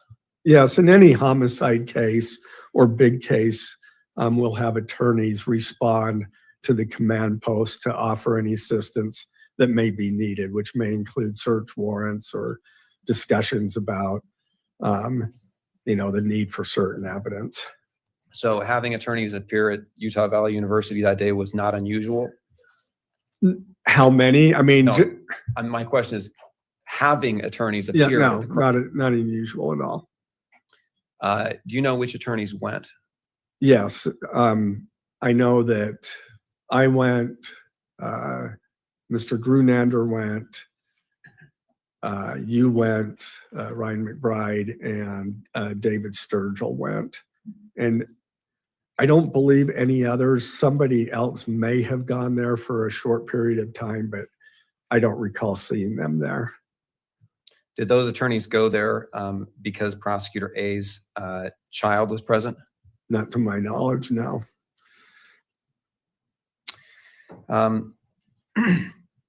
Aside from charging, have many major decisions, aside from charging and the notice of seeking the death penalty in this case, have many major decisions been made in this case? I mean, major decisions. No, I mean, what comes to my mind is one major decision was to make sure that defense counsel gets discovery in a timely manner. That was quite frankly foremost on my mind once we filed the case. And I personally directed procedures to be put in place so that there would be no mistake as to what the defense counsel received and what we had. I mean, every time there's a motion, obviously the team is working on it. We work on it together. But I mean, as far as trial strategies or things like that, none of those decisions have been made. Is it fair to say that aside from charging and the death penalty decision, is it fair to say that the most important decisions are yet to be made in this case? Yes. That includes trial strategy. Yes. Preliminary hearing strategy. Yes. Any plea negotiation. Yes. Okay. In all the decisions that have been made up to date, has Prosecutor A's child come up in those decisions? No. I should say aside from this motion. Aside from this motion, yeah. And so aside from this, I'm going to ask that question again to make sure the record is clear. Aside from this motion to disqualify the Utah County Attorney's Office, has Prosecutor A's child come up in any of the decisions made in this case? No.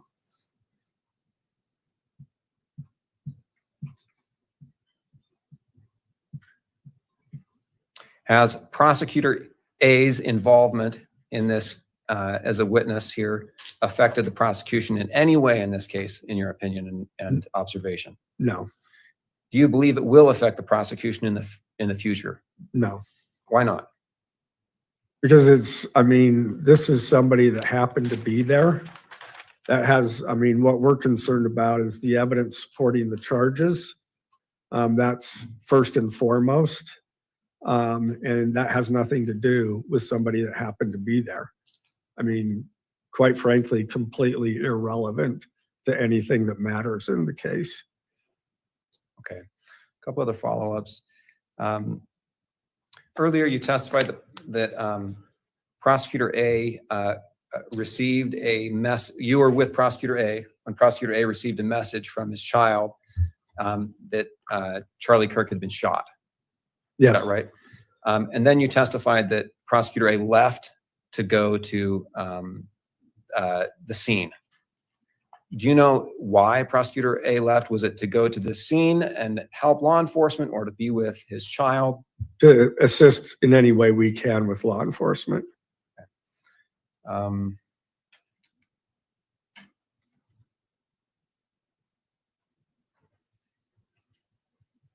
You previously testified that you did not consult the Attorney General's office about whether or not this was a conflict of interest that would require your office to leave the case or to refer the case. Why did you not consult the Attorney General's office? Because what they would have done is, you know, researched it and then come back, and I've done that for, you know, over 30 years in my practice. I'm capable of doing that. And researched it where? Case law and so forth. Again, I mean, I do not believe that there's any conflict whatsoever. I made that conclusion. I stand by that. I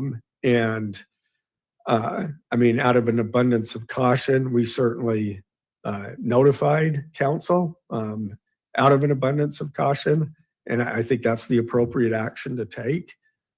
So again, I understand what the concern about conflict is whether or not it has any possibility of affecting your decision-making as a prosecutor. And I didn't see how this does in any way. Okay, if I can have just a moment.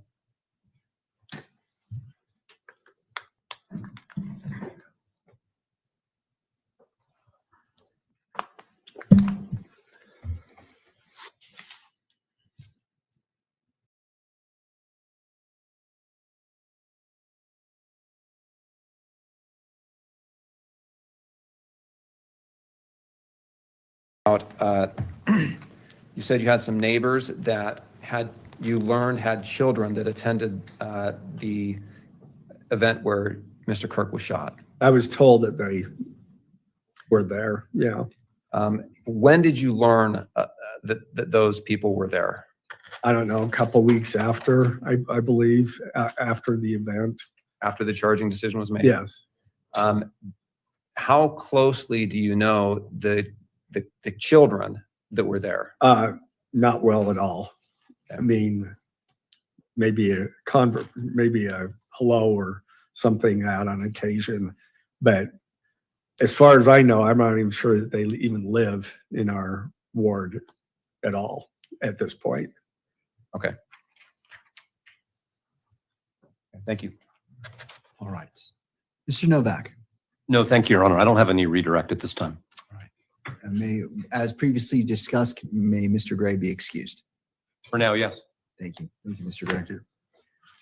Mr. Novak, your next witness, or I'm sorry, Ms. Nestor. Your next Your Honor, at this time, we were going to call the adult child, but I believe that individual's Diane, are you going to stay or go? Because our deaf person signed out. I can't hear you. Let me get you. Yes, ma'am. I will stay and tell Margie to start frying the bacon, because if I leave, I have to start frying the bacon.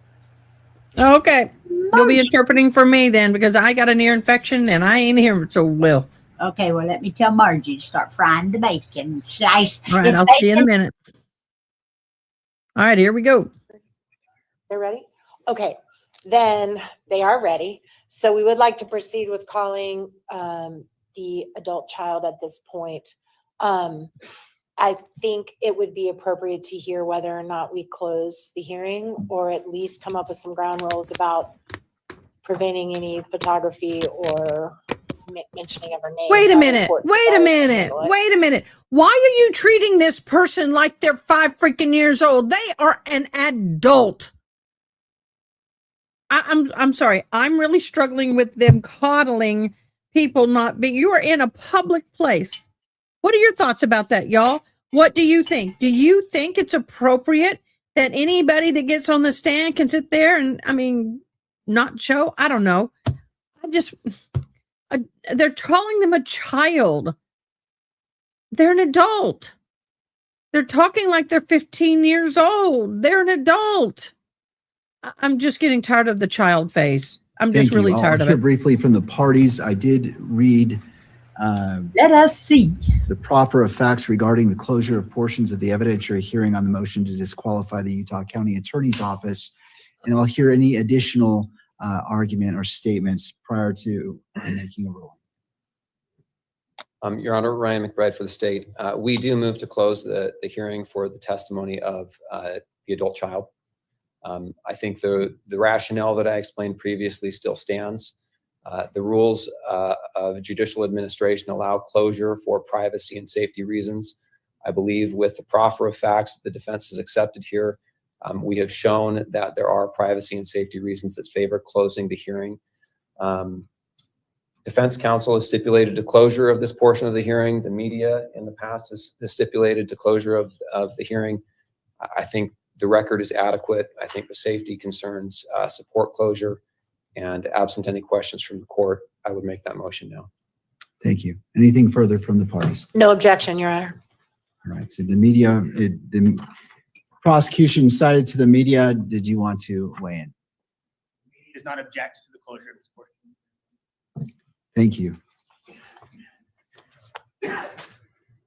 See, The court I has don't mind reviewed if the parties' prior arguments and I don't mind if they close it because of safety issues, because of who they're connected with, and all of that. It's just that they're calling this person a child. They're not a child. They're an adult. Safety issues, I accept. Materials submitted in advance of today's hearing, including the filing entitled Proffer of Facts regarding closure of portions of the evidentiary hearing on the motion to disqualify the Utah County Attorney's Office.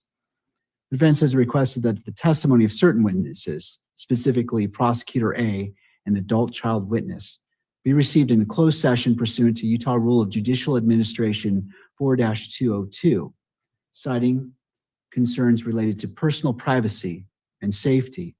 The court acknowledges that Rule 4-202 permits limited closure of court proceedings in appropriate circumstances. At the same time, this court is required to consider countervailing interests identified in Rule 4-202, including the public's right to observe the conduct of public business, to understand the operation of government, and maintain confidence in the judicial process. This court must also be mindful of the constitutional rights of Mr. Robinson, as well as the constitutional and statutory rights of Ms. Erica Kirk in her role as victim representative. The purpose of today's evidentiary hearing is limited and specific.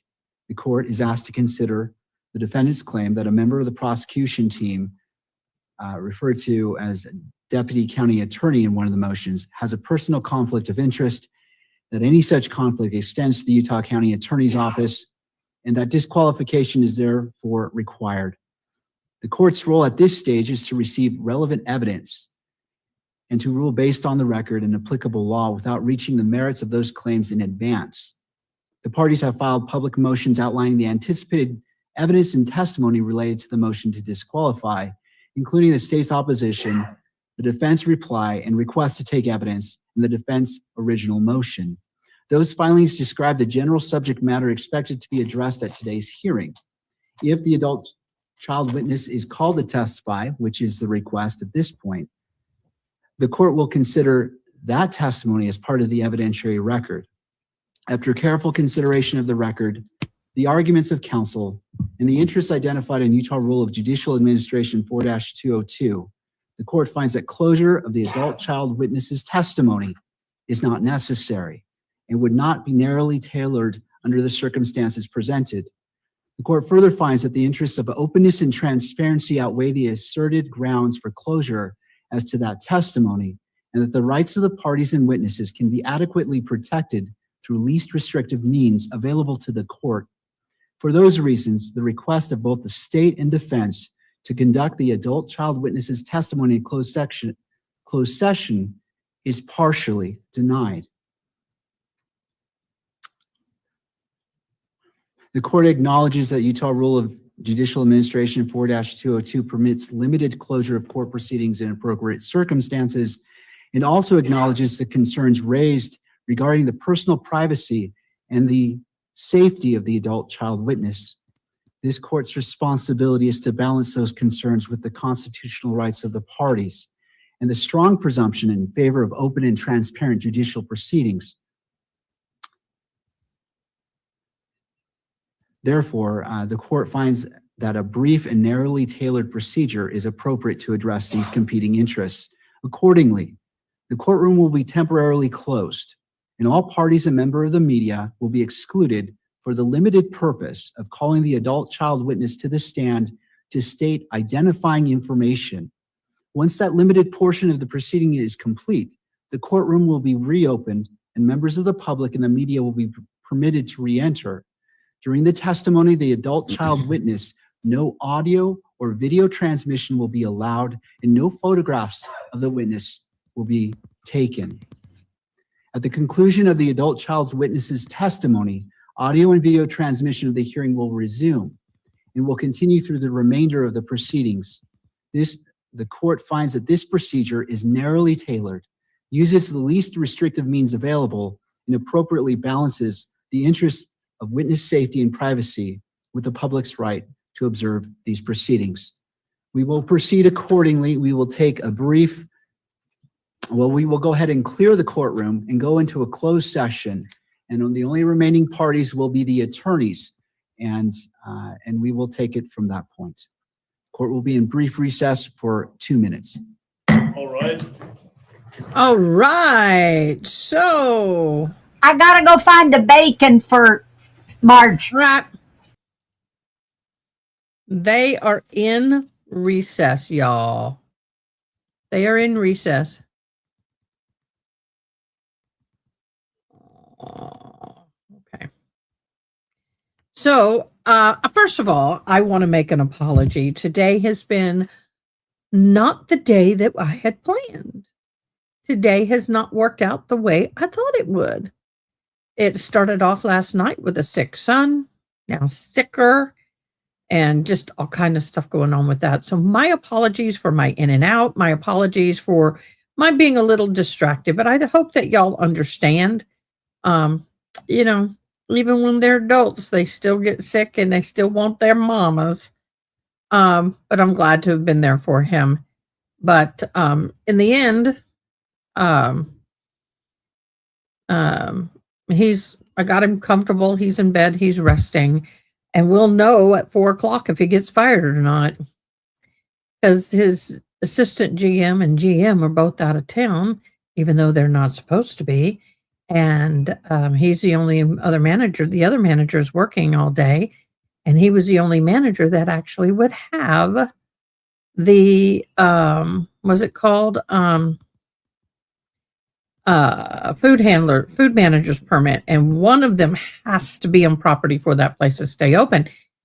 And so there is nobody else to cover.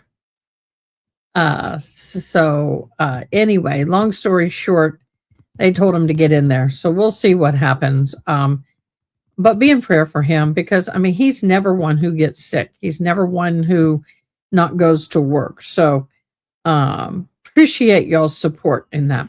Also, everybody, give a big round of applause and a shout out to our fabulous mods. Y'all are amazing and awesome, and I thank you so much for sticking in there with me. I really, really do. We are going to go back to the trial we were watching today.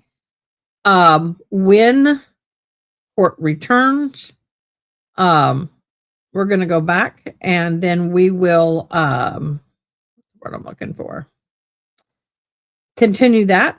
And then Joe Schmo has a live tonight that will be, I'll be watching. So y'all go and support Joe Schmo. He's a good guy.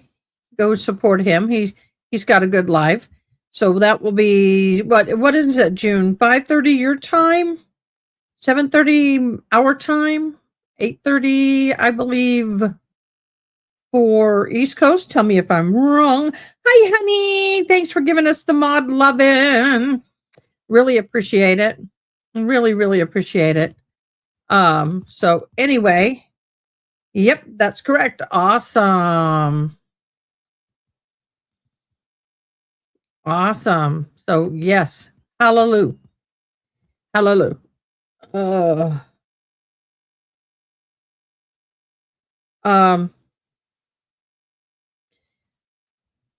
Yep. And he's going to be covering the Valdez hearing. They are going to, he physically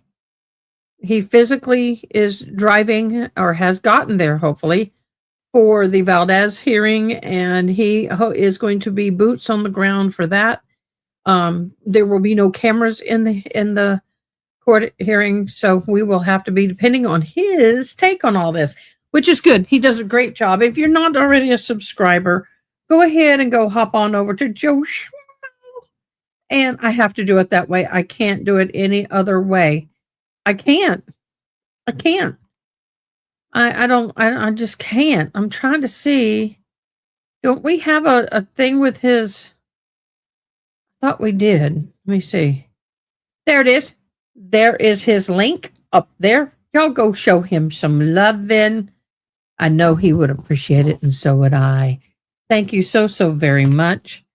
Okay, so while we are waiting on that, I'm going to get us back to the other trial. And then when they come back in, we'll cut back. I'm trying not to do that too much, but today is just can't do it. And does it, after having reviewed it, does it fairly and accurately depict the video that you created? Okay, the volume is up 100%. Of the scene at 160 Fawn Drive? Yes, sir, it does. Judge, I move to 10 to 6:36. Any objection? No, ma'am. It is admitted. Mr. Leadall, while I'm getting this set up, 160 Fawn Drive, what county is that located in? It's in Athens, Clark County.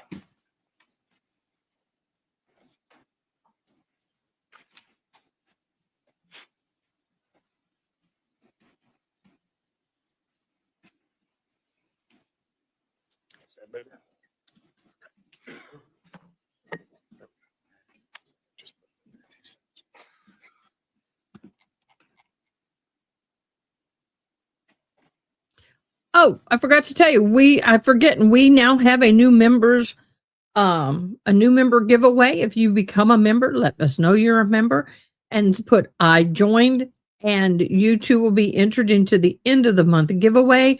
That end of the month giveaway is a Amazon gift card, and it's sponsored by Red Dog Ranch, this month's sponsor. So y'all, if you're new to our channel this month, please put I joined. If you shared and liked, put I liked and I shared in all caps, just like the banner says, and we will enter you in for the giveaway, the chance to be in the giveaway at the end of the month. Your Honor, I'm ready to publish States 36 at this time. Yay, we got 3 people today. Woohoo! Congratulations. Thank you.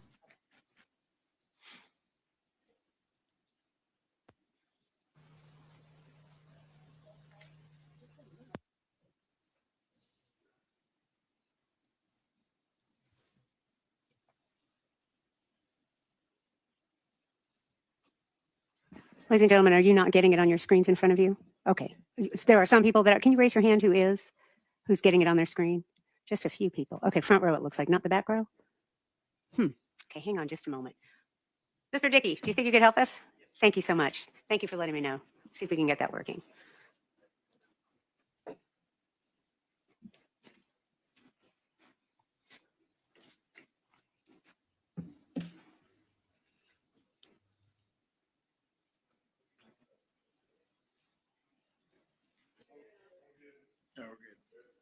Everybody has it on their monitor now? Excellent. Very good. Thank you, sir. You may proceed. And Your Honor, just for the record, I've started the video back over at the beginning. So I'm publishing States 36 from the beginning. Thanks.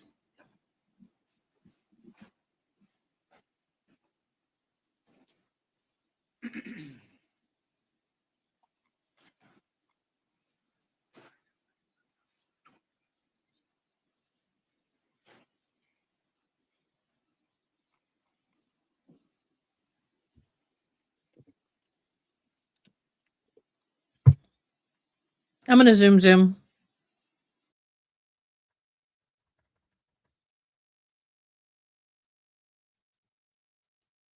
Well, I guess they had technical difficulties. And we're back.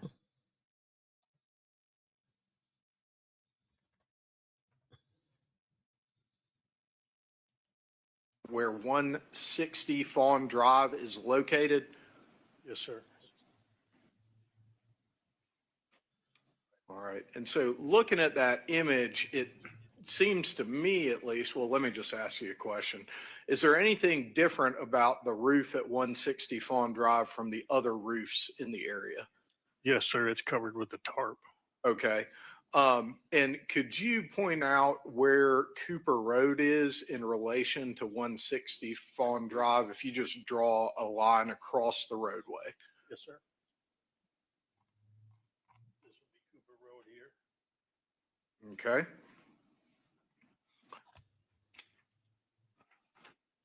I'm going to hand you now States Exhibits 38, 39, and 40. Same thing as before. Take a moment to look at those and let me know if you recognize. Look at this and let me know if you recognize what they are. He's not on mic, but my captioning's getting it. I do recognize that. And starting with States 38, what do you recognize to be in this diagram of the floor plan? I do. Who created the diagram? And is it a fair and accurate reflection? Yes, sir, it is. Any objection, Mr. Cruz? We tender State 38 at this time. To the last 2 exhibits. Any response to the objection? Oh, wait, you mean of 39 and 40? Correct. Okay, Those are the let's- ones with the titles on them. Okay, we'll get to those in a second. How about 38? What is your opinion on that? I don't recall 38 had. May I ask you 38, Your Honor, just to ensure I don't. All right, of course.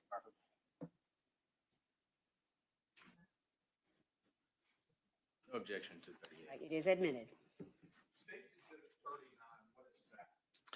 That is a diagram of the bedroom. Hang on a second, sir. I'm sorry. Yes, sir. 39 and 40 were the two that I had the objection. Okay, so we'll get to that in a minute. I'll let Mr. Yelman-Chile lay a foundation if he can, and then if he tenders it, you can object and we'll hear it. Yes, go ahead, sir.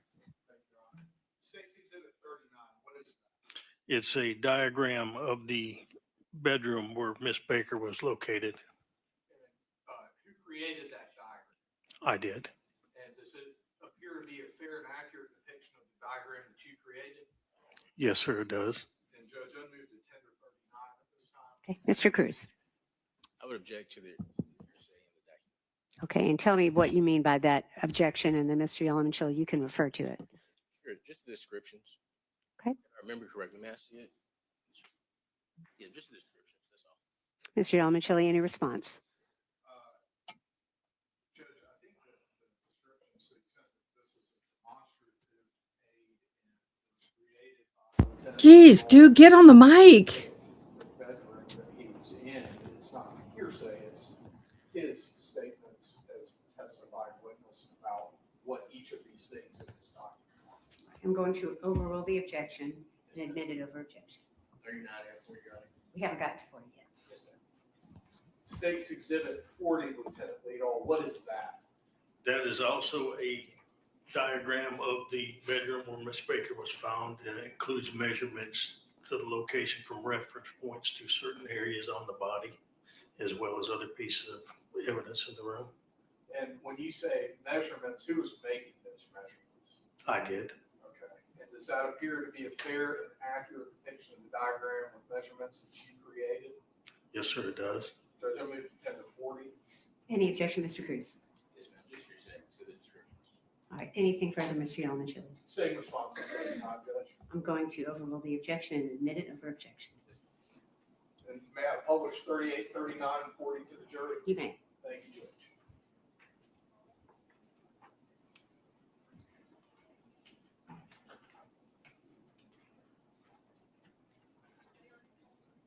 So Lieutenant Leadall, starting with, oh, froze up on me.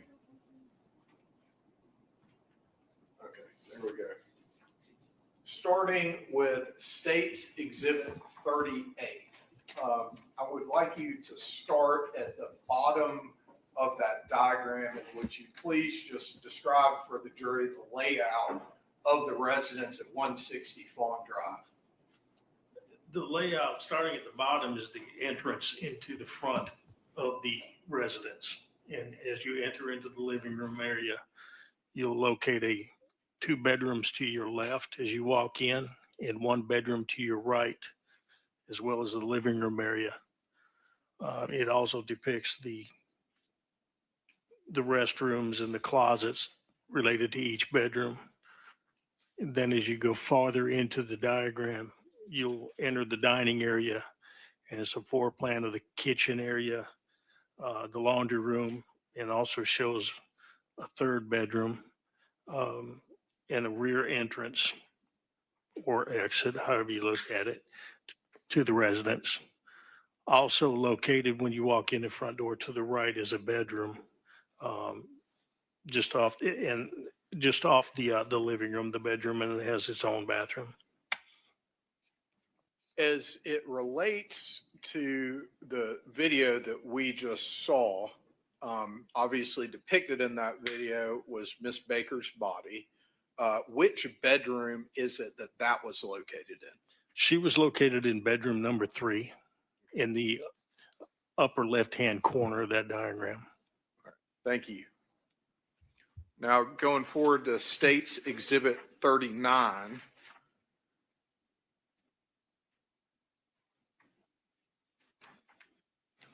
I'm going to point down, obviously there is a human-shaped drawing here.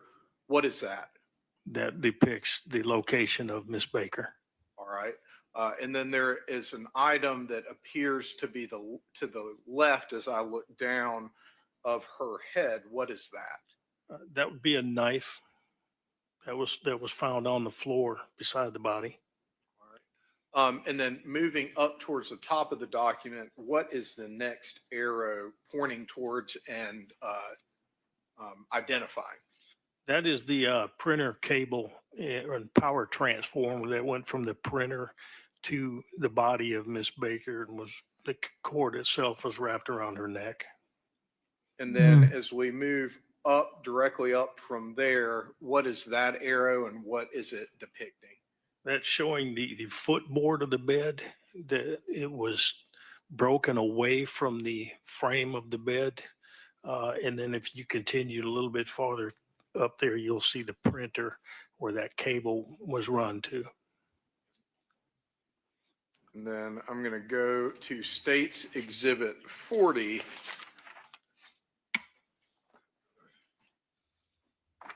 What are we seeing here? That's the same diagram. The only difference is I've added measurements from various reference points to certain items on the diagram, such as to the location of the body and then the bed, so I can put it back, the scene back together if needed on the measurements.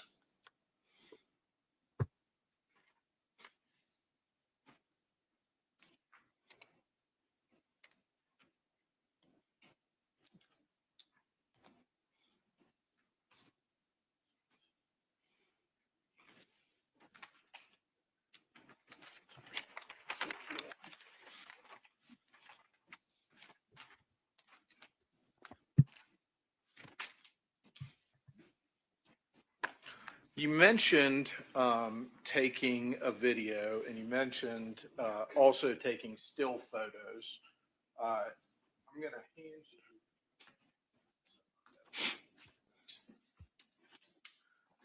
After I show them to Mr. Cruz, what I'm going to label as States 41, 42, 43,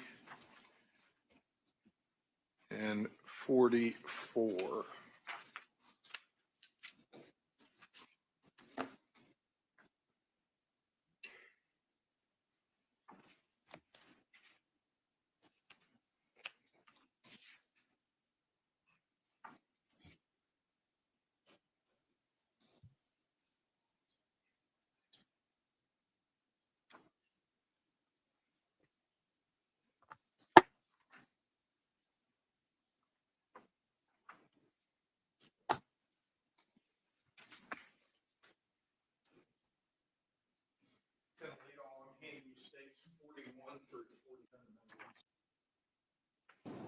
You recognize that image? I do. What is it? It's a photograph taken of the entrance to 160 Fawn Drive. And does that appear to be a fair and accurate depiction of the entrance? Yes, sir, it does. And I tender States 41, Judge.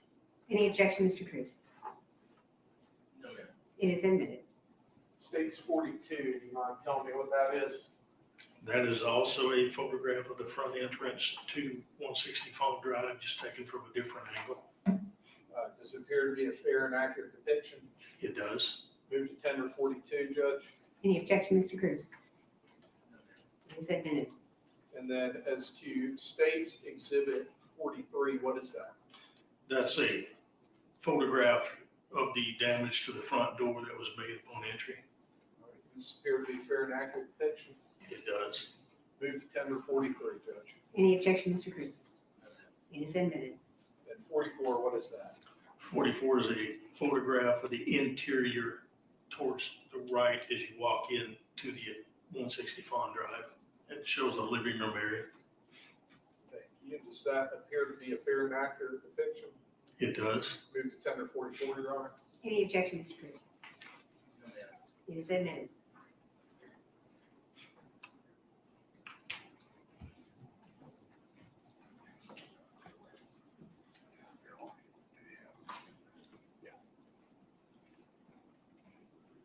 And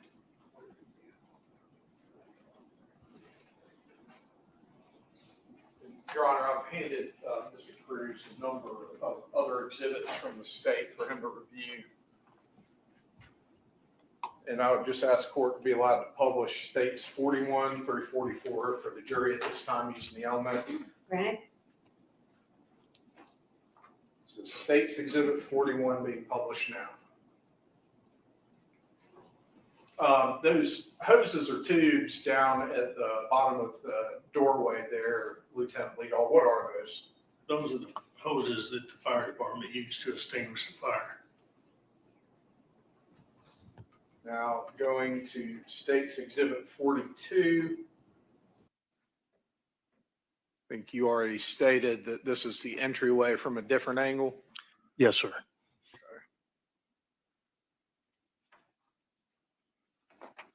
States Exhibit 43, do you mind restating what that is?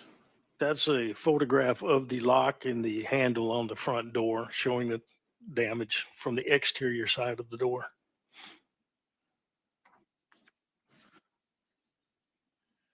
And States Exhibit 44, what is this again? That's as you enter in the front door, it's a view of the living room to the right, all the way to the rear exit of the residence. Let me see if a little more light might be helpful. Lieutenant Leadall, there on the coffee table, what are we seeing? You see some books, and you also have some appears to be dust and soot, and possibly some fiberglass insulation on the table. Okay. And so when you made entry into the residence and you were walking through, can you describe for the jury the condition of the residence outside of Miss Baker's room, but the remainder of the residence as you walk through it? It was kept very well. However, it did have a lot of sooting and dusty damage as a result of the fire and the debris from the fire, as well as some water damage, and also showing in this case insulation and some drywall from where the fire department had the open holes into the ceiling and pull some of the sheetrock down to vent up into the roof. And so I'm going to skip around a little bit as Mr. Cruz reviews the other photographs that we're going to be admitting. What is trace evidence? Trace evidence is small pieces of evidence or minute pieces of evidence such as hair, fingerprints, fibers, any very small pieces of evidence, even parts of bullet fragments, anything that's minute. Can environmental factors at a crime scene impact the ability to collect trace evidence? Oh, yes, absolutely. Okay. And how so?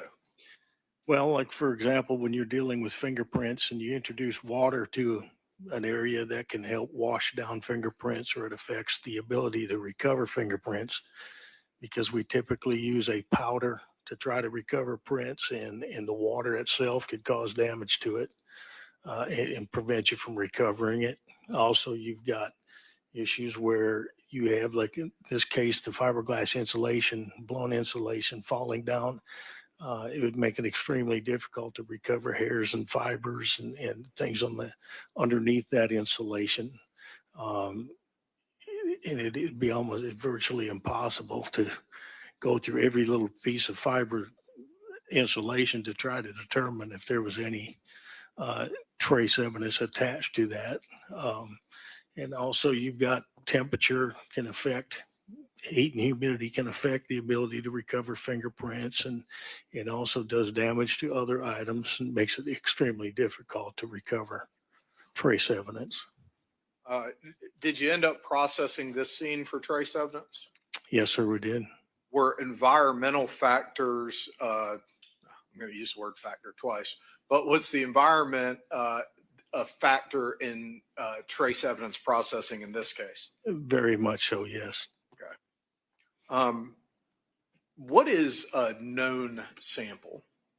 A known sample is a sample that you get from a known source, such as an individual, or, for example, if you were comparing paints,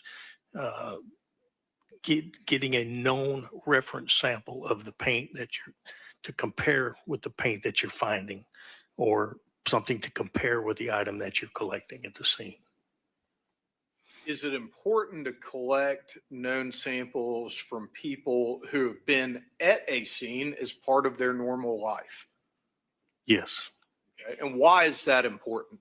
You can use it for process of elimination, where you can, if you've got known samples of the people that live there, for example, you can use that to compare to the items that you collected at that scene to determine if it belongs to them or if it belongs to an outsider who may not typically have access to that residence or that location. So you would want the known samples to do those comparisons to eliminate some of the evidence that you or trace evidence that you've recovered to see what you're left with and to compare it as a possible unknown. Would it be expected or normal to find trace evidence from people who had been at a scene as part of their normal life? Oh, yes, absolutely. Okay. I'm going to hand you now state's exhibits 45 through 62. And instead of asking you one at a time, I'm just going to let you go through all of them. Just let me know when you've had a chance to do so.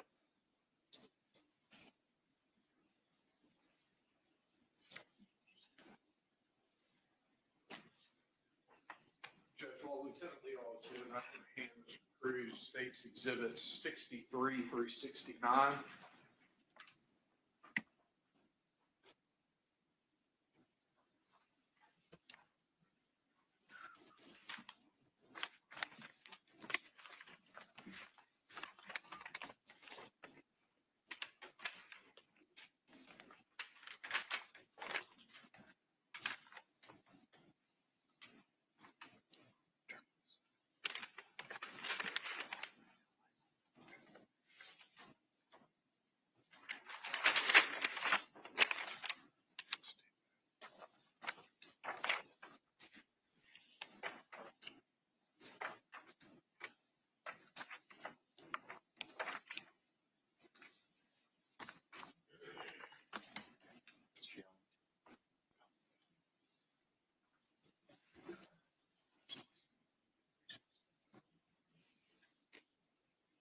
Okay. Kind of collectively, what are these exhibits 45 through 62 that I They're photographs of the interior of the residence at 160 Fawn Drive, of the various rooms, as well as the bedroom area where Miss Baker was found. and do they all appear to be fair and accurate depictions of various parts of that residence on January 19th, 2001? They do. Judge, I move that tender 45 through 62 at this time and publish them to the jury. Any objection, Mr. Cruz? They are admitted. And your permission is granted. Thank you, Judge. All right, I'm going to start with State's Exhibit 45. I've just put it up on the Elmo. Can you describe for the jury what's depicted in 45? Yes, sir. That's as you enter the front door of the residence, that is to your right, and it shows the doorway leading to what I've labeled as bedroom number 1 on the diagram. Thank you. And just for orientation purposes, I'll briefly put back up on the Elmo State's Exhibit 38. You said bedroom 1, is that correct? Yes, sir, that is. All right. Then State's Exhibit 46, what are we looking at there? That's a photograph showing taken from the front door area going directly back to the rear of the residence. To your left would be the entrances to bedroom number 2 and bedroom number 3 where Miss Baker was located. And I am going to show you 47 now. Is that just a slightly different angle of what's depicted in 46? Yes, sir, it is. And 48, can you tell the jury what that is? Yes, sir, that's a photograph from the doorway entrance to bedroom number 2, which would, as you walk in the front door, that would be immediately to your left. Okay. And I think the jury has seen the diagram. I won't do the reorientation again. Can we go to States 49? What is that? That is also a photograph of bedroom number 2, showing as you walk in the door of the bedroom, it'd be immediately to your right, and it goes back to the bathroom for that bedroom.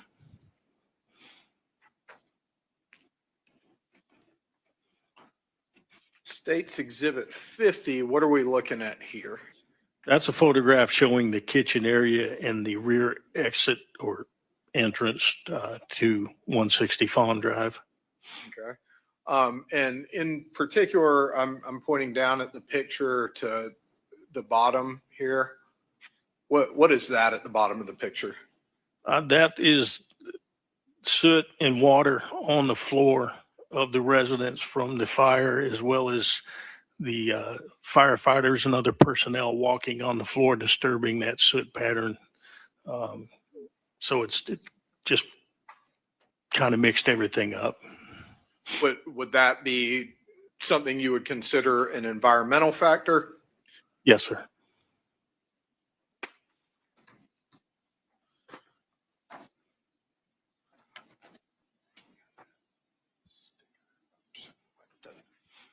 States Exhibit 51, what are we looking at here? That is a photograph of the entrance to bedroom number 3, which is Miss Baker's bedroom. And immediately to your left is a shot of the doorway going into the bathroom there that enters into that living room that is also shared through Miss Baker's room. Sir. States Exhibit 52 here, what are we looking at?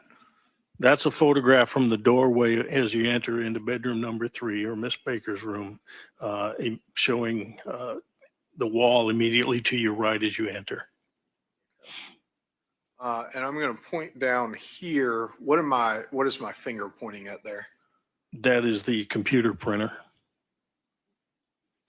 There are going to be some difficult pictures. Obviously, we've all seen the video.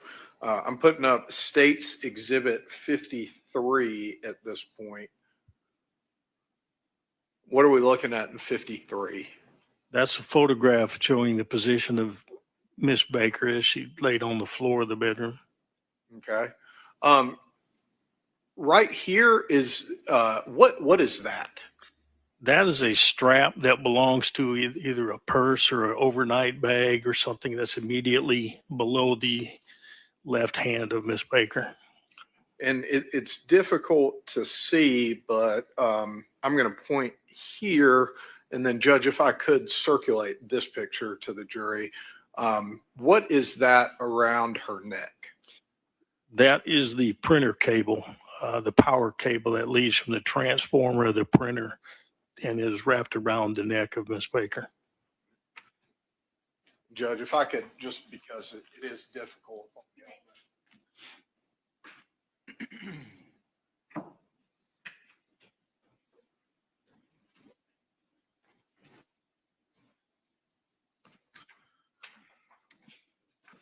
States Exhibit 54, what are we looking at there?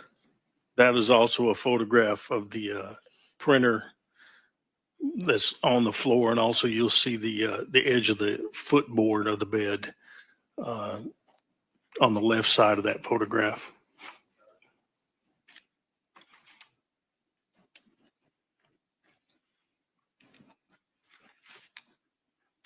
And so for orientation purposes, I'm putting States Exhibit 39 back up.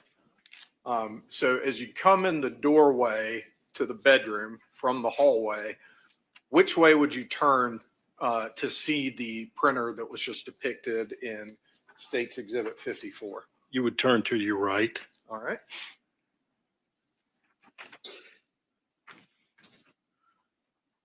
States Exhibit 55, what are we seeing here? That's a photograph taken from the doorway going straight back to the rear of the room. The door that you see there is the door to the closet. And to your right would be the headboard of the bed, as well as I believe a picture frame that's hanging there. And here, right here at the front of the picture, what would that be? That's part of the sheetrock ceiling that was pulled down.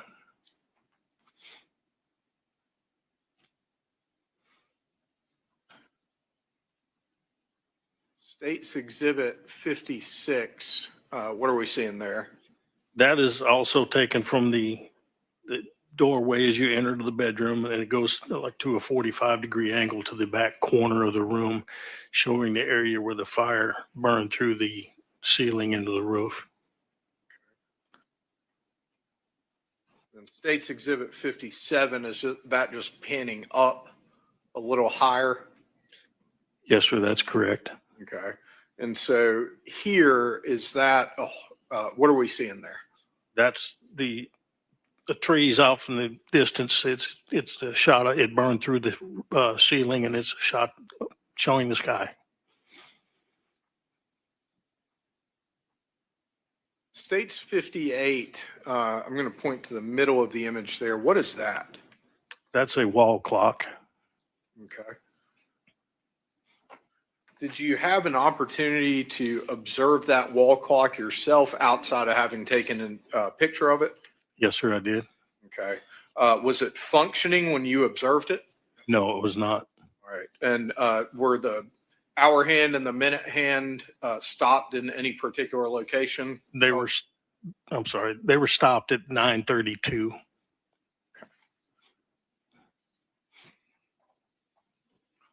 State's Exhibit 59, here in the middle here, what is this?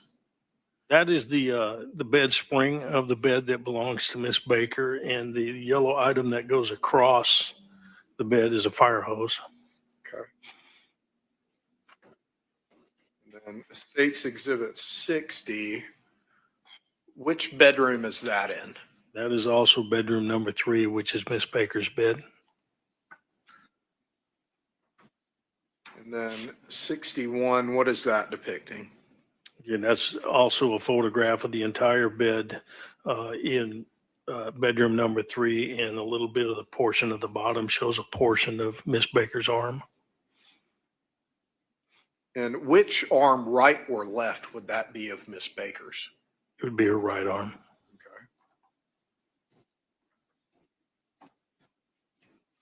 State's Exhibit 62, what are we looking at here?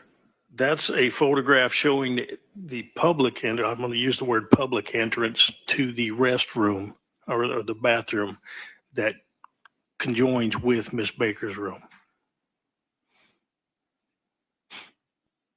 Sir, I'm going to hand you what's been marked as State's Exhibits 63 through 69.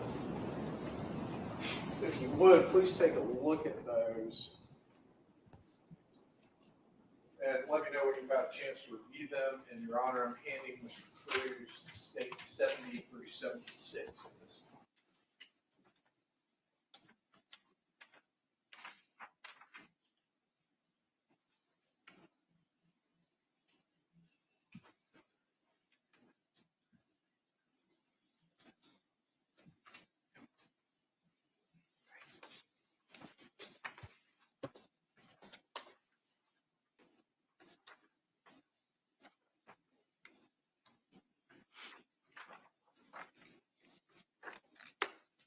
I'm done.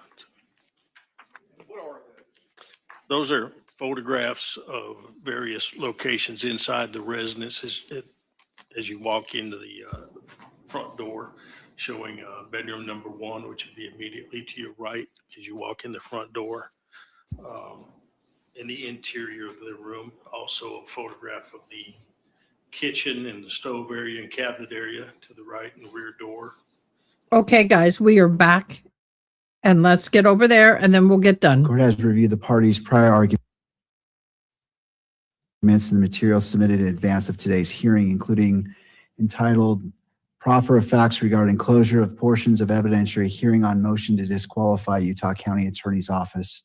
Defense has requested the testimony of certain witnesses, specifically Prosecutor A, adult child witness, be received in closed session pursuant to Utah Rule of Judicial Administration 4-202, citing concerns related to personal privacy and safety. The court acknowledges that Rule 4-202 permits limited closure of court proceedings in appropriate circumstances. At the same time, the court is required to consider the countervailing interests identified in Rule 4-202, including the public's right to observe the conduct of public business, to understand the operation of government, and to maintain confidence in the judicial process. The court must also remain mindful of the constitutional rights of Mr. Robinson, as well as the statutory rights of Ms. Erica Kirk in her role as victim representative. And I also note that she filed today notice in regards to open and transparent courts. So I just want to touch on that. I acknowledge that filing as a victim representative. The purpose of today's evidentiary hearing is limited and specific. The court is asked to consider the defendant's claim that a member of the prosecution team, which was previously referred to as deputy county attorney in the motions, has a personal conflict of interest, that any such conflict extends to the Utah County Attorney's Office, that disqualification is therefore required. The court's role at this stage is to receive relevant evidence and to rule based on the record and applicable law without reaching the merits of those claims in advance. The parties have filed public motions outlining the anticipated evidence and testimony related to the motion to disqualify, including the state's opposition, the defense reply and request to take evidence, and the defense original motion. Those filings describe the general subject matter expected to be addressed at this hearing. The defense asserts that the prosecutor's familial relationship with a witness creates a concurrent conflict of interest implicating Mr. Robinson's due process rights. The prosecutor's role, duties, and actions in this matter are therefore relevant to the issues before the court. If the prosecutor is called to testify, as it seems they will be, the court will consider the testimony as part of the evidentiary record. After careful consideration of the record, the arguments of counsel, and in the interests identified in Utah Rule of Judicial Administration 4-202, the court finds that closure of the prosecutor's testimony is not necessary and would not be narrowly tailored on the circumstances presented. The court further finds that the interests of openness and transparency outweigh the asserted grounds for closure as to that testimony, and the rights of the parties and witnesses can be adequately protected through least restrictive means available to the court. For those reasons, the request of both the state and the defense to conduct the prosecutor's testimony in a closed session is respectfully denied. You may call your next witness, Mr. Burt. So basically, if I understood that right, does the adult child get to testify? He did not close the courts. It's an open court. He did not grant them. I got to look at the transcript again. The witnesses can adequately protect through least restrictive means available for the courts. Excuse me. For those reasons, the request of both the state and the defense to conduct the prosecutor's testimony in closed session is respectfully denied. So it's denied. All right. God, I hope I'm not getting sick. I know I have allergies, but y'all, I'm scared. We do not need to do a closed session as to his identity. We will not be doing a closed session as to his identity. Thank you.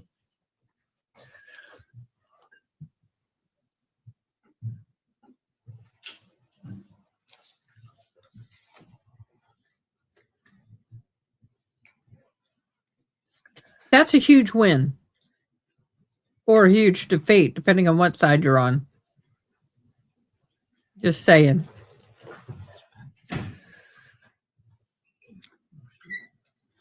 All right. Well, I'll go ahead and swear in the witness. Solemnly swear that the testimony you're about to give now before the court will be the truth, the whole truth, and nothing but the truth. So help you God. Yes.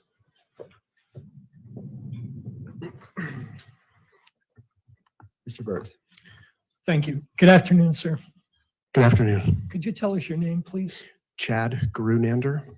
And could you tell us what your business or occupation is? I'm a prosecutor at the Utah County Attorney's Office. How long have you been a prosecutor at the Utah County? Almost 22 years.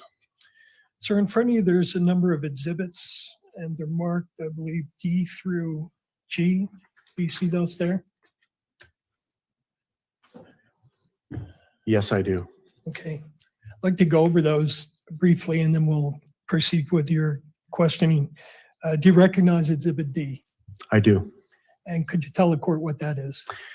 This is a biography that lists my name, my title at the Utah County Attorney's Office with a brief description of what my duties are, my responsibilities, my education.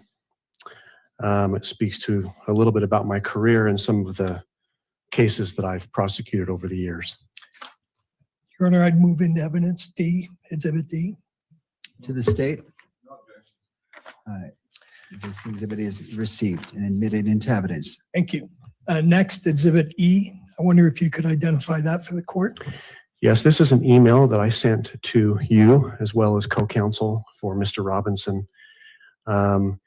It looks like I copied our prosecution team on this email as well. It was an email that was sent on the morning of October 1st, 2025, that disclosed an issue that came up with respect to this case that we felt was important enough to tell you, let the defense know. Thank This you. is my email. I'd move E into evidence, Your Honor. To the state. E is admitted into evidence and received. How about Exhibit F? Yes, I see that. This is a photograph. It looks like it's a still shot from probably a TV screen from a Fox News alert that shows the amphitheater where Mr. Charlie Kirk was killed. What? Investigator to take some measurements out of the scene at some point. It was, yes. In the middle of the photograph, you can see a dark bag. It's actually a dark blue bag that belonged to my daughter. She was at the scene on that day when Mr. Kirk was shot and killed. And I don't know if this was sent to me or I found it, but that just indicated where her bag was left behind when she left the scene. I used this along with an investigator to determine the approximate distance where she was standing when Mr. Kirk was shot and killed. And what was that distance that you determined? 85 feet. When did you make that measurement? That measurement was done the day before, I believe, that I sent the email. So I believe that would have been September 30th of 2025. Okay. Move that into evidence, Your Honor. Exhibit F. The state. It is received and admitted into evidence. Thank you.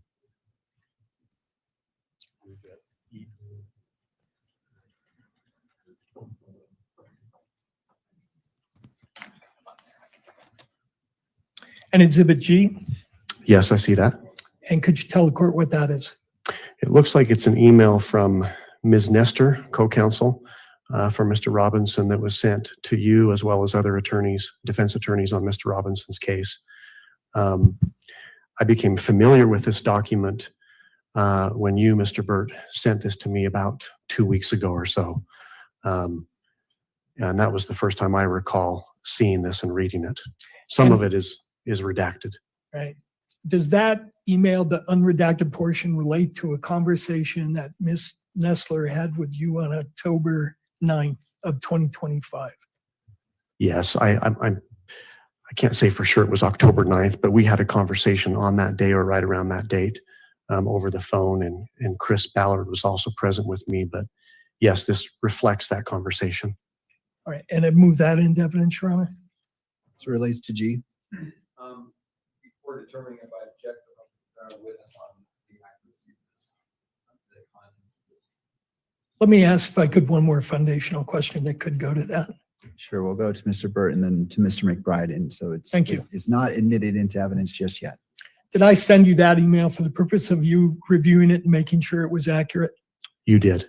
And did you have a response back to me as to whether or not it was accurate and how you would agree or disagree with the content? I did. I don't know that it's word for word accurate, but the substance essentially is accurate. This is what we talked about and what was communicated. All right. With that, I would renew the request to introduce G. To Mr. McBride.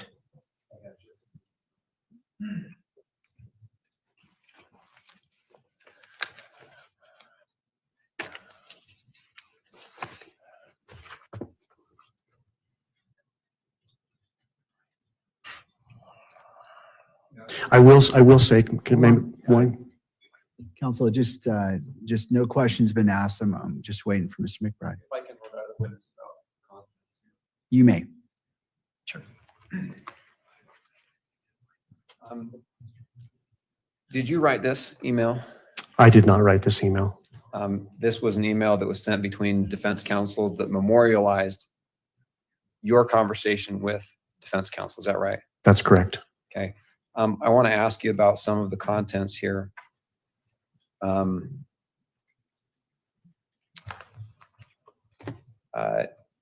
Chad is sure he talked with a few people in the office about his daughter's presence. Is that accurate? Yes, that's accurate. Does that give a time frame for when you talked to the people about your daughter's presence? This does not give a time frame. It obviously had to be before October 9th, right? Correct. He definitely shared it with the whole, I'm quoting again, he definitely shared it with the whole prosecution team prior to notifying us. Is that accurate? Did you speak with every member of the prosecution team, meaning all the attorneys in your office, about your daughter's presence? All of the attorneys assigned to this case? Yes. I believe so. I don't think I spoke to them each one individually, but they would have been present when it was talked about at some point, I'm sure. Okay, let's see.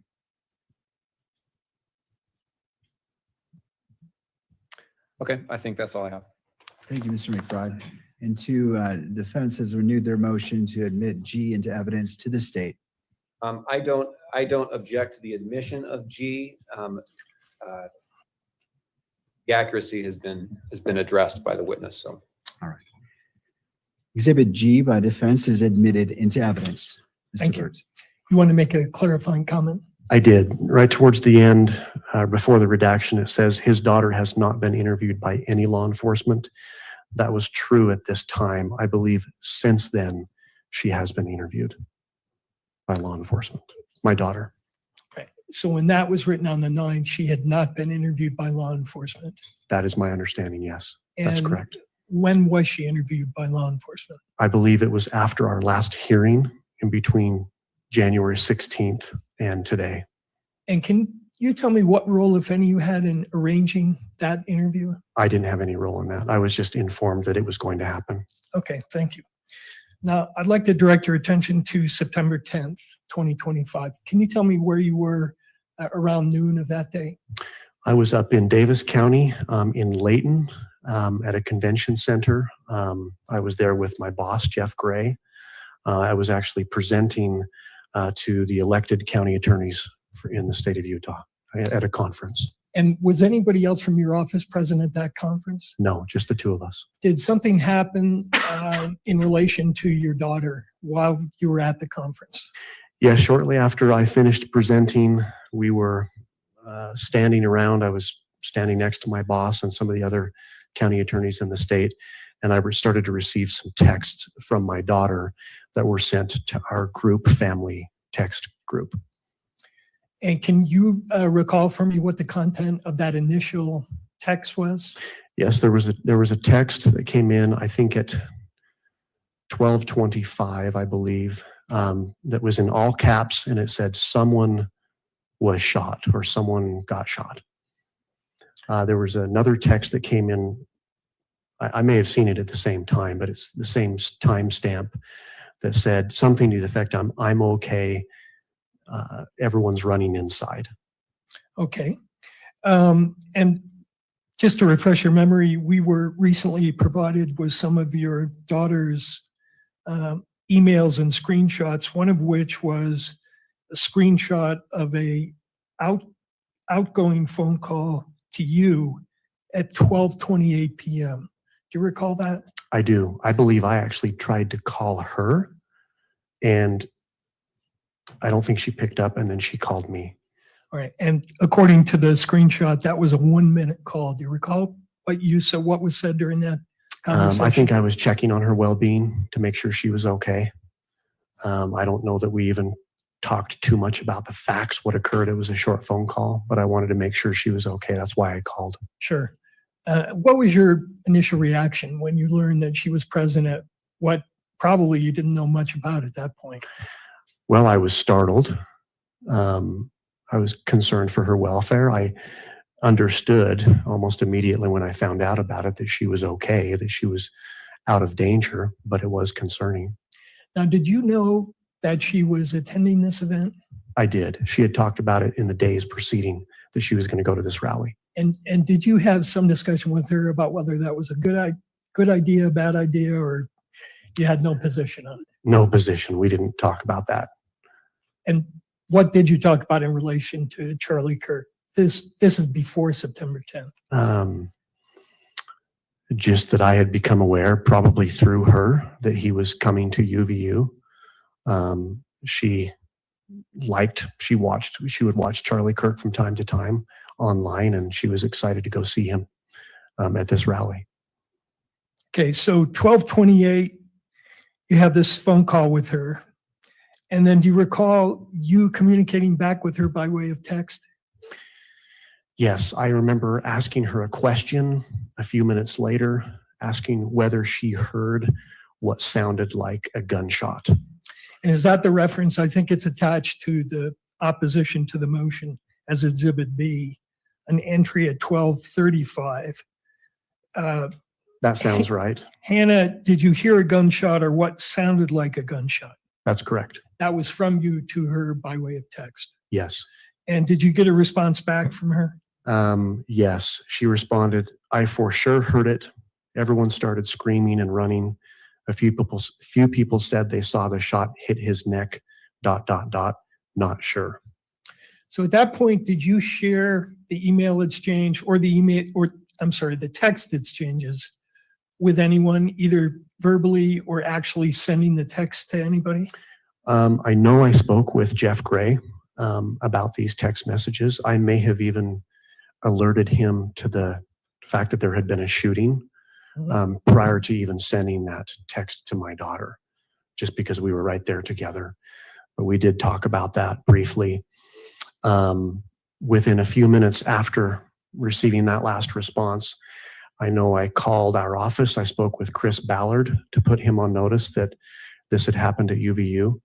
I don't believe it had hit the media yet, news media anyway. And then shortly after that, I also called David Sturgill, another prosecutor in our office, to make him aware of it and to ask him to make himself available for questions and to assist law enforcement with any questions they might have while we, Mr. Gray and I, needed to travel down to Utah County. And were you still at the location of the conference when you were making these calls? I believe so, yes. When did you actually leave to head to UVU? Probably, I want to say I made that last phone call to Mr. Sturgill about 12:44. I think probably by 12:50 or so, I was probably on the road heading down to Utah County. Do you recall, again, this is referencing Exhibit B to the opposition at 12:40, you sending a text to your daughter, quote, I'm getting live information, but I can't share it right now. Yes, I remember. I think that was on the family group text. Yes. I think there was chatter on that group text from my sons. I think my wife as well. I think someone may have asked me, "Can you tell us anything or what's going on?" And I just let them know I'm learning things, but I can't talk about it. And when you say you were getting live information, who are you getting live information from? Do you recall? Can you remind me what time that text was? That was 12:40 p.m. on the 10th. I do not recall, counsel. Okay. I think I had just communicated with my daughter is all. I don't know if in those text exchange, I don't know if my kids were online and seeing something through social media that they were sharing with me. I'm not sure. Okay. before you left to head to UVU, I may have spoken with a legal assistant of ours, maybe Haley Christensen, maybe Tammy Painter, but I don't specifically recall that. and of those people you spoke with, who did you mention your daughter was present at the event? I don't have a specific memory telling Chris or David about my daughter, but that's how I learned about it. So I'm confident that I shared with them that my daughter was present when this happened, and that's how I found out. Did you drive by yourself to the UVU? I drove down to Orem and parked my car near the In-N-Out in Barnes & Noble.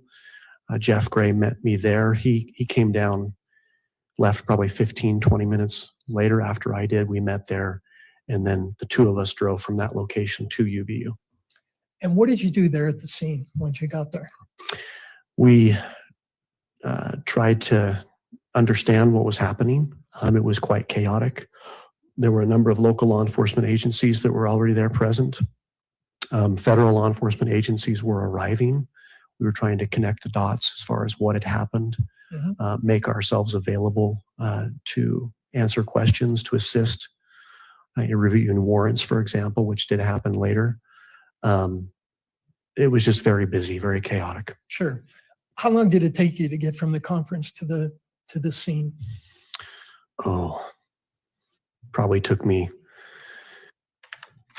approximately an hour to get down there, maybe less. I waited for Jeff for a few minutes, and it probably took us 10 minutes to get into the command scene. During that time period, did you have any communication with anybody about where your daughter was at that time? I don't believe so. I don't know that I knew precisely. I'm confident I didn't know precisely where my daughter was at that time. Just that she wasn't in harm's way, at least at that point. But at that point, you didn't know whether she was still at the scene or had gone. I knew she had left because when we talked, I believe she had made her way to the parking lot and was waiting for a friend to go home. So I knew she wasn't at the scene itself. When you got there, you're understanding why she was gone. When I got to the campus? Yes. Yes, she was gone by then. Okay. Did you have some communication from anybody about a piece of property of your daughter's being there at the crime scene? Yes, she had informed me that she left her book bag behind in the amphitheater, which is the subject of Exhibit F, in part at least. And that was communicated later that day to law enforcement that her book bag was there. It had her laptop, books and notes and things in it. You didn't see it there when you were at the scene? I actually did at one point take a picture because I believe later in the day I spoke with my daughter. I asked for a description. I don't think I knew exactly what her bag looked like. And I think I was standing on the scene and through a window took a picture of what ended up being her bag, sent that to her, and she said, yeah, that's my bag. And did you request anybody in law enforcement that you have permission to take that bag at that point because it belonged to your daughter? I just let them know that that was my daughter's and that as soon as the scene was released, as soon as possible, if we could retrieve that bag. Do you recall who in law enforcement you spoke to while you were at the scene at the UV? I think I mentioned it once. She's with the State Bureau of Investigations. I should know her name, female, Polynesian. I know one of my co-counsel would remember her name. She helped process the scene. All right. And did you mention to her or anybody else that your daughter was a potential witness at that point? I'm sure I mentioned that my daughter was there and left a bag behind. I don't think I would have, I'm confident I didn't characterize it as she's a potential witness here. Or say that she was there during the incident that happened. I probably communicated that. And that would have been to one or more law enforcement people. Correct. And I know I was also speaking with David Sturgill in my office about it because he was on the scene. I was back and forth to the office in the command scene at UVU over the next couple of days. And so I spoke with him about it as well. Okay. And did, to your knowledge, anybody request to interview your daughter around the time of the 10th? No, not to my knowledge. How long did you stay at the scene that day? I was at the scene.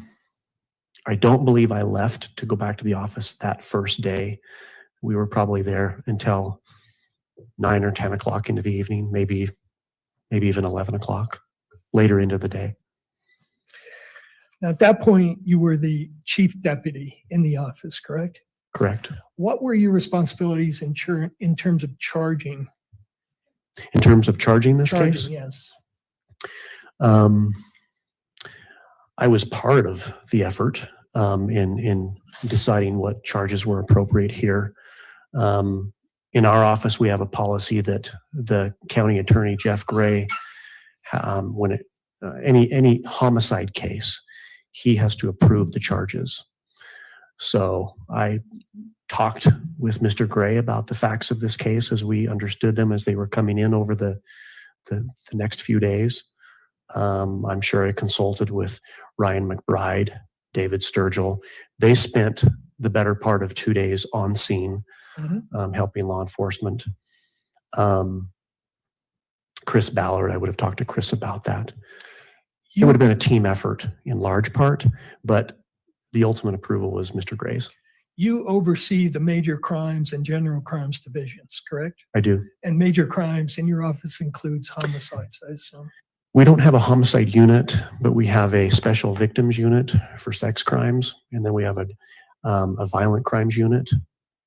Most of our homicides are prosecuted by our violent crimes unit, but they're also specifically assigned given where the case gets, what court it gets assigned to, and the skill set of those attorneys and experience, etc. Okay. Now, because of your connection in the case, did you become aware that on the morning of the 12th, early morning, that Mr. Robinson was arrested? Yes. About 4 o'clock in the morning? I became aware of that, yes. Okay. And are you aware that at 7:18 a.m.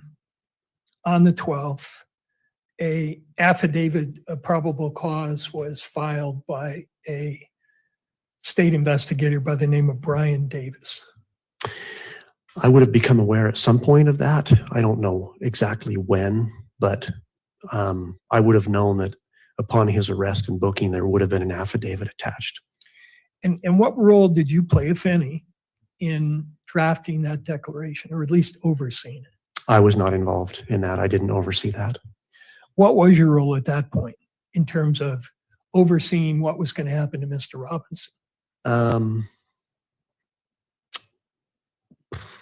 In large part, making sure that we had attorneys that were on scene at the command center available to assist law enforcement, communicate with Jeff Gray what we were learning about the case, trying to get the best understanding we could as far as what was happening, what the facts were, in anticipation of having to bring charges within the next few days.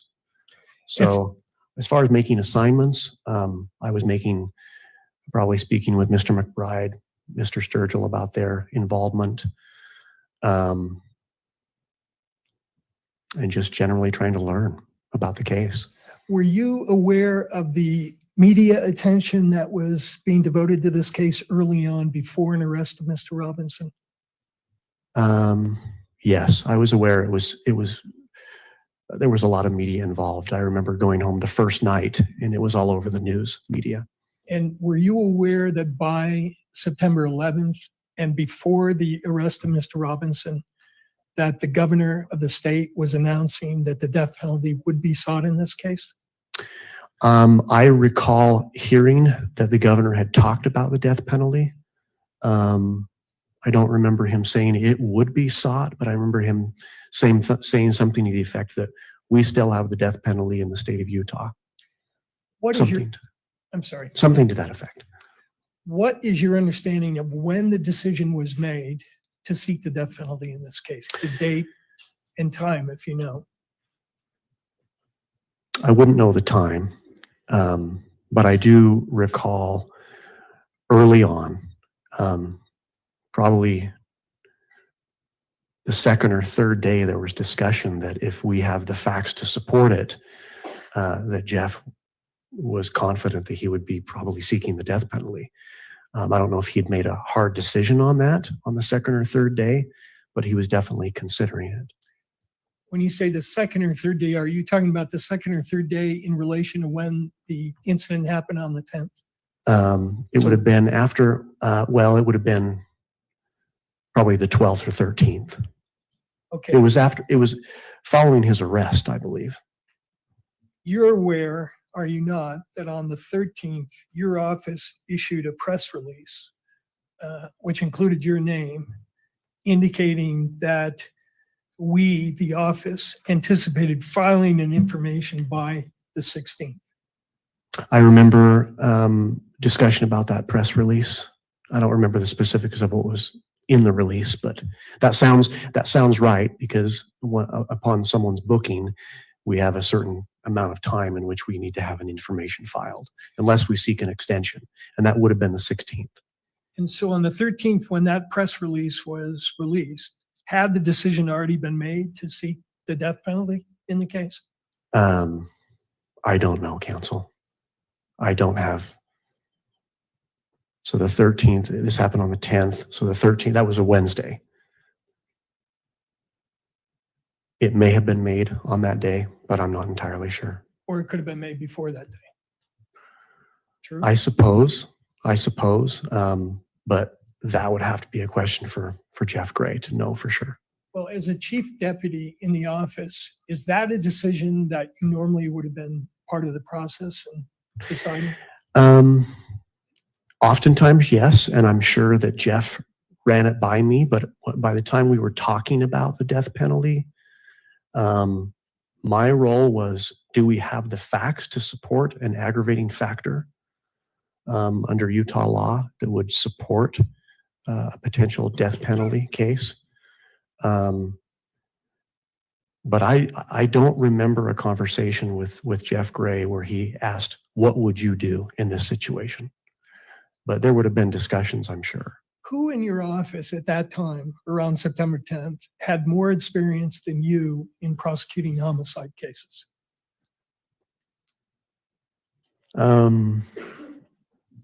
Maybe Tim Taylor, who's now in our civil division. That might be it.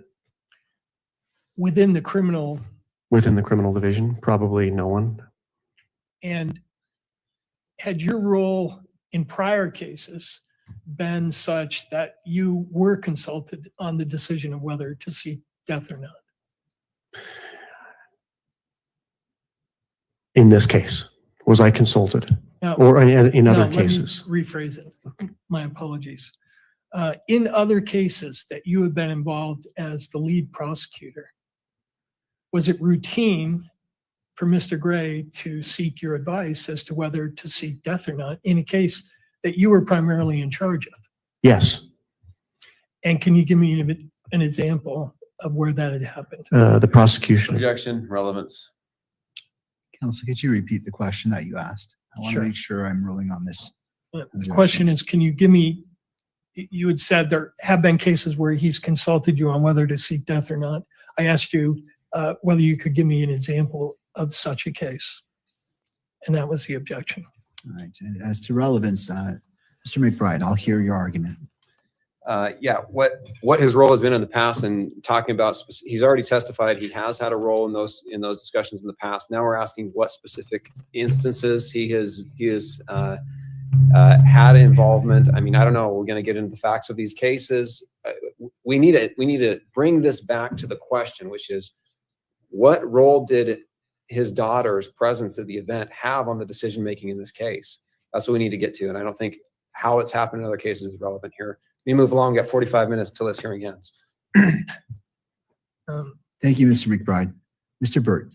You know, I think Mr. Gray referenced in his opposition, his statement that the reason he was seeking the death penalty in this case was because of what happened in the Janes case.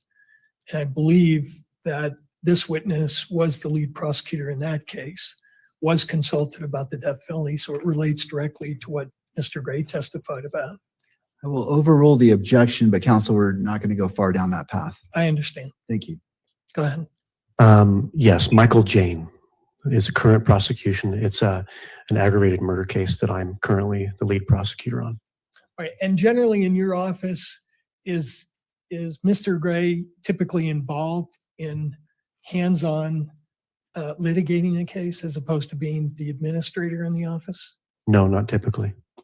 Okay. And in cases where he's obviously the county attorney, but you're prosecuting a case, it's typical for him to seek your advice on whether to seek or not seek death, correct? Sure. Okay. That's fair.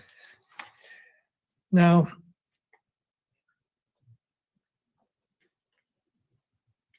on September 16th, your office filed a notice of intent to seek the death penalty, correct? Yes, I believe it was Jeff Gray that actually prepared that notice and caused it to be filed. And what discussion, if any, did Mr. Gray have with your team regarding whether that notice should be filed at that time? He didn't. I remember Jeff expressing to us that that the decision was made. He'd made the decision that he was going to announce the death penalty, seek the death penalty in this case. He wanted to do it earlier rather than later, and decided that to do it at the same time we charged the case. And so I don't know if it was filed. I think it was filed a few minutes or so after the information was filed, but it was filed prior to Mr. Robinson's first appearance, which occurred later that afternoon on the 16th. In the opposition to our motion, Mr. Gray indicates in reference to the Jane case, quoting here, the county attorney concluded from the outset that he would seek the death penalty, but choosing to follow the convention of some, the county attorney initially opted to wait until after the prelim. Do you know what he was referencing when he referred to the convention of some in terms of what the practice was? The statute calls for, I think it's within 60 days after arraignment, which takes place after a preliminary hearing, is when the notice of intent to seek death needs to be filed. Many prosecutors wait until after a preliminary hearing to file that notice. In Michael Jane, we didn't, but it was a handful of months or so after the information was filed before the notice of intent to seek death was filed. So I think the majority of cases, that notice of intent to seek death is probably filed after the prelim. And do you know the reason for that policy, for that practice?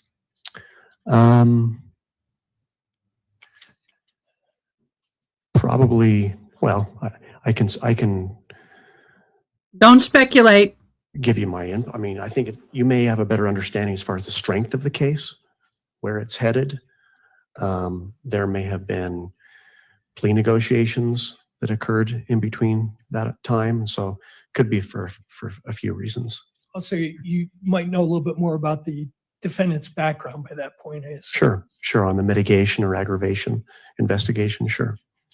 Have you ever had a case in your office where a decision was made to seek the death penalty solely on the basis of the facts of the crime without regard to the defendant's background? I'm not aware of that. Now, let me ask you a couple of questions about Exhibit E, and then we're almost done here. Exhibit E is your email to the defense in which you state, "We don't believe the following creates a conflict for me in Tyler Robinson's case, but it's something that should be disclosed to you, his attorneys." And then you outline basically what we've been discussing here today, correct? Correct. And can you tell me how that decision was reached to send this email to the defense, what the considerations were? Sure. The considerations were that I would be part of the prosecution team. I would be assigned to this case to help lead this team. And my daughter was present. And there's an argument that can be made with respect to a conflict. And so our practice, my practice, is to, if there's an argument, disclose it. We're not in the business of hiding anything. And so we knew from the outset that once counsel was appointed, that we would be disclosing this to the defense, and they would respond accordingly, however they thought they should. Reference has been made to these Utah prosecutors' best practices, Exhibit I. You're familiar with those? Exhibit I, not specifically, but. Let me show you that.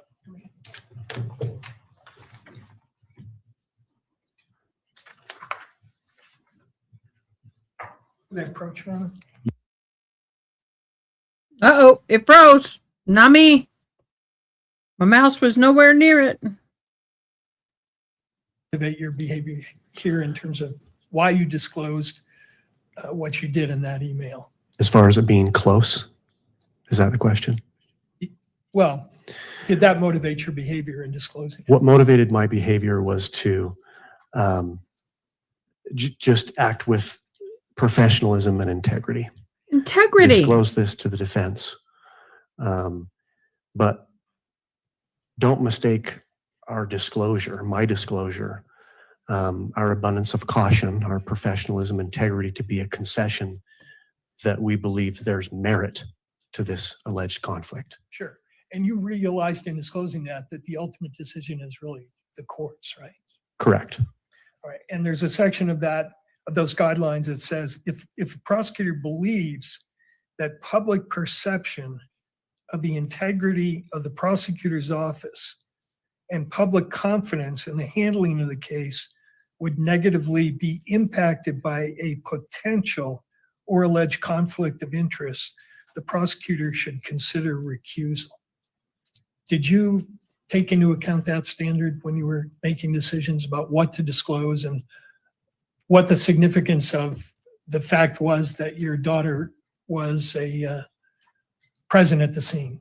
Sure, we considered the appearance of conflict here, but when we learned and had a good grasp of what her experience was, or perhaps most importantly, what her experience wasn't, what she didn't see,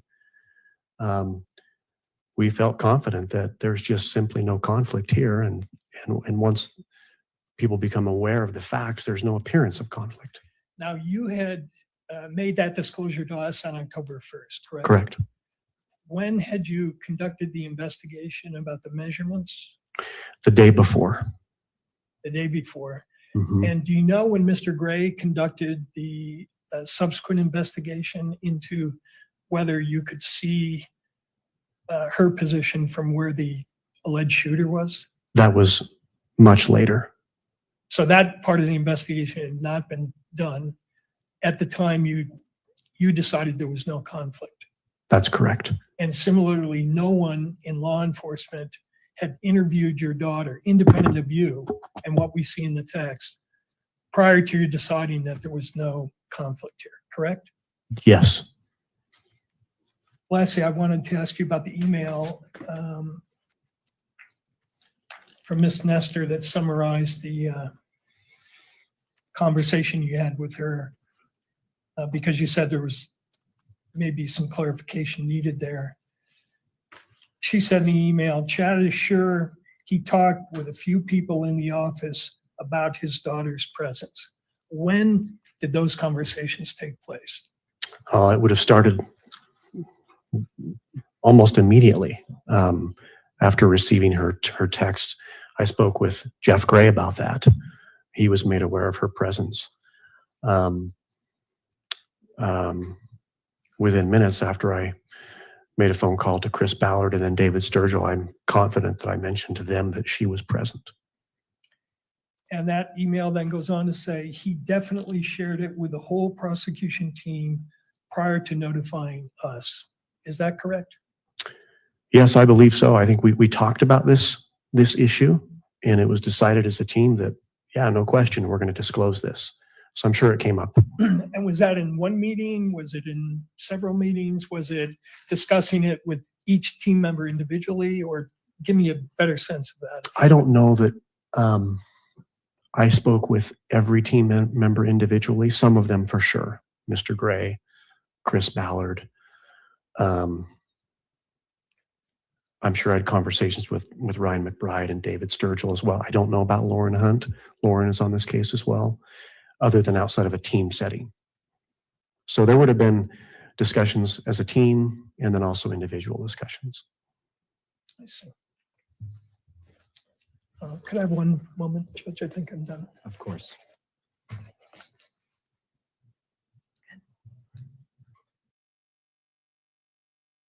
The state.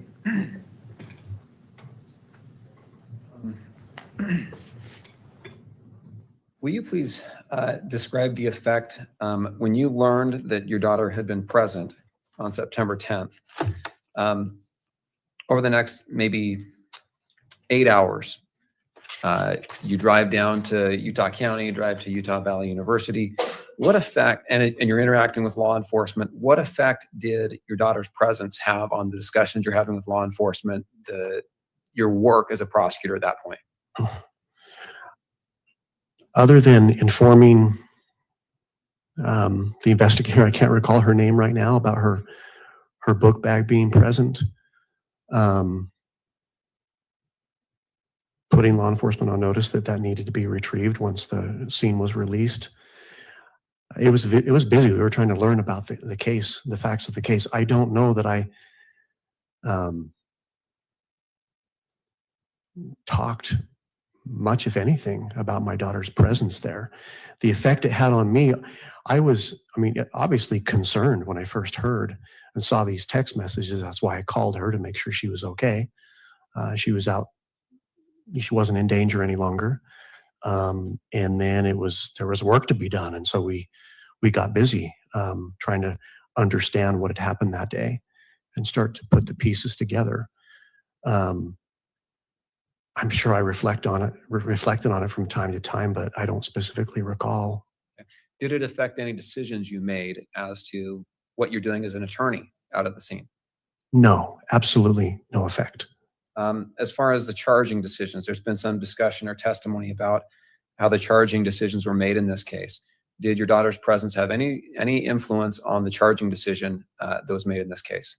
No, none at all. What was important was, did we have the facts, substantial evidence to support an aggravating factor? And look at the case law. And there's the Johnson case, the Pierre case, the Sosa Hurtado case. I was researching those cases, considering the zone of danger, if you will, which is talked about, I think, in the Johnson case. And it was clear that my daughter was not within the zone of danger. It had no effect. Okay. Did it have any effect on the death penalty decision? Your daughter's presence? Not No. from my perspective, and I don't believe it had any effect on Mr. Gray's perspective. Was your daughter's presence discussed as that decision was being made? No. Has it had any effect on the decisions that have been made in the prosecution of this case since? No.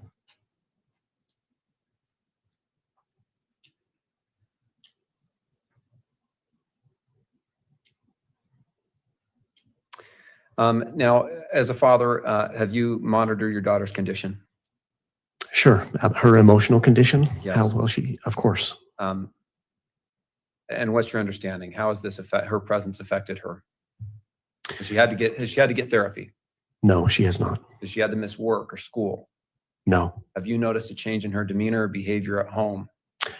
No. Just a moment, if I may.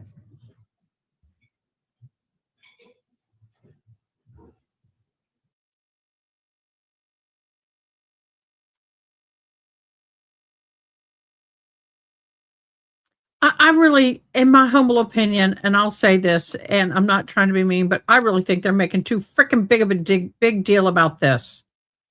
I really do. I think they need to stop focusing on what they're focusing on and focus on something that actually is going to help their client. Your conversation with her. Once again, you were asked, or one of the statements in there is that you talked to the whole prosecution team about your daughter's presence. What do you mean you talked about your daughter's presence? Just that she was there, or like, or what? And I want to ask you this question outside of the current motion to disqualify, because I know that this motion to disqualify has brought presence into center focus. But outside of this motion to disqualify, what did you mean you told others, or you talked to others about her presence? Well, I had informed them that my daughter was there when Charlie Kirk was shot and killed. She was at the rally. And I'm sure we talked about what her experience amounted to based upon the text messages that I had received.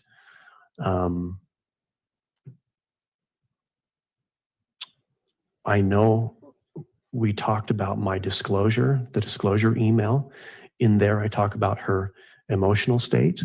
So I probably shared with them that she seems to be doing fine, that she hasn't needed to speak with a professional about it. Did you learn anything from your daughter's presence that you hadn't learned from other evidence in this case? No. For example, that Charlie Kirk had been shot and killed. That's correct. Did you learn that from your daughter's presence, or did you learn that from other evidence in the case? Well, both, because she informed me that it looked like Charlie was shot. So I would have initially heard that from her, but there is other evidence. Yes. Direct evidence. Would her testimony be admissible in trial? Yes. I don't believe so. That Charlie Kirk was shot and killed? I think that calls for Counsel? It's probably true. I'll sustain the objection. Let me make sure I've just asked that question adequately. Was there any information you gained from your daughter that you did not gain from other evidence that was collected in this case? No. Thank you.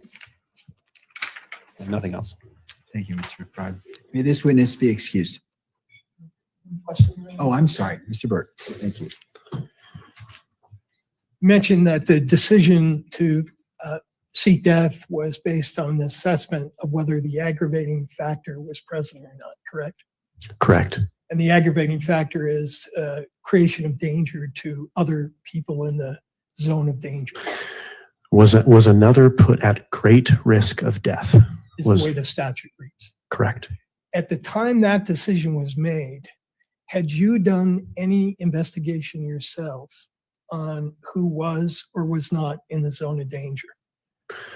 We, I believe, as early as the second day, and I'm referring to, I think, the 11th, walked the scene as soon as law enforcement released the scene. And I positioned myself up on the shooter's perch, if you will. And at that time, I knew, based upon the photographs, of where my daughter was. And given where the shooter was and shot and killed Mr. Kirk, yes, I would have known that she was not within the zone of danger. And nor by was the second day. And the measurements you took in that regard took place when? End of September? End of September. Okay. That's correct. And that was the first measuring that you were involved with or that you were aware of? Yes. Thank you. That's all I have. All right. Your Honor, I do have follow-up on that. All right, Mr. McBride. I want to ask you a little bit more about that zone of danger. Were you aware of other evidence that there are other people in the zone of danger? Yes, absolutely. What kind of evidence? There was a substantial amount of social media evidence that was coming in, videos of the actual assassination of Charlie Kirk. There was the questioner that stood in front of him asking the question when he was shot and killed. There were others near him. There were people to the left and to the right of Mr. Kirk, people right behind Mr. Kirk as well, several individuals. And that testimony and that evidence, does that come from your daughter? No. It comes from other people who recorded the incident. Is that right? Correct. Same question. That's probably all we have for redirect. Thank you. Nothing else. Thank you, Mr. McBride. Anything further for this witness? No, Your Honor. May this witness be excused. Yes. Thank you, Mr. Grenadier. To defense. Your Honor, at this time, we don't intend to call any more witnesses, and we would submit on our motion. I do believe the state may have a witness or two. All right, turning to the state. Oh no. Come on, guys. This is going to go all day.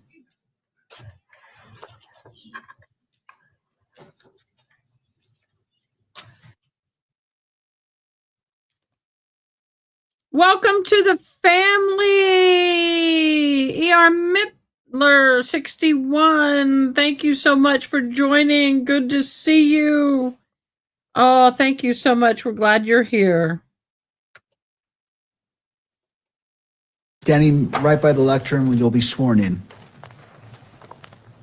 Y'all welcome ER Mittler 61 to the family. All right, Sierra, if you wouldn't mind having a seat right there, adjust the microphone. There should be a bottle of water if you get thirsty or dry. And just bring that microphone a little bit closer just so that the record picks you up.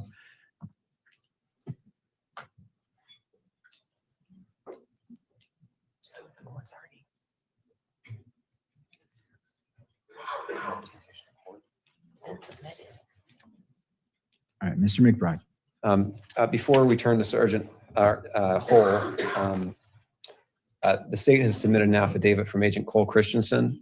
I've just conferred with counsel. I think we're both on board that the court can consider that in reaching its conclusion on this matter today. Save us having to call him as a witness. All right. What was the proposed exhibit number for that?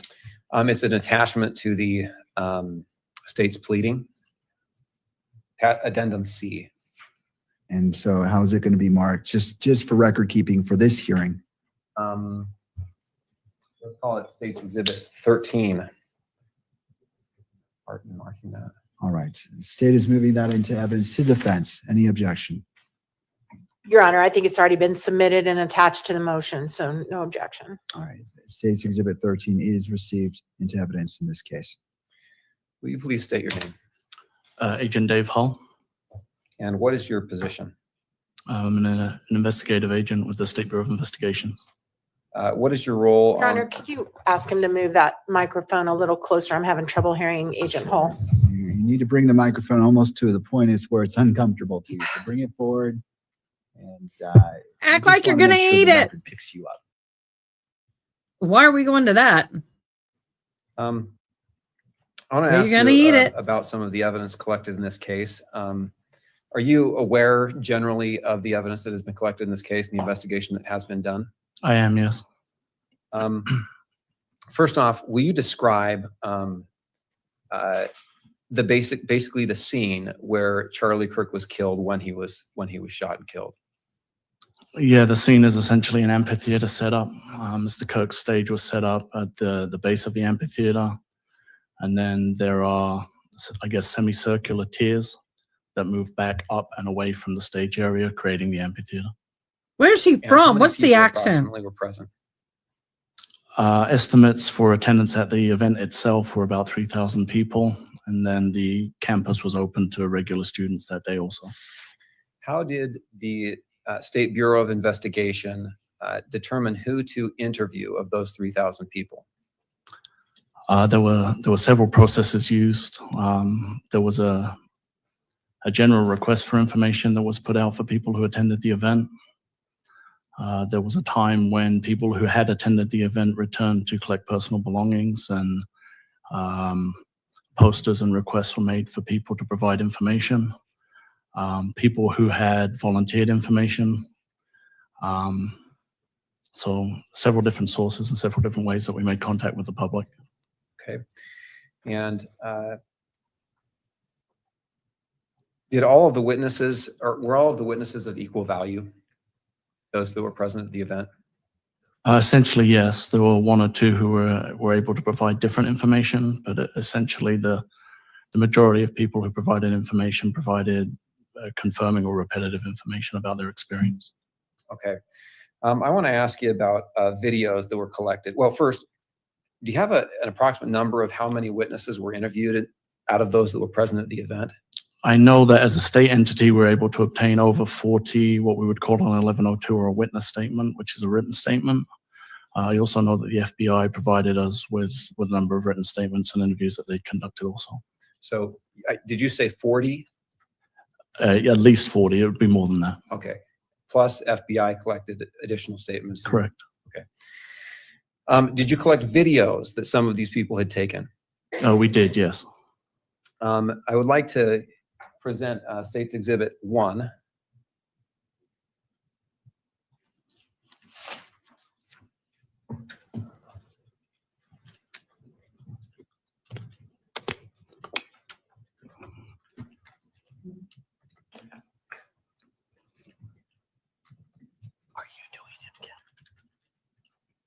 You should see it appear on your screen in a moment.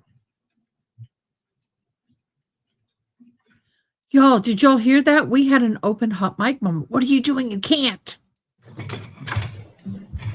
I don't know who was doing what, but somebody was doing something.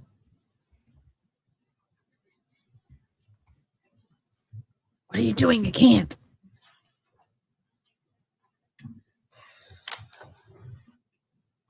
Okay, if you can just pause that for a moment, Kimberly, thank you.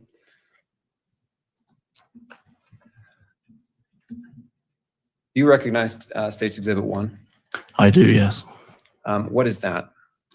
That was a video provided by an individual named Mr. Lyman, who was behind where the stage was set up. There's a kind of a walkway that goes under a building. And then behind that, there were vehicles staged, and that's where Mr. Cook arrived on scene.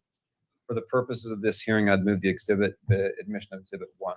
No objection. It's received and admitted. Thank you. Please play that video. Okay,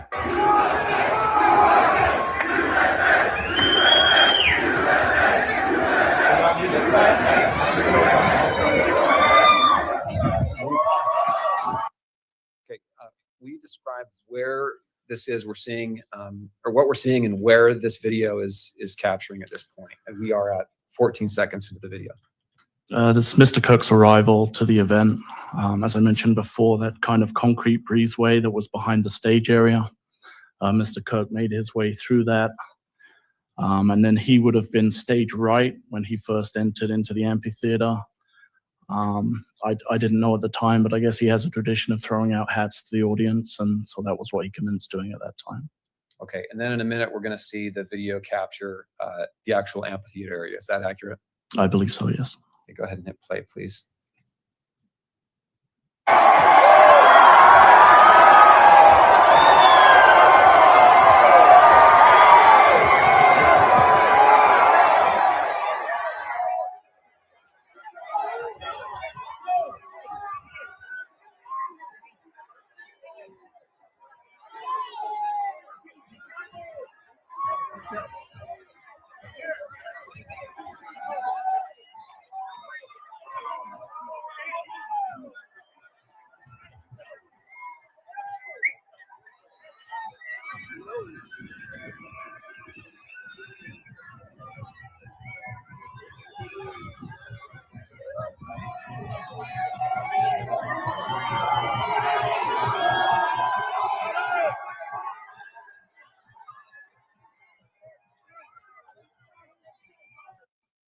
Thank you. Are there other videos that the Bureau of Investigation collected to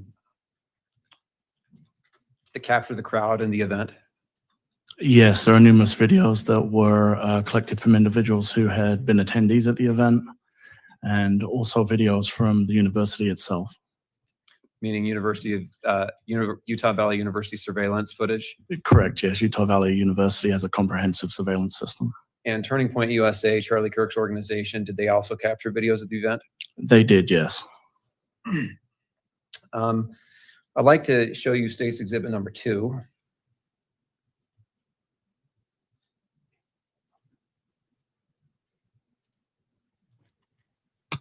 I have in front of you State's Exhibit number 2. Do you recognize that? I do, yes. And is that a video that's collected in the investigation in this case? It is, yes. For the purpose of the limited purpose of this hearing, I'd move the admission of Plaintiff's Exhibit 2. Defense? No objection. It's admitted. Thank you. Okay. Will you describe what we're going to see here before we hit the play button? Yeah, this video will actually zoom into the roof area of the buildings. You can see center screen. In doing so, the video will capture an individual on the corner of the rooftop. Was this video captured by the person we're referring to as Prosecutor A's daughter? No. Okay, please press play. I think he'd already be in place. You would think that. So there's somebody on the roof right there? Just saying. Huh. He just ran from over, where's my finger? Whoa. From over there, ran in. Now he's right there. Just saying.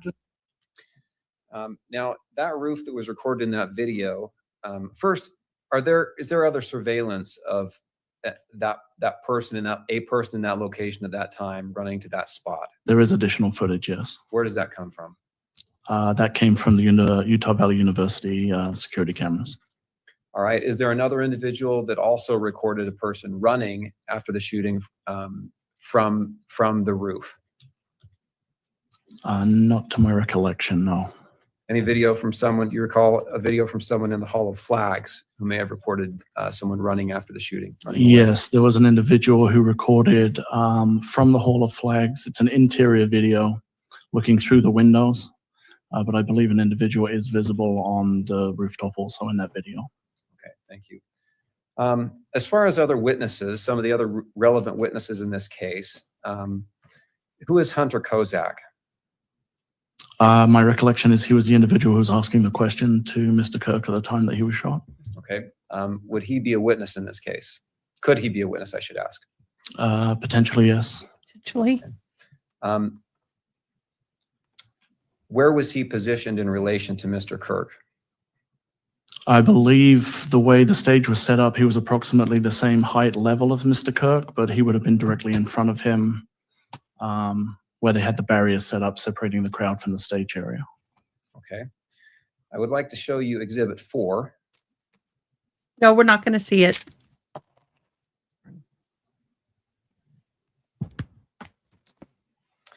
Now, Exhibit 4, this is a screen capture from a video. Do you recognize Exhibit 4? I do, yes. You remember the video from which this is taken? Yeah, it was a cell phone video belonging to an attendee of the event. And that attendee was not the prosecutor's child. It was not the prosecutor's child, no. Will you describe what the video shows? If I recall, this is a graphic video that does actually show the time that Mr. Kirk is impacted by a projectile and the subsequent trauma and reaction of the crowd. Okay. Does it show the position of the people to his right and to his left? Mr. Kirk's right and left? Yes. In a limited manner, it does, yes. Okay. Does it show the position, the video, we're speaking of the video, does the video show the position of the questioner, Mr. Kozak? I don't recall if it pans all the way to the question asker or not, specifically, but there is potential that it does, yes. I'd move the admission of Plaintiff's Exhibit 4. No objection. It is admitted into evidence. Did you interview mothers with children that were at the event? I believe there were some mothers who had children at the event who provided witness statements to the State Bureau, yes. Okay.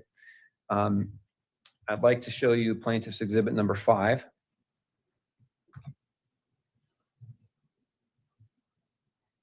Do you recognize Exhibit 5? I do, yes. And this, my understanding is this is also a screenshot from a video from Turning Point USA. Is that accurate? Yes, this was a video taken by Turning Point USA. Does this show the questioner, Mr. Hunter Kozak, in front of Charlie Kirk? It does. You can see him holding the microphone just above Mr. Kirk's head. Okay. And the video, will you describe what the video shows? From my recollection, this video also shows the point that Mr. Kirk is struck by a projectile, and it shows the reaction of the individual asking the question, along with the reaction of Mr. Kirk's security detail and those others in the crowd. Okay. I also see another, I'll leave it at that. From what you have gathered in the investigation, were you able to determine the direction from which the bullet came? Yes. And in this Exhibit 5, where would that direction have been? Essentially from straight in front of Mr. Kirk. Okay. And which side of Mr. Kirk's body did the bullet strike him? It would have been his left.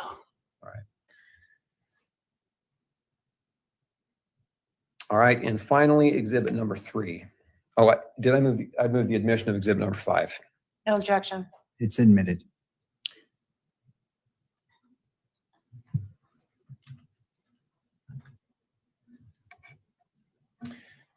I have Exhibit number 3 up in front of you. Do you recognize that? Yes, that's a university or a Utah Valley University video of the kind of the breezeway area that I previously described. And Exhibit number 3 is a screenshot from that video. Is that right? Yes, that's correct. And will you describe what plaintiff's exhibit, well, the video itself actually shows? Yes, if we were to play this video, this shows also the time that Mr. Kirk was impacted by the projectile. And it shows the activity that occurs behind the stage area and the movement of people prior to, during, and then after the incident. On both sides of the breezeway where the barriers are, the crowd actually break through the barrier in an effort to escape the area. Does this video show others that may have been exposed to risk if that bullet would have missed Mr. Kirk? I believe so, yes.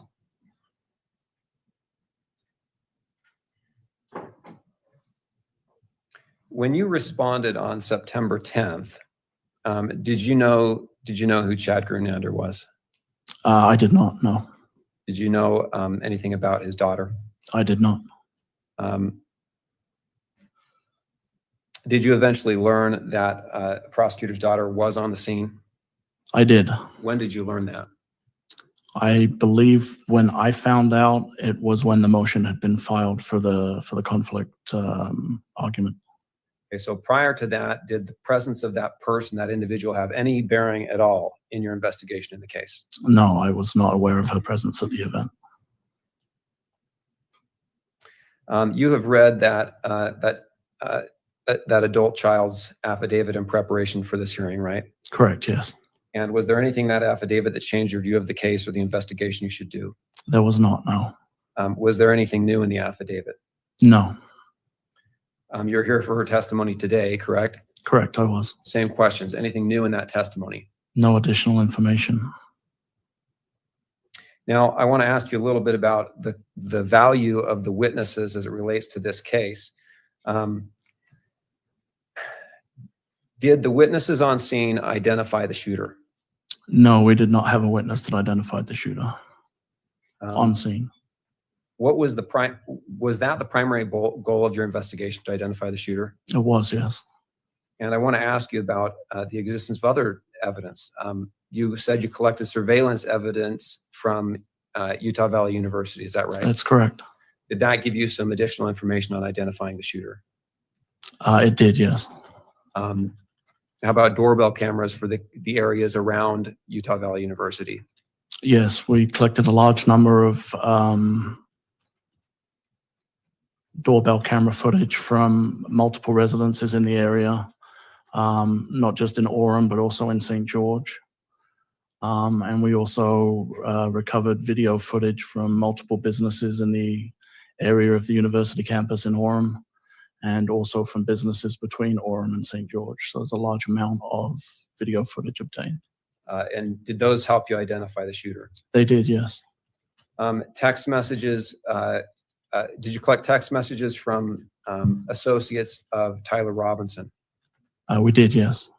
And did those have any evidentiary value? They did, yes. How so? Some of the communications between Mr. Robinson and people that he knew indicated that he had been involved in the incident at Utah Valley University. Okay, and you say that indicated he had been involved. What do you mean by that? There was, I don't recall specifically with text messages, but some of the social media chats, there were admissions that he had been involved in the incident as the shooter. Okay. CSI evidence. Was CSI evidence, crime scene investigation collected in this case? It was, yes. Was DNA evidence collected? It was, yes. Does that evidence help you identify the shooter? It does, yeah. The evidence that was obtained did provide us with DNA evidence in relation to items used during the commission of the crime, and then they were compared to Mr. Robinson. Okay, items used meaning what? Specifically, a screwdriver that was recovered on the rooftop of one of the buildings, and a firearm that was recovered in a tree area on campus. And what? Oh, you didn't do the DNA testing yourself, correct? I did not know. But you're aware there have been reports that have given evidence as to the identity of DNA on that rifle. That's correct. Yes.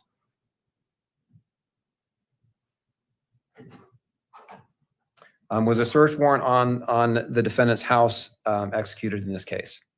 It was, yes, down in St. George. And was evidence obtained from his house? It was, yes. What kind of evidence? Kind of putting me on the spot, but if I recall, there were some bullet casings that had some inscriptions on. There were some tools that were believed to have been used to make those inscriptions. There were targets, I believe, that had been used, and also targets that had been purchased recently or just prior to the event. There was ring doorbell camera footage obtained from other residences down there. And then a number of electrical items, laptops and such that were collected as part of the warrant. You said inscriptions on some shell casings found in his apartment. What value do those have? That was relevant because the shell casings recovered with the firearm also had inscriptions on them. You said there was evidence. The DNA was evidence consistent, or DNA consistent with the defendant's DNA found on that rifle. Object to hearsay. Counsel? This really ought to be considered under kind of a 104 rule of evidence here. We're not offering the admission of this to prove guilt, but whether or not there's a conflict of interest, the existence of other evidence besides the adult child in this case is relevant to whether or not she is a material witness. If we've got DNA proving or suggesting or proving otherwise, it's directly relevant to that. And under Good argument. The court can consider it. All right. And Ms. Nestor, anything further? No, sir. All right. Based off, so I will overrule the objection based off Rule 104, and as it relates only to this case, this hearing today. Understood. Sorry, could you repeat the question? Is DNA consistent with the defendant's DNA found on the firearm that was found at the scene? Yes, the DNA on the firearm was consistent with that of Mr. Robinson. You said the etchings, there was etchings in that firearm. And case closed. There's also etchings in rounds in the firearm. Is that what I understand? Yes, I believe the chambered round and other rounds found at the time had etchings upon them. And you said there are rounds with etchings also found on them in the defendant's apartment. Is that right? That's correct, yes. That firearm, where was that found? It was found in a wooded area just off of Campus Drive, wrapped in a black towel. Okay.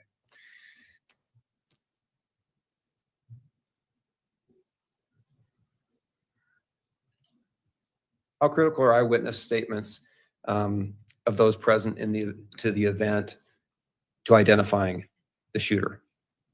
They did not provide any information that allowed us to identify the shooter. Okay, just a moment. I move the admission of State's Exhibit 3. No objection. It's admitted. Thank you.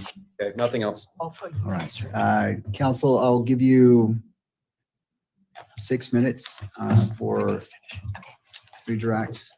Whew, I'll talk fast, Your Honor. All right. And I'll run up to the front. Good afternoon. My name is Kathy Nestor. I represent Mr. Robinson, Agent Hall. You certainly seem familiar with a lot of the evidence here. Is it fair to say you're one of the key case agents in this matter? That's correct. All right. And as one of the case agents in this matter, certainly it's up to you to look at every piece of evidence that could be important in this case. Is that right? That's correct. Woo, that's And a as lot of matter pressure. fact, if I understood your testimony correctly, you said that you guys put posters up asking students, if you have videos, please give them to us. Is that right? I believe that the posters were asking if anybody wanted to provide a statement to us, that they Yep. would be encouraged to do so. So you encouraged all the kids that were there and other people to come forward and give you a statement. Did you not? I did not personally know. Your posters did. The posters did, correct. Okay. And you also put out a request for videos, if anybody had videos to present them to you. Did you not? We asked if anybody had any information that would help us with our investigation, if they'd be willing to provide it to us. That's correct. And it doesn't sound like you screened it. You were so like, if you have it, bring it to us, right? I'm not sure what the question is. You didn't screen for, well, we'll take your evidence, but we're not interested in your evidence. You took any evidence that came at you, right? I guess the answer would be yes, because I can't screen it until I have it. Exactly. Okay. Is there anybody that came forward and you said, yeah, we're really not interested in talking to you at all? We're not even going to take your statement? I believe there were people who were pre-screened who wanted to provide information that didn't have any substantiated connection to the investigation. But somebody connected with this investigation, spoke to them and decided they didn't have any valuable information, correct? Yeah, they documented their contact and then made that decision. Okay. And the videos that you got, you understand that these videos have been used far and wide to look to see if there were potentially other shooters in the crowd. Have you seen this on social media? Thousands of them? Again, I guess I don't know what the question is. All right. Are you aware that the videos that have been taken from the scene have been analyzed by people on social media and in the press to see if there was somebody else that could have been involved in this? Are you aware of that? I'm aware that everybody has a theory on the case. Yes. Everybody has a theory on it, right? Mhm. So wouldn't you think it would be fair to say that any video that was taken there that could one way or another address whether those theories are good or bad, or whether your theory is good or bad, you guys should at least take. Madam, what does this have to do with the girl adult child? What does that have to do with this? You're losing your 6 minutes real fast. Take a look at them. Fair? Yes. All right. And you became aware that Mr. Grunander had a child that was present at the scene. Is that Here we right? go. That's correct. And did you look at her videos?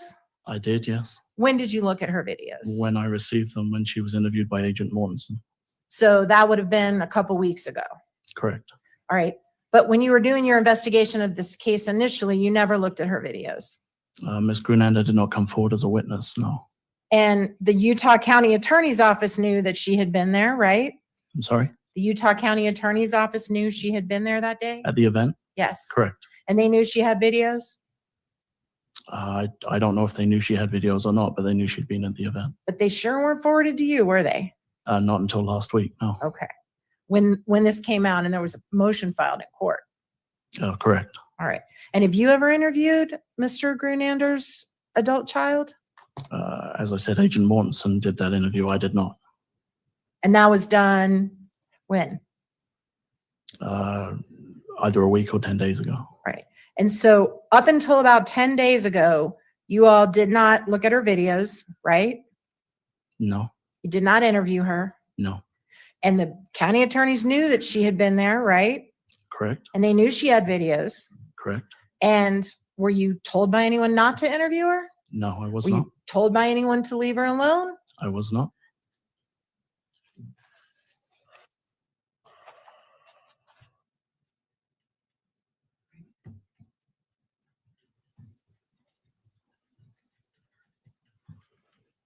You said the SBI collected over 40 statements. Is that right? Correct. And that's from people that were just in the audience? The 40 that I mentioned is from people who were at the event, yes. So people in the exact same situation that the prosecutor's daughter was in? In terms of being at the event? Yes.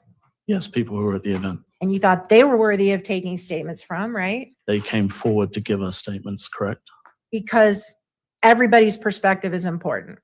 If they're willing to share it, yes. And as a matter of fact, you've gathered, as I understand it from today, I want to say around 300 terabytes of video information from the scene. Is that right? I believe there's in the region of 248 terabytes of data from Utah Valley University alone.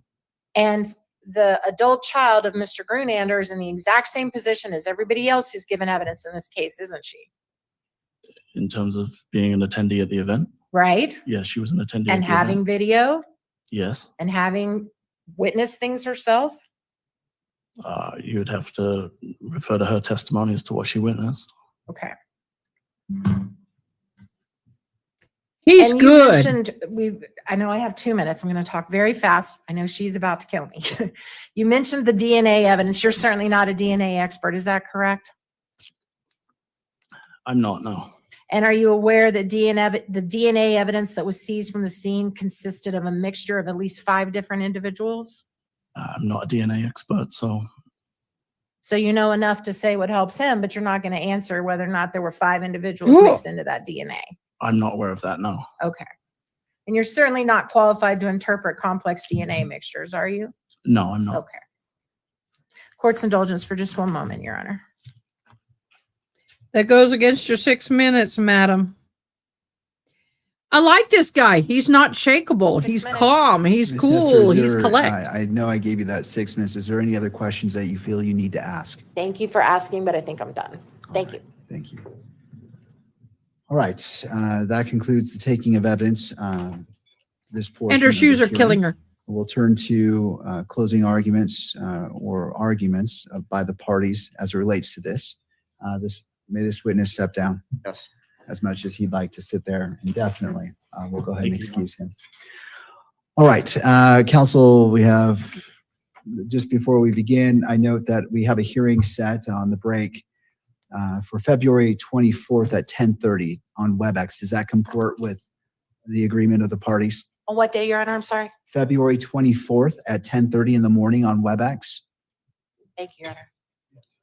All right, and so it's the intent that the court will issue an oral ruling and a written ruling on that same day.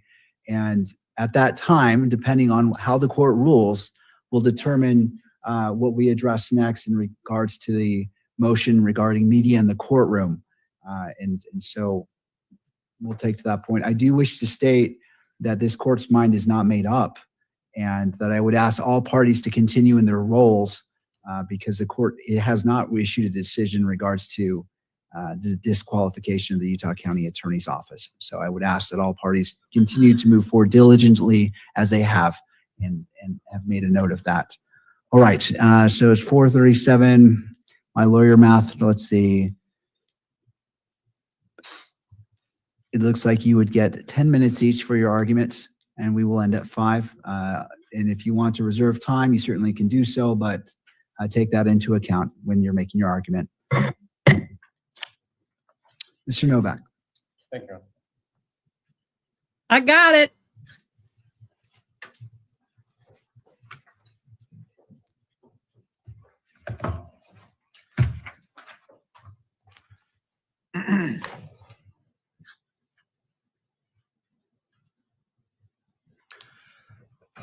Your Honor, there are legal issues and there are factual issues that we think that the court needs to look at very closely. I would ask the court, because I only have 10 minutes, to look at both the briefing in the original motion, and I will point out some specific cases that we think the court should pay attention to, as well as the briefing in the what I'm going to call the renewed request. And they're both informative. The briefing in the renewed request doesn't just go to the question of should this court encourage, that's the language that the statute hints at, the state attorney, the county attorney to refer this to the attorney general, but it also refers to when a trial court does or does not abuse its discretion with respect to recusal. The last witness, and I'm gonna just go with the principle of recency here. The last witness's primary purpose was to focus on this question of whether the adult child student at UVU is what the state has referred to as a material witness or a critical witness. And that is actually either intentionally or unintentionally, a distraction from the real question here. This is not a question of whether, in order to prove its case, the state needs to call as a witness a family member of the prosecution. Okay, that could, in another situation, be a source of a conflict. But the issue here is that the most experienced and most senior prosecutor in the office, other than the elected county attorney, Mr. Gray, should have been walled off from this prosecution until this court had an opportunity to consider whether disqualification is necessary. And it is important to note a couple things that Mr. Garnander said. One of them was that he'd never seen, in his experience, a decision to seek the death penalty made without regard to information about the accused. And there's a hint there that there was an emotional response to Mr. Kirk's death, which there's a strong implication creates an appearance of impropriety. And so this court doesn't have to make a finding that there's a conflict of interest, an actual conflict of interest. What the standard says, and that's the standard that Mr. Gray read into the record from the organization of Utah prosecutors that he's the president-elect of, which refers to the public perception of the integrity of the prosecutor's office and the public confidence in the handling of the case. Okay, so that was standard 1.3-3C.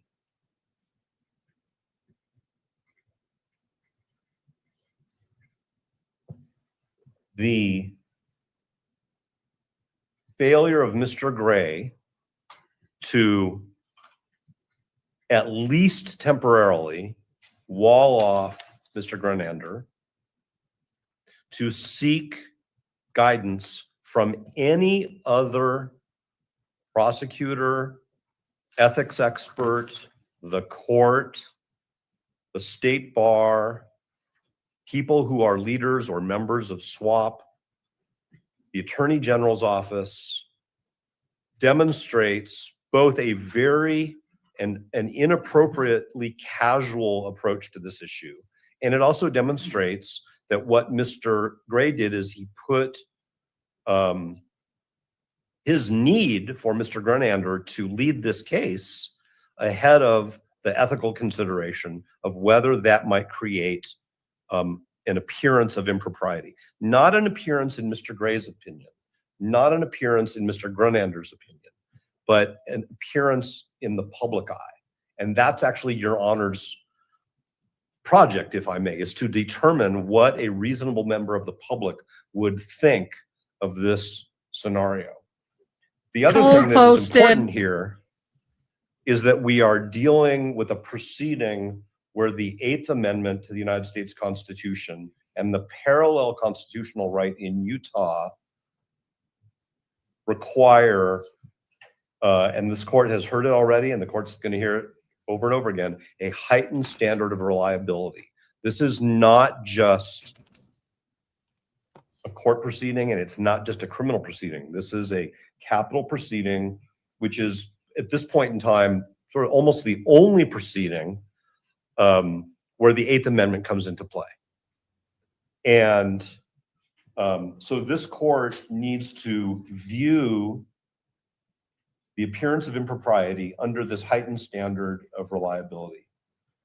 A couple Utah cases that I think that this court, we would ask this court to look at very closely. State v. McClellan, Utah Supreme Court, 2009, Utah 50. State v. Cater, C-A-T-E-R, 2014. I'm sorry, yeah, that's a Court of Appeal decision. 2014, Utah Appeals 207. Mr. Gray should have implemented a firewall, and he didn't. And that has created this problem. And then what we see is isolating Mr. Gronander's daughter from the investigation, isolating her in some way so that she hasn't provided a statement, she hasn't provided videos until we bring this issue to the court's attention.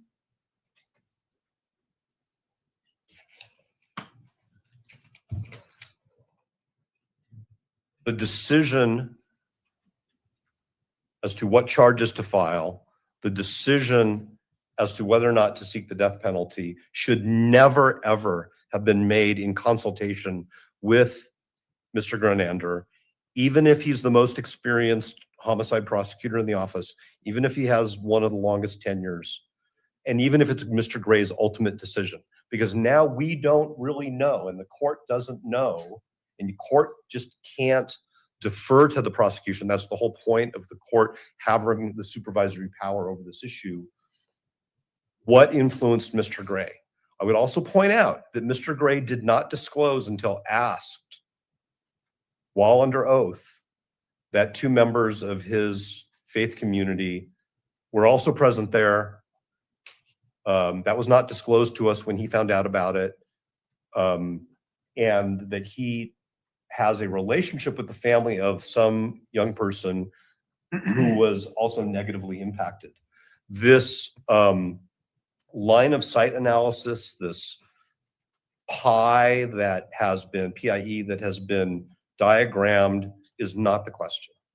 That is not the question. The question is whether Mr. Gray should have isolated the prosecutor whose child was there, and I say this with all due concern and respect, could have been injured in any number of ways. People could have been hurt leaving the scene. And I'm not saying that in any way to minimize the effect that that experience had on Mr. Gronander and his family. I think, as I said in court last time, I've been through this where I learned that my child is somewhere where there was a shooting. And until I knew my child was safe, that was, an overwhelming emotional experience. So the problem is that Mr. Gray approached this in an incredibly casual way. There isn't a single memorandum, he testified to this, documenting the process of whether there's an actual conflict or an appearance of conflict.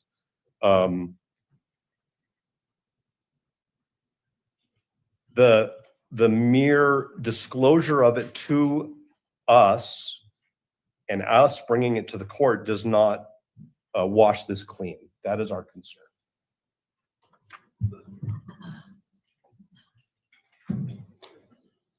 I also want to cite the court, because I'm running out of time, to a decision that is not a Utah decision, but it's cited on page 12 of our motion, which is Tate, 925 Southwest 2nd, 548, a Tennessee decision, where basically the court says where there were no screening procedures and the prosecutor, as to whom there was an appearance of impropriety, maintained the role of a supervisor, and there was open discussion of the case with him, there should have been a disqualification. And what the court did there is it disqualified the entire office. So this problem could have been avoided if Mr. Gronander had been screened off, if Mr. Gray had sought this court's guidance early. The state, they were in court on September 16th. This could have been brought to the court's attention in September. Counsel were appointed shortly thereafter. We could have addressed this a long time ago. And now, frankly, it's too late. So we understand that there is pressure on the judicial system to move this case expeditiously. There is also a countervailing, and we believe,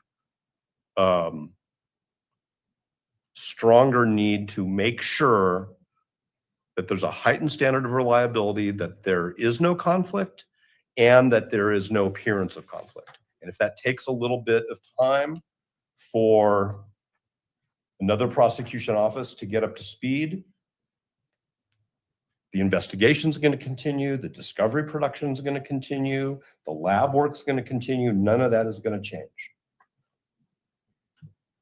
So we would ask the court, I'm not reserving any time in rebuttal, I'm going to ask the court to grant the motion, both parts of it, which is to make a finding that Mr. Grenander should have been walled off and that Mr. Gray's failure to do so, and sort of the casual way that Mr. Gray approached this whole thing requires, unfortunately, the disqualification of his office and the appointment of a new group of prosecutors to be responsible for this case. The case will continue.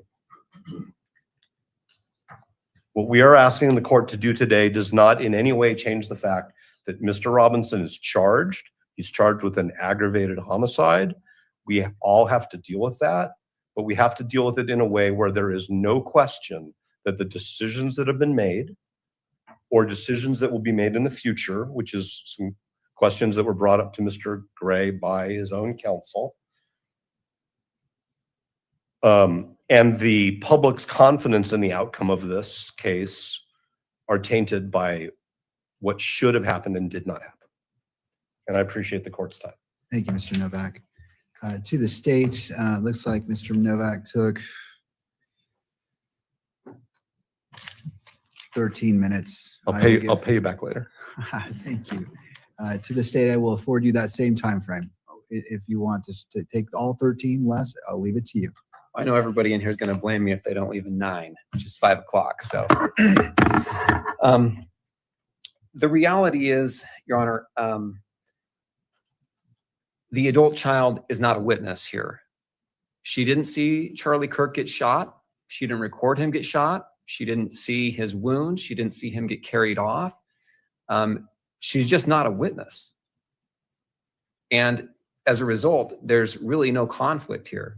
Now, I understand that conflicts go beyond just that, but most of the cases that we look at where there's some kind of conflict are where there's confidential knowledge that has been obtained by the prosecutor, right? A defense attorney becomes a prosecutor and now has confidential knowledge about that person, right? That's the typical conflict we see. Has some kind of proprietary or financial interest, right? That's the kind of conflict we usually see. Occasionally there are personal conflicts, but there's a lot of good case law that talks about what kind of conflicts constitute that personal interest. And I think the best case law on this is cited in our opposition to the renewed motion to refer the matter. And in that case, State v. Newman, the court found, this is a Missouri case, the court found no conflict of interest in prosecuting a defendant for murder, even though the prosecutor had done business with the victim, knew him personally, and served as a pallbearer at the victim's funeral. In the Gwinnett County District Attorney, nor his Georgia office had a conflict of interest, even though his chief investigator dated and later married the victim in a case that the office was prosecuting. In Kansas, prosecutor's office did not have a conflict, even though the defendant threatened to blow up the very courthouse and also housed the district attorney's office. I mean, these are cases where the prosecutor has a close relationship with the actual victim of the crime. Look, if Mr. Grunander were related to Charlie Kirk, we would acknowledge there's a conflict here, right? But we're not even close to that. The adult child is not even a witness in this case, is not a witness to the murder. Is the child a witness to the circumstances? Sure, but so are 3,000 others, as well as dozens of video recordings. She's not a witness. She's not necessary in this case. And as a result, there's no conflict here. Now, is he going to be motivated because she was present? Is he somehow going to be motivated to do something he otherwise would not? Well, again, maybe if she were injured, maybe so. Maybe there would be a good argument there. Maybe it still doesn't rise to the level of these cases that I've talked about, but that's just not the fact. She has not been traumatized. She has not had to seek therapy. She has not had to miss class. It's not affected her friendships. As a result, the idea that Mr. Grunander is going to be motivated by some kind of retribution for what happened to her is just flatly false. The idea that the defendant was charged for killing someone because a prosecutor's child was present when it happened is just, it's almost laughable. He's being prosecuted for killing someone because he killed someone. At least that's what the evidence will show, we believe. The idea There that you he has go. been, the death penalty has been elected because a relation of a prosecutor was there is just laughable. It's because someone was shot and killed. That's why the charges were brought. I just don't think that proposition is palatable at all. The evidence is what this case was charged on, both at the charging level and at the death penalty level. None of this was motivated because of some relationship. And I think that anybody who looked at this would agree that you don't charge someone with murder because a witness was affected by it. You charge someone with murder because someone was killed, right? The standard. The defense has tried to elevate the standard here by looking at best practices, the SWAP's Statewide Association of Prosecutors best practice. Even so, I think it's been misstated. The standard says that when there's an appearance of conflict, the prosecutor should, I quote, consider recusal. Well, that's the question. They should consider it, right? It doesn't say it mandates recusal or disqualification. And that's not even the ethical standard that this court goes by. That's the best practice. And the best practice was followed in this case because once that fact was known, there was a discussion. Of course, it was disclosed immediately. It was disclosed 5 days after defense counsel was appointed. The idea that the child was isolated is just flatly false. She just was not a witness. And the follow-up with her showed as much. The standard is there a significant risk that representation of the state will be materially limited by a personal interest of the lawyer? In this case, the decision to prosecute and the prosecution of this case will not be limited in any way. Moreover, if anything, the interests would align. Regardless, the motivation here is clearly not because of the presence of this child. It's because Charlie Kirk was murdered in front of everybody. She's not a material witness. Everybody knows Charlie Kirk was shot and killed and murdered brutally. Everybody knows that. I don't think that's going to be what this case is about. It's going to be about identity.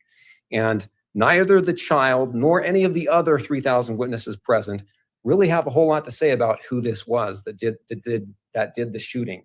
And that's what this case hinges on.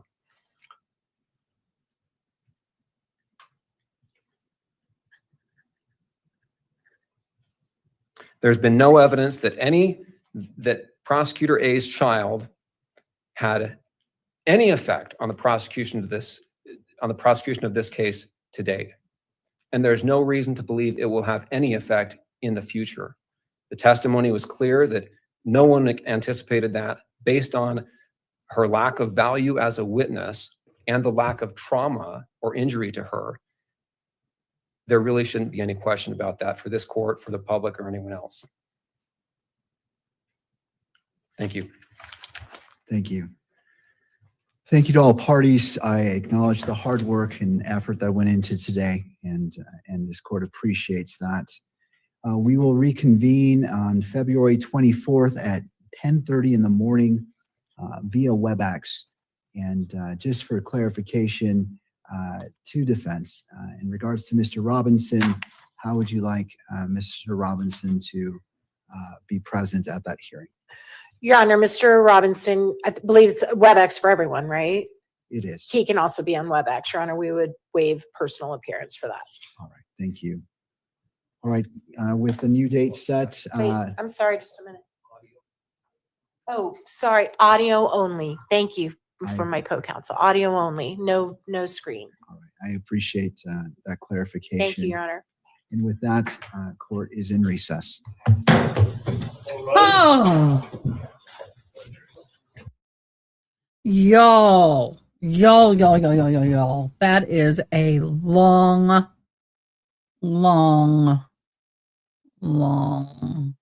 court motion hearing.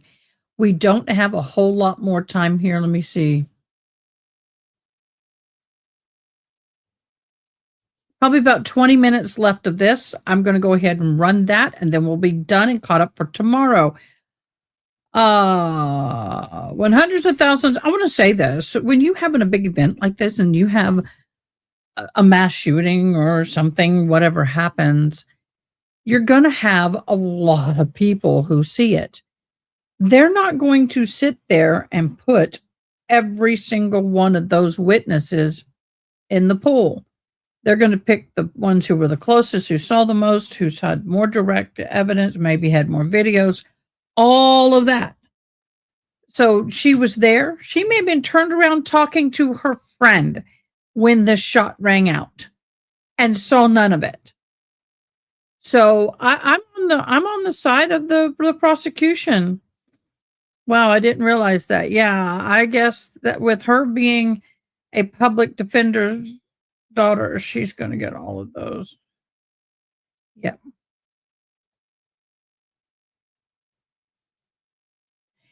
Well, my whole thing with this case is that I think that one of the best ways to defeat your enemy, i.e. prosecution, is if you're uncomfortable with the strength of your cases, get them out of there. This is not, I mean, I got to give this guy kudos. I'm going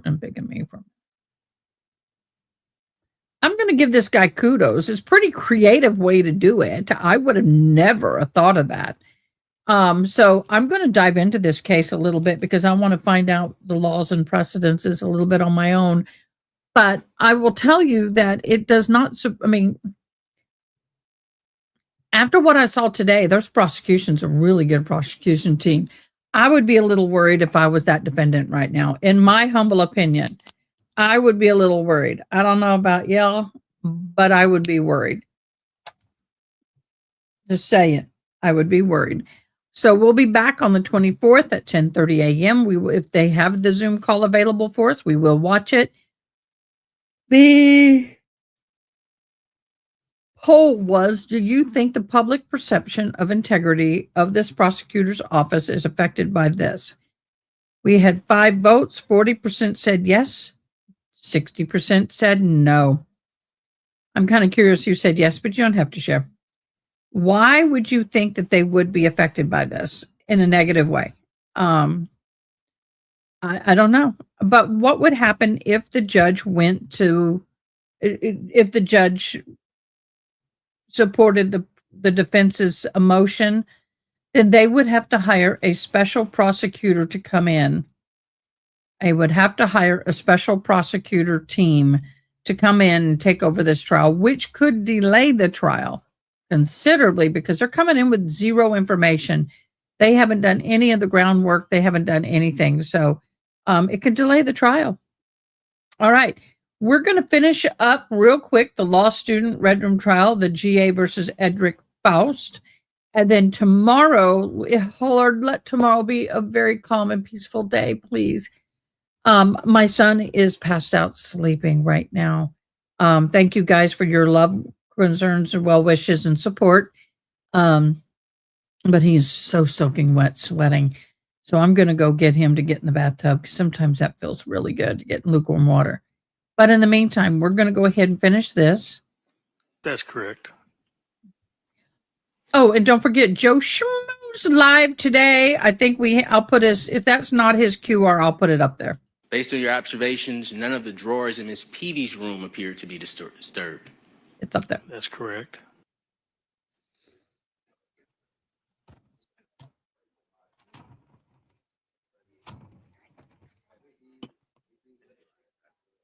Oh no, why do we get this?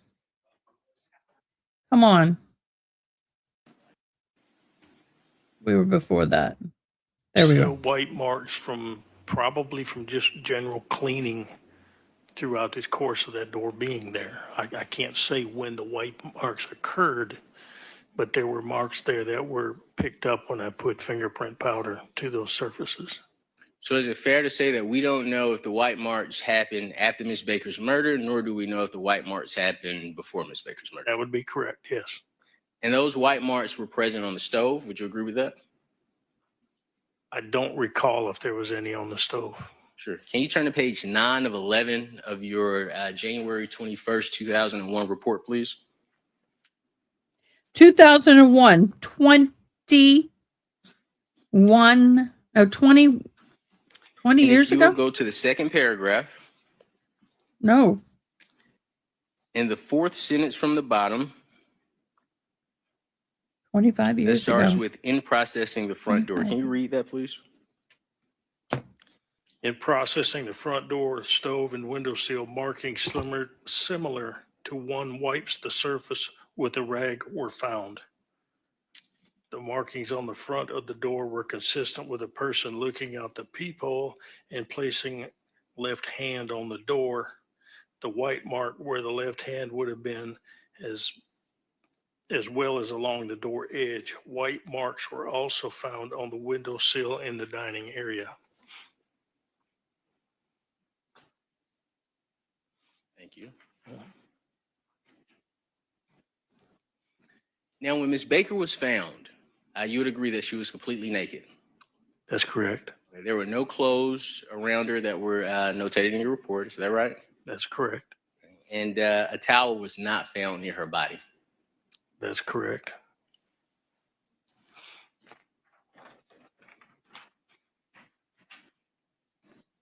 Your Honor, I don't have any more questions for Lieutenant Leadall. Thank you so much for your service.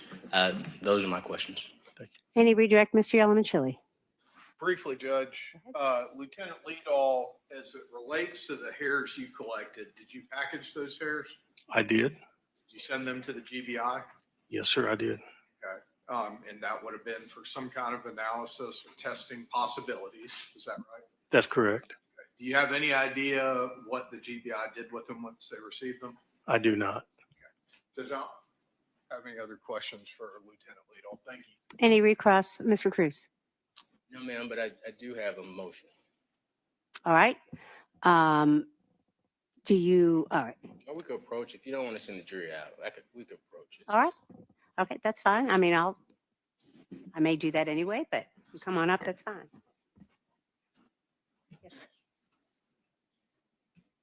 What if she'll send the jury home?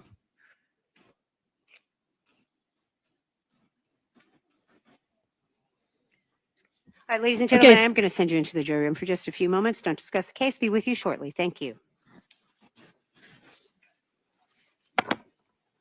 This jury is going to get tired of playing this up and down game. How many times has she sent the jury out today? 4? I think 3 or 4 times at least, outside the break time that they normally get.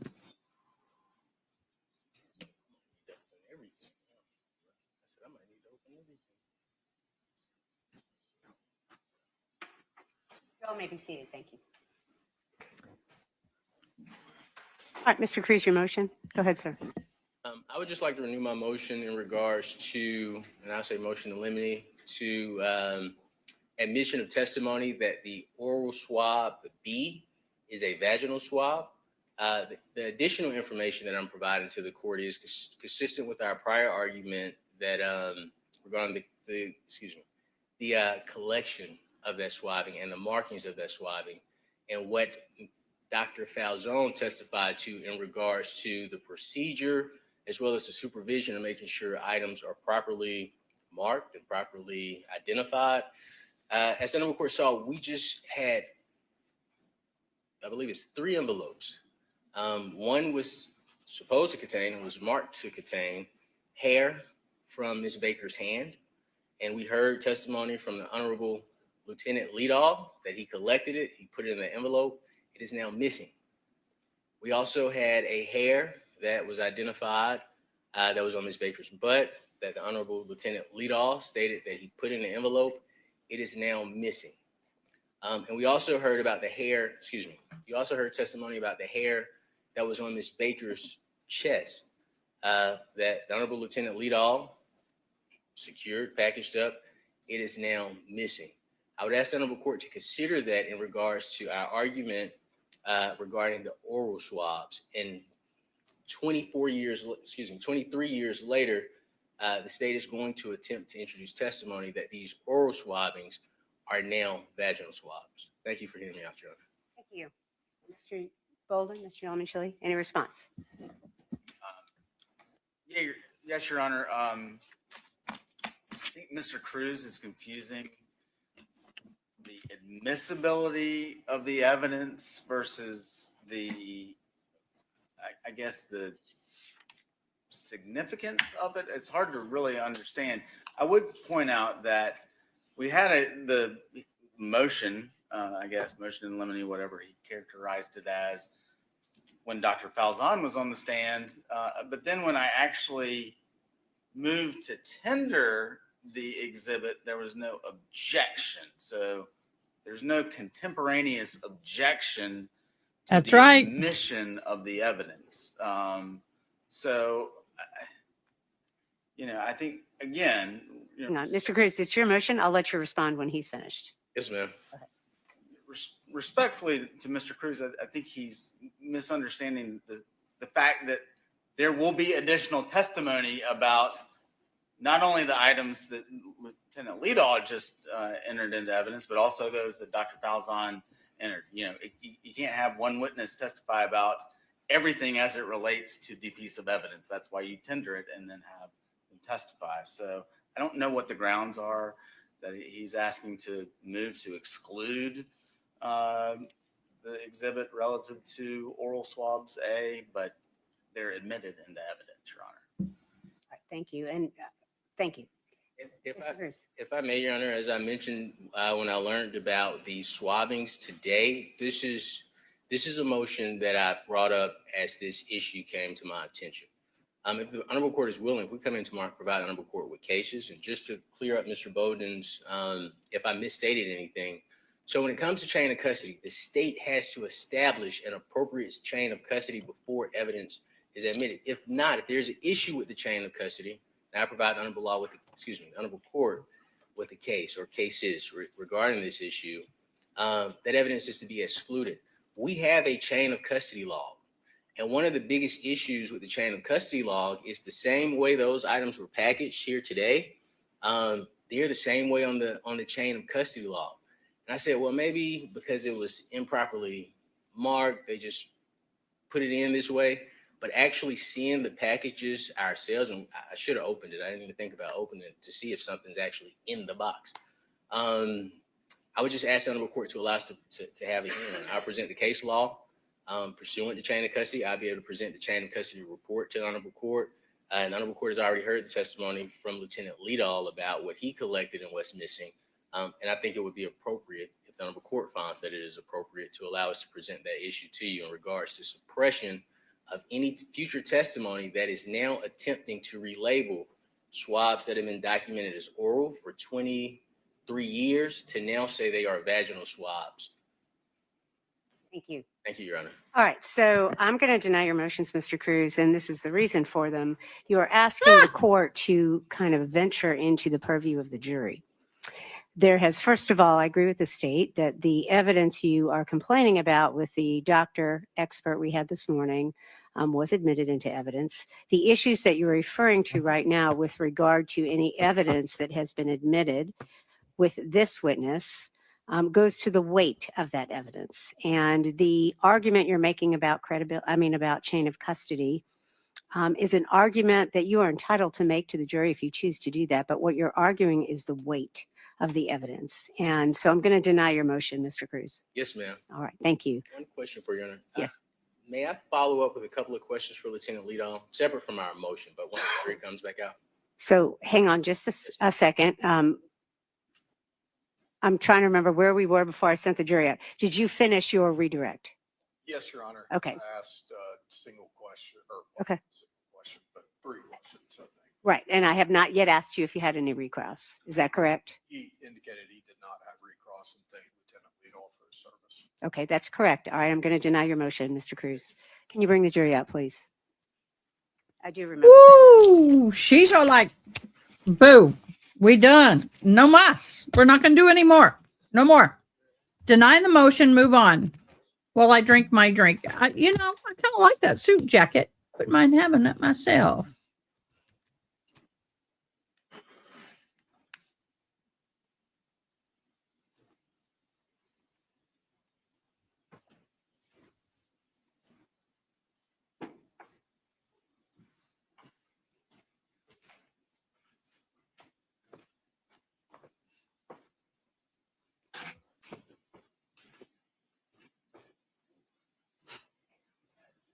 Musical chairs. All right, you all may be seated. Thank you. All right, may Detective or Lieutenant Leadall be excused? We'd ask that he is, Judge. Any objection from the defense? I have him under subpoena. I would just ask that that he's subject to recall. I spoke to Lieutenant Leadall. He explained to me his schedule. Okay. The Honorable Court will allow, if we have an opportunity to call Lieutenant Leadall back, we would just ask if he would prefer that we allow him to do it via WebEx. I can add to that, Your Honor. Okay. I have no objection to returning back. I would just need enough notice because I live 30 minutes away. And I'm also possibly testifying sometime next week in DeKalb County in a state court case, and I don't know the exact date. So other than that, I'm free and able to come at any time. Thank you, sir. So the answer to your question, Mr. Cruz, is yes and yes. So Lieutenant Leadall, you are still on call. You're still under subpoena, and I'll let you work it out with your witness. If you need to ask the court for permission for a video testimony, I've already told you that you can do that. And so I'll leave that to you to just let the court know whether that's necessary. Other than that, you are free to go, sir. Thank you, Your Honor. Okay, Your Honor, may I step out to obtain Yes. information? Yes. Thank you.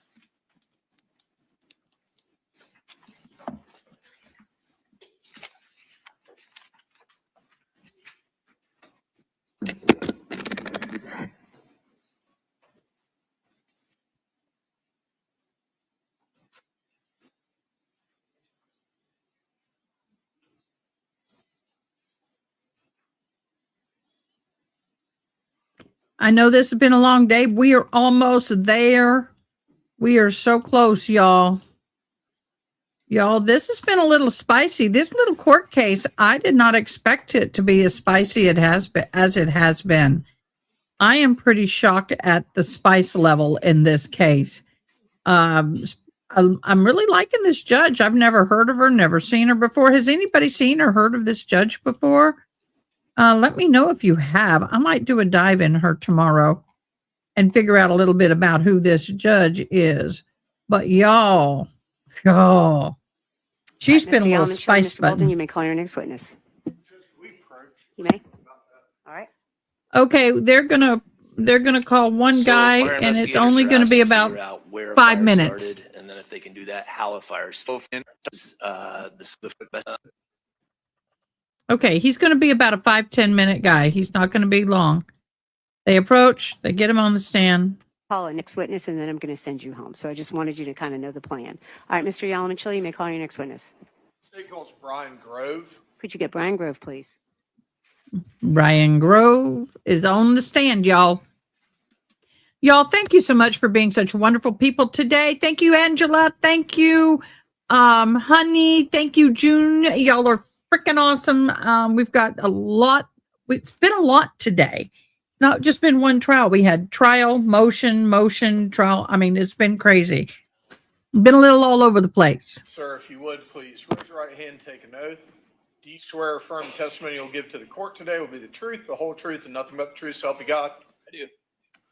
If you could, please have a seat and state and spell your name for the record. Brian Grove, Grove.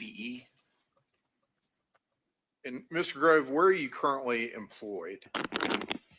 I'm a fire protection engineer with the Bureau of Alcohol, Tobacco, Firearms, and Explosives, ATF. And how long have you been working for the ATF? About 26 years. All right. And if you give me just a moment, my computer's not exactly cooperating with me.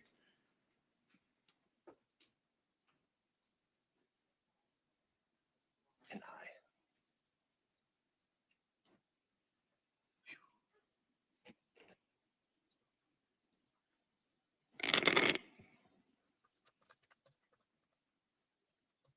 And if you could, please describe your work experience with the ATF. I'm a fire protection engineer, so my job is to help ATF certified fire investigators with the science part of their investigations. What's the, well, you already talked about the role of a fire protection engineer at ATF. What is the field of fire dynamics? So fire dynamics is the science of fire, kind of the physics of fire, how fires start, how they spread, how buildings interact with fire, how people interact with fire, anything really dealing with the physics or the science of fire. And how does your expertise assist fire investigators?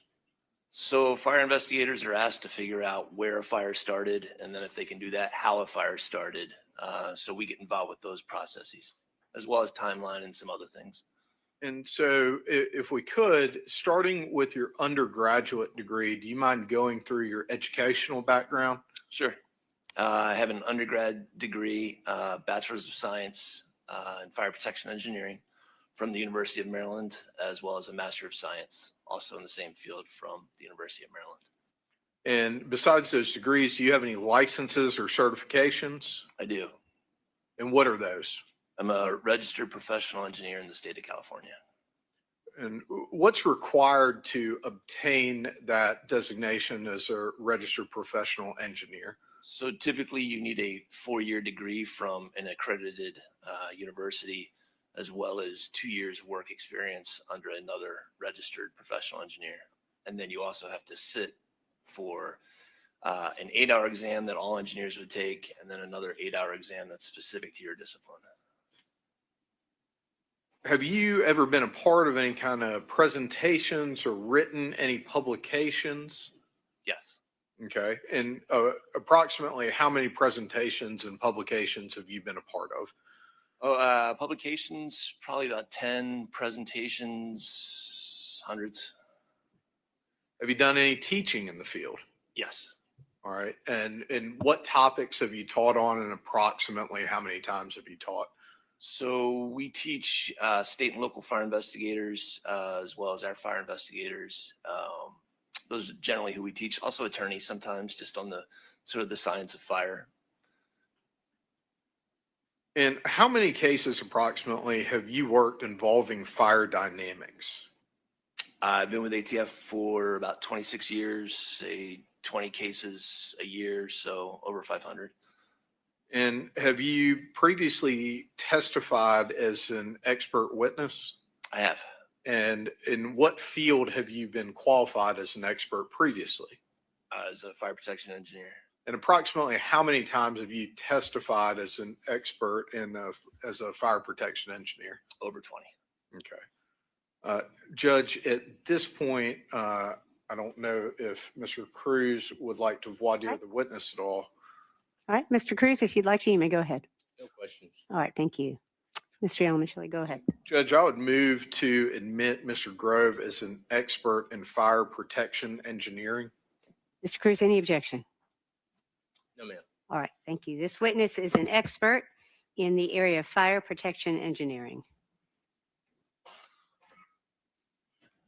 And Your Honor, would you like me to continue or? We have 15 minutes. I'm going to ask you to actually continue. I think it's, we talked about stopping now, but it's only 4:45, so we have 15 minutes. Okay, Thank you, and sir. I have Thank some you. more questions All before right. we reach that point. Yes, sir. How did you get involved in this case?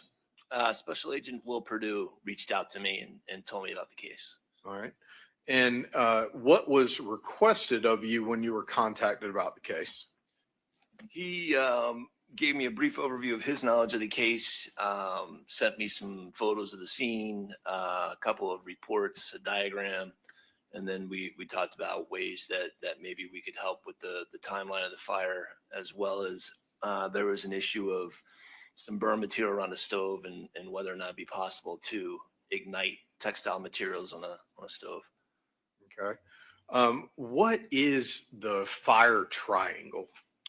So the fire triangle is a way for fire investigators or Heat, scientists to organize their thoughts in terms of oxygen, what do fuel. you need to have a flame or fire. And there's three legs of a triangle. One would be fuel in its vapor or gas phase. So this would be solid, but we're talking about like a gas phase. Another would be an oxidizer, which is typically oxygen and air. So we need air to have fire. And then lastly would be heat. Initially that heat might come from a lighter, and then at some point a fire supplies its own heat and you have a self-sustaining reaction. Okay. What is a fuel limited fire? So a fuel limited fire would be a fire that's limited only by the amount of fuel that can be vaporized. So if you think of a campfire outside, that's a fuel limited fire. Okay. And what is a ventilation limited fire? So a ventilation limited fire, at some point, if you take that campfire, let's say a couch, maybe you burn the couch outside, it's a fuel limited fire. You bring that couch inside and it gets large enough and it's burned for long enough time that it consumes the oxygen in the room, and then ventilation becomes the dominant factor in the size of the fire. Well, and that kind of dovetails perfectly with my next question. What is a ventilation limited fire? So a ventilation limited fire, the size of the fire is dictated by how much fresh air you can get to the fire. All fires start out fuel limited in a room, and then at some point they typically transition, and they'll go out unless you open a door or a window fails or something like that to allow fresh air into the space. Okay. And if you could, would you describe the term heat release rate? So heat release rate is a term that we use.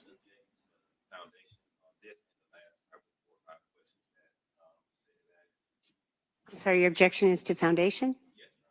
And can you elaborate on that objection? Prior to his questions, the witness did not make any testimony about any term that. All right, thank you. Any response, Mr. Yalamanchili? I'm not sure exactly how to respond to that, Your Honor. I'm not sure that Mr. Grove could have just, without my having asked a question, started explaining these topics, but it's certainly a foundation based on his knowledge, training, and experience has been laid for him to describe these topics, since he's an expert that's taught extensively in the field of fire dynamics and engineering. Okay, I'm going to overrule the objection. You may continue. Okay. Could you please describe the term heat release rate? Heat release rate is the power of a fire, the intensity of a fire. Really, we're looking at its size. So if you think of like a 60-watt light bulb or a 100-watt light bulb, that's the power of that light bulb. We're interested in the same units for fire, but rather than dealing in watts, we're dealing in thousands of watts, kilowatts, or megawatts, millions of watts. Okay.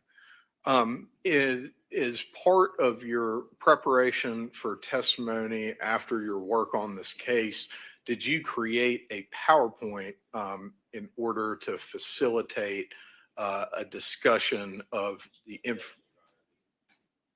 Overruled. You may continue. Did you create a PowerPoint in order to facilitate your testimony as a demonstrative aid? I did. Okay. All right. Your Honor, before admission of the PowerPoint, can I have opportunity to review same? Yes. Or publication, forgive me, before it's. Well, can I see both counsel at the bench real quick? Thank you. Ay, ay, ay, ay, ay. See, we got another one, y'all. We got another one. We got another one. What can I say? Y'all, this woman is a bad A judge, y'all. I'm going to go into her history tomorrow during our breaks and lunch. Y'all, she freaking rocks, y'all. I kid you not. She rocks. She's amazing.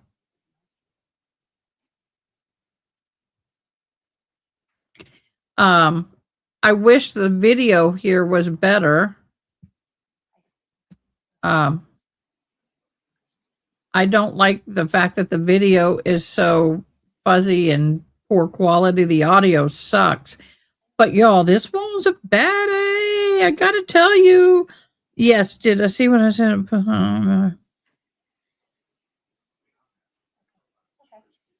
Thank you, Miss June. Yes, I did. I did. We're going to go through a lot of that tomorrow. We're going to have lunch breaks. We're going to be caught up. I'm trying to catch us up. That's why I'm going as late as I can. Ladies and gentlemen, Please don't we have be decided offended. This is actually a good stopping point, even though I was trying to make use of every single minute before 5 o'clock. I'm going to release you all to go home and come back tomorrow morning at 9 o'clock as scheduled. I want to tell you a few things. Obviously, the same instructions apply. I'm going to continue repeating those. It's important. Please don't discuss the case, of course, with anyone. Please don't do any research or go to any of the locations that you may have heard about. Don't go on the internet, of course, and do any independent research or study about anything you may have heard in court. I do want to talk a little bit about comings and goings of the courthouse. We haven't really talked about that. I really appreciate everybody wearing your juror badge. So certainly it is very important that when you get out of your car to come into the courthouse, that you're wearing that. It's very important that everyone in the courthouse knows that you are a juror in a case and that no one can talk to you about the case. So it's very important to keep wearing those. Thank you very much. When you come in the morning for your 9 o'clock hour, please come directly to this courtroom and we're going to have you go into the jury room as there are snacks in there and drinks, and Mr. Terrell makes great coffee, and so there'll be coffee in there for you, but please come straight to the courtroom. Every day that you leave, you're going to be escorted on the elevator by a deputy. And so as soon as I release all of you, if you'll go out into the hallway, there will be a deputy there waiting to escort you to the elevator. Deputy will ride down with you, and then you can go to your cars. And that's kind of the process we're going to use. Does anybody have any questions or anything they need to tell the court before we go? Very good. Thank you for your service today. I'm going to release all of you. See you tomorrow morning at 9 o'clock. Thank you. All right. So we're done for the day. Woohoo! We're done for the day. We're done for the day. Okay.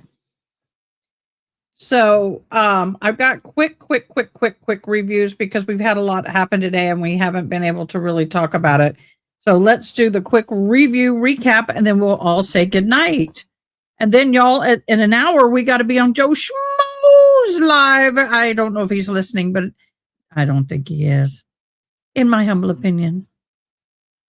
Okay, so I want to break down the motion in hearings request for discovery access, and this is all having to do with did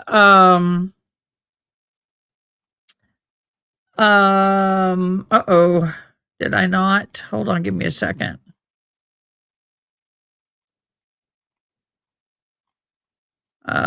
Which case did I do this in? I got to make sure I don't have them backwards.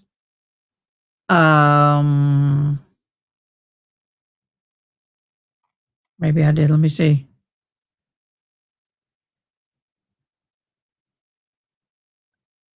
Oh my God. Okay. I think it's the last hearing we just had. The defense asked courts to compel additional materials, and they said are necessary to prepare for trial. The judge denied it. The judge said the request was either too broad or not required. Hold on. Never mind. They're back. Just going to wait for that door to shut. Thank you very much. All right.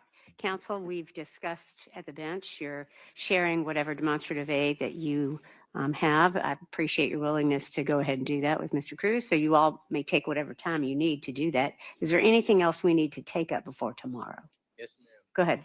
We have a little bit of time after court. Since these exhibits are admitted into evidence, can me and Attorney Hill and the state, if they would like, open them to see if what they're labeled as is actually inside of those packages? Tell me exactly what you're referring to, Mr. Cruz. So may I, Your Honor? Sure.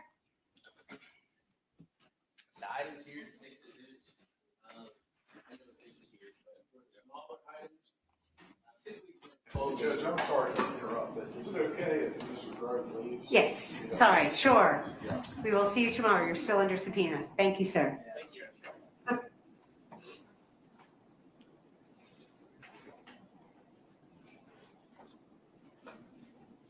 right, go ahead, Mr. Cruz.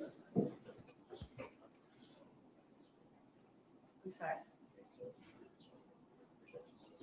Oh, okay, no, that's fine. I mean, that's absolutely. So these items here, I'm just asking if we could just take time, since court is concluded today, just to open them up and see what's in them. Typically, we do it at closing. Typically during closing, whatever exhibits are admitted, we'll open them. But in case I have any motions, Your Honor, is it okay if I spend time looking at these exhibits today? Just opening them and making sure what they're labeled as and what they're identified as is actually in the package. What? Mr. Yalnchel, do you care to respond to that request? Yes, I think it would be inappropriate to open anything that's been admitted into evidence without the jury present here as part of the proceedings or with the witness Yep. at the time that the evidence is tendered. I mean, I think that's the law, Mr. Cruz. I don't, you can't do that outside the presence of the jury. I don't know. I guess one of the things I wanted to ask you, Mr. Yalnchel, these have been admitted into evidence, but are you,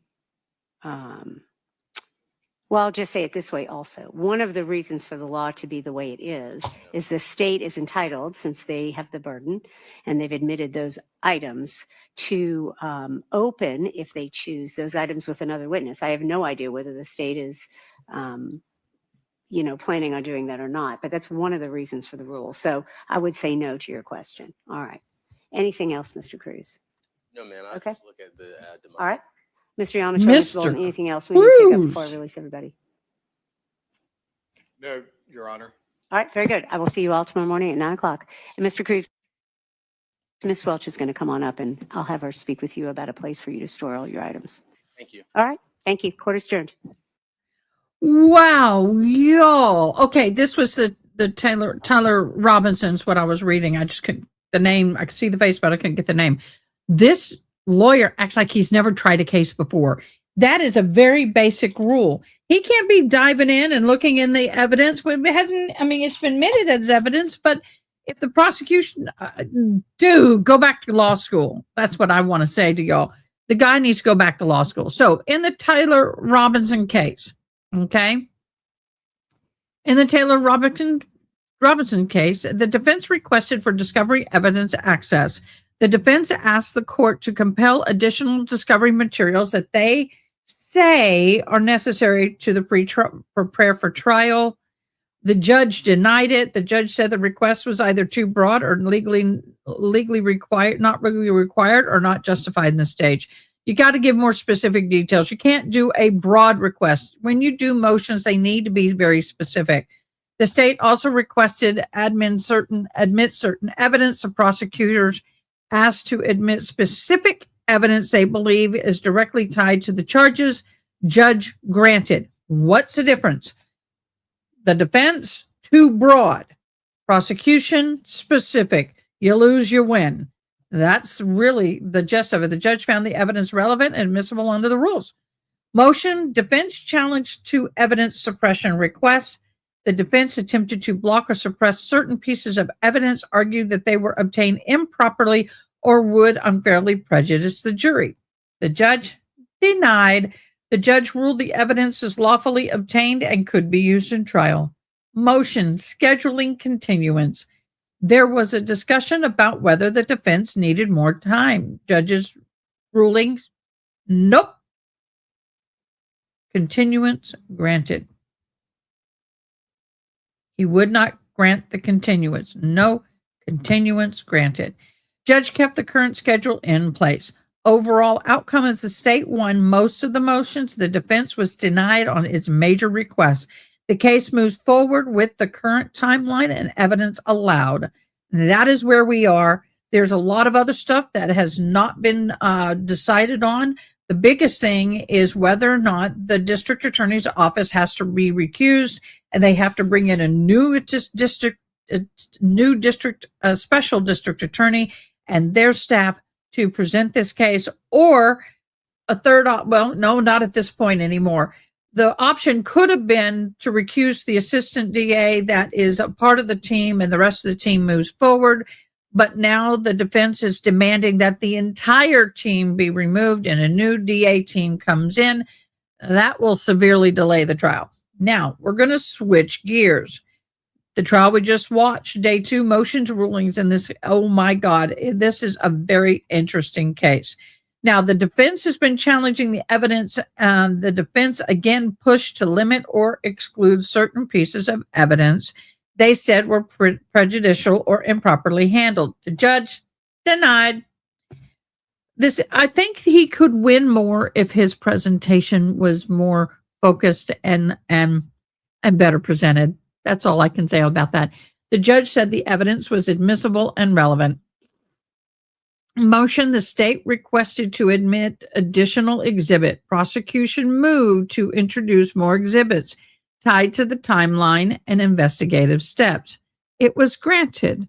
The judge allowed the exhibits, stated they met evidentiary standards. Motion, defense requested for more time. The defense argued they needed more additional time to review the material and prepare. Ruling denied. The judge kept the schedule intact and said the case will move forward. Okay, I'm sorry. I think I copied that twice. Nope, that's the same in this case too. I was like, wait a minute. No, there was that. He did want more time. I forgot. Motion, the state requested limit certain defense's arguments. The state asked the court to restrict speculative and unsupported defense theories. Partially granted. The judge allowed the defense to argue within the limits, but barred any outside evidentiary record, and it got spicy. Let me get to the comment. What, Angela?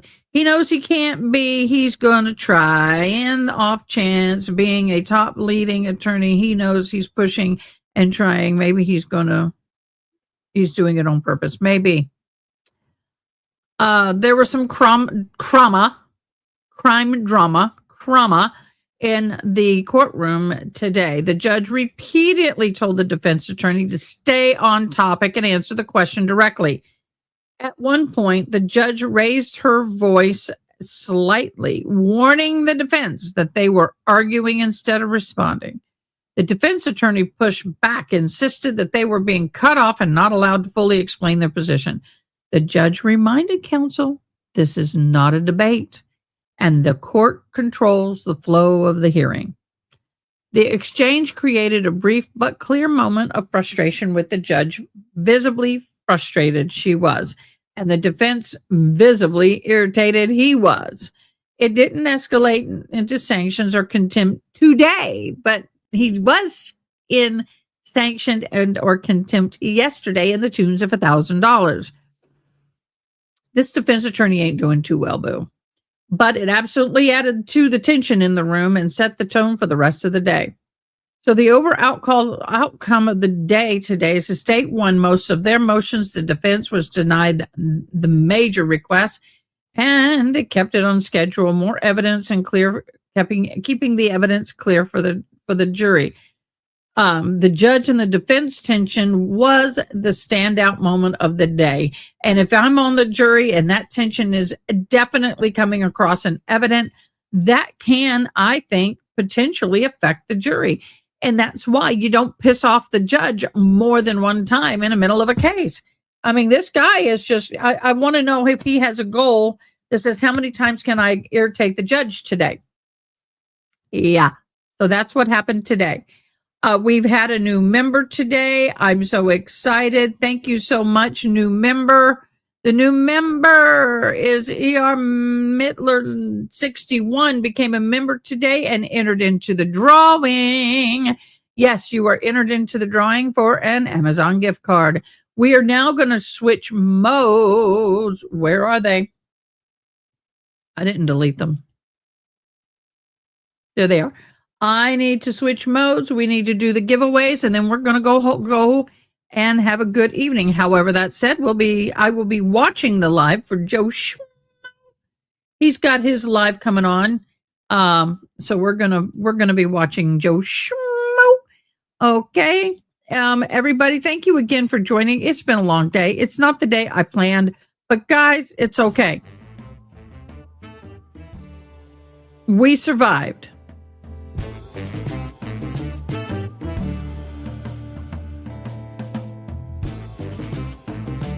Angela, Turtle Mom. Woohoo. Okay, one more. The more you enter every time, guys, you're only you can only win an entry if you play, and it's free. Doesn't cost you a thing. Ah, Crystal, congratulations. Awesome. I shared, we had 4 today. Thank you.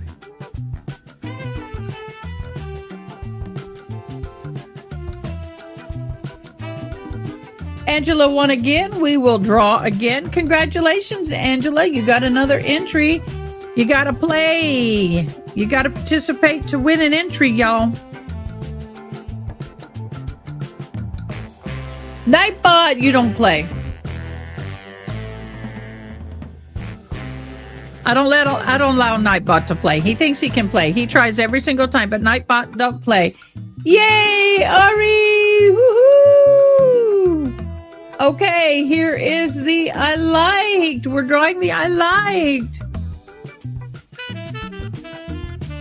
I don't know why I like this music, but I do. Steve, congratulations. Woohoo! One more. We got enough. I do 1 for every 10. So we had more than 10, so I'll do 1. Unless it's oh, honey. If it's a mod, I draw again. Congratulations, honey.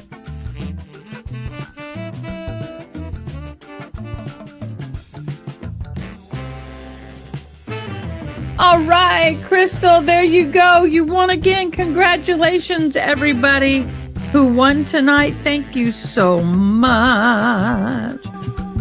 Thank you so much. Y'all are awesome. It's been a long day. Some days are boring. Some days are short. Some days are exciting. Some days are long. This was a little bit of everything today. We had a lot of motion hearings today. Karen Reed motion hearing. I really didn't hear much of that, but I don't think anything was decided. It's my understanding it was a nut and booger. And Karen Reed was not on I don't think she was in the stream. I didn't see her. She may have been there, but may not have been seen. So everybody get a good night's sleep. Come back tomorrow. I will get a good night's sleep tonight. I only had a few hours.